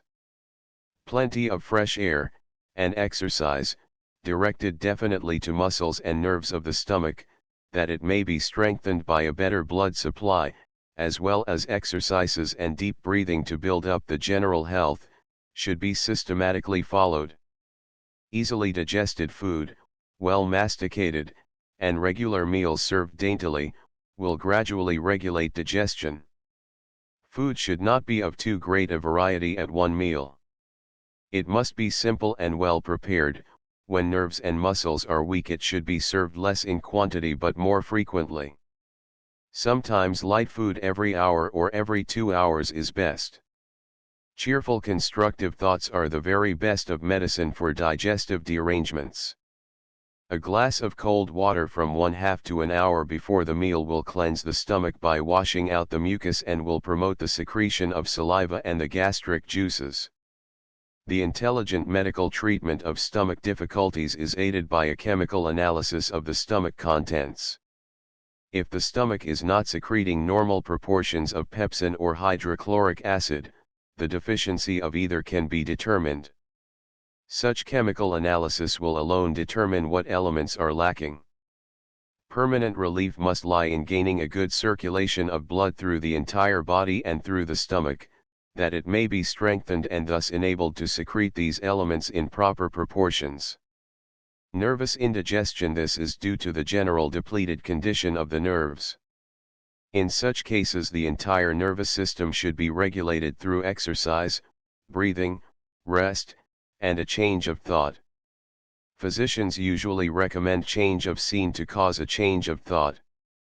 The diet should be light and laxative, and low in protein.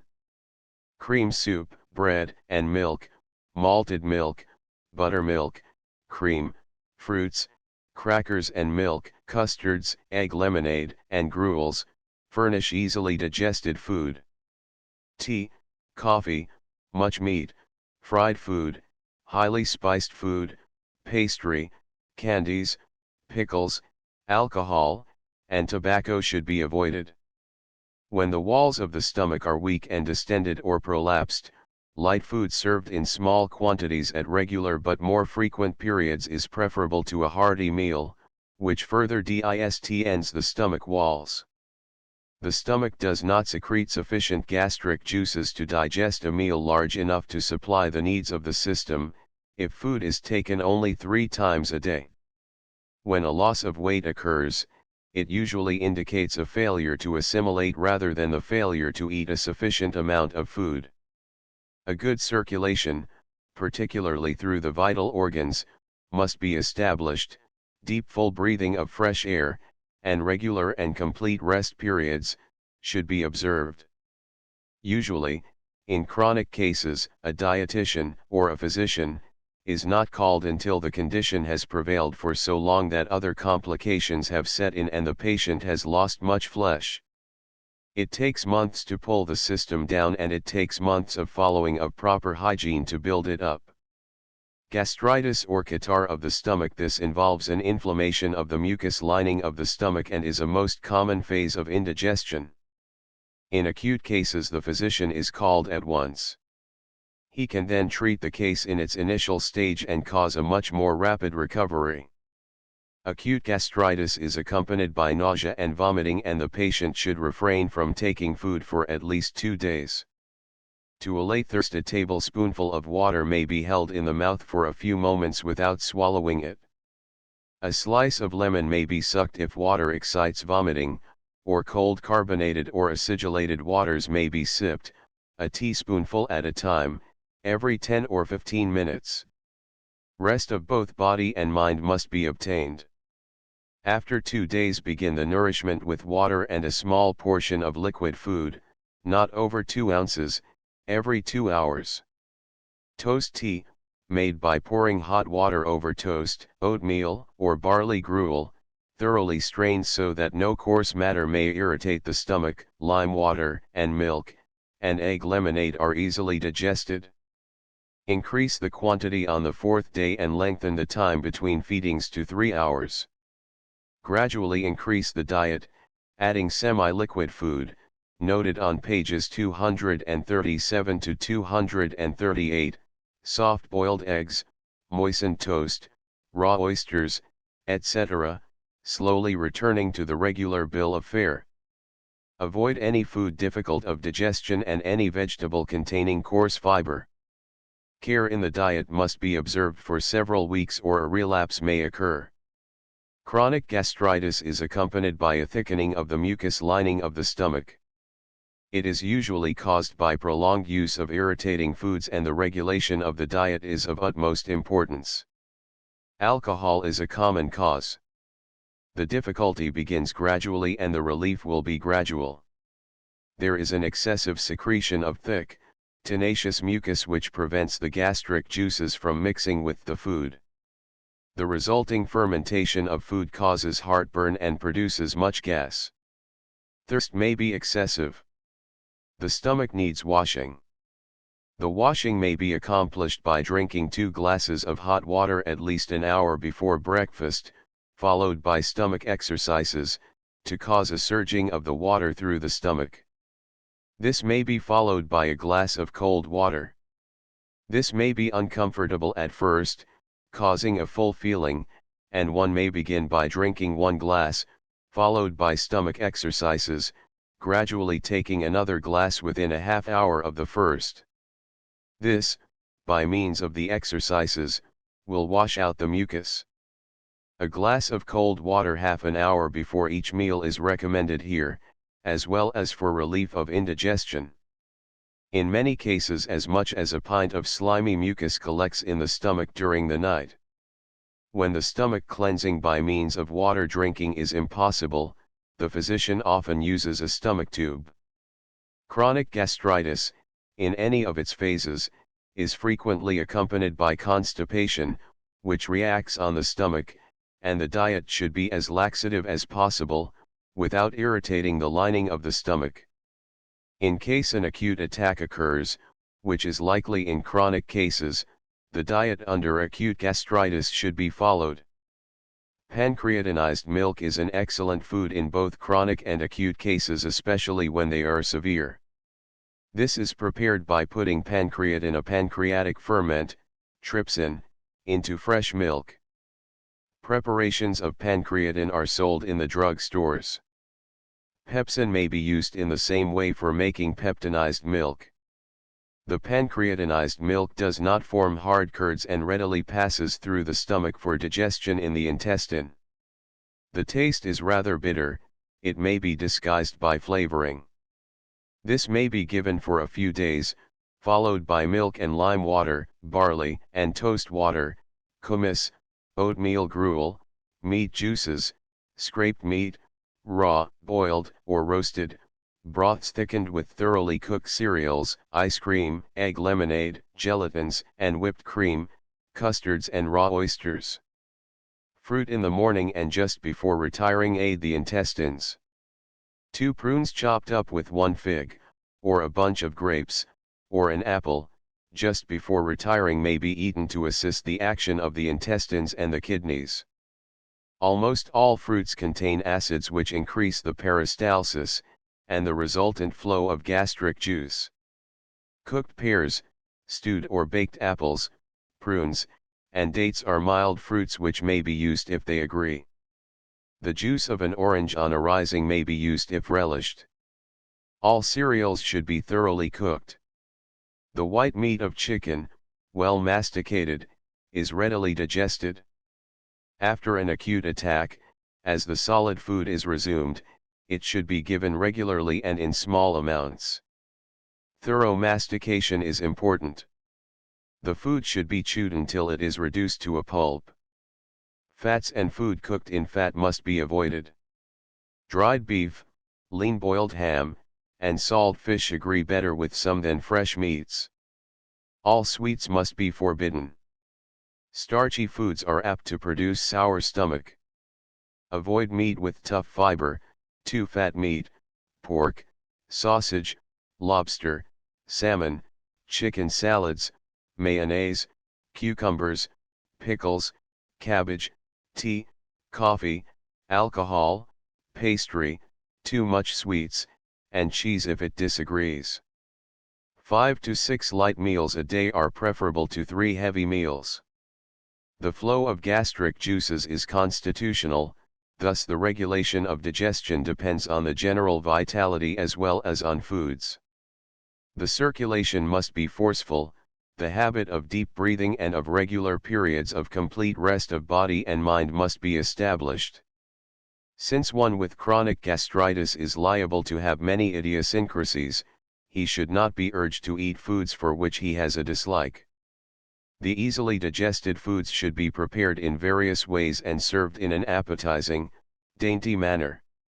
There are 4 special phases of chronic gastritis: mucus gastritis, hyperchlorhydria, hypochlorhydria, and achlorhydria. In mucus gastritis there is a profuse secretion of mucus in the stomach. In this case it is always well to wash out the stomach before introducing food, as suggested above. The same general diet suggested for acute gastritis should be followed.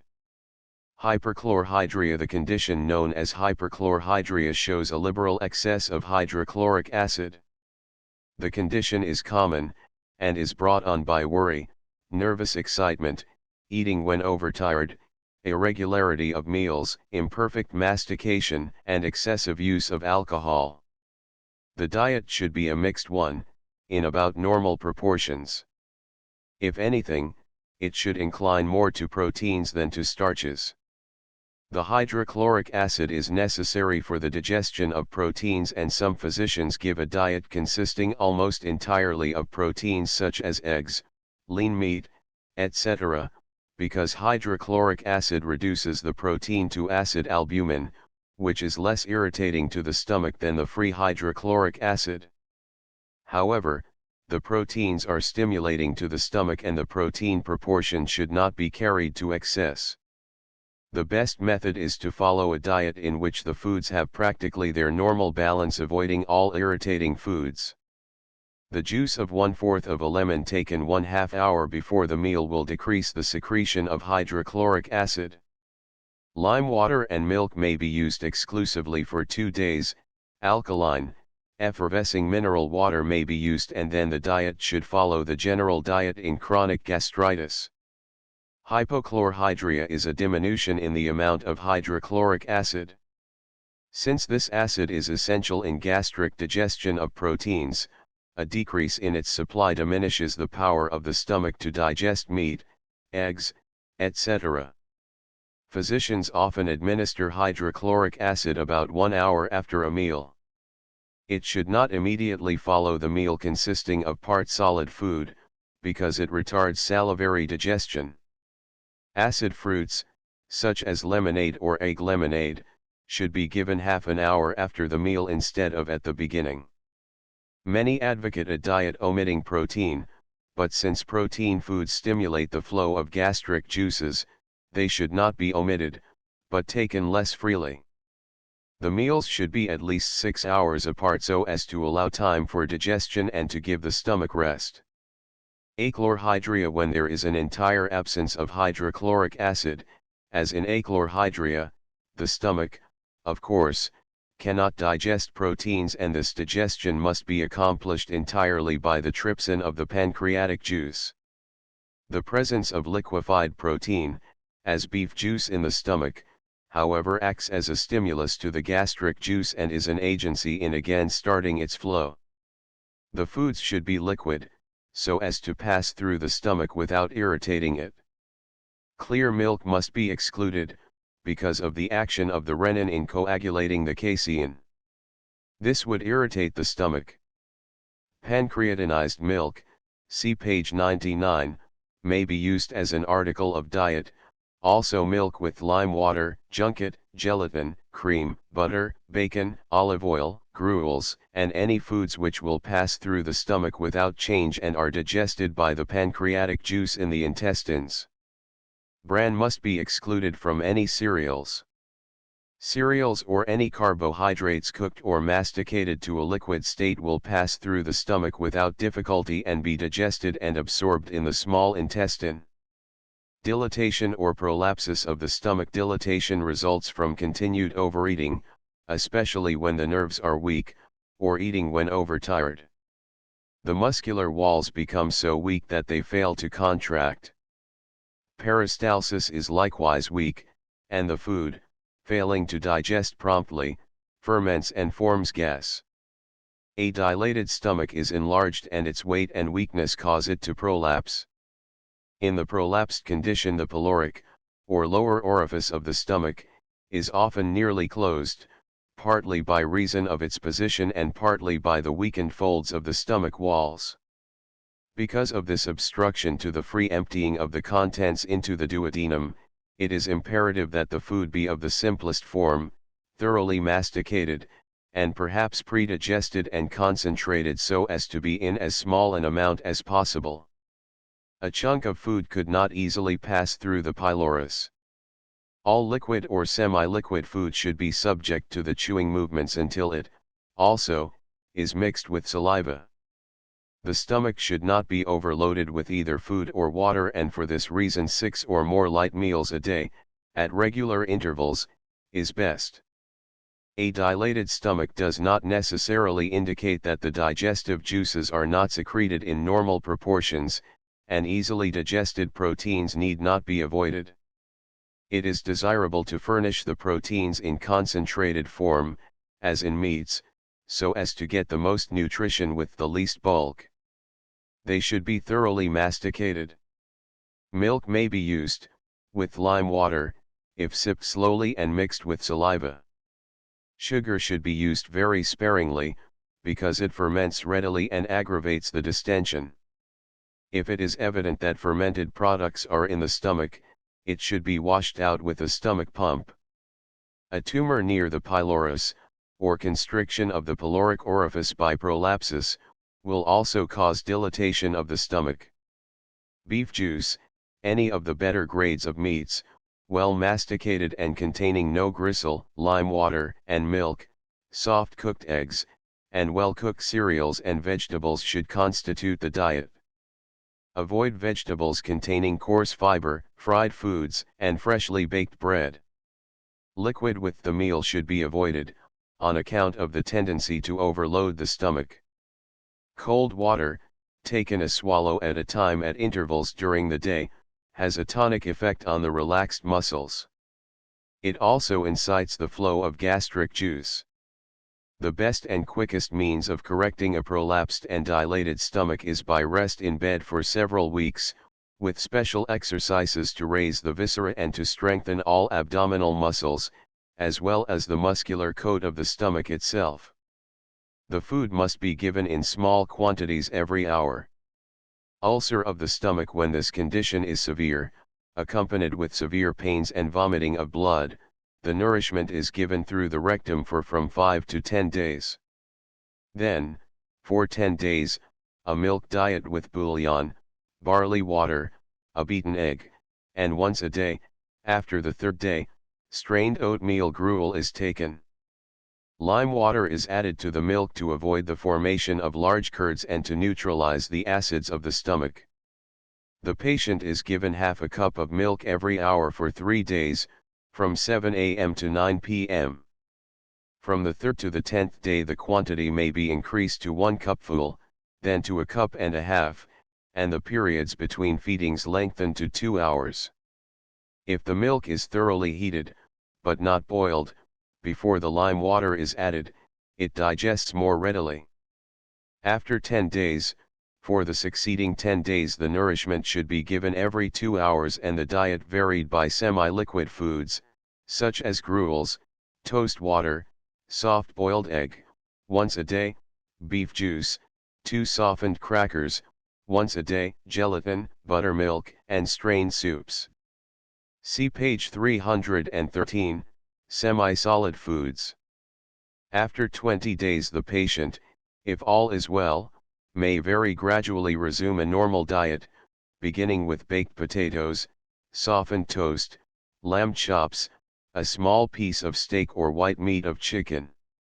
It is imperative that all food, liquid or solid, be thoroughly mixed with saliva and that solids be chewed to a pulp. Liquids must not be swallowed either hot or cold, but about body temperature. Cold water may be taken into the mouth when more palatable than warm and held there until about body temperature before it is swallowed. All liquids should be sipped, not swallowed in gulps. When the condition of ulcer has existed for some time, complete rest in bed for from 6 to 10 weeks is advisable.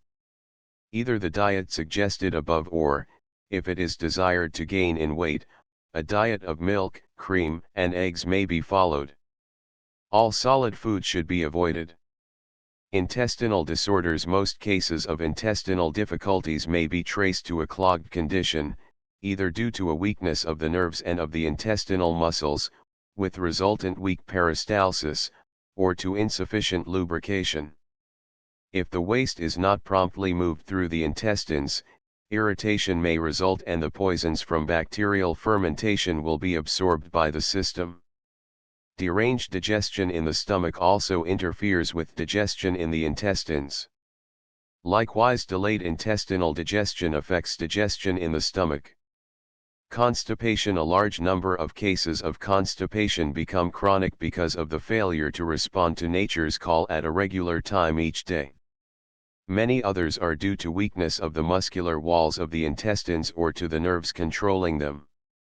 In this event, the intestinal peristalsis is weak. Constipation may be mechanical, due to obstruction of the intestine in some part of its course, e.g., prolapsus, tumor, or a kink in the bowel itself. Still another cause is a failure of the liver to discharge sufficient bile into the intestines to lubricate the feces.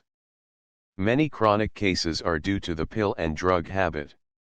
When one continues to take pills, the condition brings a result similar to the feeding of predigested food. If the work is done for the organs, they become lazy and rely on artificial aid.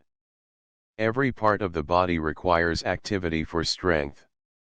If the intestines are cramped by the clothing, it may cause constipation by restraining their normal exercise during movements of the body in walking, etc. Exercises for the intestines should be taken morning and night. Constipation may exist even when there apparently is a daily movement of the bowels. Material may accumulate in the large intestine because only a part of the contents is discharged and may cause the unpleasant symptoms which accompany constipation. It may arise from irregularity in meals, or from overeating, thus causing derangements of digestion from disturbance of the normal process. Insufficient food may cause it, because the mass is not large enough to be acted on by the muscular movements of the intestines. Too much strong tea, by its astringent action, lessens the secretions of mucus and causes the mass to become too dry. Too little water may be taken and the food not sufficiently moistened, food may be concentrated and leave little residue. Overeating, especially when the intestinal muscles are weak, furnishes a greater bulk than the intestines have the power to propel, hence a semi-paralysis and inactivity result. Anxiety and grief or worry may inhibit the action of the nerves and thus cause a stagnation of movement on the part of the bowels. The cause of the difficulty must be ascertained before relief can be gained. The most natural relief for constipation, therefore, comes through exercise, particularly when directed to the muscles of the stomach and of the intestines and to the nerve centers controlling them.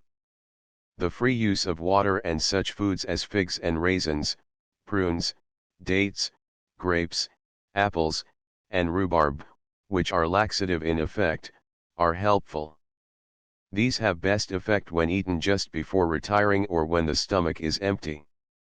The use of vegetables which furnish a large bulk of fiber is often beneficial. Cabbage, celery, lettuce, spinach, mustard greens, oyster plant, and asparagus consist largely of residue. Onions are also laxative, especially when boiled. Tomatoes possess a special laxative effect for many individuals. When derangements of digestion make raw fruits undesirable, they may be cooked and thus used for their laxative effect. They are not so laxative when cooked with much sugar, because much sugar may cause fermentation and gas. A little bicarbonate of soda added to acid fruits after cooking will correct the acidity and not so much sugar will be needed. 2 or 3 glasses of water should be taken on rising and before retiring. This cleanses the stomach as well as aids in relieving the dryness of the bowel contents. Oatmeal, or any cereal containing the bran, is laxative. Such are bran or cornmeal bread, Boston brown bread made with molasses, and graham bread. Children should be trained to attend to nature's call regularly every day. The best time is shortly after breakfast. Enteritis, inflammation or catarrh of the intestines, is similar in its nature to gastritis or catarrh of the stomach. Acute enteritis, or cholera morbus, is usually caused by a strong irritant, either by some food which disagrees, by unripe fruits, or by a mass of undigested food. A fast of 2 or 3 days is the usual initial dietetic treatment. A free drinking of water not only soothes the irritated intestines, but it cleanses the intestinal tract and assists in eliminating elements of fermentation. If these are not eliminated, they will be absorbed into the blood. Absolute quiet in bed is necessary. After the fast, a liquid and semi-liquid diet is followed until inflammation is relieved and diarrhea and vomiting have ceased.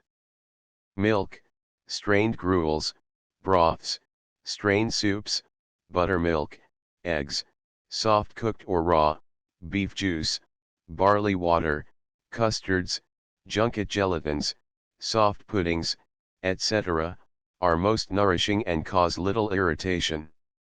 See page 313, Semi-solid foods. Milk should be mixed with lime water to prevent the formation of large curds and should be sipped. Water should not be taken, as it tends to increase the diarrhea. Ice may be held in the mouth to relieve thirst. All irritating foods, such as coarse vegetables, pickles, acid fruits and fruits with coarse seeds, candies, beer, wines, and salads must be omitted. Chronic enteritis has the same general cause as acute enteritis, though its onset is slow and it takes a correspondingly longer time to correct. A milk diet for 2 or 3 weeks may be necessary to rest the bowels.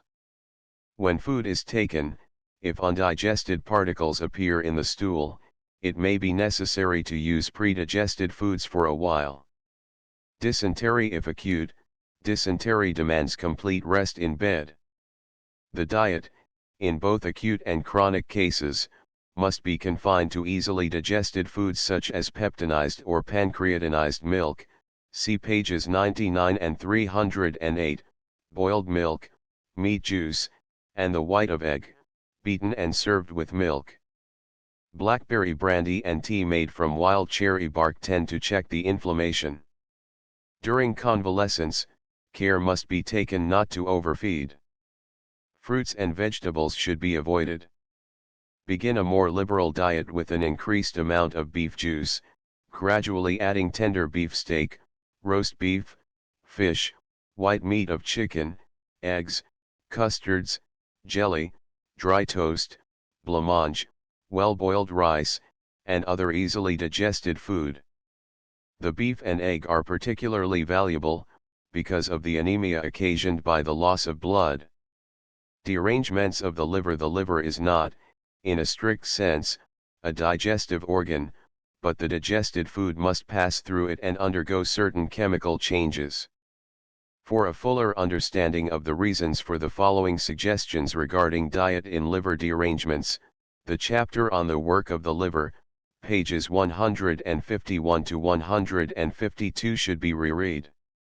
It will be recalled that the liver acts not only on the foods, but it also stands on guard to neutralize poisonous ferments, due to putrefactions absorbed from the intestines, and to render them harmless. To a limited extent it also oxidizes alcohol. After the gorging of a heavy meal, the overloaded blood and liver express themselves in a sluggishness of the brain and one feels mentally as well as physically inert. Since both carbohydrates and protein undergo chemical changes in the liver, it is evident that a diet consisting of an excess of either, must overwork the liver, not only through the nutritive food elements absorbed, but through the toxic substances which may be produced. The regulation of diet, when the liver is in an abnormal condition, must be more in the quantity than in the quality of food. The condition of the liver depends also on the activity of the intestines, since the poisonous products from imperfectly digested and fermenting food, not being eliminated, will be absorbed and carried to the liver. If the food remains in the intestines too long, it is attacked by the bacteria always present there, fermentation results and poisons are absorbed and carried to the liver, which usually can render them harmless to the system. If for any reason the liver is diseased, overloaded, or its action is sluggish, these toxins are absorbed in larger quantities than the liver is able to handle, hence they re-enter the blood and poison the system. The most important corrective agencies, when the liver is inactive, is a fast for a day or two, a free drinking of water, deep breathing, and exercise so directed as to bring a free supply of blood to this organ. It is apparent that the blood must carry its full quota of oxygen to assist in eliminating both the nitrogenous waste and the poisons. It must also be remembered that the liver must oxidize the waste from its own tissues, as well as from other parts of the system. Biliousness. This condition is due to the overproduction of bile, which may be absorbed into the blood, to inactivity of the body and a resultant sluggish circulation of blood, to overwork of the liver due to overeating, and to insufficient breathing of pure air. It may also result from constipation and the resultant absorption of toxic matter, as previously described. It may be occasioned also by obstruction of the opening of the bile duct into the intestines from an excess of mucus in the duodenum. In such cases, exercises for the intestines are clearly indicated. In the bending, twisting, and squirming movements which the infant in the cradle makes, the liver is regularly squeezed and relaxed. The same is true of the free movements of an active child at play. If during adult life these same free movements of bending and twisting the trunk were continued daily and correct habits of free breathing of pure air were established, there would be little call for liver tonics. The transformation of carbohydrates in the liver is an important part of its work, and in case of inactive liver the sugars and starches should be limited in the diet. Protein stimulates the activity of the liver, yet it is a mistake to allow a diet too rich in protein. The best method is to cut down the quantity of food. 2 glasses of water an hour before breakfast, followed by brisk exercise for the vital organs and deep breathing, are the best remedies. The daily action of the bowels is imperative. In extreme cases a fast of 2 or 3 days, with a copious use of water, is recommended. Following this fast the diet should consist of easily digested foods, eliminating those containing starch and sugar in too great proportions, as bread, cereals, and potatoes. The amount should be as limited as is consistent with the actual necessity for rebuilding and for energy. The taking of fats should be restricted in biliousness. The presence of fat in the duodenum stimulates the flow of pancreatic juice, which in turn stimulates the secretion of bile, thus overworking the liver. Lemon stimulates the action of the gastric glands and thus tends to increase the liver activity. It has been thought that eggs and milk cause sluggish liver action. There is no physiological reason for this if too much food is not eaten. The fact is often lost sight of that milk is a food as well as a beverage, and that when milk constitutes an appreciable part of the diet, other foods should be limited accordingly. The diet may be selected from the following: soups, light broths and vegetable soup with a little bread toasted in the oven. Fish, raw oysters, fresh whitefish. Meats, mutton, lamb, chicken, or game. Farinaceous whole wheat or graham bread and butter, toast buttered or dry, toasted crackers, cereals in small portions. Vegetables, fresh vegetables, plain salads of watercress, lettuce, and celery, without oil or mayonnaise dressing. Lemon juice and salt may be used. Desserts, gelatins, fruits, cornstarch, ice cream, junket, simple puddings, all with very little sugar.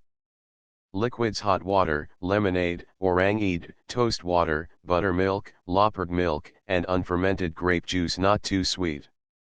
Avoid all rich, highly seasoned foods, candies, cheese, pies, pastry, pancakes, or any fried foods, salmon, herring, mackerel, bluefish, eels, dried fruits, nuts, and liquors of all kinds. Gallstones occur most often in persons after middle life, especially in those of sedentary habits. A substance called cholesterol is normally present in solution in bile and in the tissues. When, through inactivity of the liver, or when because of sedentary habits the bile remains too long in the system, the cholesterol is precipitated, and, mixed with mucus, it forms gallstones.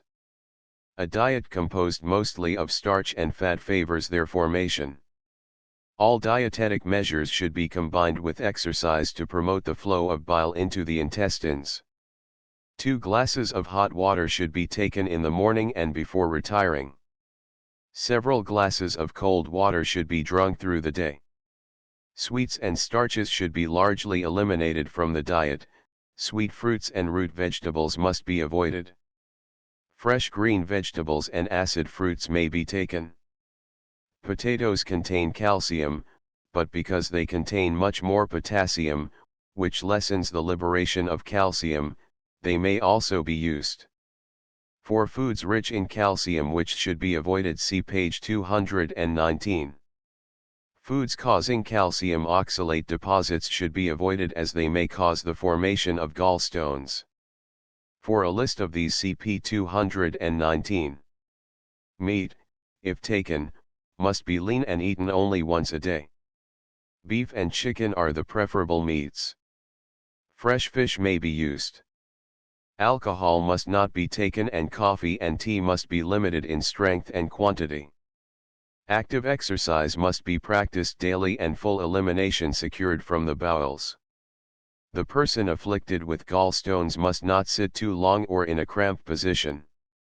The presence of fat in the duodenum increases the flow of pancreatic juice which, in turn, stimulates the flow of bile, so olive oil is often recommended in case of gallstones.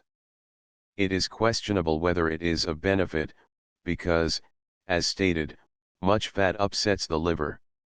Watch the water supply. Hard water which contains lime should be boiled to precipitate the calcium. Derangements of the kidneys. The office of the kidneys is to eliminate from the system certain nitrogenous elements in solution. The work of the kidneys, in most conditions, is aided by copious drinking of water. The influence exerted on the function of the excretory organs by the components of the food has not been given the attention it merits. If the fluids are not taken in sufficient amount and much animal food is eaten, the urine becomes more concentrated and may irritate the kidneys or the bladder and give rise to calculi, kidney stones, or to the deposit of uric acid. Watery vegetables, juicy fruits, milk, water, and most beverages, by increasing the output of urine, lessen its acidity and density. A diet limited to certain articles of food by the likes or dislikes of the individual, as the starches and sugars, too large consumption of acid fruits or too fatty foods may cause the appearance in the urine of abnormal amounts of various substances, as sugar, phosphates, calcium oxalate, or fatty acids. Acid fruits in moderation aid digestion and favor suitable elimination, but when eaten to excess, as lemons, taken 2 or 3 or more a day by those striving to reduce flesh, the urine is increased in acidity, and irritation of the bladder may ensue. Too great an amount of food tends to overwork the kidneys as well as the liver and various derangements result. These must be treated dietetically as well as by medicine. Acute nephritis in inflammation of the kidneys, nephritis, the secretion of urine is lessened or may cease. The kidneys and digestive system must not be overworked and all food must be eliminated save milk until the kidney function is restored. It may be diluted with lime or vichy, or skimmed milk or buttermilk may be used.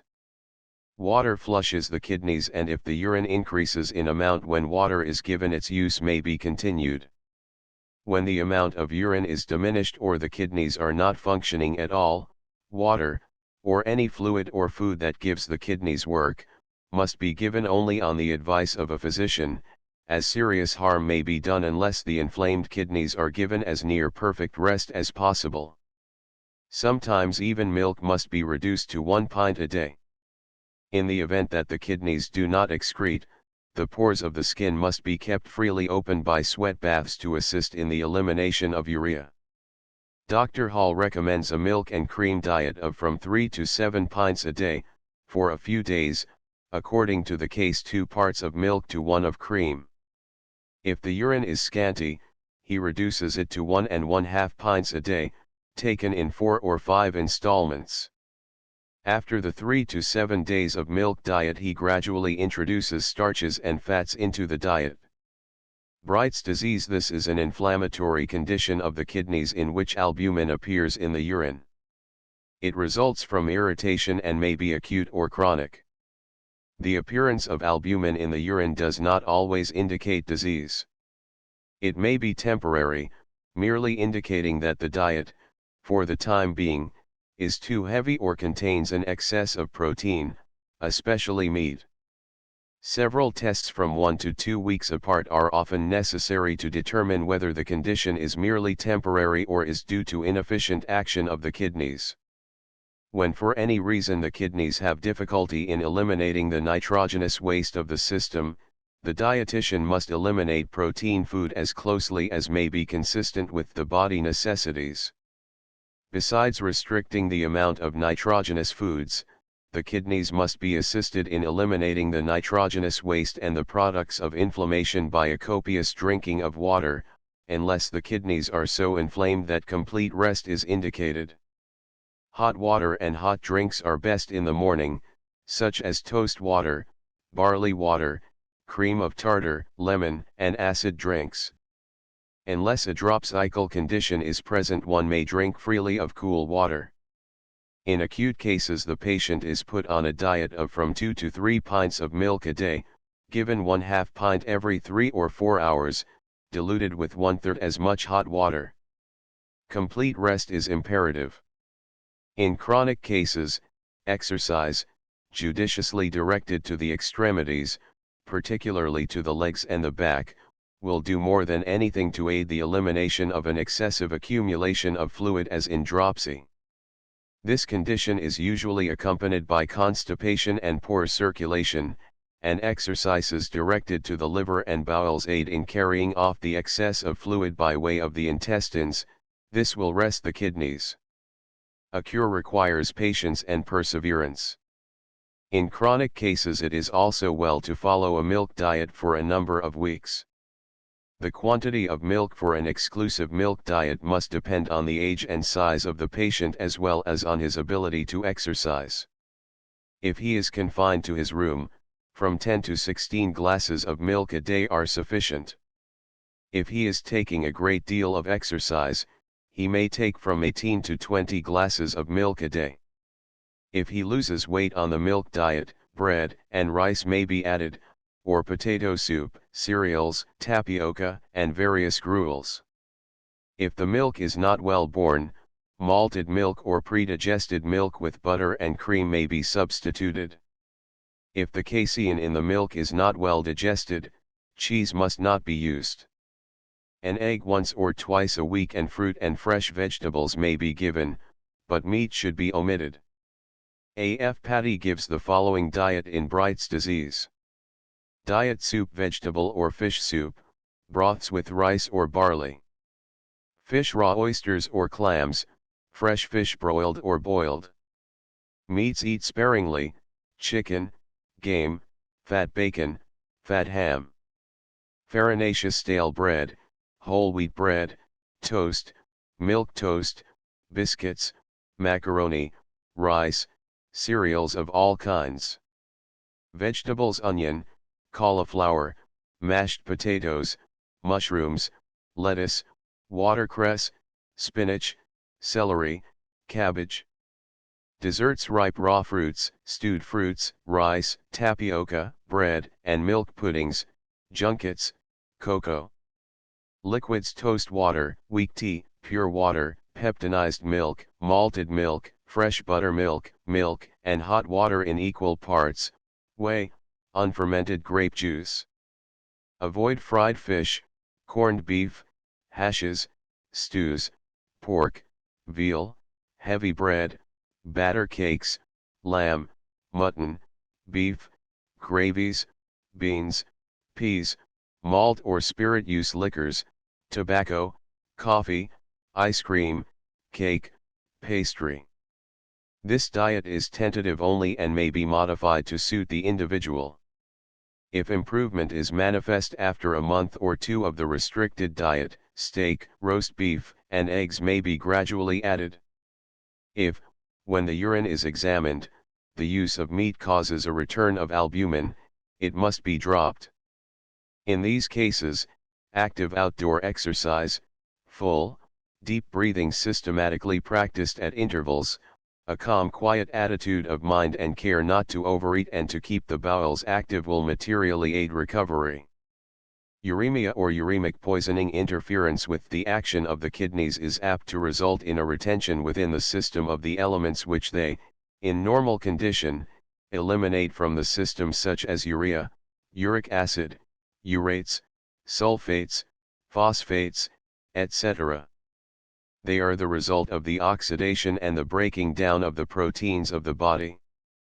If the kidneys do not eliminate these, the result is a systemic poisoning, and the dietetic treatment must be such as will aid them to act freely. Fruits should be used freely. The citrus fruits, lemons, oranges, limes, etc., are the best. They neutralize acids and promote the alkalinity of the blood. When the system shows an excess of uric acid, the chances are that the individual has not been living on a diet containing too large a proportion of protein, but that he has been eating more than he requires of all kinds of foodstuffs. His system thus becomes weakened and he does not breathe deeply nor exercise sufficiently to oxidize and throw off the waste. Meats, eggs, and legumes should be eliminated from the diet. A free drinking of water, milk with lime water, cereals, buttermilk, kummis, barley water, toast water, lemonade, orangeade, vegetables, and fruit should form the diet.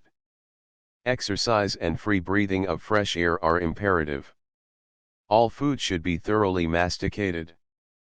Excess of uric acid. When this condition appears, it is due to too great an amount of animal or nitrogenous food.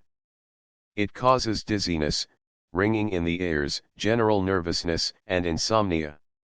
Uric acid does not render the urine acid, but when the acidity of the urine is increased, due to too much animal food, the tendency of the uric acid to form a crystalline deposit is increased.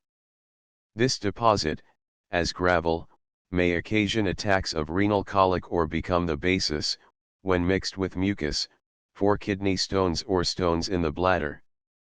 Headaches, if due to uric acid, will often cease when animal food is lessened. Too much candy or sweet foods, or too much fat, eaten in connection with much protein, by deranging the liver function, change the character of the urine and favor the production of uric acid, causing such chronic ailments as bronchitis, asthma, severe nerve depression, gout, and neuralgia. The natural relief is obtained by control of the diet, supplying less protein. One may either eliminate the proteins from the diet, or may cut down the entire quantity of food. Free elimination through a free action of the kidneys, the pores of the skin, and the lungs, is necessary. Systematic exercise, deep breathing, copious drinking of water, and fresh air day and night, are the best aids. Exercise and deep breathing promote a free elimination of waste through the pores of the skin, and the free drinking of water creates a greater elimination through the kidneys, thus throwing off the excess of acid. The skins of fruits contain various acids which favor the alkalinity of the blood. Therefore it is better, when there is an excess of uric acid, to eat unpeeled fruits. Apples, eaten raw and unpeeled, because of the acids, are of benefit. Citrus fruits, such as lemons, oranges, and grapefruit, are advised. Pears, and other sweet or bland fruits, because of the lack of acid, are less valuable. Pea pods when young may be cooked with the peas. String beans, spinach, celery, and asparagus are of value. All rich sauces and gravies must be avoided. Gout. Osler remarks that gout is evidence of an overfed, overworked, and consequently clogged machine. It is usually the result of high living. It most often attacks people past middle age, who have indulged in large quantities of food, especially the nitrogenous foods which are not thoroughly oxidized due to sluggish circulation and shallow breathing. The process, imperfectly carried on, allows the accumulation of the waste material which cannot be excreted by the kidneys unless completely transformed by oxidation. These insoluble materials are deposited in the joints, act as irritants, and occasion the attacks of pain, swelling, and tenderness which usually mark the acute condition. It is most common in those who habitually overeat, take little exercise, or who have frequently indulged in alcohol. Sugar and fat in quantities are injurious as the oxidation of the protein is not carried on as completely when these are in excess. In fact, the entire system is more sluggish. Fat also interferes with gastric digestion as it passes through the stomach unchanged, and if the particles of food have a coat of the fat liquefied by the heat of the stomach, it is difficult for the gastric juice to exert its power. The use of meat and sugars tends to make the urine acid, and the use of vegetables favors its alkalinity, rendering it less acid. Therefore it becomes necessary to eliminate meat from the diet, to cut down the fats and carbohydrates, and to eat freely of fruits and vegetables. Alcohol is absolutely prohibited. In acute cases, a diet of bread and milk, or toast and milk, with light vegetable broths, should be followed for from 1 to 3 days. In chronic cases, the diet may consist of the following: soups, vegetable broths, fish, fresh fish, shellfish, raw oysters. Meats, it is better to omit all meats. If meat is eaten at all, it should be confined to game, chicken, and fat bacon. Farinaceous cereals, crackers, dry toast, milk toast, macaroni, graham or whole wheat bread, rye bread, oatmeal, and any of the breakfast foods. Vegetables: celery, lettuce, watercress, all greens, without vinegar, string beans, green peas, potatoes, carrots, and beets. Fruits: all fruits, stewed or fresh. Unpeeled apples are especially recommended. Greens, without vinegar, and unpeeled apples, increase the action of the kidneys. Desserts: plain puddings, junket, rice, stewed or fresh fruits. Liquids: pure water, toast water, barley water, buttermilk, malted milk, milk. Eat eggs sparingly, and in severe cases, not at all. Avoid alcohol, coffee, tobacco, dried fruits, nuts, cheese, candies, pastries, pies, spices, rich puddings, fried foods, vinegar, pickles, lemons, rhubarb, mushrooms, asparagus, sweet potatoes, tomatoes, gravies, patties, rich soups, lobster, salmon, crabs, mackerel, eel, veal, pork, goose, duck, turkey, salted, dried, potted, or preserved fish or meat, except bacon. It is not sufficient to eliminate the foods to be avoided. To reduce the quantity of food is also necessary, yet this must be watched, as the diet should not be so rigid as to cause a lowering of vitality. Eating between meals should not be allowed. In an acute attack, the diet should be confined to milk, vegetables, and fruits. Diabetes: this is the result of a serious disturbance of nutrition. Since its presence is made manifest by the appearance of sugar in the urine, it is considered among the derangements of the kidneys. However, one should not be apprehensive of diabetes if the urine test for a day shows sugar. This may be due to an excess of carbohydrates, particularly of sugar, in the diet a day or two previous, and all trace of it may disappear in a day or two. If continued tests show an excess, nutritional disturbances are indicated. The treatment is almost entirely dietetic. The most usual form of diabetes is diabetes mellitus. It is supposed to be due to a disturbance in the metabolism of sugar. It may be aided by defective pancreatic ferments, the lack throwing more work on the liver in the metabolism of sugar. The difficulty which confronts the dietitian is to prescribe a diet restricting the carbohydrates which will keep up the body weight and not disturb the nutritive equilibrium. The patient has a craving for sugars and starches, but the system cannot make use of them, and the heat and energy must be supplied by fats. The diet must consist largely of protein and fat. One danger lies in the tendency of acetic and other acids to accumulate in the blood, which affects the nervous system. While, as a rule, the craving for certain foods is an indication that the system needs the elements contained in them, the desire of the diabetic patient for sugars and starches must not be indulged more than absolutely necessary, because of the inability of the system to utilize them. There is often a distaste for fat, but its use is imperative when it is well borne, because the weight and general vitality must be maintained. If all carbohydrates are eliminated from the diet, the system will often suffer severely. Therefore, the dietitian must determine the diet suited to the individual case, since complicated conditions may exist and the diet for one patient will work harm to another. The fleshy patient can stand a rigid diet, eliminating sugars and starches, much better than one who is thin and emaciated. A thin, weak patient often cannot endure too rigid a diet. The following list of foods contain least carbohydrates: clear soup of meat without vegetables, all acid fruits, eggs, clams, and lobsters, fresh fish of all kinds, fresh meat of all kinds, and most smoked meat, olive oil, butter, peas, beans, all fresh vegetables, except carrots, parsnips, squash, onions, artichokes, cauliflower, cabbage, and asparagus. Fats may be supplied in the yolks of eggs, cream, butter, cheese, bacon, and oily nuts, as butternuts, Brazil nuts, almonds, hazelnuts, walnuts, pecans, all should be well chewed. In beginning a diet, the change must not be too sudden. Potatoes, when they agree, may be used in small quantities as a substitute for bread.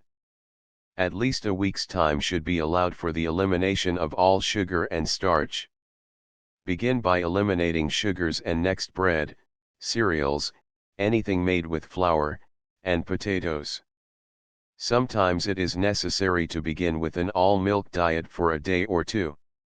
Van Noorden gives the following diet, free from carbohydrates, which has been in general use in Europe and America.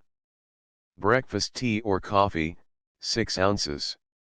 Lean meat, beef steak, mutton chop, or ham, 4 ounces. Eggs, 1 or 2. Lunch cold roast beef, 6 ounces. Celery, or cucumbers, or tomatoes with salad dressing. Coffee, without milk, or sugar, 2 ounces. Dinner bouillon, 6 ounces. Roast beef, 71/2 ounces. Green salad, 2 ounces. Vinegar, 21/2 drams. Butter, 21/2 drams. Olive oil, 5 drams, or spinach with mayonnaise, large portion. Supper, 9 p.m. 2 eggs, raw or cooked. Van Noorden includes alcohol, in whiskey, in his diet, and most physicians follow the theory that alcohol aids in the digestion and absorption of fats. The need is recognized since fats must be supplied, yet the sweet wines and beers contain sugar while the sour wines contains acids, which may disturb digestion. Derangements of lungs and bronchi asthma. In this affection, the free entrance of air into the lungs as well as its free exit is hampered by a condition of the bronchial muscles, the mucous membrane of the bronchi, and the muscles of the diaphragm. The muscles contract spasmodically without due or proper relaxation. This causes a congestion and swelling of the mucous membrane of the bronchi, which still further hamper the ingress and egress of air. Any digestive derangement which causes the formation of gas distends the stomach and intestines, interferes with the free action of the diaphragm, and prevents the free movement of the abdominal muscles. The chemical action of the undigested and fermenting substances in the digestive tract irritates the nerves and may cause the spasm of the muscles. Digestive derangements will often cause the onset of an attack of asthma in those afflicted with this disorder. The correction of the conditions in the stomach and intestinal tract will often ameliorate the attacks. Care must be taken not to overload the stomach and intestines, to eat easily digested foods which agree in the particular case. All food found to cause any digestive disturbance should be avoided. Constipation must be remedied by gentle exercises and massage of the abdomen, as free elimination removes material which might aid in inciting an attack. Many asthmatics are comparatively comfortable during the day, the attacks coming on toward evening or during the night. In this case, the evening meal should be light and easily digested, the heavy meal being taken at noon. Hot stuffy rooms increase the disorder, and plenty of fresh air should be secured both by night and by day. Many of these individuals make no exertion, fearing to bring on an attack. Exercise, particularly of the lungs in breathing, should be gradual at first and be increased as improvement is shown. Exercises directed to expansion of the deeper cells of the lungs and to equalize the circulation throughout the entire system will call the excess of blood from the bronchial tubes, and in many cases will cause the difficulty to disappear. A forceful, equalized circulation, with regulation of digestion, will do more for asthma than any known agency. Tuberculosis derangements in digestion, common in this affection, are due to several conditions. The increased temperature is caused by the efforts of the system to counteract the poisons produced by the action of the bacillus. The increase in temperature in the stomach lessens the secretions and the peristaltic action, causing the food to ferment and to be vomited or to pass practically undigested into the intestine, thus throwing an excess of work on the intestinal secretions. The bacilli-laden sputum, if swallowed, is apt to produce disorders of the stomach. This still further complicates the question of digestion. Malnutrition, because of these derangements, increases the unfavorable outlook for the patient in this disease. Hence the diet, especially in chronic cases, is of great importance. When means are ample, the question is much simplified, because by travel, change of scene, and pleasant surroundings the appetite is stimulated and greater variety in the diet can be gained. For those in moderate circumstances, save when free sanatoriums exist for the care of the tuberculous, it is most difficult to keep the diet from becoming monotonous and wearisome. The appetite, especially in young people, is apt to be capricious, and it is important that the food be served daintily to tempt the patient to eat. Growing children crave sweets, and as these furnish energy they may be allowed to tuberculous children, in moderation, if they seem to be well assimilated. Any interference with digestion, however, must be guarded against. It is better to give food in smaller quantities and oftener in order to guard against disturbed digestion from overloading the stomach. For this reason also it is better to give the heartiest food during the forenoon when the temperature is lowest. Milk, butter, cream, olive oil, bacon, and cod liver oil furnish the fat needed by the system in the most easily digested form and should be taken freely, if there is no irritation in the stomach which will prevent their assimilation. Variation in their use will often secure greater tolerance. In chronic cases in which there is little or no fever, the fats are generally well assimilated and are beneficial. The disease causes great wasting, and fats are especially important in counteracting this tendency. They may be given in alternation or be omitted from the diet for a day or two to avoid turning the patient against them. If diarrhea exists, fats must be given guardedly, and if fats produce diarrhea they must be lessened or omitted until the diarrhea is controlled. If one gains in flesh, the chances are very strong that the case has been wrongly diagnosed, or that the disease, if present, is being overcome. Milk, when it agrees, should form a large part of the diet. A glass may be taken with meals and 2 glasses between meals. The milk should be sipped slowly. Lime water or carbonated water may be added to aid milk digestion. Buttermilk, made by means of buttermilk tablets, from milk from which the cream has not been removed, or buttermilk mixed with 1/4 cream, kummis, or cream and water, if relished, may take the place of milk. Eggs are also important aids in the diet, especially the yolk, because of the fat and iron it contains.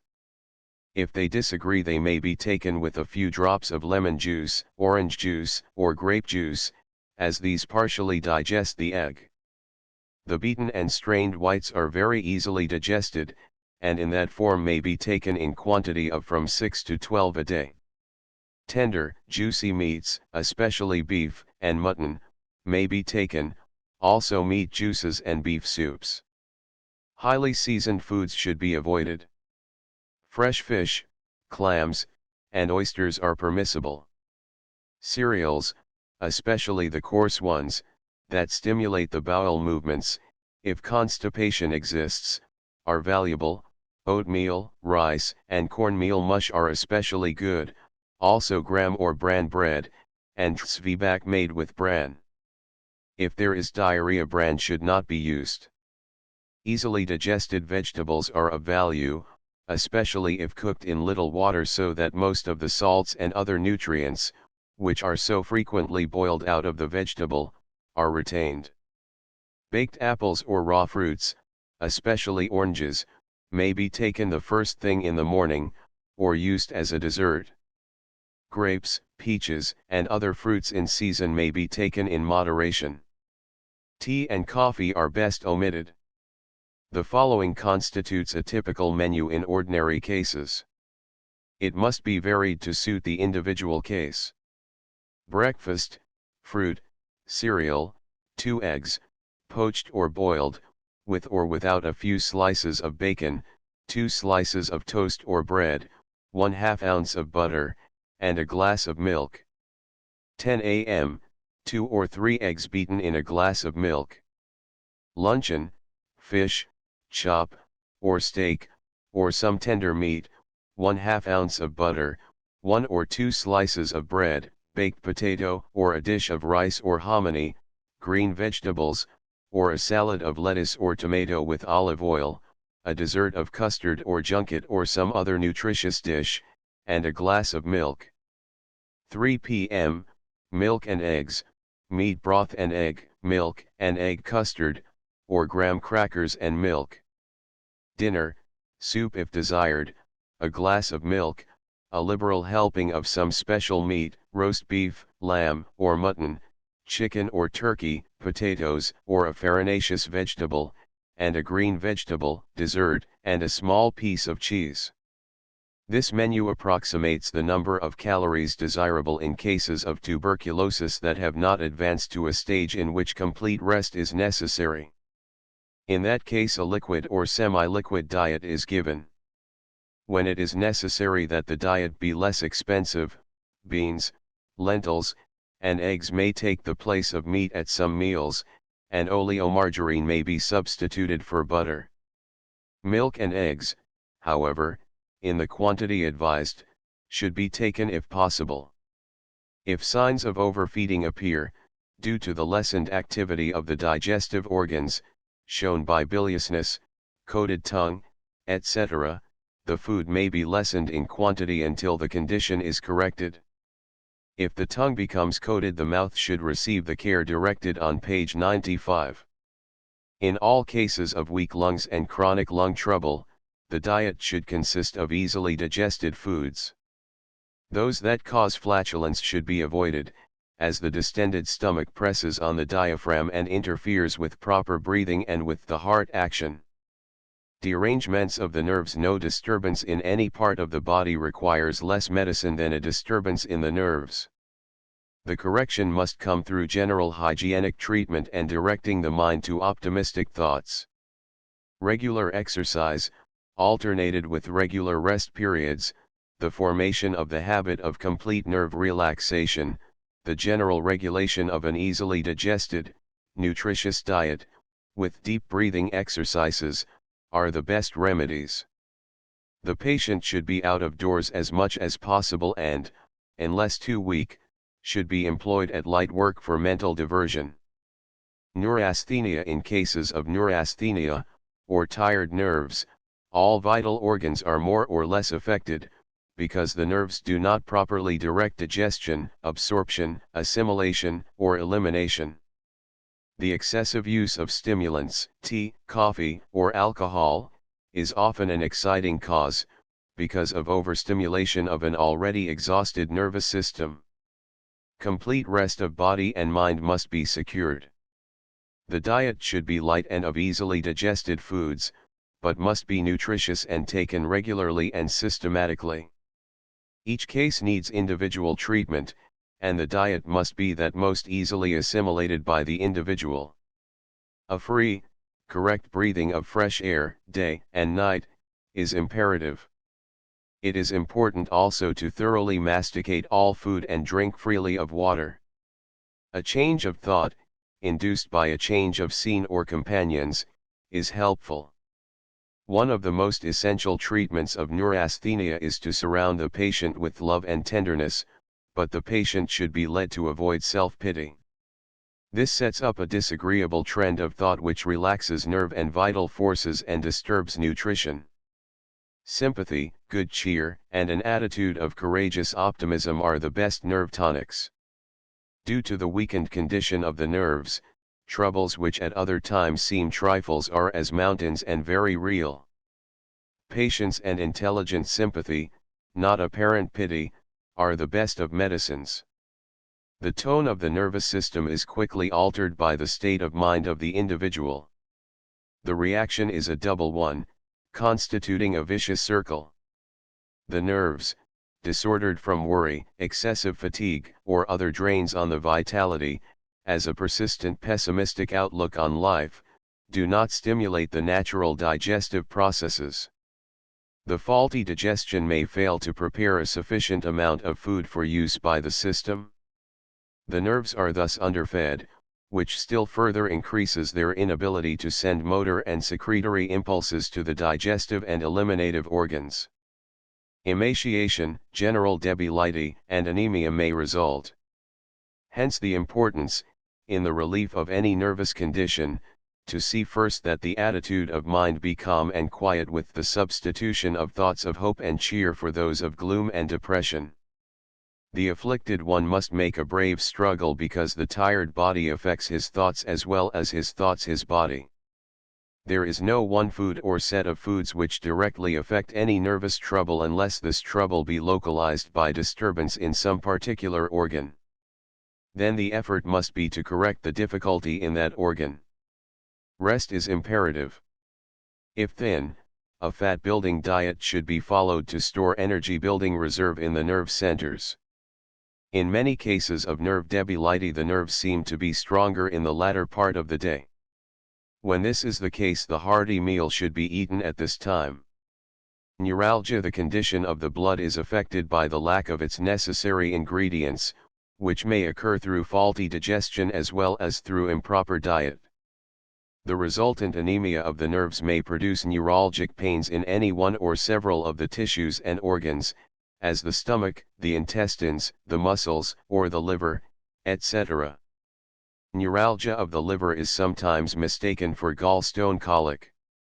When underlying conditions of disease have been excluded by means of careful tests of the urine and blood, the diet becomes of importance and may result in the disappearance of the pain. These pains occur chiefly in those who take little exercise and use improper food, which does not give the correct proportion of the needed elements to the system.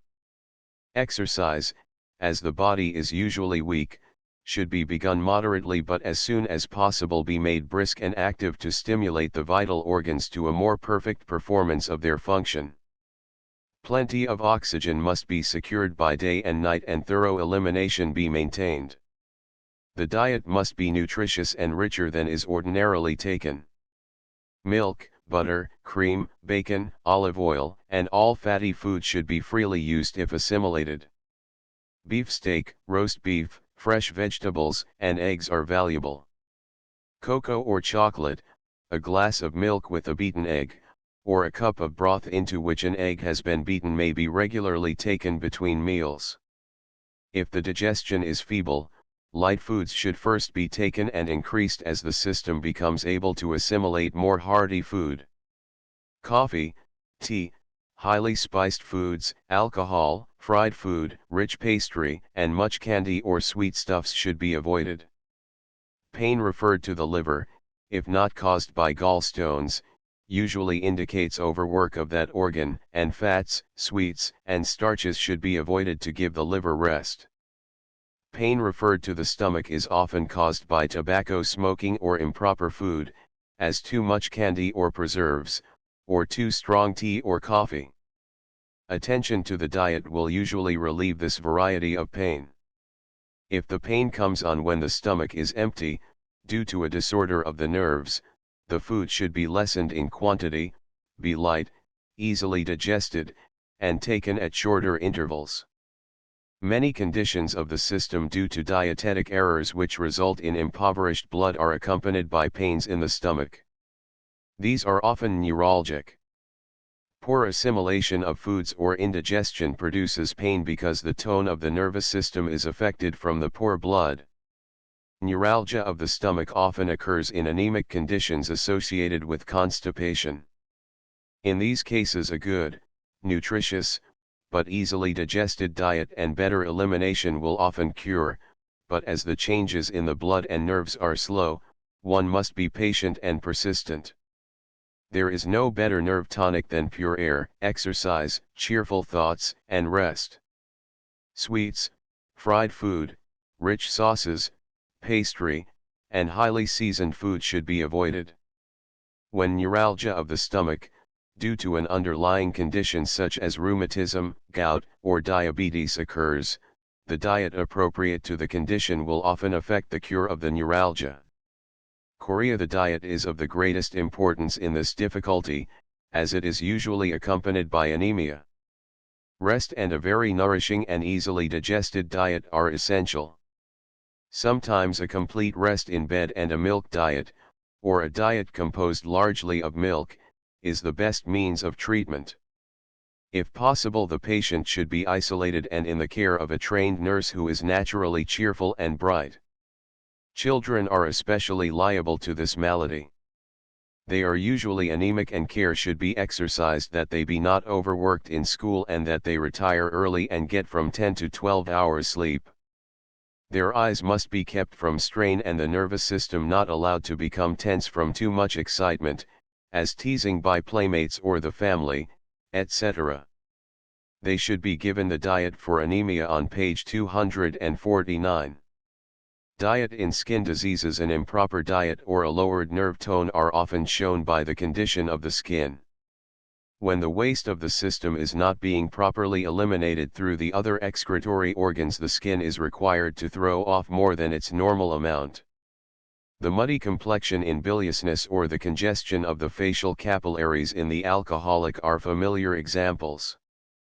Overeating, especially of food too rich or too concentrated, causes fermentation from non-digestion, or imperfect oxidation, due to too large an amount of nutriment for the amount of oxygen furnished to the tissues. An inactive skin results in an accumulation of fat in the sebaceous glands with clogging of the ducts. Germ infection in these clogged glands often results in pimples and boils. An excess of acid in the secretion of the sweat glands irritates the skin and causes eruptions. 15. Chronic skin troubles are always increased and made more troublesome when there are errors in the diet, and they are often benefited and in some cases cured when the dietetic errors are corrected. Skin troubles often occur when for any reason the nervous system is run down, because the weakened nerves cause the tissues or organs they supply to become inactive. The skin thus becomes affected with the rest of the body and derangements of its function appear.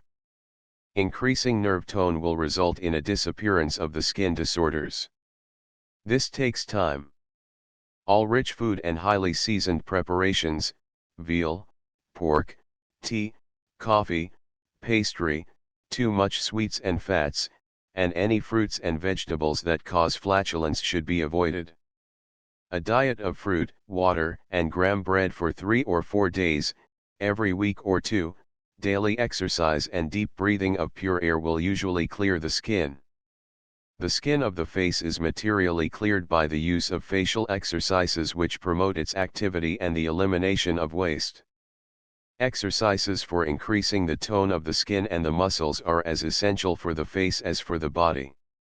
In all skin troubles, alcohol must be prohibited. Urticaria, hives, this is characterized by distressing itching and may be caused by any article of food which disagrees. A more or less irritant food or one difficult of digestion, such as strawberries, shellfish, pork, cheese, and sausage, are the foods which most usually produce it, if taken into an inactive stomach. When the intestines are in a sluggish condition, the stomach does not act well, and any food which does not digest promptly is liable to excite an attack. It is remedied, by eating very lightly, by fasting for a day or two, by drinking much water, exercising, breathing deeply, and securing activity of the bowels. Care must be taken to avoid foods known to disagree. Eczema. The cause of this disorder is often difficult to ascertain, but it is aggravated or relapses occur when too much or too rich food is eaten. The skin is not able to dispose of all the material sent to it. It often occurs in those who are excessive eaters of meat.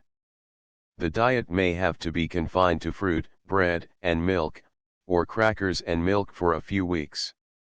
Meat, if allowed, should be taken sparingly and not oftener than once a day, better only every other day. Beef and chicken are the preferable meats. If no improvement occurs, or if it be slight, meat should be omitted altogether. Eggs may be substituted for meat. A little fresh fruit, if thoroughly ripe, may be taken, but all made desserts must be avoided and very little sweets used. Cracked wheat, or other wheat cereal, with a little cream, may be eaten. Oatmeal may provoke an attack because of the amount of fat in it. Foods may cause an attack in one case that have no detrimental action in another. Skin eruptions, eczema-like, often occur if for any reason the diet has been too limited, as in the semi-starvation seen in poor children. In these cases a more nutritious diet will often cure. Bananas, apples, cabbage, or fried foods, often cause a temporary attack or aggravate an existing condition. The food must be thoroughly masticated, must be taken at regular times, and not in excess. As this condition sometimes accompanies other diseases, any underlying condition must be sought, but all diet should be as simple as the needs of the system will bear. The foods which are found to increase the irritation of the skin are the ones to be avoided in each case. Pruritus, itching. The all-prevalent American habit of eating fried food often produces an intense itching of the skin in various parts of the body. It occurs often in those who eat food highly seasoned with pepper or other condiments. The articles of food causing the overstimulation must be avoided, and all fried food, pastries, or food containing much fat, must be greatly lessened or omitted altogether. Itching is sometimes caused during the change of seasons due to the effect of the changing temperature on the nerves of the skin. To rub the skin with oil for 2 or 3 days to soften the dead cells and to aid their removal from the surface will secure a better circulation in the skin and help to eliminate the cause of the itching. A free drinking of water, fresh air, and exercise will help the condition. Acne. The rapidly changing system of the growing boy and girl is especially liable to disorders, due to improper eating, irregular habits, worry, lack of rest, or improper food. Eruptions, especially on the face, appear as a result. The sebaceous glands are especially active, and any alteration in the structure of the blood, due to deranged digestive processes and defective elimination by the skin, causes too great an amount of deposit in the fat glands. Their contents become hardened and infected by germs, with consequent irritation and reddening, and the condition known as acne is the result. Once well established, it is difficult to cure, but it often rapidly improves under a simple diet, rested nerves, cheerful, kind thoughts, and better digestion and elimination. The food should be thoroughly masticated. Young people are prone to eat too hastily, and thus not thoroughly mix the food with saliva. If careful attention is paid to mastication of the food, water at meals is an aid to digestion. Water should be taken freely between meals, on rising, and before retiring, for its diuretic and laxative effect. All candy, and sweets, hot breads, cornbread, pastry, soups with much fat, rich hashes and sauces, fried food, pork, and veal should be eliminated from the diet. A badly blotched face is an embarrassment, and no restriction in the diet should be deemed a hardship as a means to an improved digestion, increased mental vigor, and improved health. A pimple on the face should be treated as antiseptically as a boil. The pus from a pimple which has come to a head should not be allowed to infect the surrounding skin. Infection may take place from towels or washcloths used by one afflicted with acne.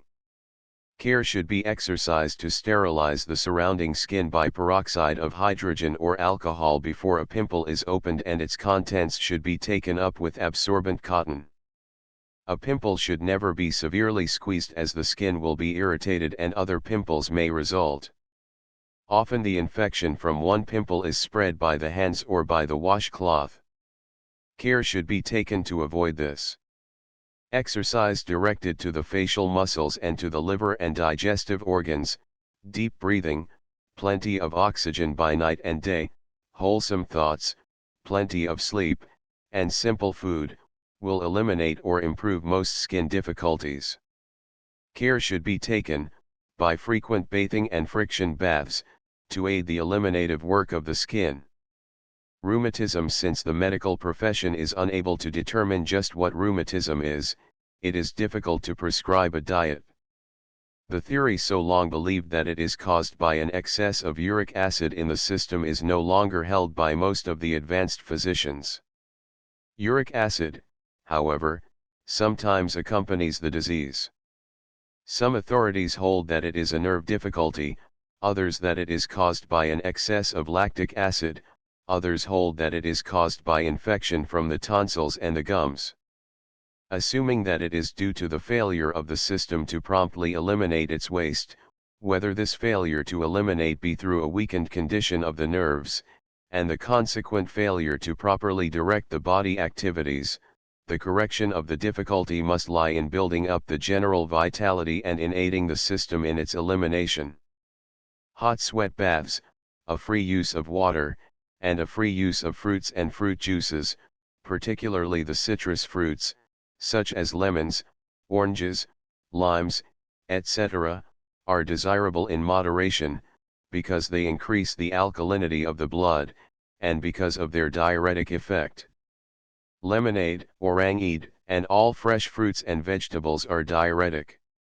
The diet should be cut down in quantity. If an excess of uric acid exists, meat may be eliminated and the suggestions given in the diet for gout may be followed. The food must be plain and well cooked, not highly seasoned, and the amount must be confined to the needs of the system as shown by the general condition. Regular exercise, until the body is thoroughly heated, deep breathing of pure air day and night, and a copious drinking of water are necessary. Leanness. No definite diet can be given here for flesh building, because a lack of sufficient fat to round out the figure is due to faulty digestion or assimilation.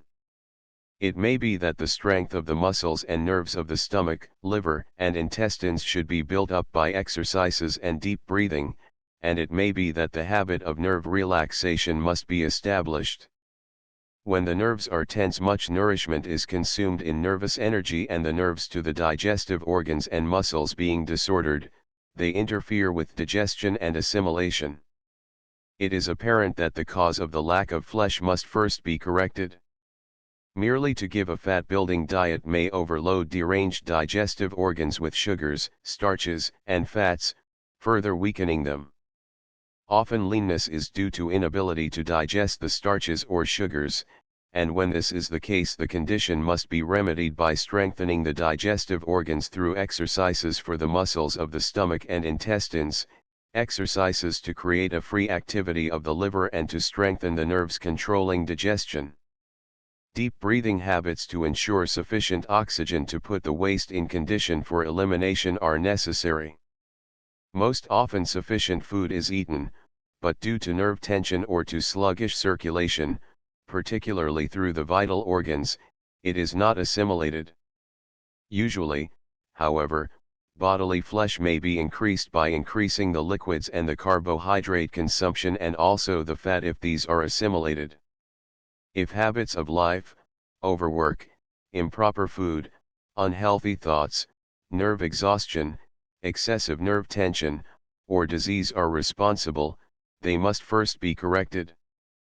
Often the nerve tension must be relaxed by change of habit of both body and mind before the flesh will accumulate. There must be no mental strain, and plenty of sleep must be secured.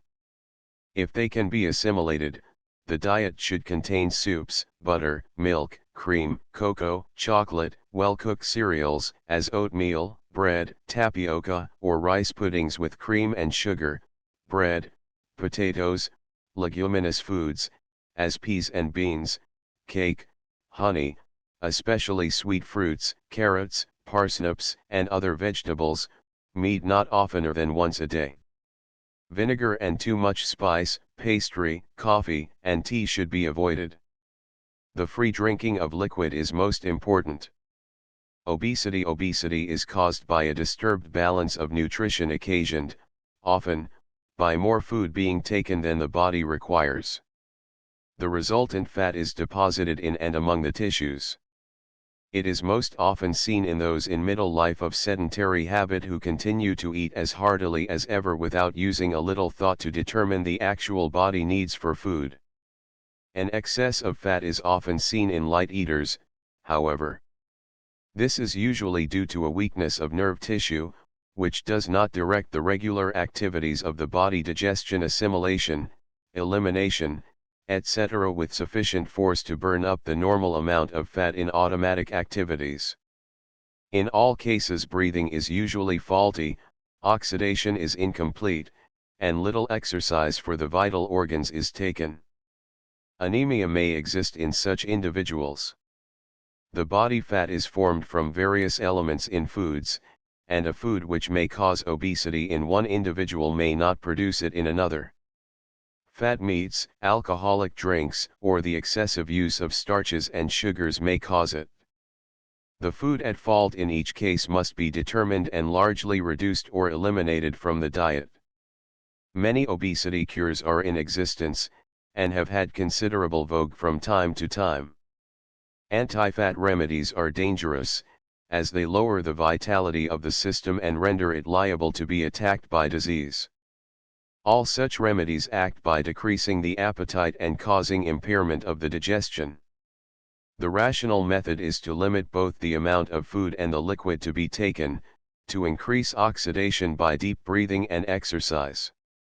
By restricting the carbohydrates and fats consumed, the body calls on that stored in the tissues. In obesity, unless there is an underlying condition of disease, the amount of water should be limited while reducing and none should be drunk with the meals. Soup, milk, and all juicy fruits and all foods made from cereals should be taken sparingly, sugar must usually be forbidden and fat in the food limited to a little butter. One need not starve under this treatment, for the diet may be varied enough to prevent monotony even though restricted. Fresh green vegetables, fruit, and lean meat should form the main ingredients of the diet, but if gastric disturbances arise, the diet must be varied to correct them. Meat should be eaten but once a day. Extremes in diet should be strictly avoided. A sudden restriction of diet produces changes in the blood which may do harm. For this reason the amount of food taken should be gradually but steadily reduced and one article after another eliminated until the system becomes accustomed to the reduction. Thorough elimination must be secured through exercise and deep breathing. All alcoholic liquors must be omitted. All diets for obesity must be prescribed for the individual condition. A diet suited to one person may be entirely unsuited to another. For this reason, and because of the danger of one following a diet which may be unsuited to the condition, diets for obesity are not given here. Exercise and deep breathing must constitute an appreciable part of reduction methods to cause a combustion of the fat liberated. These are the natural, scientific means of reduction.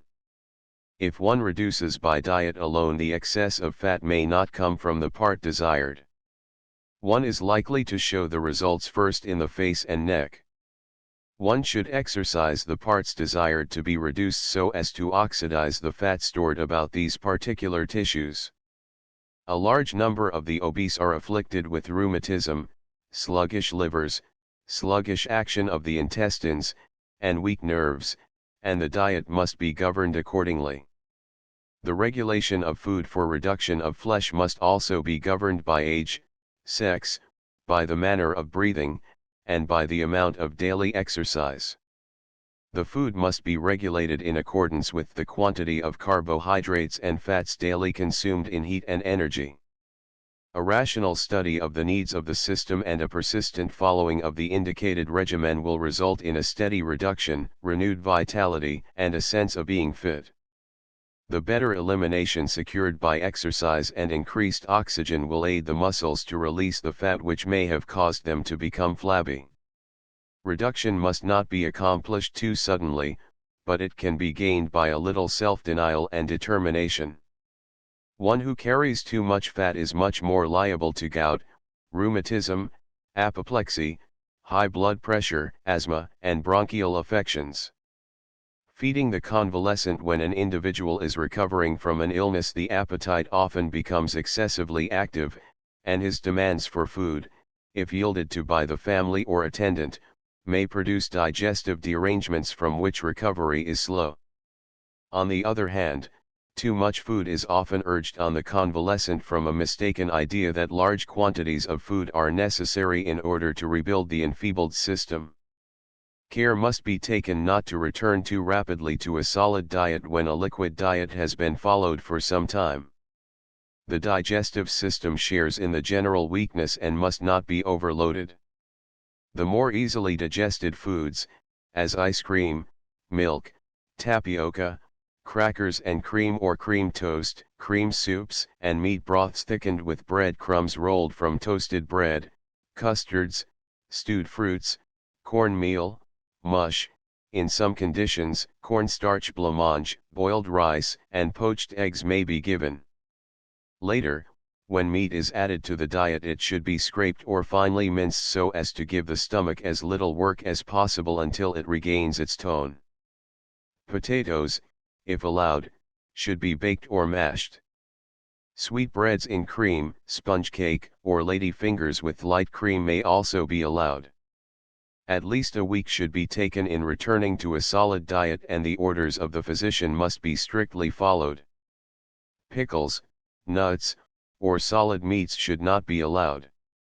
They will often occasion a return of fever and possibly a relapse. After typhoid fever or other lingering illness, the appetite is usually much increased, but great care must be exercised not to allow solid food before the condition of the stomach and intestines shows that danger is past. It is usual not to allow solid food in typhoid fever for 2 weeks after the fever has disappeared. It is possible to make great variety in the diet even if it be light and easily digested, and common sense must govern in the kind as well as the quantity of food allowed the convalescent. Scraped beef or scraped chicken may be seasoned, lightly pan-broiled, and made into a sandwich. The first solid meat may be creamed sweetbread, a bit of broiled tenderloin steak, or breast of chicken. It is better to give small amounts both because of the lessened work of digestion and because large amounts of food often destroy rather than aid the appetite. If the appetite is capricious, or lacking, it needs to be stimulated by food appetizingly prepared and daintily served. A sloppy tray with half-cold tea or coffee will often cause complete loss of appetite. The face and hands of an invalid should always be bathed before a meal. The fresh feeling induced is often an aid to the appetite. The mouth should be carefully cleansed after eating in order that no fermenting food particles may be carried into the stomach to cause disturbance there. Swabbing the mouth with cotton dipped in an alkaline wash or rinsing the mouth with Listerine and water or peroxide of hydrogen and water will add greatly to the comfort of the sick, especially when the tongue is coated and the mouth bitter. Great care should be taken not to allow bread crumbs to fall into or under the bedclothes, as a small bread crumb is often a source of great discomfort. The skin is especially sensitive and a small bread crumb may so disturb the mind as to cause a patient, otherwise doing well, to become restless and disturbed. The invalid frequently forgets to ask for water and the attendant should see that a sufficient amount of water is taken. A glass of water should be placed where it is within easy reach and it should not be allowed to become warm. Cool water is one of the prime requisites in the invalid's dietary. Footnotes, 15 For treatment of pimples, see Let's Be Healthy, by Susanna Cocroft. Chapter 11 Recipes for Foods for Invalids and Semi-Invalids. The purpose is not to give such recipes as are found in ordinary cookbooks, but simply to suggest foods useful for invalids, for semi-invalids, or for chronic, abnormal conditions of digestive organs. Water. Pure and carbonated, mineral waters containing iron, sulfur, lithium, etc. Hot drinks should be served at a temperature of from 122 to 140 degrees Fahrenheit. When water is used as a hot drink, it should be freshly drawn, brought to a boil, and used at once. This sterilizes and develops a better flavor. Cold water should be thoroughly cooled, but not iced, unless ice water is sipped very slowly and held in the mouth until the chill is off. Water is best cooled by placing the receptacle on ice rather than by putting ice in the water. Fruit juices. Under fruit juices are grape juice, apple juice, currant juice, pineapple juice, orangeade, and lemonade. They are especially grateful to fever patients and are often used to stimulate the appetite. They are particularly valuable for the acids which they contain, which aid the action of the kidneys and the peristaltic action of the digestive tract. They also increase the alkalinity of the blood. Apples contain malic acid, lemons citric acid, and grapes tartaric acid. The ferment in the ripe pineapple juice aids in the digestion of protein. 16 Lemonade. Wash and wipe a lemon. Cut a slice from the middle into 2 pieces to be used in the garnish before serving, then squeeze the juice of the rest of the lemon into a bowl, keeping back the seeds. Add sugar and boiling water, cover and put on ice to cool, strain and pour into a glass. Fruit lemonade. To change and vary the flavor, fresh fruit of all kinds may be added to strong lemonade, using boiling water as directed above. Egg lemonade. Beat an egg thoroughly, add 2 tablespoonfuls of sugar, 2 tablespoonfuls of lemon juice, and gradually pour in 1 cup of cold water. Stir until smooth and well mixed. Serve thoroughly cold. This drink is very easily digested, the lemon having partly digested the egg. 2 tablespoonfuls of sherry or port may be added. Bran lemonade. Mix 1/4 cup of wheat bran with 2 cups of cold water. Allow this to stand overnight and in the morning add the juice of a lemon. Pineapple lemonade. Mix 1/2 cup of grated pineapple with the juice of 1 lemon and 2 tablespoonfuls of sugar, add 1/2 cup of boiling water, put on ice until cool, then add 1 cup of ice cold water. Strain and serve. Grape lemonade. To 1 cup of lemonade, made as directed above, rather sweet, add 1/2 cup of grape juice. Effervescing lemonade. To the juice of one large lemon add a lump or two of sugar which has been rubbed on the rind. Pour on it half a pint of cold or ice water. Add half a teaspoonful of bicarbonate of soda after it has been placed in the tumbler. Orangeade. 1 orange, 1 teaspoonful of sugar, 3/4 of a coffee cup of water. Wash and wipe the orange. Squeeze the juice into the sugar. Add the cold water which has previously been boiled. Strain. Apple water. Slice 1 pound of apples, put in a jar with 1/4 of a pound of brown sugar. Pour over apples and sugar 1 gallon of boiling water. When cool, put the apples through a colander. Bottle but do not cork. Keep in a cool place. May be poured over toasted bread. Mixed fruit drink. Mix 1/4 cup of grated pineapple, the juice of half a lemon, the juice of half an orange, 1 cup of boiling water, and sugar to taste. Put on the ice until cool. Strain and add more cold water and sugar according to taste. Pineapple juice. Pour 1/2 cup of pineapple juice over crushed ice and serve in a dainty glass. This is especially helpful in cases of weak digestion and in some throat troubles as stated above. The pineapple aids protein digestion. Lemon whey. Heat 1 cup of milk in a small saucepan, over hot water, or in a double boiler.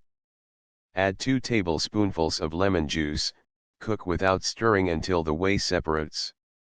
Strain through cheesecloth and add 2 teaspoonfuls of sugar. Serve hot or cold. Garnish with small pieces of lemon. Wine whey may be made in the same way, using 1/4 cup of sherry wine to 1 cup of hot milk. Grape juice, apple juice, and currant juice are tonics and make a dainty variety for the sick room. They should be used according to their strength, usually about 1/3 juice to 2/3 water. They should be kept cold and tightly corked until ready to serve. Grape lithia. Add 4 ounces of lithia water to 1 ounce of grape juice and 2 teaspoonfuls of sugar. Grape nectar. Boil together 1 pound of sugar and 1/2 pint of water until it begins to thread. Remove from the fire and when cool add the juice of 6 lemons and 1 quart of grape juice. Let stand overnight. Serve with ice water, apollinaris, or plain soda water. Tea punch. Pour boiling lemonade, sweetened to taste, over tea leaves. Allow the liquid to stand until cool. Then strain and serve with shaved ice and slices of lemon. This makes a delicious cooling drink for hot weather. Liquid food. Under this heading, such liquids are given as are actual foods. Milk. Milk is a complete food and a perfect food for infants, but not a perfect food for adults. It may be used as whole or skimmed, peptonized, boiled, sterilized, pasteurized, milk with lime water, vichy, or apollinaris, with equal parts of farinaceous liquids, albuminized milk with white of egg, milk with egg yolk, flavored with vanilla, cinnamon, or nutmeg, milk flavored with coffee, cocoa, or meat broth, milk punch, milk lemonade, kummis, kefir or whey, with lemon juice, as above. Milk and cinnamon. Boil in 1 pint of new milk sufficient cinnamon to flavor it and sweeten with white sugar. Egg preparations. These consist of albumin water, diluted white of egg, flavored with fruit juice, egg lemonade, egg orangeade, egg with meat broth, egg with coffee and milk, chocolate eggnog. Often the white of egg, dissolved in water or milk, is given when the yolk cannot be digested because of the amount of fat which it contains. When one is inclined to biliousness, the egg is better digested if beaten in wine. The albuminous or egg drinks are best prepared cold. Eggnog.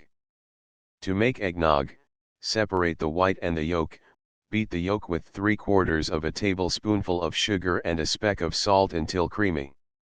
Add 3/4 of a cup of milk and 1 tablespoonful of brandy.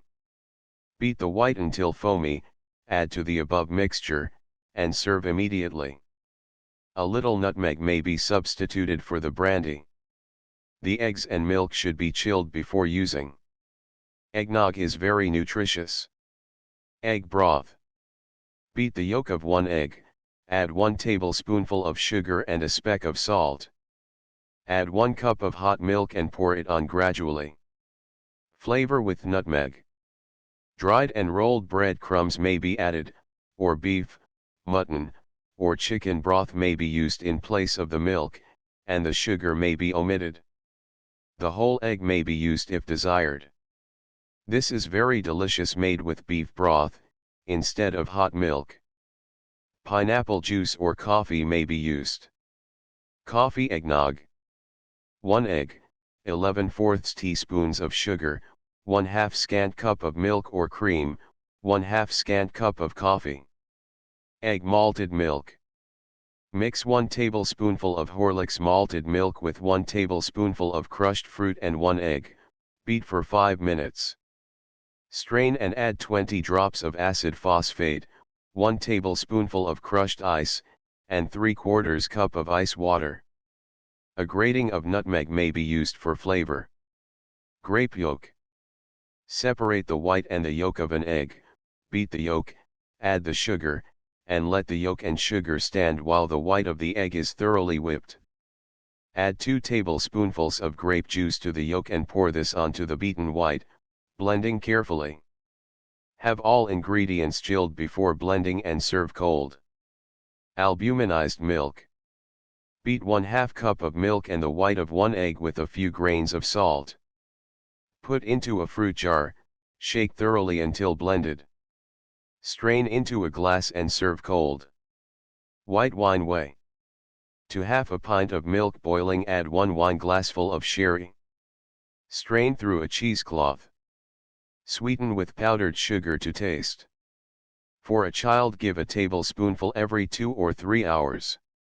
Albumin water. Albumin water is used chiefly for infants in cases of acute stomach and intestinal disorders, in which some nutritious and easily assimilated food is needed. The white of 1 egg is beaten and mixed with a pint of water, which has been boiled and cooled. Albuminized grape juice. Put 2 tablespoonfuls of grape juice into a dainty glass with pure chopped ice. Beat the white of 1 egg, turn into the glass, sprinkle a little sugar over the top, and serve. Cream of tartar water. Dissolve a teaspoonful or a teaspoonful and a half of cream of tartar in a pint of boiling water, flavor with lemon peel and sugar. Strain and drink when cold. Farinaceous beverages. These are all made by slowly cooking cereals, such as barley, rice, oatmeal, etc., in a large quantity of boiling water from 2 to 3 hours, straining off the liquid, and seasoning to taste. They are particularly valuable when only a small amount of nutriment can be assimilated.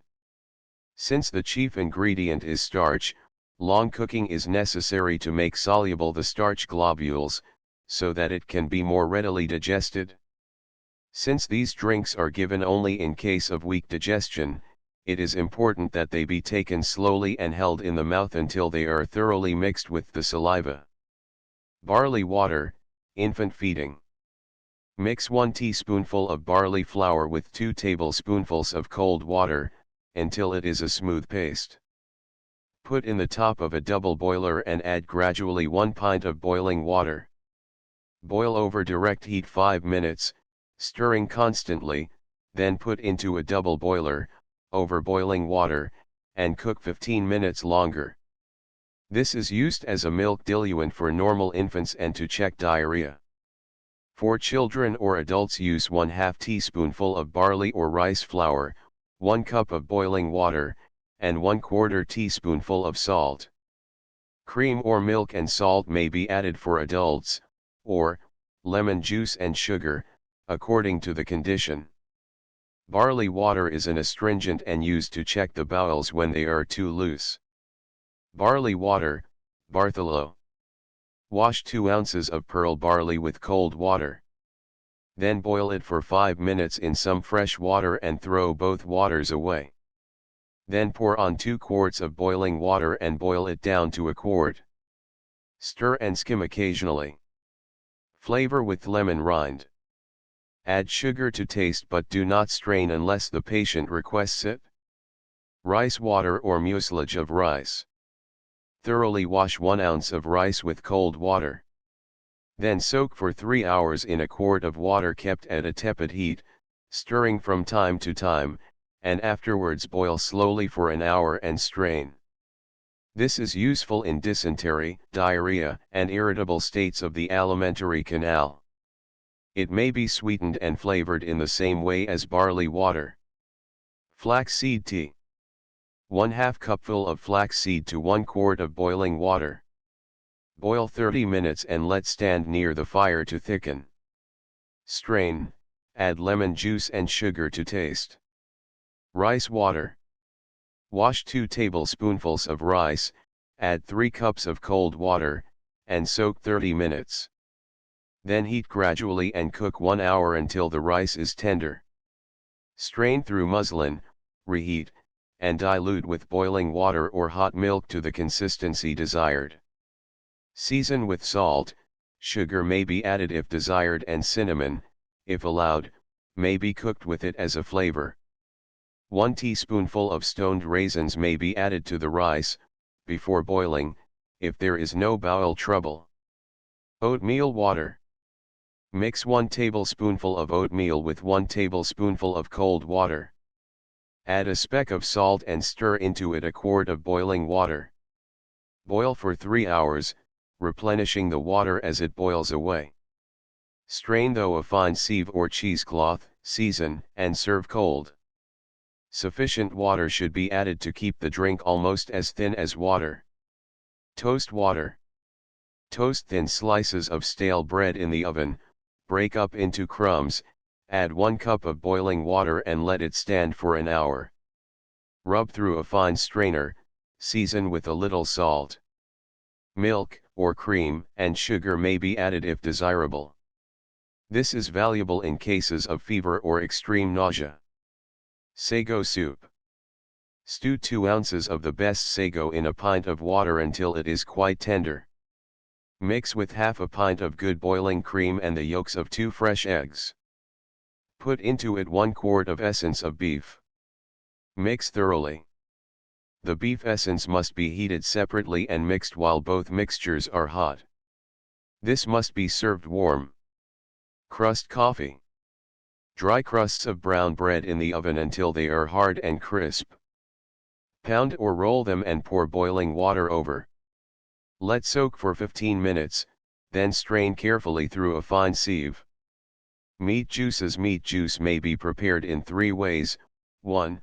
Broil quickly, or even scorch, a small piece of beef. Squeeze out the juice with a lemon squeezer, previously dipped in boiling water. Catch the juice in a hot cup. Season and serve. If desirable to heat it further, place the cup in hot water. 2. Broil quickly, cut up, and put the small pieces into a glass jar. Set the cover jar in a pan of cold water. Heat gradually for an hour, never allowing the water to come to a boil.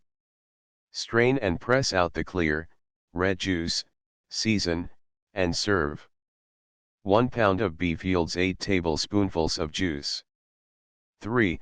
Grind raw beef and place in a lightly covered jar with 1 gill of cold water to a pound of beef. Stand it on ice overnight and squeeze through a bag. Strain, season, and serve. Meat tea. Meat tea is made by using a pound of meat to a pint of water.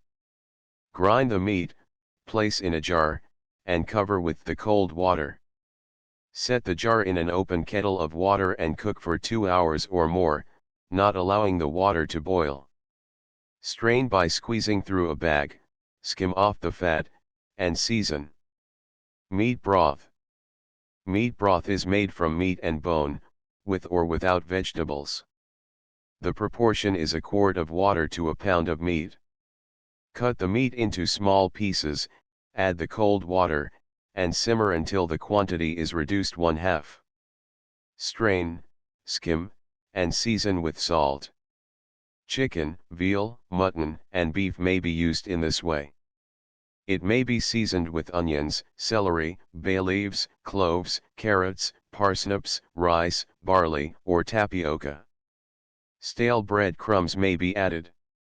Mutton and chicken broth. Cut up a chicken or a pound of mutton, because it is free from fat, put into cold water to cover, and let stand on ice 2 or 3 hours.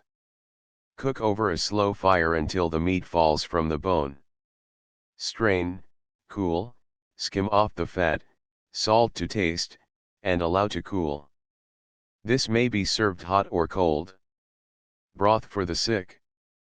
To 1 pound of chopped lean meat of any kind, except pork or veal, add 1 pint of cold water or 1.5 pints on ice. Let stand in a covered glass fruit jar for from 4 to 6 hours, cook for 3 hours in a closed jar placed in a kettle of water, strain, cool, skim off the fat, clear with a beaten egg, season to taste. This may be given warm or cold. Beef tea and oatmeal. 2 tablespoonfuls of oatmeal and 2 of cold water, mix thoroughly. Add a pint of good beef tea which has been brought to the boiling point. Boil together for 5 minutes. The oatmeal must have been previously cooked for a long time. It may be taken from that prepared for the morning meal. Soups. Clear soups are made by cooking raw meat or vegetables, or both together, slowly, for a long time, then straining the liquid. The flavor may be changed by browning the meat or vegetables in butter before adding the water. Cream soups are made in the proportion of 1 quart of vegetables, such as corn, peas, beans, tomatoes, celery, or asparagus, to 1 pint of water and adding 1 pint of milk. Cook the vegetables thoroughly in water and mash through a colander. To this water and pulp add a cream sauce made in the proportion of 4 tablespoonfuls of flour, 4 tablespoonfuls of butter, and 1 pint of milk. For vegetables poor in starch or protein. Add 2 tablespoonfuls of flour, 2 tablespoonfuls of butter, and a pint of milk for those rich in protein. Season to taste.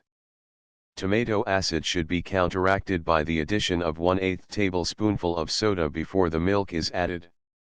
Potato soup may be flavored with onion or celery, or both. Semi-solid foods. The following lists of foods are given for ready reference. 17 jellies. A. Meat jellies and gelatin, veal, beef, chicken, mutton. B. Starch jellies, flavored with fruit, cornstarch, arrowroot, sago, tapioca. C. Fruit jellies and gelatin. Custards. A. Junkets of milk or milk and egg, rennet curdled, flavored with nutmeg, etc. B. Egg, milk custard, boiled or baked. C. Cornstarch, tapioca, boiled custard. D. Frozen custard, New York ice cream. Gruels. Farinaceous. A. Milk gruels. B. Water gruels. Jellies. Meat jellies are made in 2 ways. 1. Cook soup meat, containing gristle and bone, slowly for a long time in just enough water to cover. Strain and set the liquid away in a mold to cool and set. If desired, bits of shredded meat may be added to the liquid before molding. 2.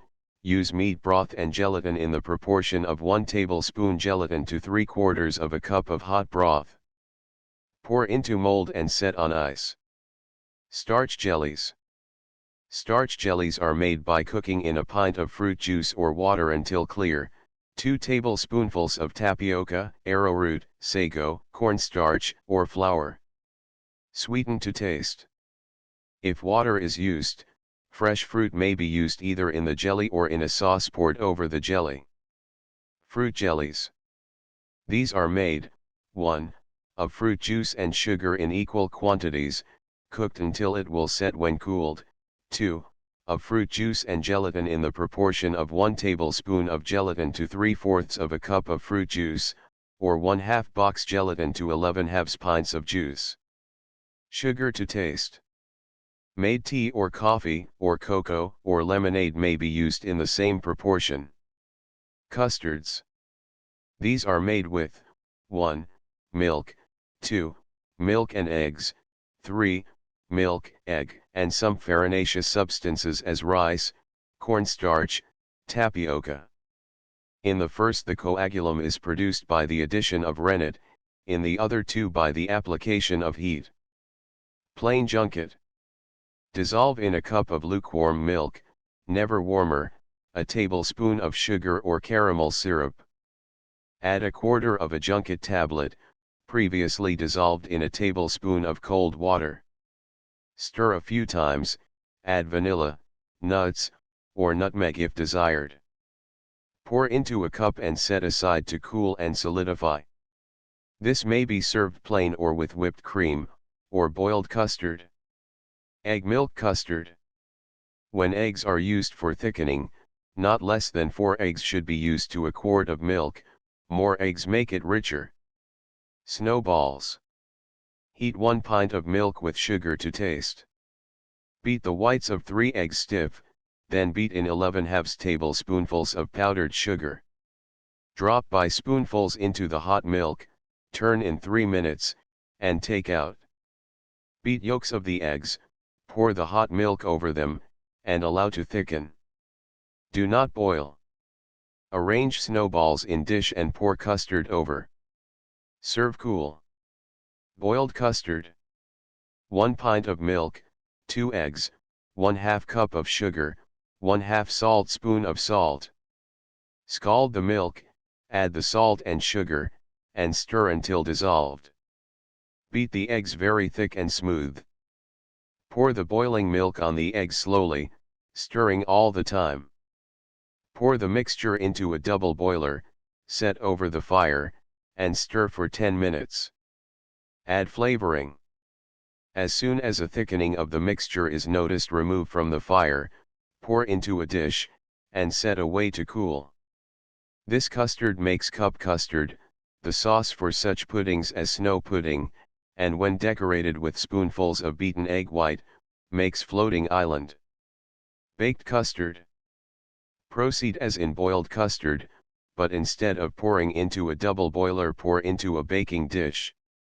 Set the dish in a pan of water, place in the oven, and bake until the mixture is set in the middle. Farinaceous custards. Make like boiled custard, using 1 less egg and adding 1/4 cup of farina, tapioca, cornstarch, arrowroot, or cooked rice to the hot milk and egg. Sago should be soaked overnight before using. Tapioca should be soaked 1 hour before using. Coffee custard. Scald 1 tablespoon of ground coffee in milk and strain before proceeding as for boiled custard. Chocolate custard. Add 1 square of grated chocolate to the milk. Caramel custard. Melt the dry sugar until golden brown, add the hot milk, and when dissolved proceed as before. Bake. Milk for puddings or stewed fruit, ringer. Boil a small piece of lemon rind and 2 cloves in a pint of milk. Mix half a teaspoonful of arrowroot in a little cold milk and add it to the boiled milk. Stir until about the consistency of cream.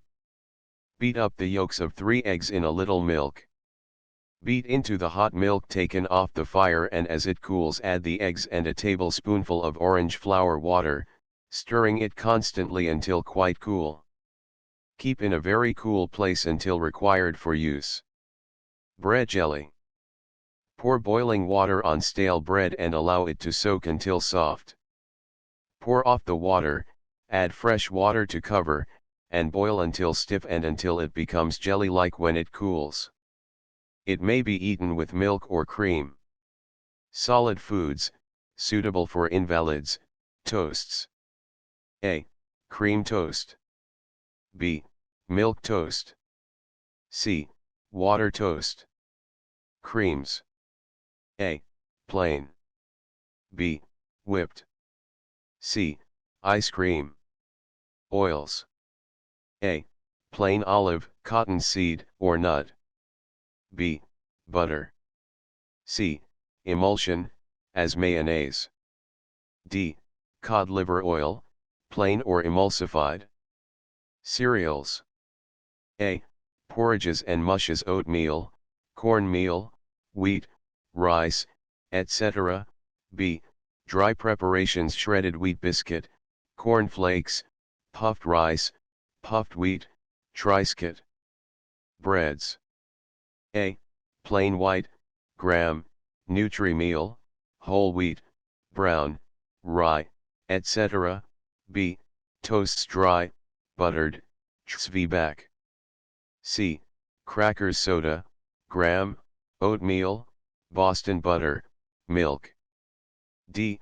Biscuits: yeast biscuits, 24 hours old, baking powder biscuit, beaten biscuit. Egg preparations. A. Boiled, poached, scrambled, baked. B. Omelets. C. Soufflés of meat and of potatoes. Meats. A. Beef or mutton, broiled or roasted.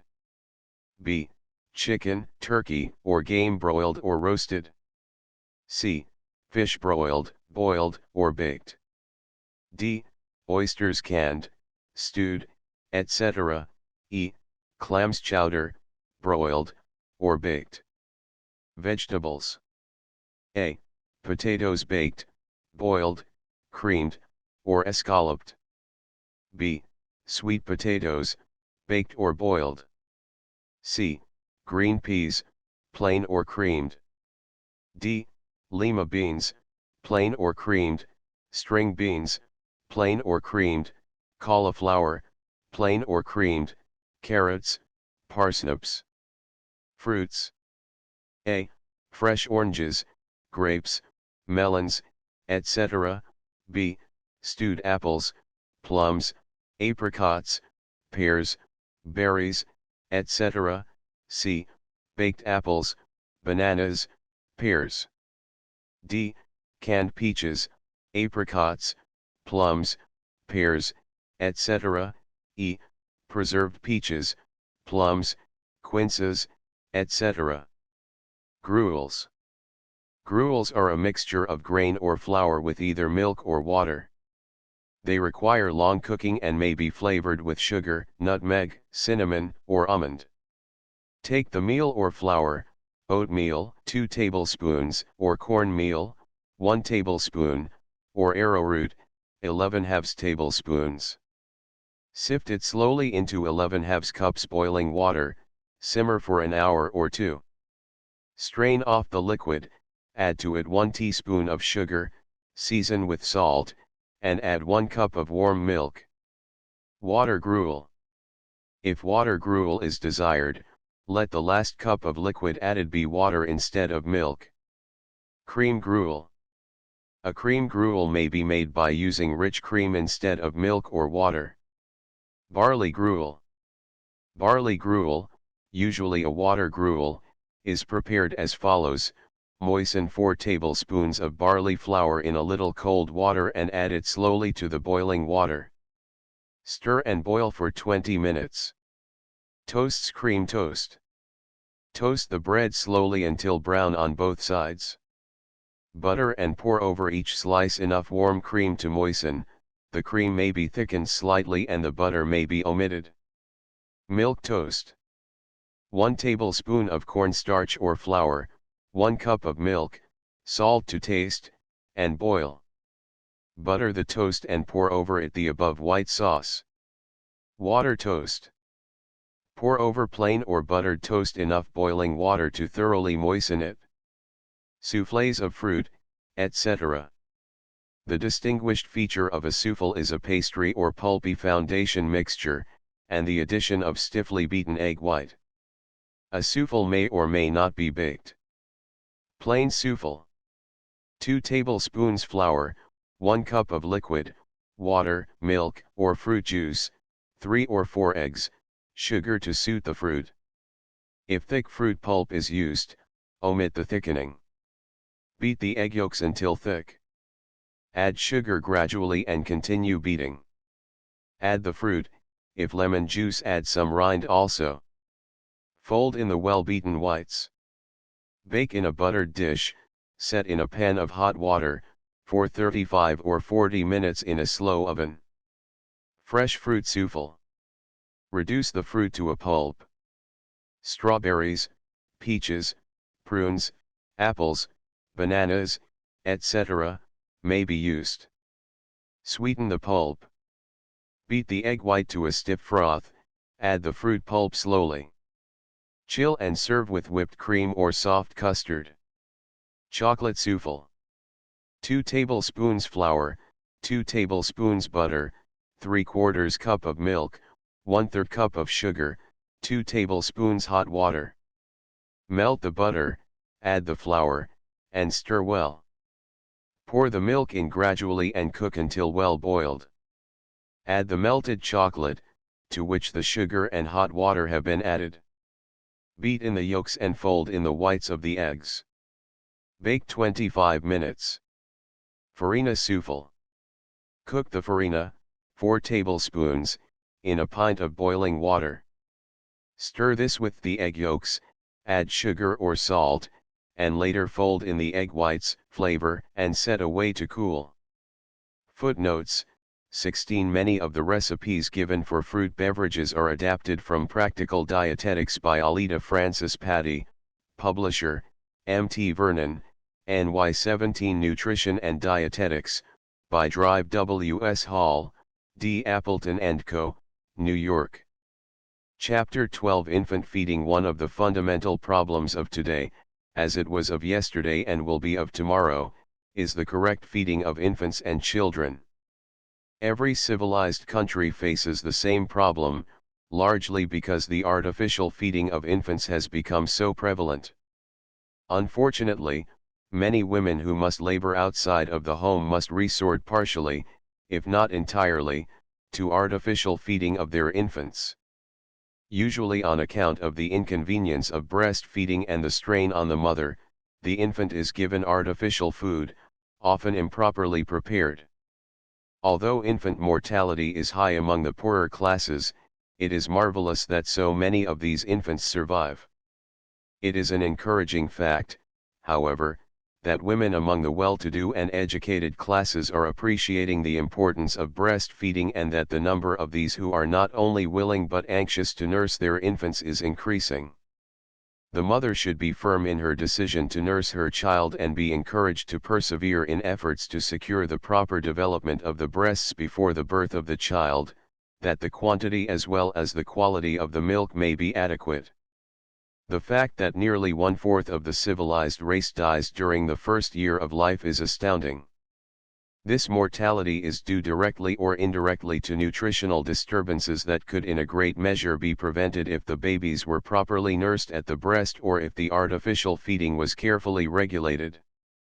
Of 641 infants under observation by Dublin, in Fall River, Massachusetts, 565 were breastfed and 76 bottle-fed.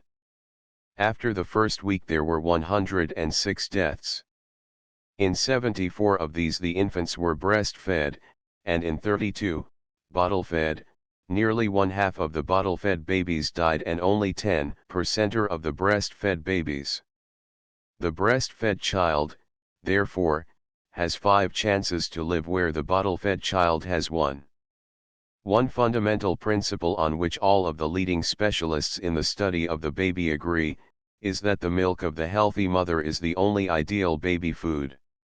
Every mother should be made to realize the importance of nursing her baby for at least 9 or 10 months, unless circumstances beyond control make it impossible or inadvisable. Proper care of the breasts and of the general health during the expectant period will usually secure a sufficient flow of milk for the child's needs. The mental attitude of the mother has much to do with the secretion of milk, therefore she should cultivate the habit of kindly, cheerful, healthful thoughts. She should keep her circulation and vitality up to par. She should take regular exercise and be out in the fresh air daily.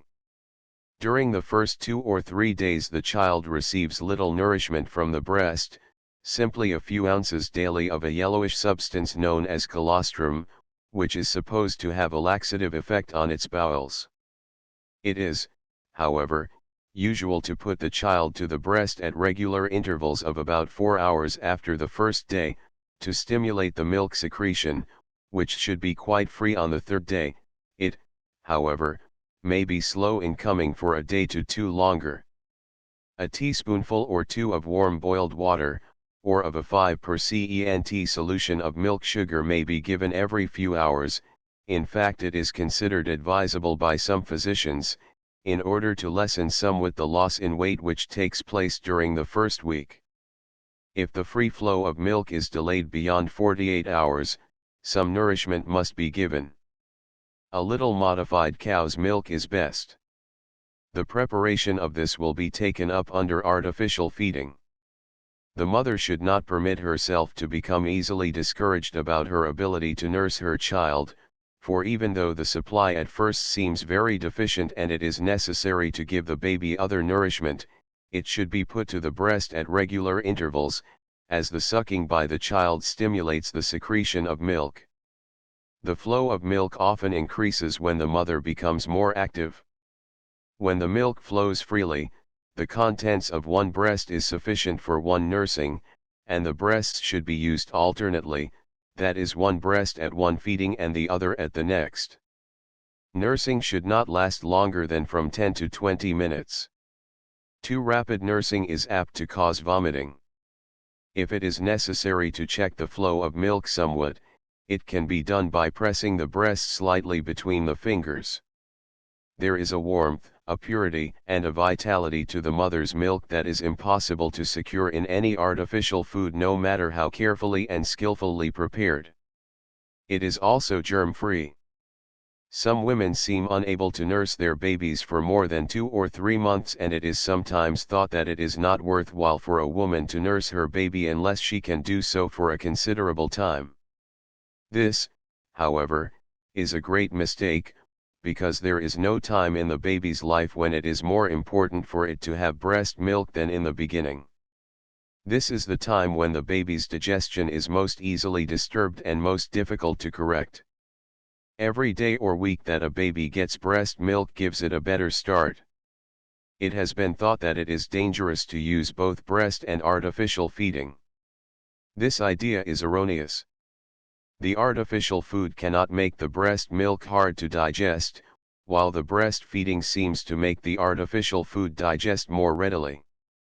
This may be due in part to the ferments which the breast milk contains, but more probably is due to the fact that the baby is able to utilize the proteins of human milk to build tissue when it cannot so readily utilize the proteins of the artificial food. Wet nursing is resorted to less frequently now than in the past on account of better methods for artificial feeding. If the mother is unable to nurse the child herself and the conditions are ideal, that is, the wet nurse a healthy, happy woman with a thriving baby of her own, and very particular in the care of her person, this is better than artificial feeding. Contraindications to nursing: total absence of milk, after earnest efforts to stimulate its secretion, necessitates artificial feeding. If the mother has chorea, epilepsy, or tuberculosis in any form, it is best to resort to artificial feeding, also if the mother has syphilis and the baby is free from it. In these conditions the child must often be taken from the mother to avoid infection. If the mother has had serious complications in pregnancy or parturition, the physician must decide on the advisability of natural or artificial feeding. In case of nephritis, except perhaps in a very mild form, the milk is toxic and therefore nursing from the breast should be prohibited.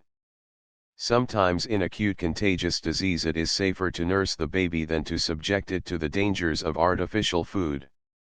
However, when the mother's temperature exceeds 101 or 102 degrees, the milk will probably possess toxic qualities and disagree with the infant. Anatomy and physiology of the infant. Every nursing mother should acquaint herself with the process of the infant's digestion, as many of the infantile difficulties are caused by overfeeding or underfeeding, due to ignorance on this subject. The alimentary tract of the newborn infant differs in many ways from that of the adult. As compared with other mammals, the human infant is the most helpless and undeveloped, and therefore the most delicate and easily affected. It is practically dependent on its mother for nourishment, which will completely supply its needs. The capacity of the stomach, after careful study, has been placed at from 1 to 2 ounces at birth, 2 to 3 ounces at the end of the first month, 6 ounces at the 6th month, and from 9 to 10 ounces at the end of the first year. This is simply an average guide, as stomachs vary somewhat in size. Quantities somewhat larger than the foregoing are sometimes fed, but some of the food has passed beyond the pylorus before the last of it is taken. Digestion begins as soon as the food enters the stomach. The secretion of bile begins within 12 hours after birth, increases rapidly, and is fully established within a week or 10 days. The pancreatic ferments which digest starches and sugar are present in the newborn, although scanty. The sucking movements of the child when nursing exercise the salivary glands so that saliva is secreted, but starch digestion is not completed in the mouth, hence starch and a greater proportion of sugar than is in the mother's milk are difficult for the infant to digest. The intestines, when compared with the length of the body, are relatively long in infants, but the muscular coat is comparatively weak. Digestion is therefore relatively slow and more subject to derangement by substances that influence peristalsis. The fact that infants vomit with comparatively little effort, the food overflowing from an overloaded stomach, is due to the relatively feeble closure of the cardiac orifice. The stomach contents are kept germ-free by the secretion of hydrochloric acid, and the upper intestine is nearly free from bacteria in breastfed infants, because of the antibacterial nature of the intestinal secretion. In some digestive disturbances the safeguard fails and bacteria develop rapidly. Intestinal disturbance in the breastfed infant is most often caused by overfeeding, the infant often nursing too frequently, thereby emptying the breasts and securing a high fat ratio. Frequent nursing does not give the stomach time to empty, and thus digestive disturbances are apt to occur. Therefore, as a means of relieving intestinal trouble in the infant, nursing at regular intervals and not too frequently, is of much importance. When digestive disturbance has occurred, it is best to stop nursing for 24 hours, giving the infant weak barley gruel sweetened with saccharin. At the end of 24 hours let the infant nurse at the breast for from 3 to 5 minutes, this being preceded by a small drink of water. As the bowel condition improves, the time at the breast may be gradually lengthened. The mother should watch her diet to avoid too much rich food, and foods that seem difficult to digest, as certain articles of food in the mother's diet often causes gastric disturbances in the infant. She should also carefully watch her thoughts, keeping them well poised and upon kindness, love, and peace. Worry or unkind thoughts will affect the mother's milk and disturb the child's digestion very quickly. Fits of temper in the child also disturb its digestion.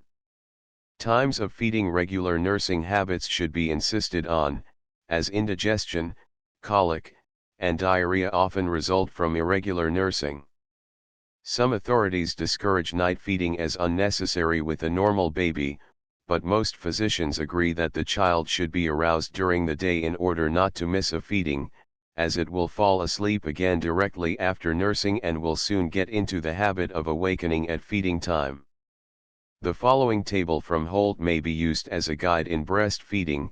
Age number in 24 hours intervals during the day hours night nursing between 9 p.m. and 7 a.m. First day 4612D day 6413D to 28th day 10224 to 13th week 8 and 21 halves 13D to 5th month 731 to 12th month 630. There may be some slight deviations from this if the child is ill and small for its age.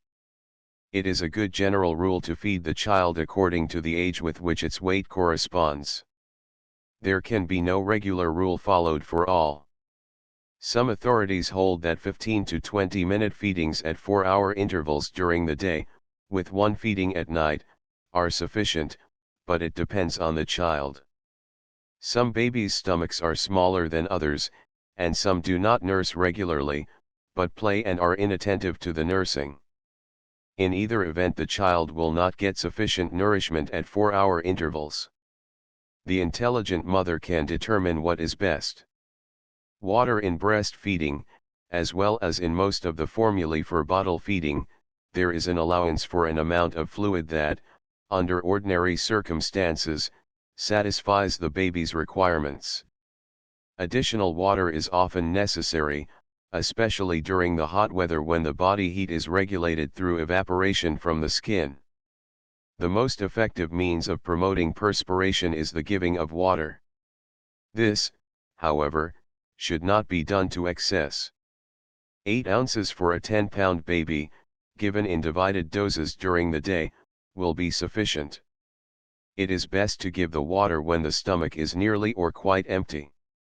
It should be boiled and cooled and should be given by the bottle, as the child will then take at intervals all that its thirst requires, and the danger of choking as a result of too hasty swallowing is avoided.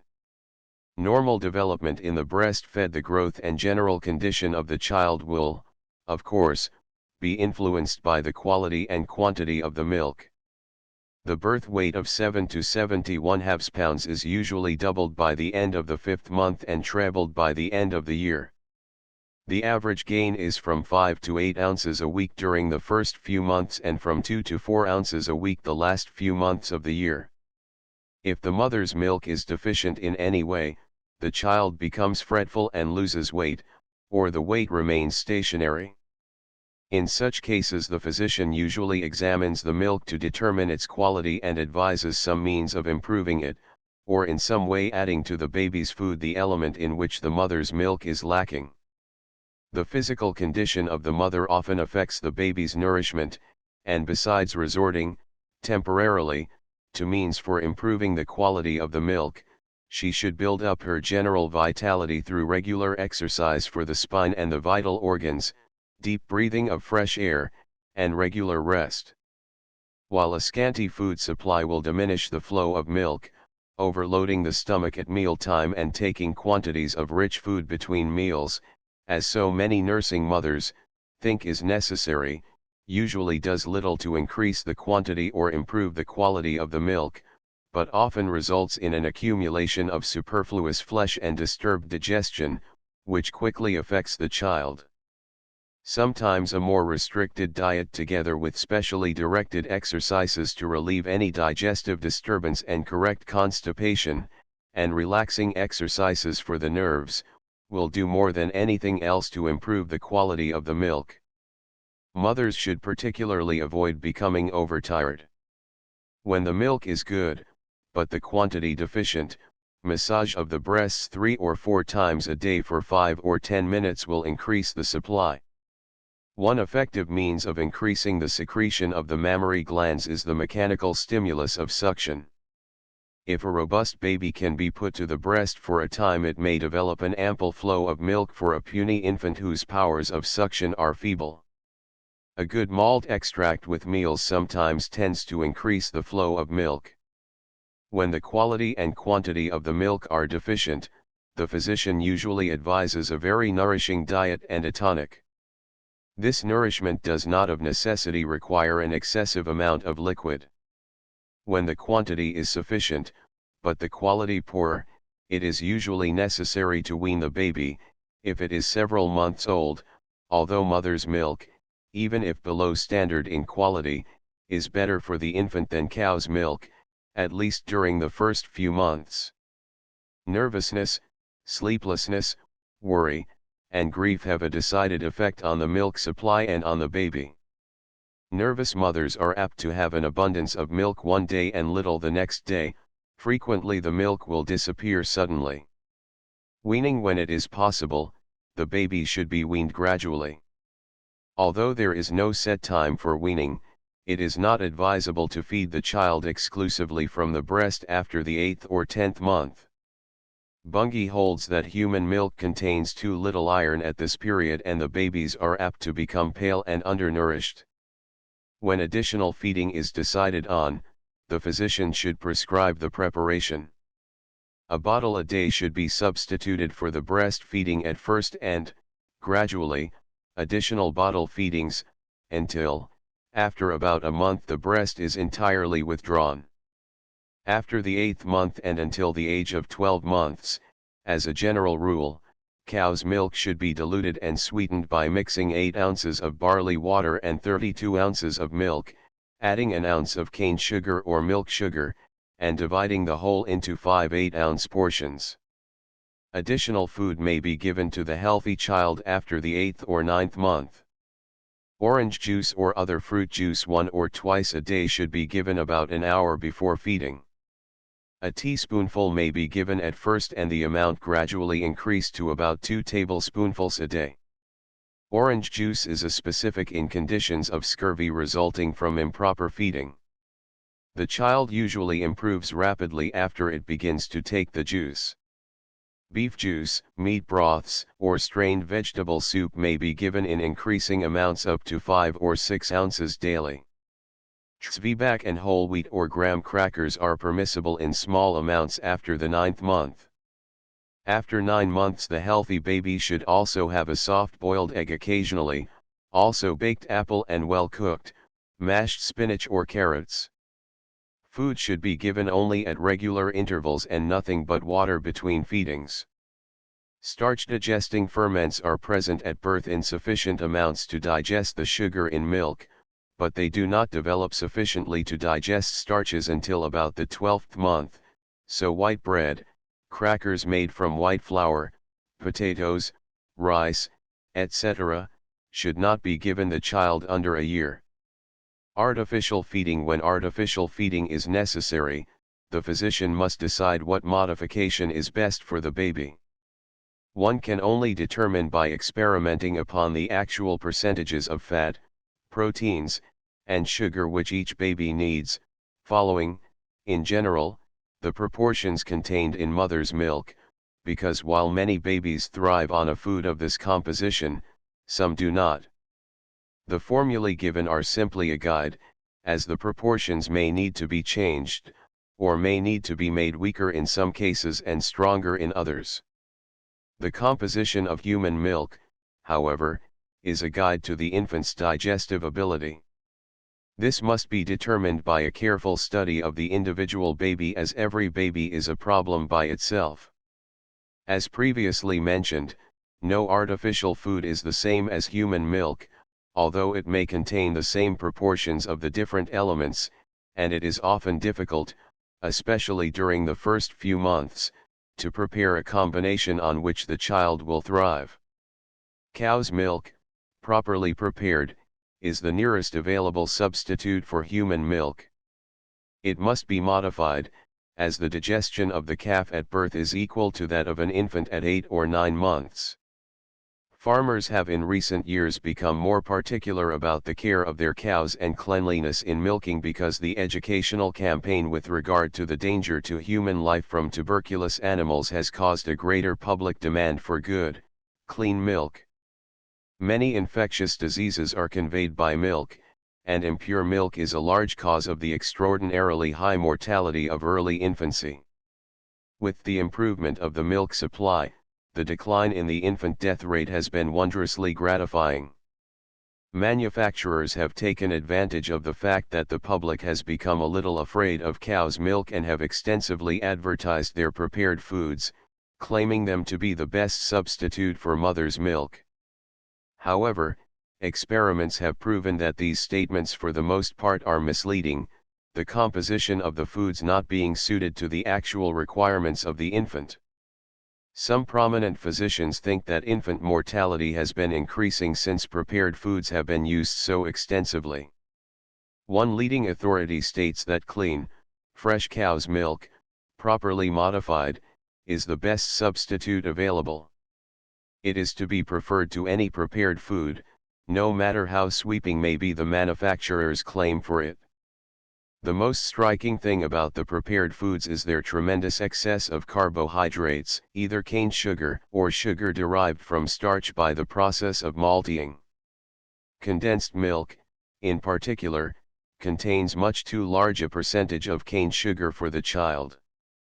Another authority states, an excess of sugar is likely to damage the organism by the production of poisonous substances in the body. This is particularly true in those infants who are already suffering from indigestion. An excess of sugar in such a baby is likely to render him severely and dangerously sick and result in catastrophe.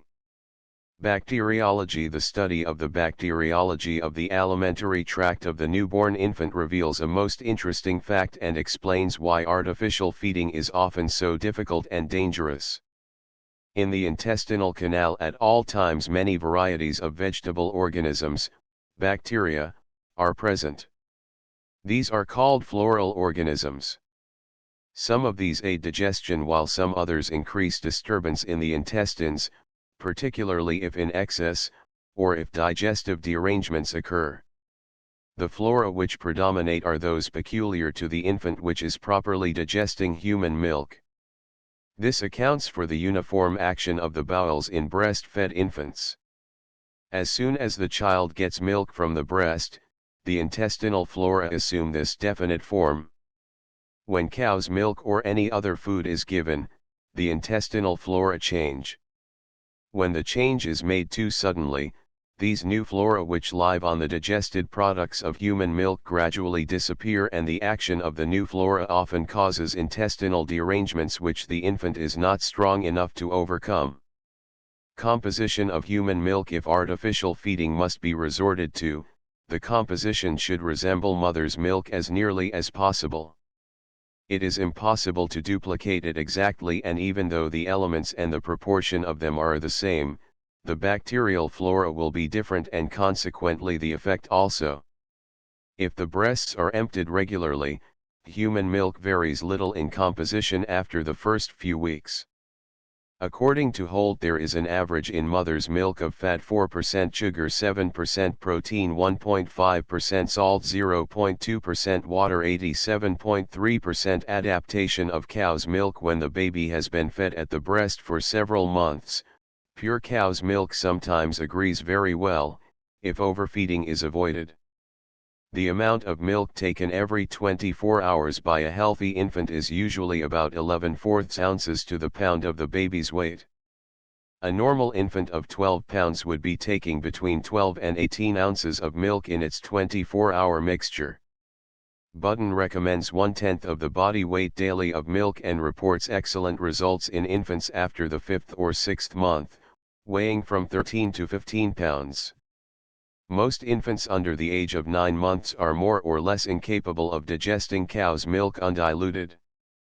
If artificial food is resorted to from the start, practically all physicians agree that the milk should be diluted or otherwise modified during the first few months at least. Milk diluted with water is often given, 1 part of milk to 2 parts of water. This reduces the protein to about the amount found in breast milk. It is necessary to keep up the proportion of protein, as this alone contains the important food element, nitrogen. From 1/2 to 3/4 of an ounce of milk sugar is added to the 24-hour supply of food to approximate the 7% found in breast milk. The proportion of milk and milk sugar is gradually increased and the water decreased, so that at the end of the first or second month the baby gets equal parts of milk and water and about an ounce more of milk sugar. This process is continued until, near the end of the first year, the child is on whole milk. The sugar is lessened as the water is omitted. If, after a few months, it is desired to give a baby starch in its food, Cereal waters made of barley, rice, wheat, or oatmeal may be used in place of plain water. As cow's milk leaves the stomach more slowly than mother's milk, longer intervals between feedings seem advisable. When the breastfed infant receives nourishment every 2½ to 3 hours, an infant given a cow's milk preparation would be fed every 3½ or 4 hours. The most important thing is to prevent both overfeeding and underfeeding, as these are often the greatest factors in producing infantile disturbances. A too rapid gain in weight, from 8 to 12 ounces a week, which often occurs in artificially fed infants, is not a good sign. Milk prepared according to the formula desired by the physician can now be secured from milk laboratories in all of our larger cities. However, the milk is apt to spoil in transit, and to secure its freshness when one is not in or near a large city, it is best to prepare it at home. Any intelligent mother or nurse can do this very satisfactorily if the physician gives definite instructions. Its careful preparation is quite as important as the correct formula. Mineral, calcium, and protein are bone and other tissue builders, and it is a significant fact that cow's milk contains about twice as much protein and a little more than twice as much of the mineral as mother's milk, indicating that the growth of the human infant is to be slow. The calf requires about 4 years for full growth and the human being 21 years. Both human and cow's milk, however, contain an equal amount of fat, the heat-producing element, as nature intended that the infant should be warm and active. It seems almost impossible to get milk from the cow as clean and free from bacteria as it should be, and therefore sterilization and pasteurization are resorted to almost universally. Various substances such as formaldehyde, boric acid, and salicylic acid are used by dealers to preserve the milk. These all have a deleterious effect on the child. Therefore, the safety of the child demands that the mother choose a reliable dairy. The milk may be analyzed occasionally to make sure of its purity. Top milk, a very popular milk preparation and one frequently prescribed by physicians, is the top milk method as originated by Dr. Holt.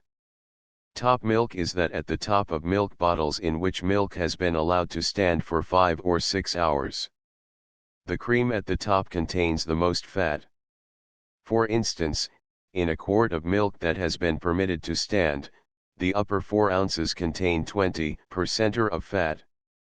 6, 16, 8, 12, 10, 11, 12, 9, 14, 8, 16, 7, 26, 24, 5. To remove the top milk, the first ounce is taken out with a spoon and the remainder with a Chapin milk dipper, which contains 1 ounce. The following formula is considered a good top milk mixture, although it is not supposed to meet the needs of all infants and would therefore have to be modified in some cases and made stronger in others.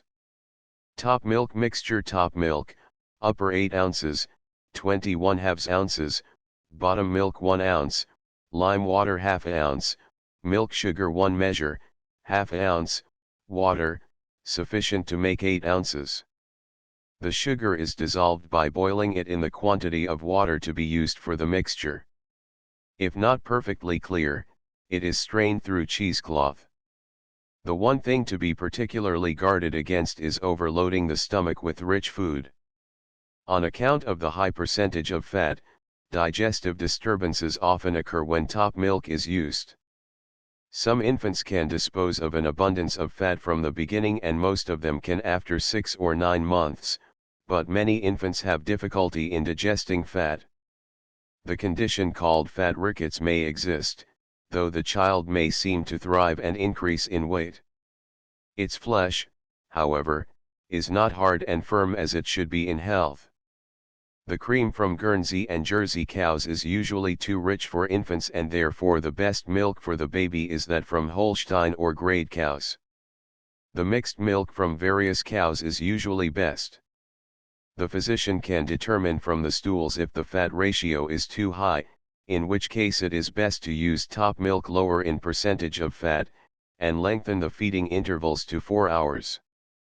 Certified milk: if the additional expense of certified milk can be met, it is advisable to use it in preparing the baby's food, as it is reasonably constant in its composition and is prepared under the most hygienic conditions, in accordance with the requirements of the American Association of Medical Milk Commissions.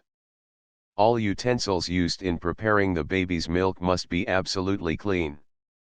Bacteria develop very quickly in milk and, therefore, the bottles, nipples, etc., should be kept as germ-free as possible by being boiled daily, and the nipples, when not in use, should be kept in a solution of boracic acid, 1/4 ounce boracic acid to 1/2 pint of water.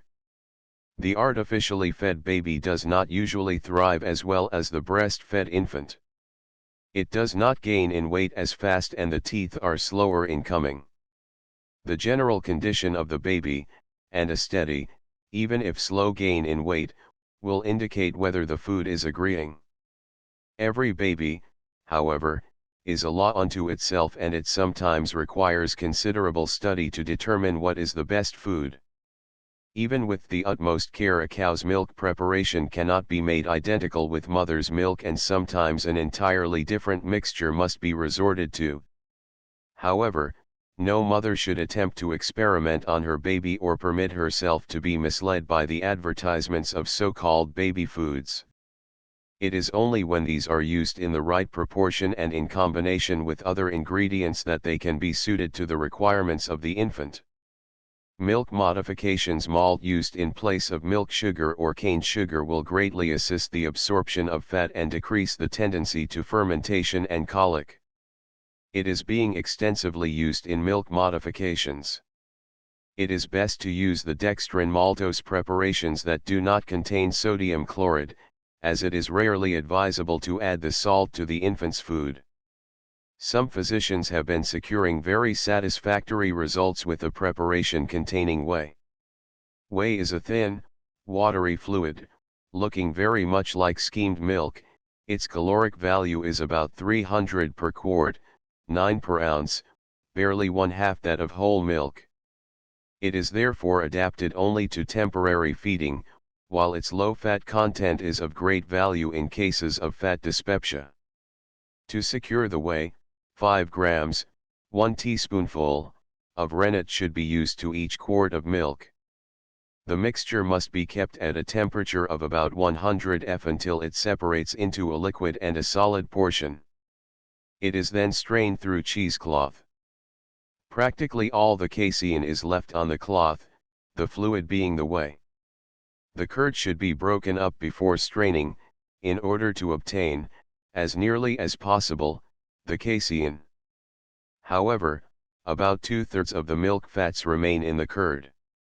The whey, besides the whey proteins, thus contains only about 1/3 of the fats, but nearly all of the milk sugar and salts. The whey still contains the rennet, and, to destroy this, the whey must be heated to at least 140 F for 30 minutes.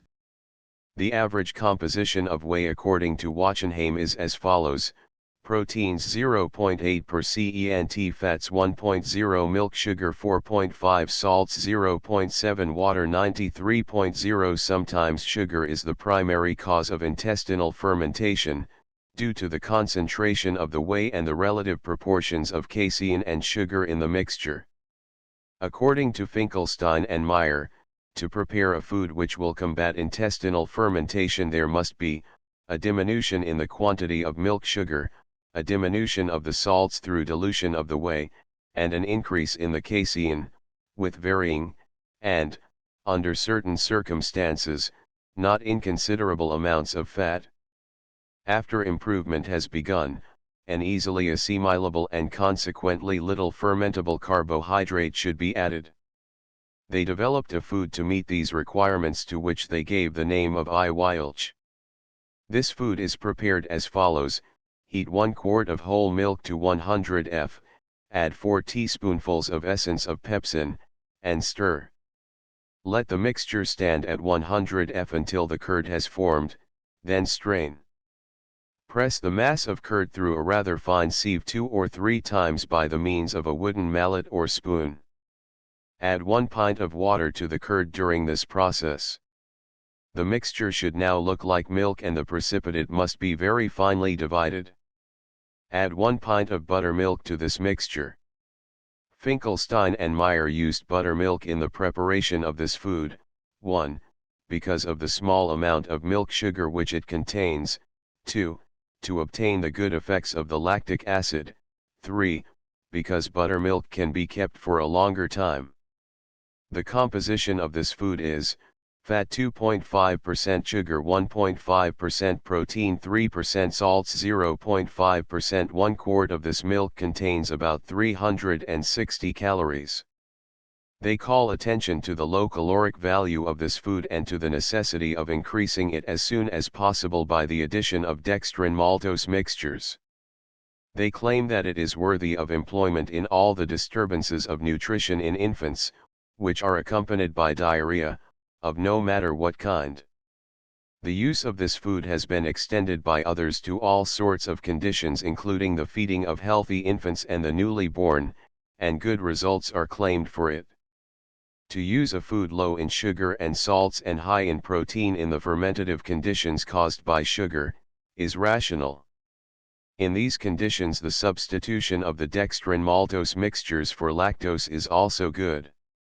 Not all disturbances of nutrition accompanied by diarrhea, however, are due to the same cause and should not be treated in the same way.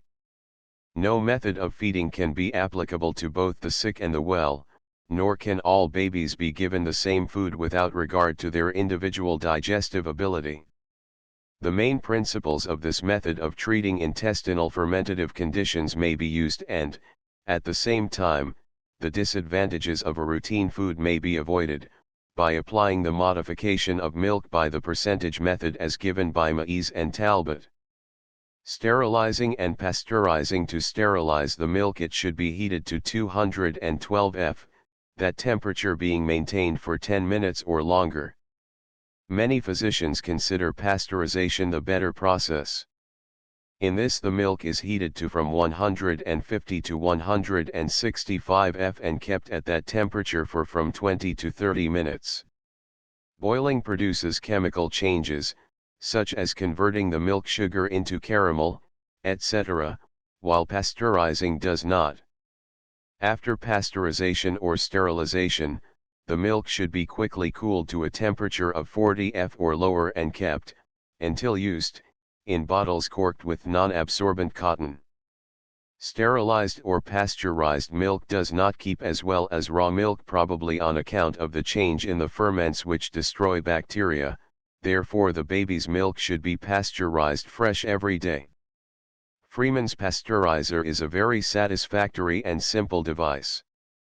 It consists of a metal pail into which is fitted a rack with a separate cylinder for each bottle. This holds just enough cold water to surround the bottle and keep it from cracking through a sudden change of temperature.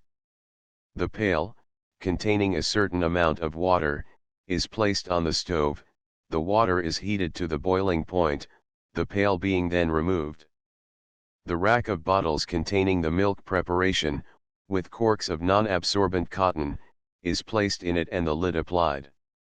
The apparatus is placed away from a direct current of air for about 45 minutes. As the water in the pail cools, the milk in the bottles grows warm until both are at the same temperature. After 45 minutes, cold water is turned into the pail to cool the bottles rapidly. They are then kept on ice until again warmed, ready for use. This is the simplest and best way to pasteurize milk, and the expense is small. Improvised apparatus may be used, but it requires much more labor and is not as satisfactory. All milk should be sterilized or pasteurized before being used as a food for infants. The following table shows an analysis of milks and infant foods, helpful in the selection of a food to supply deficiencies indicated by a chemical analysis of the infant. Comparative analysis of milks and infant foods, compiled, percentage of composition of the dry substance, components: mother's milk, cow's milk, Borden's malted milk, Horlick's malted milk, Borden's condensed milk, Eagle brand, Nestlé's food, milk substitute, Mellon's food, milk modifier, Eske's food, milk modifier, protein 14.00, 27.00, 15.10, 13.83, 10.10, 12.40, 12.10, 6.82, fat 31.00, 31.00, 9.20, 7.90, 12.10, 4.15, 0.25, 3.58, cane sugar none 59.1, 22.10, none other soluble carbohydrates, lactose, maltose, etc.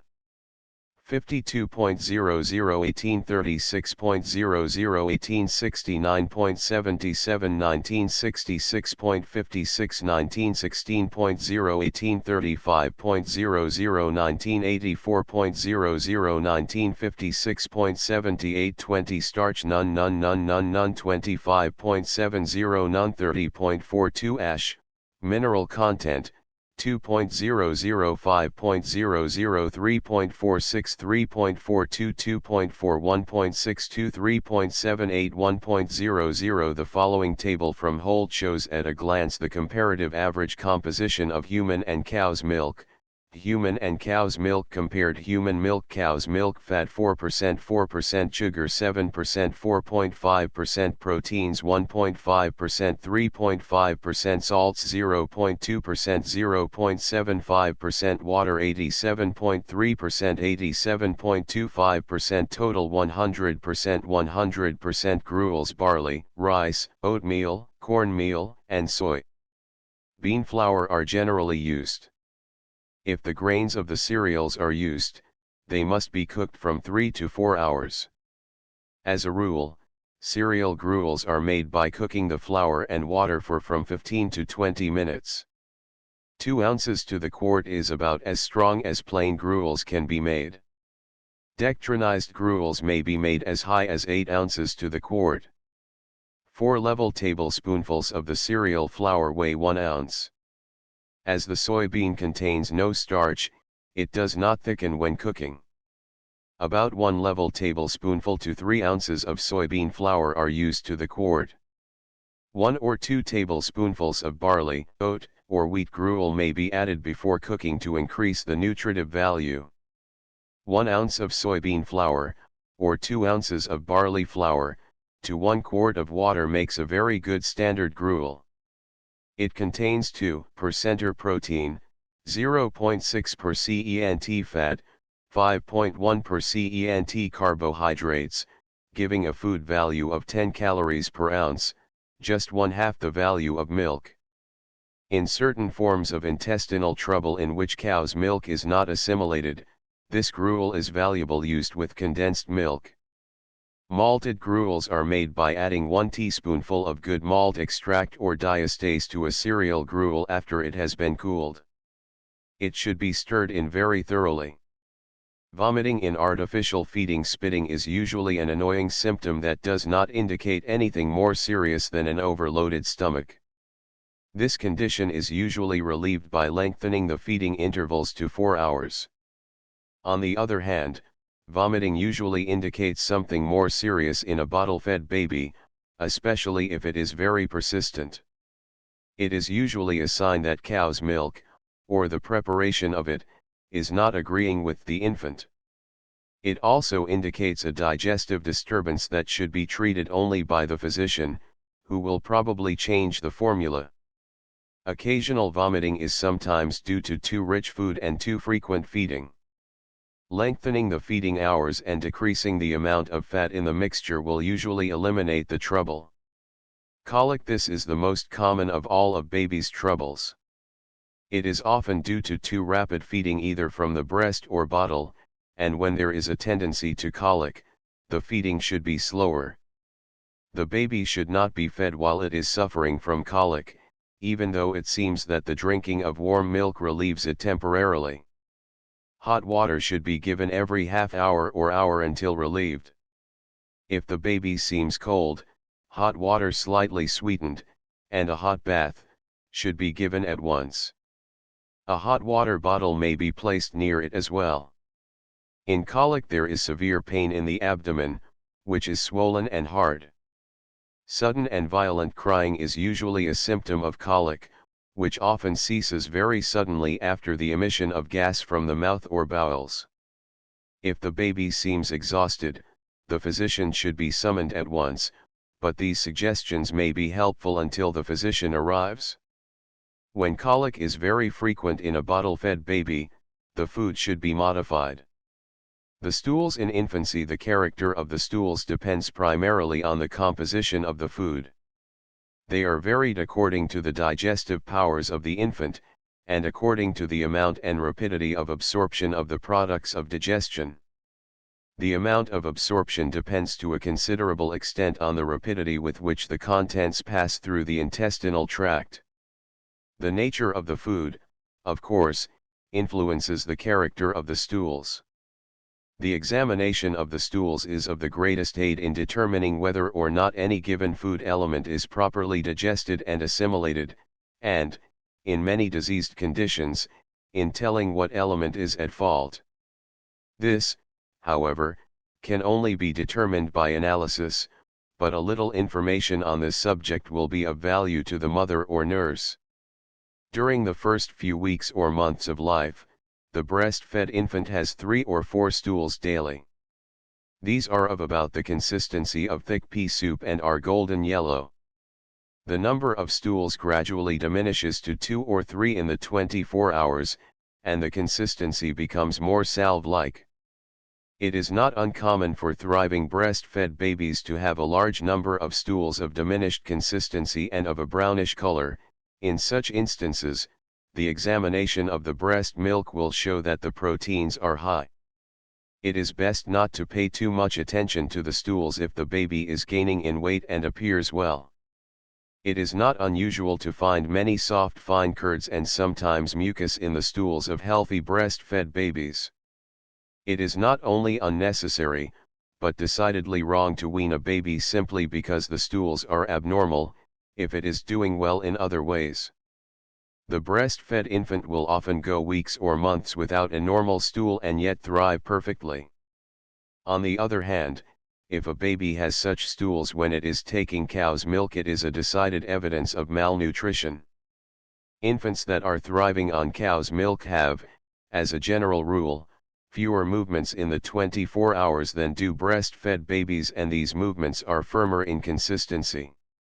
Constipation seems to be the chief difficulty in artificial feeding, due usually to the poor absorption of fat, or the low percentage necessary to prevent indigestion.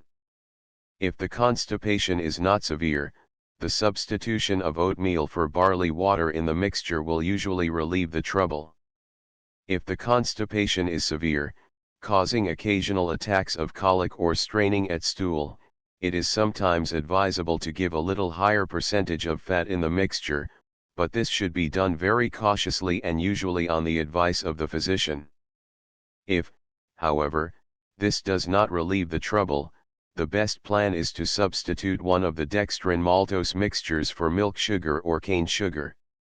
The malt itself is not especially laxative, but it prevents the excessive fermentation which usually occurs when the bowels are very costive.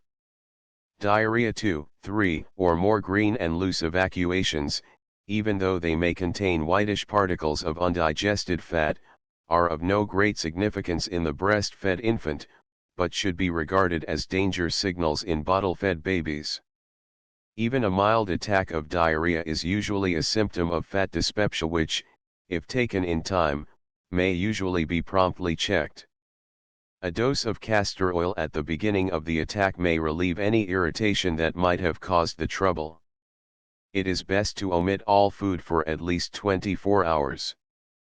Plain water should be given very freely, and occasionally barley water, if the baby is hungry. After that, it is best to start with a mixture low in fat. Skimmed milk or boiled milk free from all fat, diluted with cereal water, may be given at regular intervals. Should slight diarrheal attacks continue, or should the stools be of a diarrheal character, the wisest plan is to substitute a dextrin-maltose mixture for the sugar, as malt decidedly favors fat absorption. In almost every case of infantile diarrhea, it is advisable to consult the physician, especially if there is considerable restlessness and rise in temperature. Diarrhea is more frequent in summer among bottle-fed babies, as the heat often promotes the growth of germs in the milk. Therefore, to sterilize or pasteurize milk during the heated months is especially necessary. A chill, due to insufficient clothing, will sometimes cause diarrhea. The abdomen, arms, and legs should be kept warm by close-fitting garments of soft wool. Anemia. In treating anemia in infants, as in adults, the cause should be removed by correcting any errors in diet and treating any other physical deficiencies. The cause of infantile anemia is an insufficient absorption of iron from the food. The amount of iron in both human milk and cow's milk is small and is insufficient for the needs of the growing infant. However, nature has deposited enough iron in the liver of the newborn infant to last until it can digest foods which contain iron in sufficient amounts. The iron in human milk is apparently more easily retained than that in the milk of animals. The iron content of human milk is dependent on the general condition of the mother. It is higher in healthy individuals and lower in those under PAR. Anemia in infants is apt to become severe and often take on a pernicious form. A prolonged intestinal disturbance often brings on anemia, and not infrequently anemia is due to a deficiency of protein in the food. The treatment consists largely of additions or changes in the diet, depending on the age of the infant. Purees of vegetables that contain much iron, such as spinach and carrots, and also fruit juices, are valuable and in proper proportions can be added to the diet after the age of 6 months. It is best that the physician decide on the advisability of this, as it will depend on the general condition of the infant. Rickets. Rickets, a chronic impairment of nutrition, affects not only the bones, but all of the tissues of the body, particularly the nervous system. Artificial feeding is the chief cause of rickets on account of the poor absorption of fats, and often because of protein starvation. Prepared foods, on account of their large percentage of starch and their lack of protein and butterfat, are frequently the cause of rickets. In addition to its fuel value, milk fat contains the elements which promote growth. As previously stated, the infant requires a certain percentage of protein, fat, and mineral for the blood and tissue building and the growth of the bones. In artificial feeding, the preparations given are often deficient in these important elements. Climate and poor hygienic surroundings sometimes cause rickets in breastfed babies, probably on account of the lowered vitality of the mother and the child and consequently poor digestion and assimilation, but it is most frequently found in babies improperly fed. Dr. Winfield S. Hall says, fresh milk, appropriately modified and in proper amount, together with such other food as is indicated for the age and weight, is the important point in the treatment of rickets. Fresh air, day and night, sunshine and outdoor life, are only next in happiness. Cod liver oil, especially with the addition of phosphorus, is a very valuable addition to the treatment. Scurvy. Rickets is a chronic condition, while scurvy is an acute disease. This difficulty is considered as entirely due to improper feeding and therefore must be overcome by a change of diet. Recovery is usually very rapid when the child is properly fed. Pains and tenderness about the joints, particularly of the legs, are the usual symptoms, causing the baby to cry when it is lifted or moved about. The gums sometimes become swollen and bleed. In almost every case it is found that infants suffering from scurvy have been on a continuous diet of prepared foods like malted milk, condensed milk, or boiled milk, which Dr. Hall terms dead food, presumably on account of a lack of the life-giving proteins and butterfat. When boiled milk has been used, the change should be made to pasteurized milk or raw milk if it can be secured clean and fresh. If prepared foods have been given, the amount should be greatly decreased and replaced by a cow's milk preparation in which a small percentage of the prepared food may be included, or, better still, omitted entirely, if a cow's milk preparation including a good substantial gruel will agree. In scurvy, orange juice or other fruit juices should be given, from 1 to 4 ounces a day, according to the age. Orange juice is particularly valuable, 2 or 3 teaspoonfuls being given before each feeding. A lack of fresh air often aids in producing scurvy. Feeding during the second year after the baby has reached the age of 1 year, we often feel that it is not necessary to be so careful of its diet. However, the number of deaths due to digestive disturbances caused by improper feeding during the second year is significant. After the child is a year old, it should be given solid food very gradually to develop its digestive functions as well as its teeth. A soft-boiled egg or a little beef juice may be added to the diet. Until the appearance of the anterior molar teeth, however, the child's diet should be confined largely to milk. A thin slice of buttered bread or a little plain rice or rice pudding, a soda cracker or bread crumbs in milk may be given. The year-old child may also begin to drink cow's milk. 1 or 2 glasses a day may be given, until the child is at least 13 or 14 years old. Good judgment should be used in feeding children, as habits and tastes are being formed, and whether they are normal or abnormal will depend on the kind of food given and when. 4 meals a day, at regular intervals, and nothing but water between these intervals, is considered the best plan. Dry toast, zwieback, and crackers may be gradually added to the diet, also well-cooked cereals, like cream of wheat, rice, and oatmeal. The oatmeal should be strained the first few months it is given. Very little sugar should be added to the cereals, as children very quickly cultivate a desire for sweets, rejecting other more nourishing foods, and too much sugar is apt to disturb the digestion. It is best during the first few months that no sugar be added to cereals. The amount of whole milk, or milk diluted with barley or oatmeal gruel, should be limited to 1 quart when the other foods are given. Beef juice, from 1 to 2 ounces, mutton broth, chicken broth, and cereal broths may be given after the age of 1 year, not more than 2 ounces at first, gradually increasing in a few months' time to 4 ounces. This is best given at the beginning of the noon feeding. These broths have little nutritive value, but usually stimulate the appetite for other foods. The child must build muscle, bone, and sinew, and more protein is required as soon as he begins to walk. Milk, eggs, and cereals will furnish this. The heavier protein diet is best given at 18 months to 2 years, in eggs, cooked soft. An egg may be given every other day, soft-boiled for about 2 minutes, or coddled for 4 minutes. At the age of 2 years an egg may be given every day. These soft-cooked eggs are best when mixed with broken dry toast or broken whole wheat or graham crackers, because if dry food is served with them they will be better masticated, hence more saliva be mixed with them. The habit of thorough mastication should be cultivated at this period. Oatmeal, thoroughly cooked, and shredded wheat, with cream and sugar, ripe fruit, bread and butter, milk, soft-cooked eggs, poached or boiled, constitute a rational diet at this age.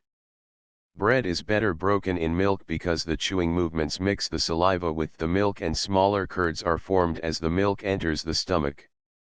Custard may after 2 years be added to the diet, also baked or mashed potato, plain boiled macaroni, also a little butter on the potato, toast, or bread. Also after the age of 18 months, a small quantity of very lean meat, like scraped or chopped beef or lamb, or finely minced chicken, may be given once a day. Also well-cooked and mashed vegetables like peas, spinach, carrots, and asparagus tips. For the first few months these should be strained. Some fruit should also be given each day, orange juice, apple sauce, or the pulp of stewed prunes. The latter especially is valuable when the bowels are inclined to be constipated. Tea, coffee, and cocoa are absolutely objectionable, and before the age of 2 years no kind of candy should be given. One of the most important things to teach the child, when it is taking foods other than milk, is thorough mastication, not only to assist the proper growth of the teeth, but to prevent the digestive disturbances that invariably occur from the bolting of food, and children are especially liable to do this. Dry toast and zwieback compel mastication and strengthen the gums. These should be given in the hand, a piece at mealtime and occasionally between meals, if the child seems hungry. The child will then gradually get into the habit of chewing other solid foods when they are given. If the child is hungry between meals, he should be fed at a regular period, midway between breakfast and luncheon and between luncheon and the evening meal. The food should be dry, toast or a dry cracker, to induce thorough and slow mastication. Many object to piecing between meals, but if this piecing be done at hours as regular as his meal hour, and the food be dry and well masticated, it will readily digest and will not interfere with his meals. The growing child needs more frequent meals than the adult. His stomach is not so large, he is active in outdoor exercise, and eliminates waste freely. He also requires much heat and energy. The active child at outdoor play uses almost as much energy as the laboring man. Many mothers are in doubt as to whether the baby's food should be salted. It is necessary to add a very little salt to the food for the baby. Broths should be seasoned slightly and a pinch of salt added to potatoes and eggs. Cereals and vegetables are cooked in water to which a little salt has been added. Experienced observers of children and their ailments and diseases have said that more babies are killed by overfeeding than by underfeeding. Especially in summer, when the child's condition reflects that of the mother, too much food will cause indigestion, irritation of the stomach, and diarrhea. Often the child is fretful because it is too warm or is thirsty. It will often be benefited by giving it less food and more water. This fretful mind affects the child's digestion just as it affects the digestion of the mother. If a healthy child refuses good, wholesome food because it wishes some other than what is offered it, it is not hungry and doesn't need the food. The growing child craves sweets, but a child should not be given candy whenever it wants it during the day. Candy or sugar is quickly converted into heat and is best eaten immediately following a meal. Sugar may be spread on bread for the 4 o'clock lunch, or a little candy may be eaten at this time. 2 or 3 pieces of candy an inch square are sufficient. Footnotes: 18 all lactose, milk sugar. 19 mostly maltose, a hard, crystalline sugar formed by the action of malt on starch. 20 mostly lactose. Appendix measures and weights. A few tables of measures may be helpful here because accurate measurements are necessary to ensure success in the preparation of any article of food. All dry ingredients, such as flour, meal, powdered sugar, etc., should be sifted before measuring. The standard measuring cup contains 1/2 pint and is divided into fourths and thirds. To measure a cupful or spoonful of dry ingredients, fill the cup or spoon and then level off with the back of a case knife. In measures of weight, the gram is the unit. A heaping cupful is a level cup with 2 tablespoonfuls added. A scant cupful is a level cup with 2 tablespoonfuls taken out. A salt spoon is 1/4 of a level teaspoon. To measure butter, lard, and other solid foods, pack solidly in spoon or cup and level with a knife. Table of measures and weights: 21 4 salt spoons equals 1 teaspoon, teaspoon 3 teaspoons equals 1 tablespoon, tablespoon 4 tablespoons equals 1/4 cup or 1/2 gill. 16 tablespoons, dry ingredients, equals 1 cup, see 12 tablespoons, liquid, equals 1 cup. 2 gills equals 1 cup. 2 cups equals 1 pint. 2 pints equals 1 quart. 4 quarts equals 1 gallon. 2 tablespoons butter equals 1 ounce. 1 tablespoon melted butter equals 1 ounce. 4 tablespoons flour equals 1 ounce. 2 tablespoons granulated sugar equals 1 ounce. 2 tablespoons liquid equals 1 ounce. 2 tablespoons powdered lime equals 1 ounce. 1 cup of stale bread crumbs equals 2 ounces. 1 square baker's unsweetened chocolate equals 1 ounce. Juice of 1 lemon equals, about, 3 tablespoons. 5 tablespoons liquid equals 1 wineglassful. 4 cups of sifted flour equals 1 pound. 2 cups of butter, packed solidly, equals 1 pound. 2 cups of finely chopped meat, packed solidly, equals 1 pound. 2 cups of granulated sugar equals 1 pound. 22/5 cups of powdered sugar equals 1 pound. 22/3 cups brown sugar equals 1 pound. 22/3 cups oatmeal equals 1 pound. 43/4 cups rolled oats equals 1 pound. 9 or 10 eggs equals 1 pound. 1 cup of rice equals 1/2 pound. Apothecaries weights 20 grains equals 1 scruple, 3 scruples equals 1 dram, 8 drams, or 480 grains, equals 1 ounce, 12 ounces equals 1 pound. Pound apothecaries measures 2260 minims, m, equals 1 fluid dram, f8 fluid drams equals 1 fluid ounce, f16 fluid ounces equals 1 pint, O or PT 2 pints equals 1 quart, QT 4 quarts equals 1 gallon, gal. Approximate measures 23 1 teaspoonful equals about 1 fluid dram. 1 dessert spoonful equals about 2 fluid drams. 1 tablespoonful equals about 4 fluid drams. 1 wineglassful equals about 2 ounces. 1 cup, 1/2 pint, equals about 8 ounces. Metric measures of weight 23 in measures of weight. The gram is the unit. 1 gram 1.0 gm 1 decigram 0.1 gm 1 centigram 0.01 gm 1 milligram 0.001 gm. Footnotes, 21 Practical Dietetics, Alida Francis Patty.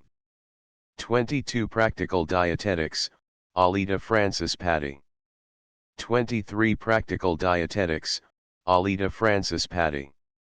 Index absorption of food, 145 achlorhydria, 258 acne, 295 adulteration of foods, 118 age, 165 diet in, 230 affecting digestion, 165 albumin, 10 albumin water, 309 albuminoids, 12, 56 alcohol, 184 alkalis, 45 almond oil, 25 anemia, 37, 245 to 250 appetite, affecting digestion, 160, 161, 163, 164 apples, 47, 49, 51 apricots, 47 arrowroot, 20 asparagus,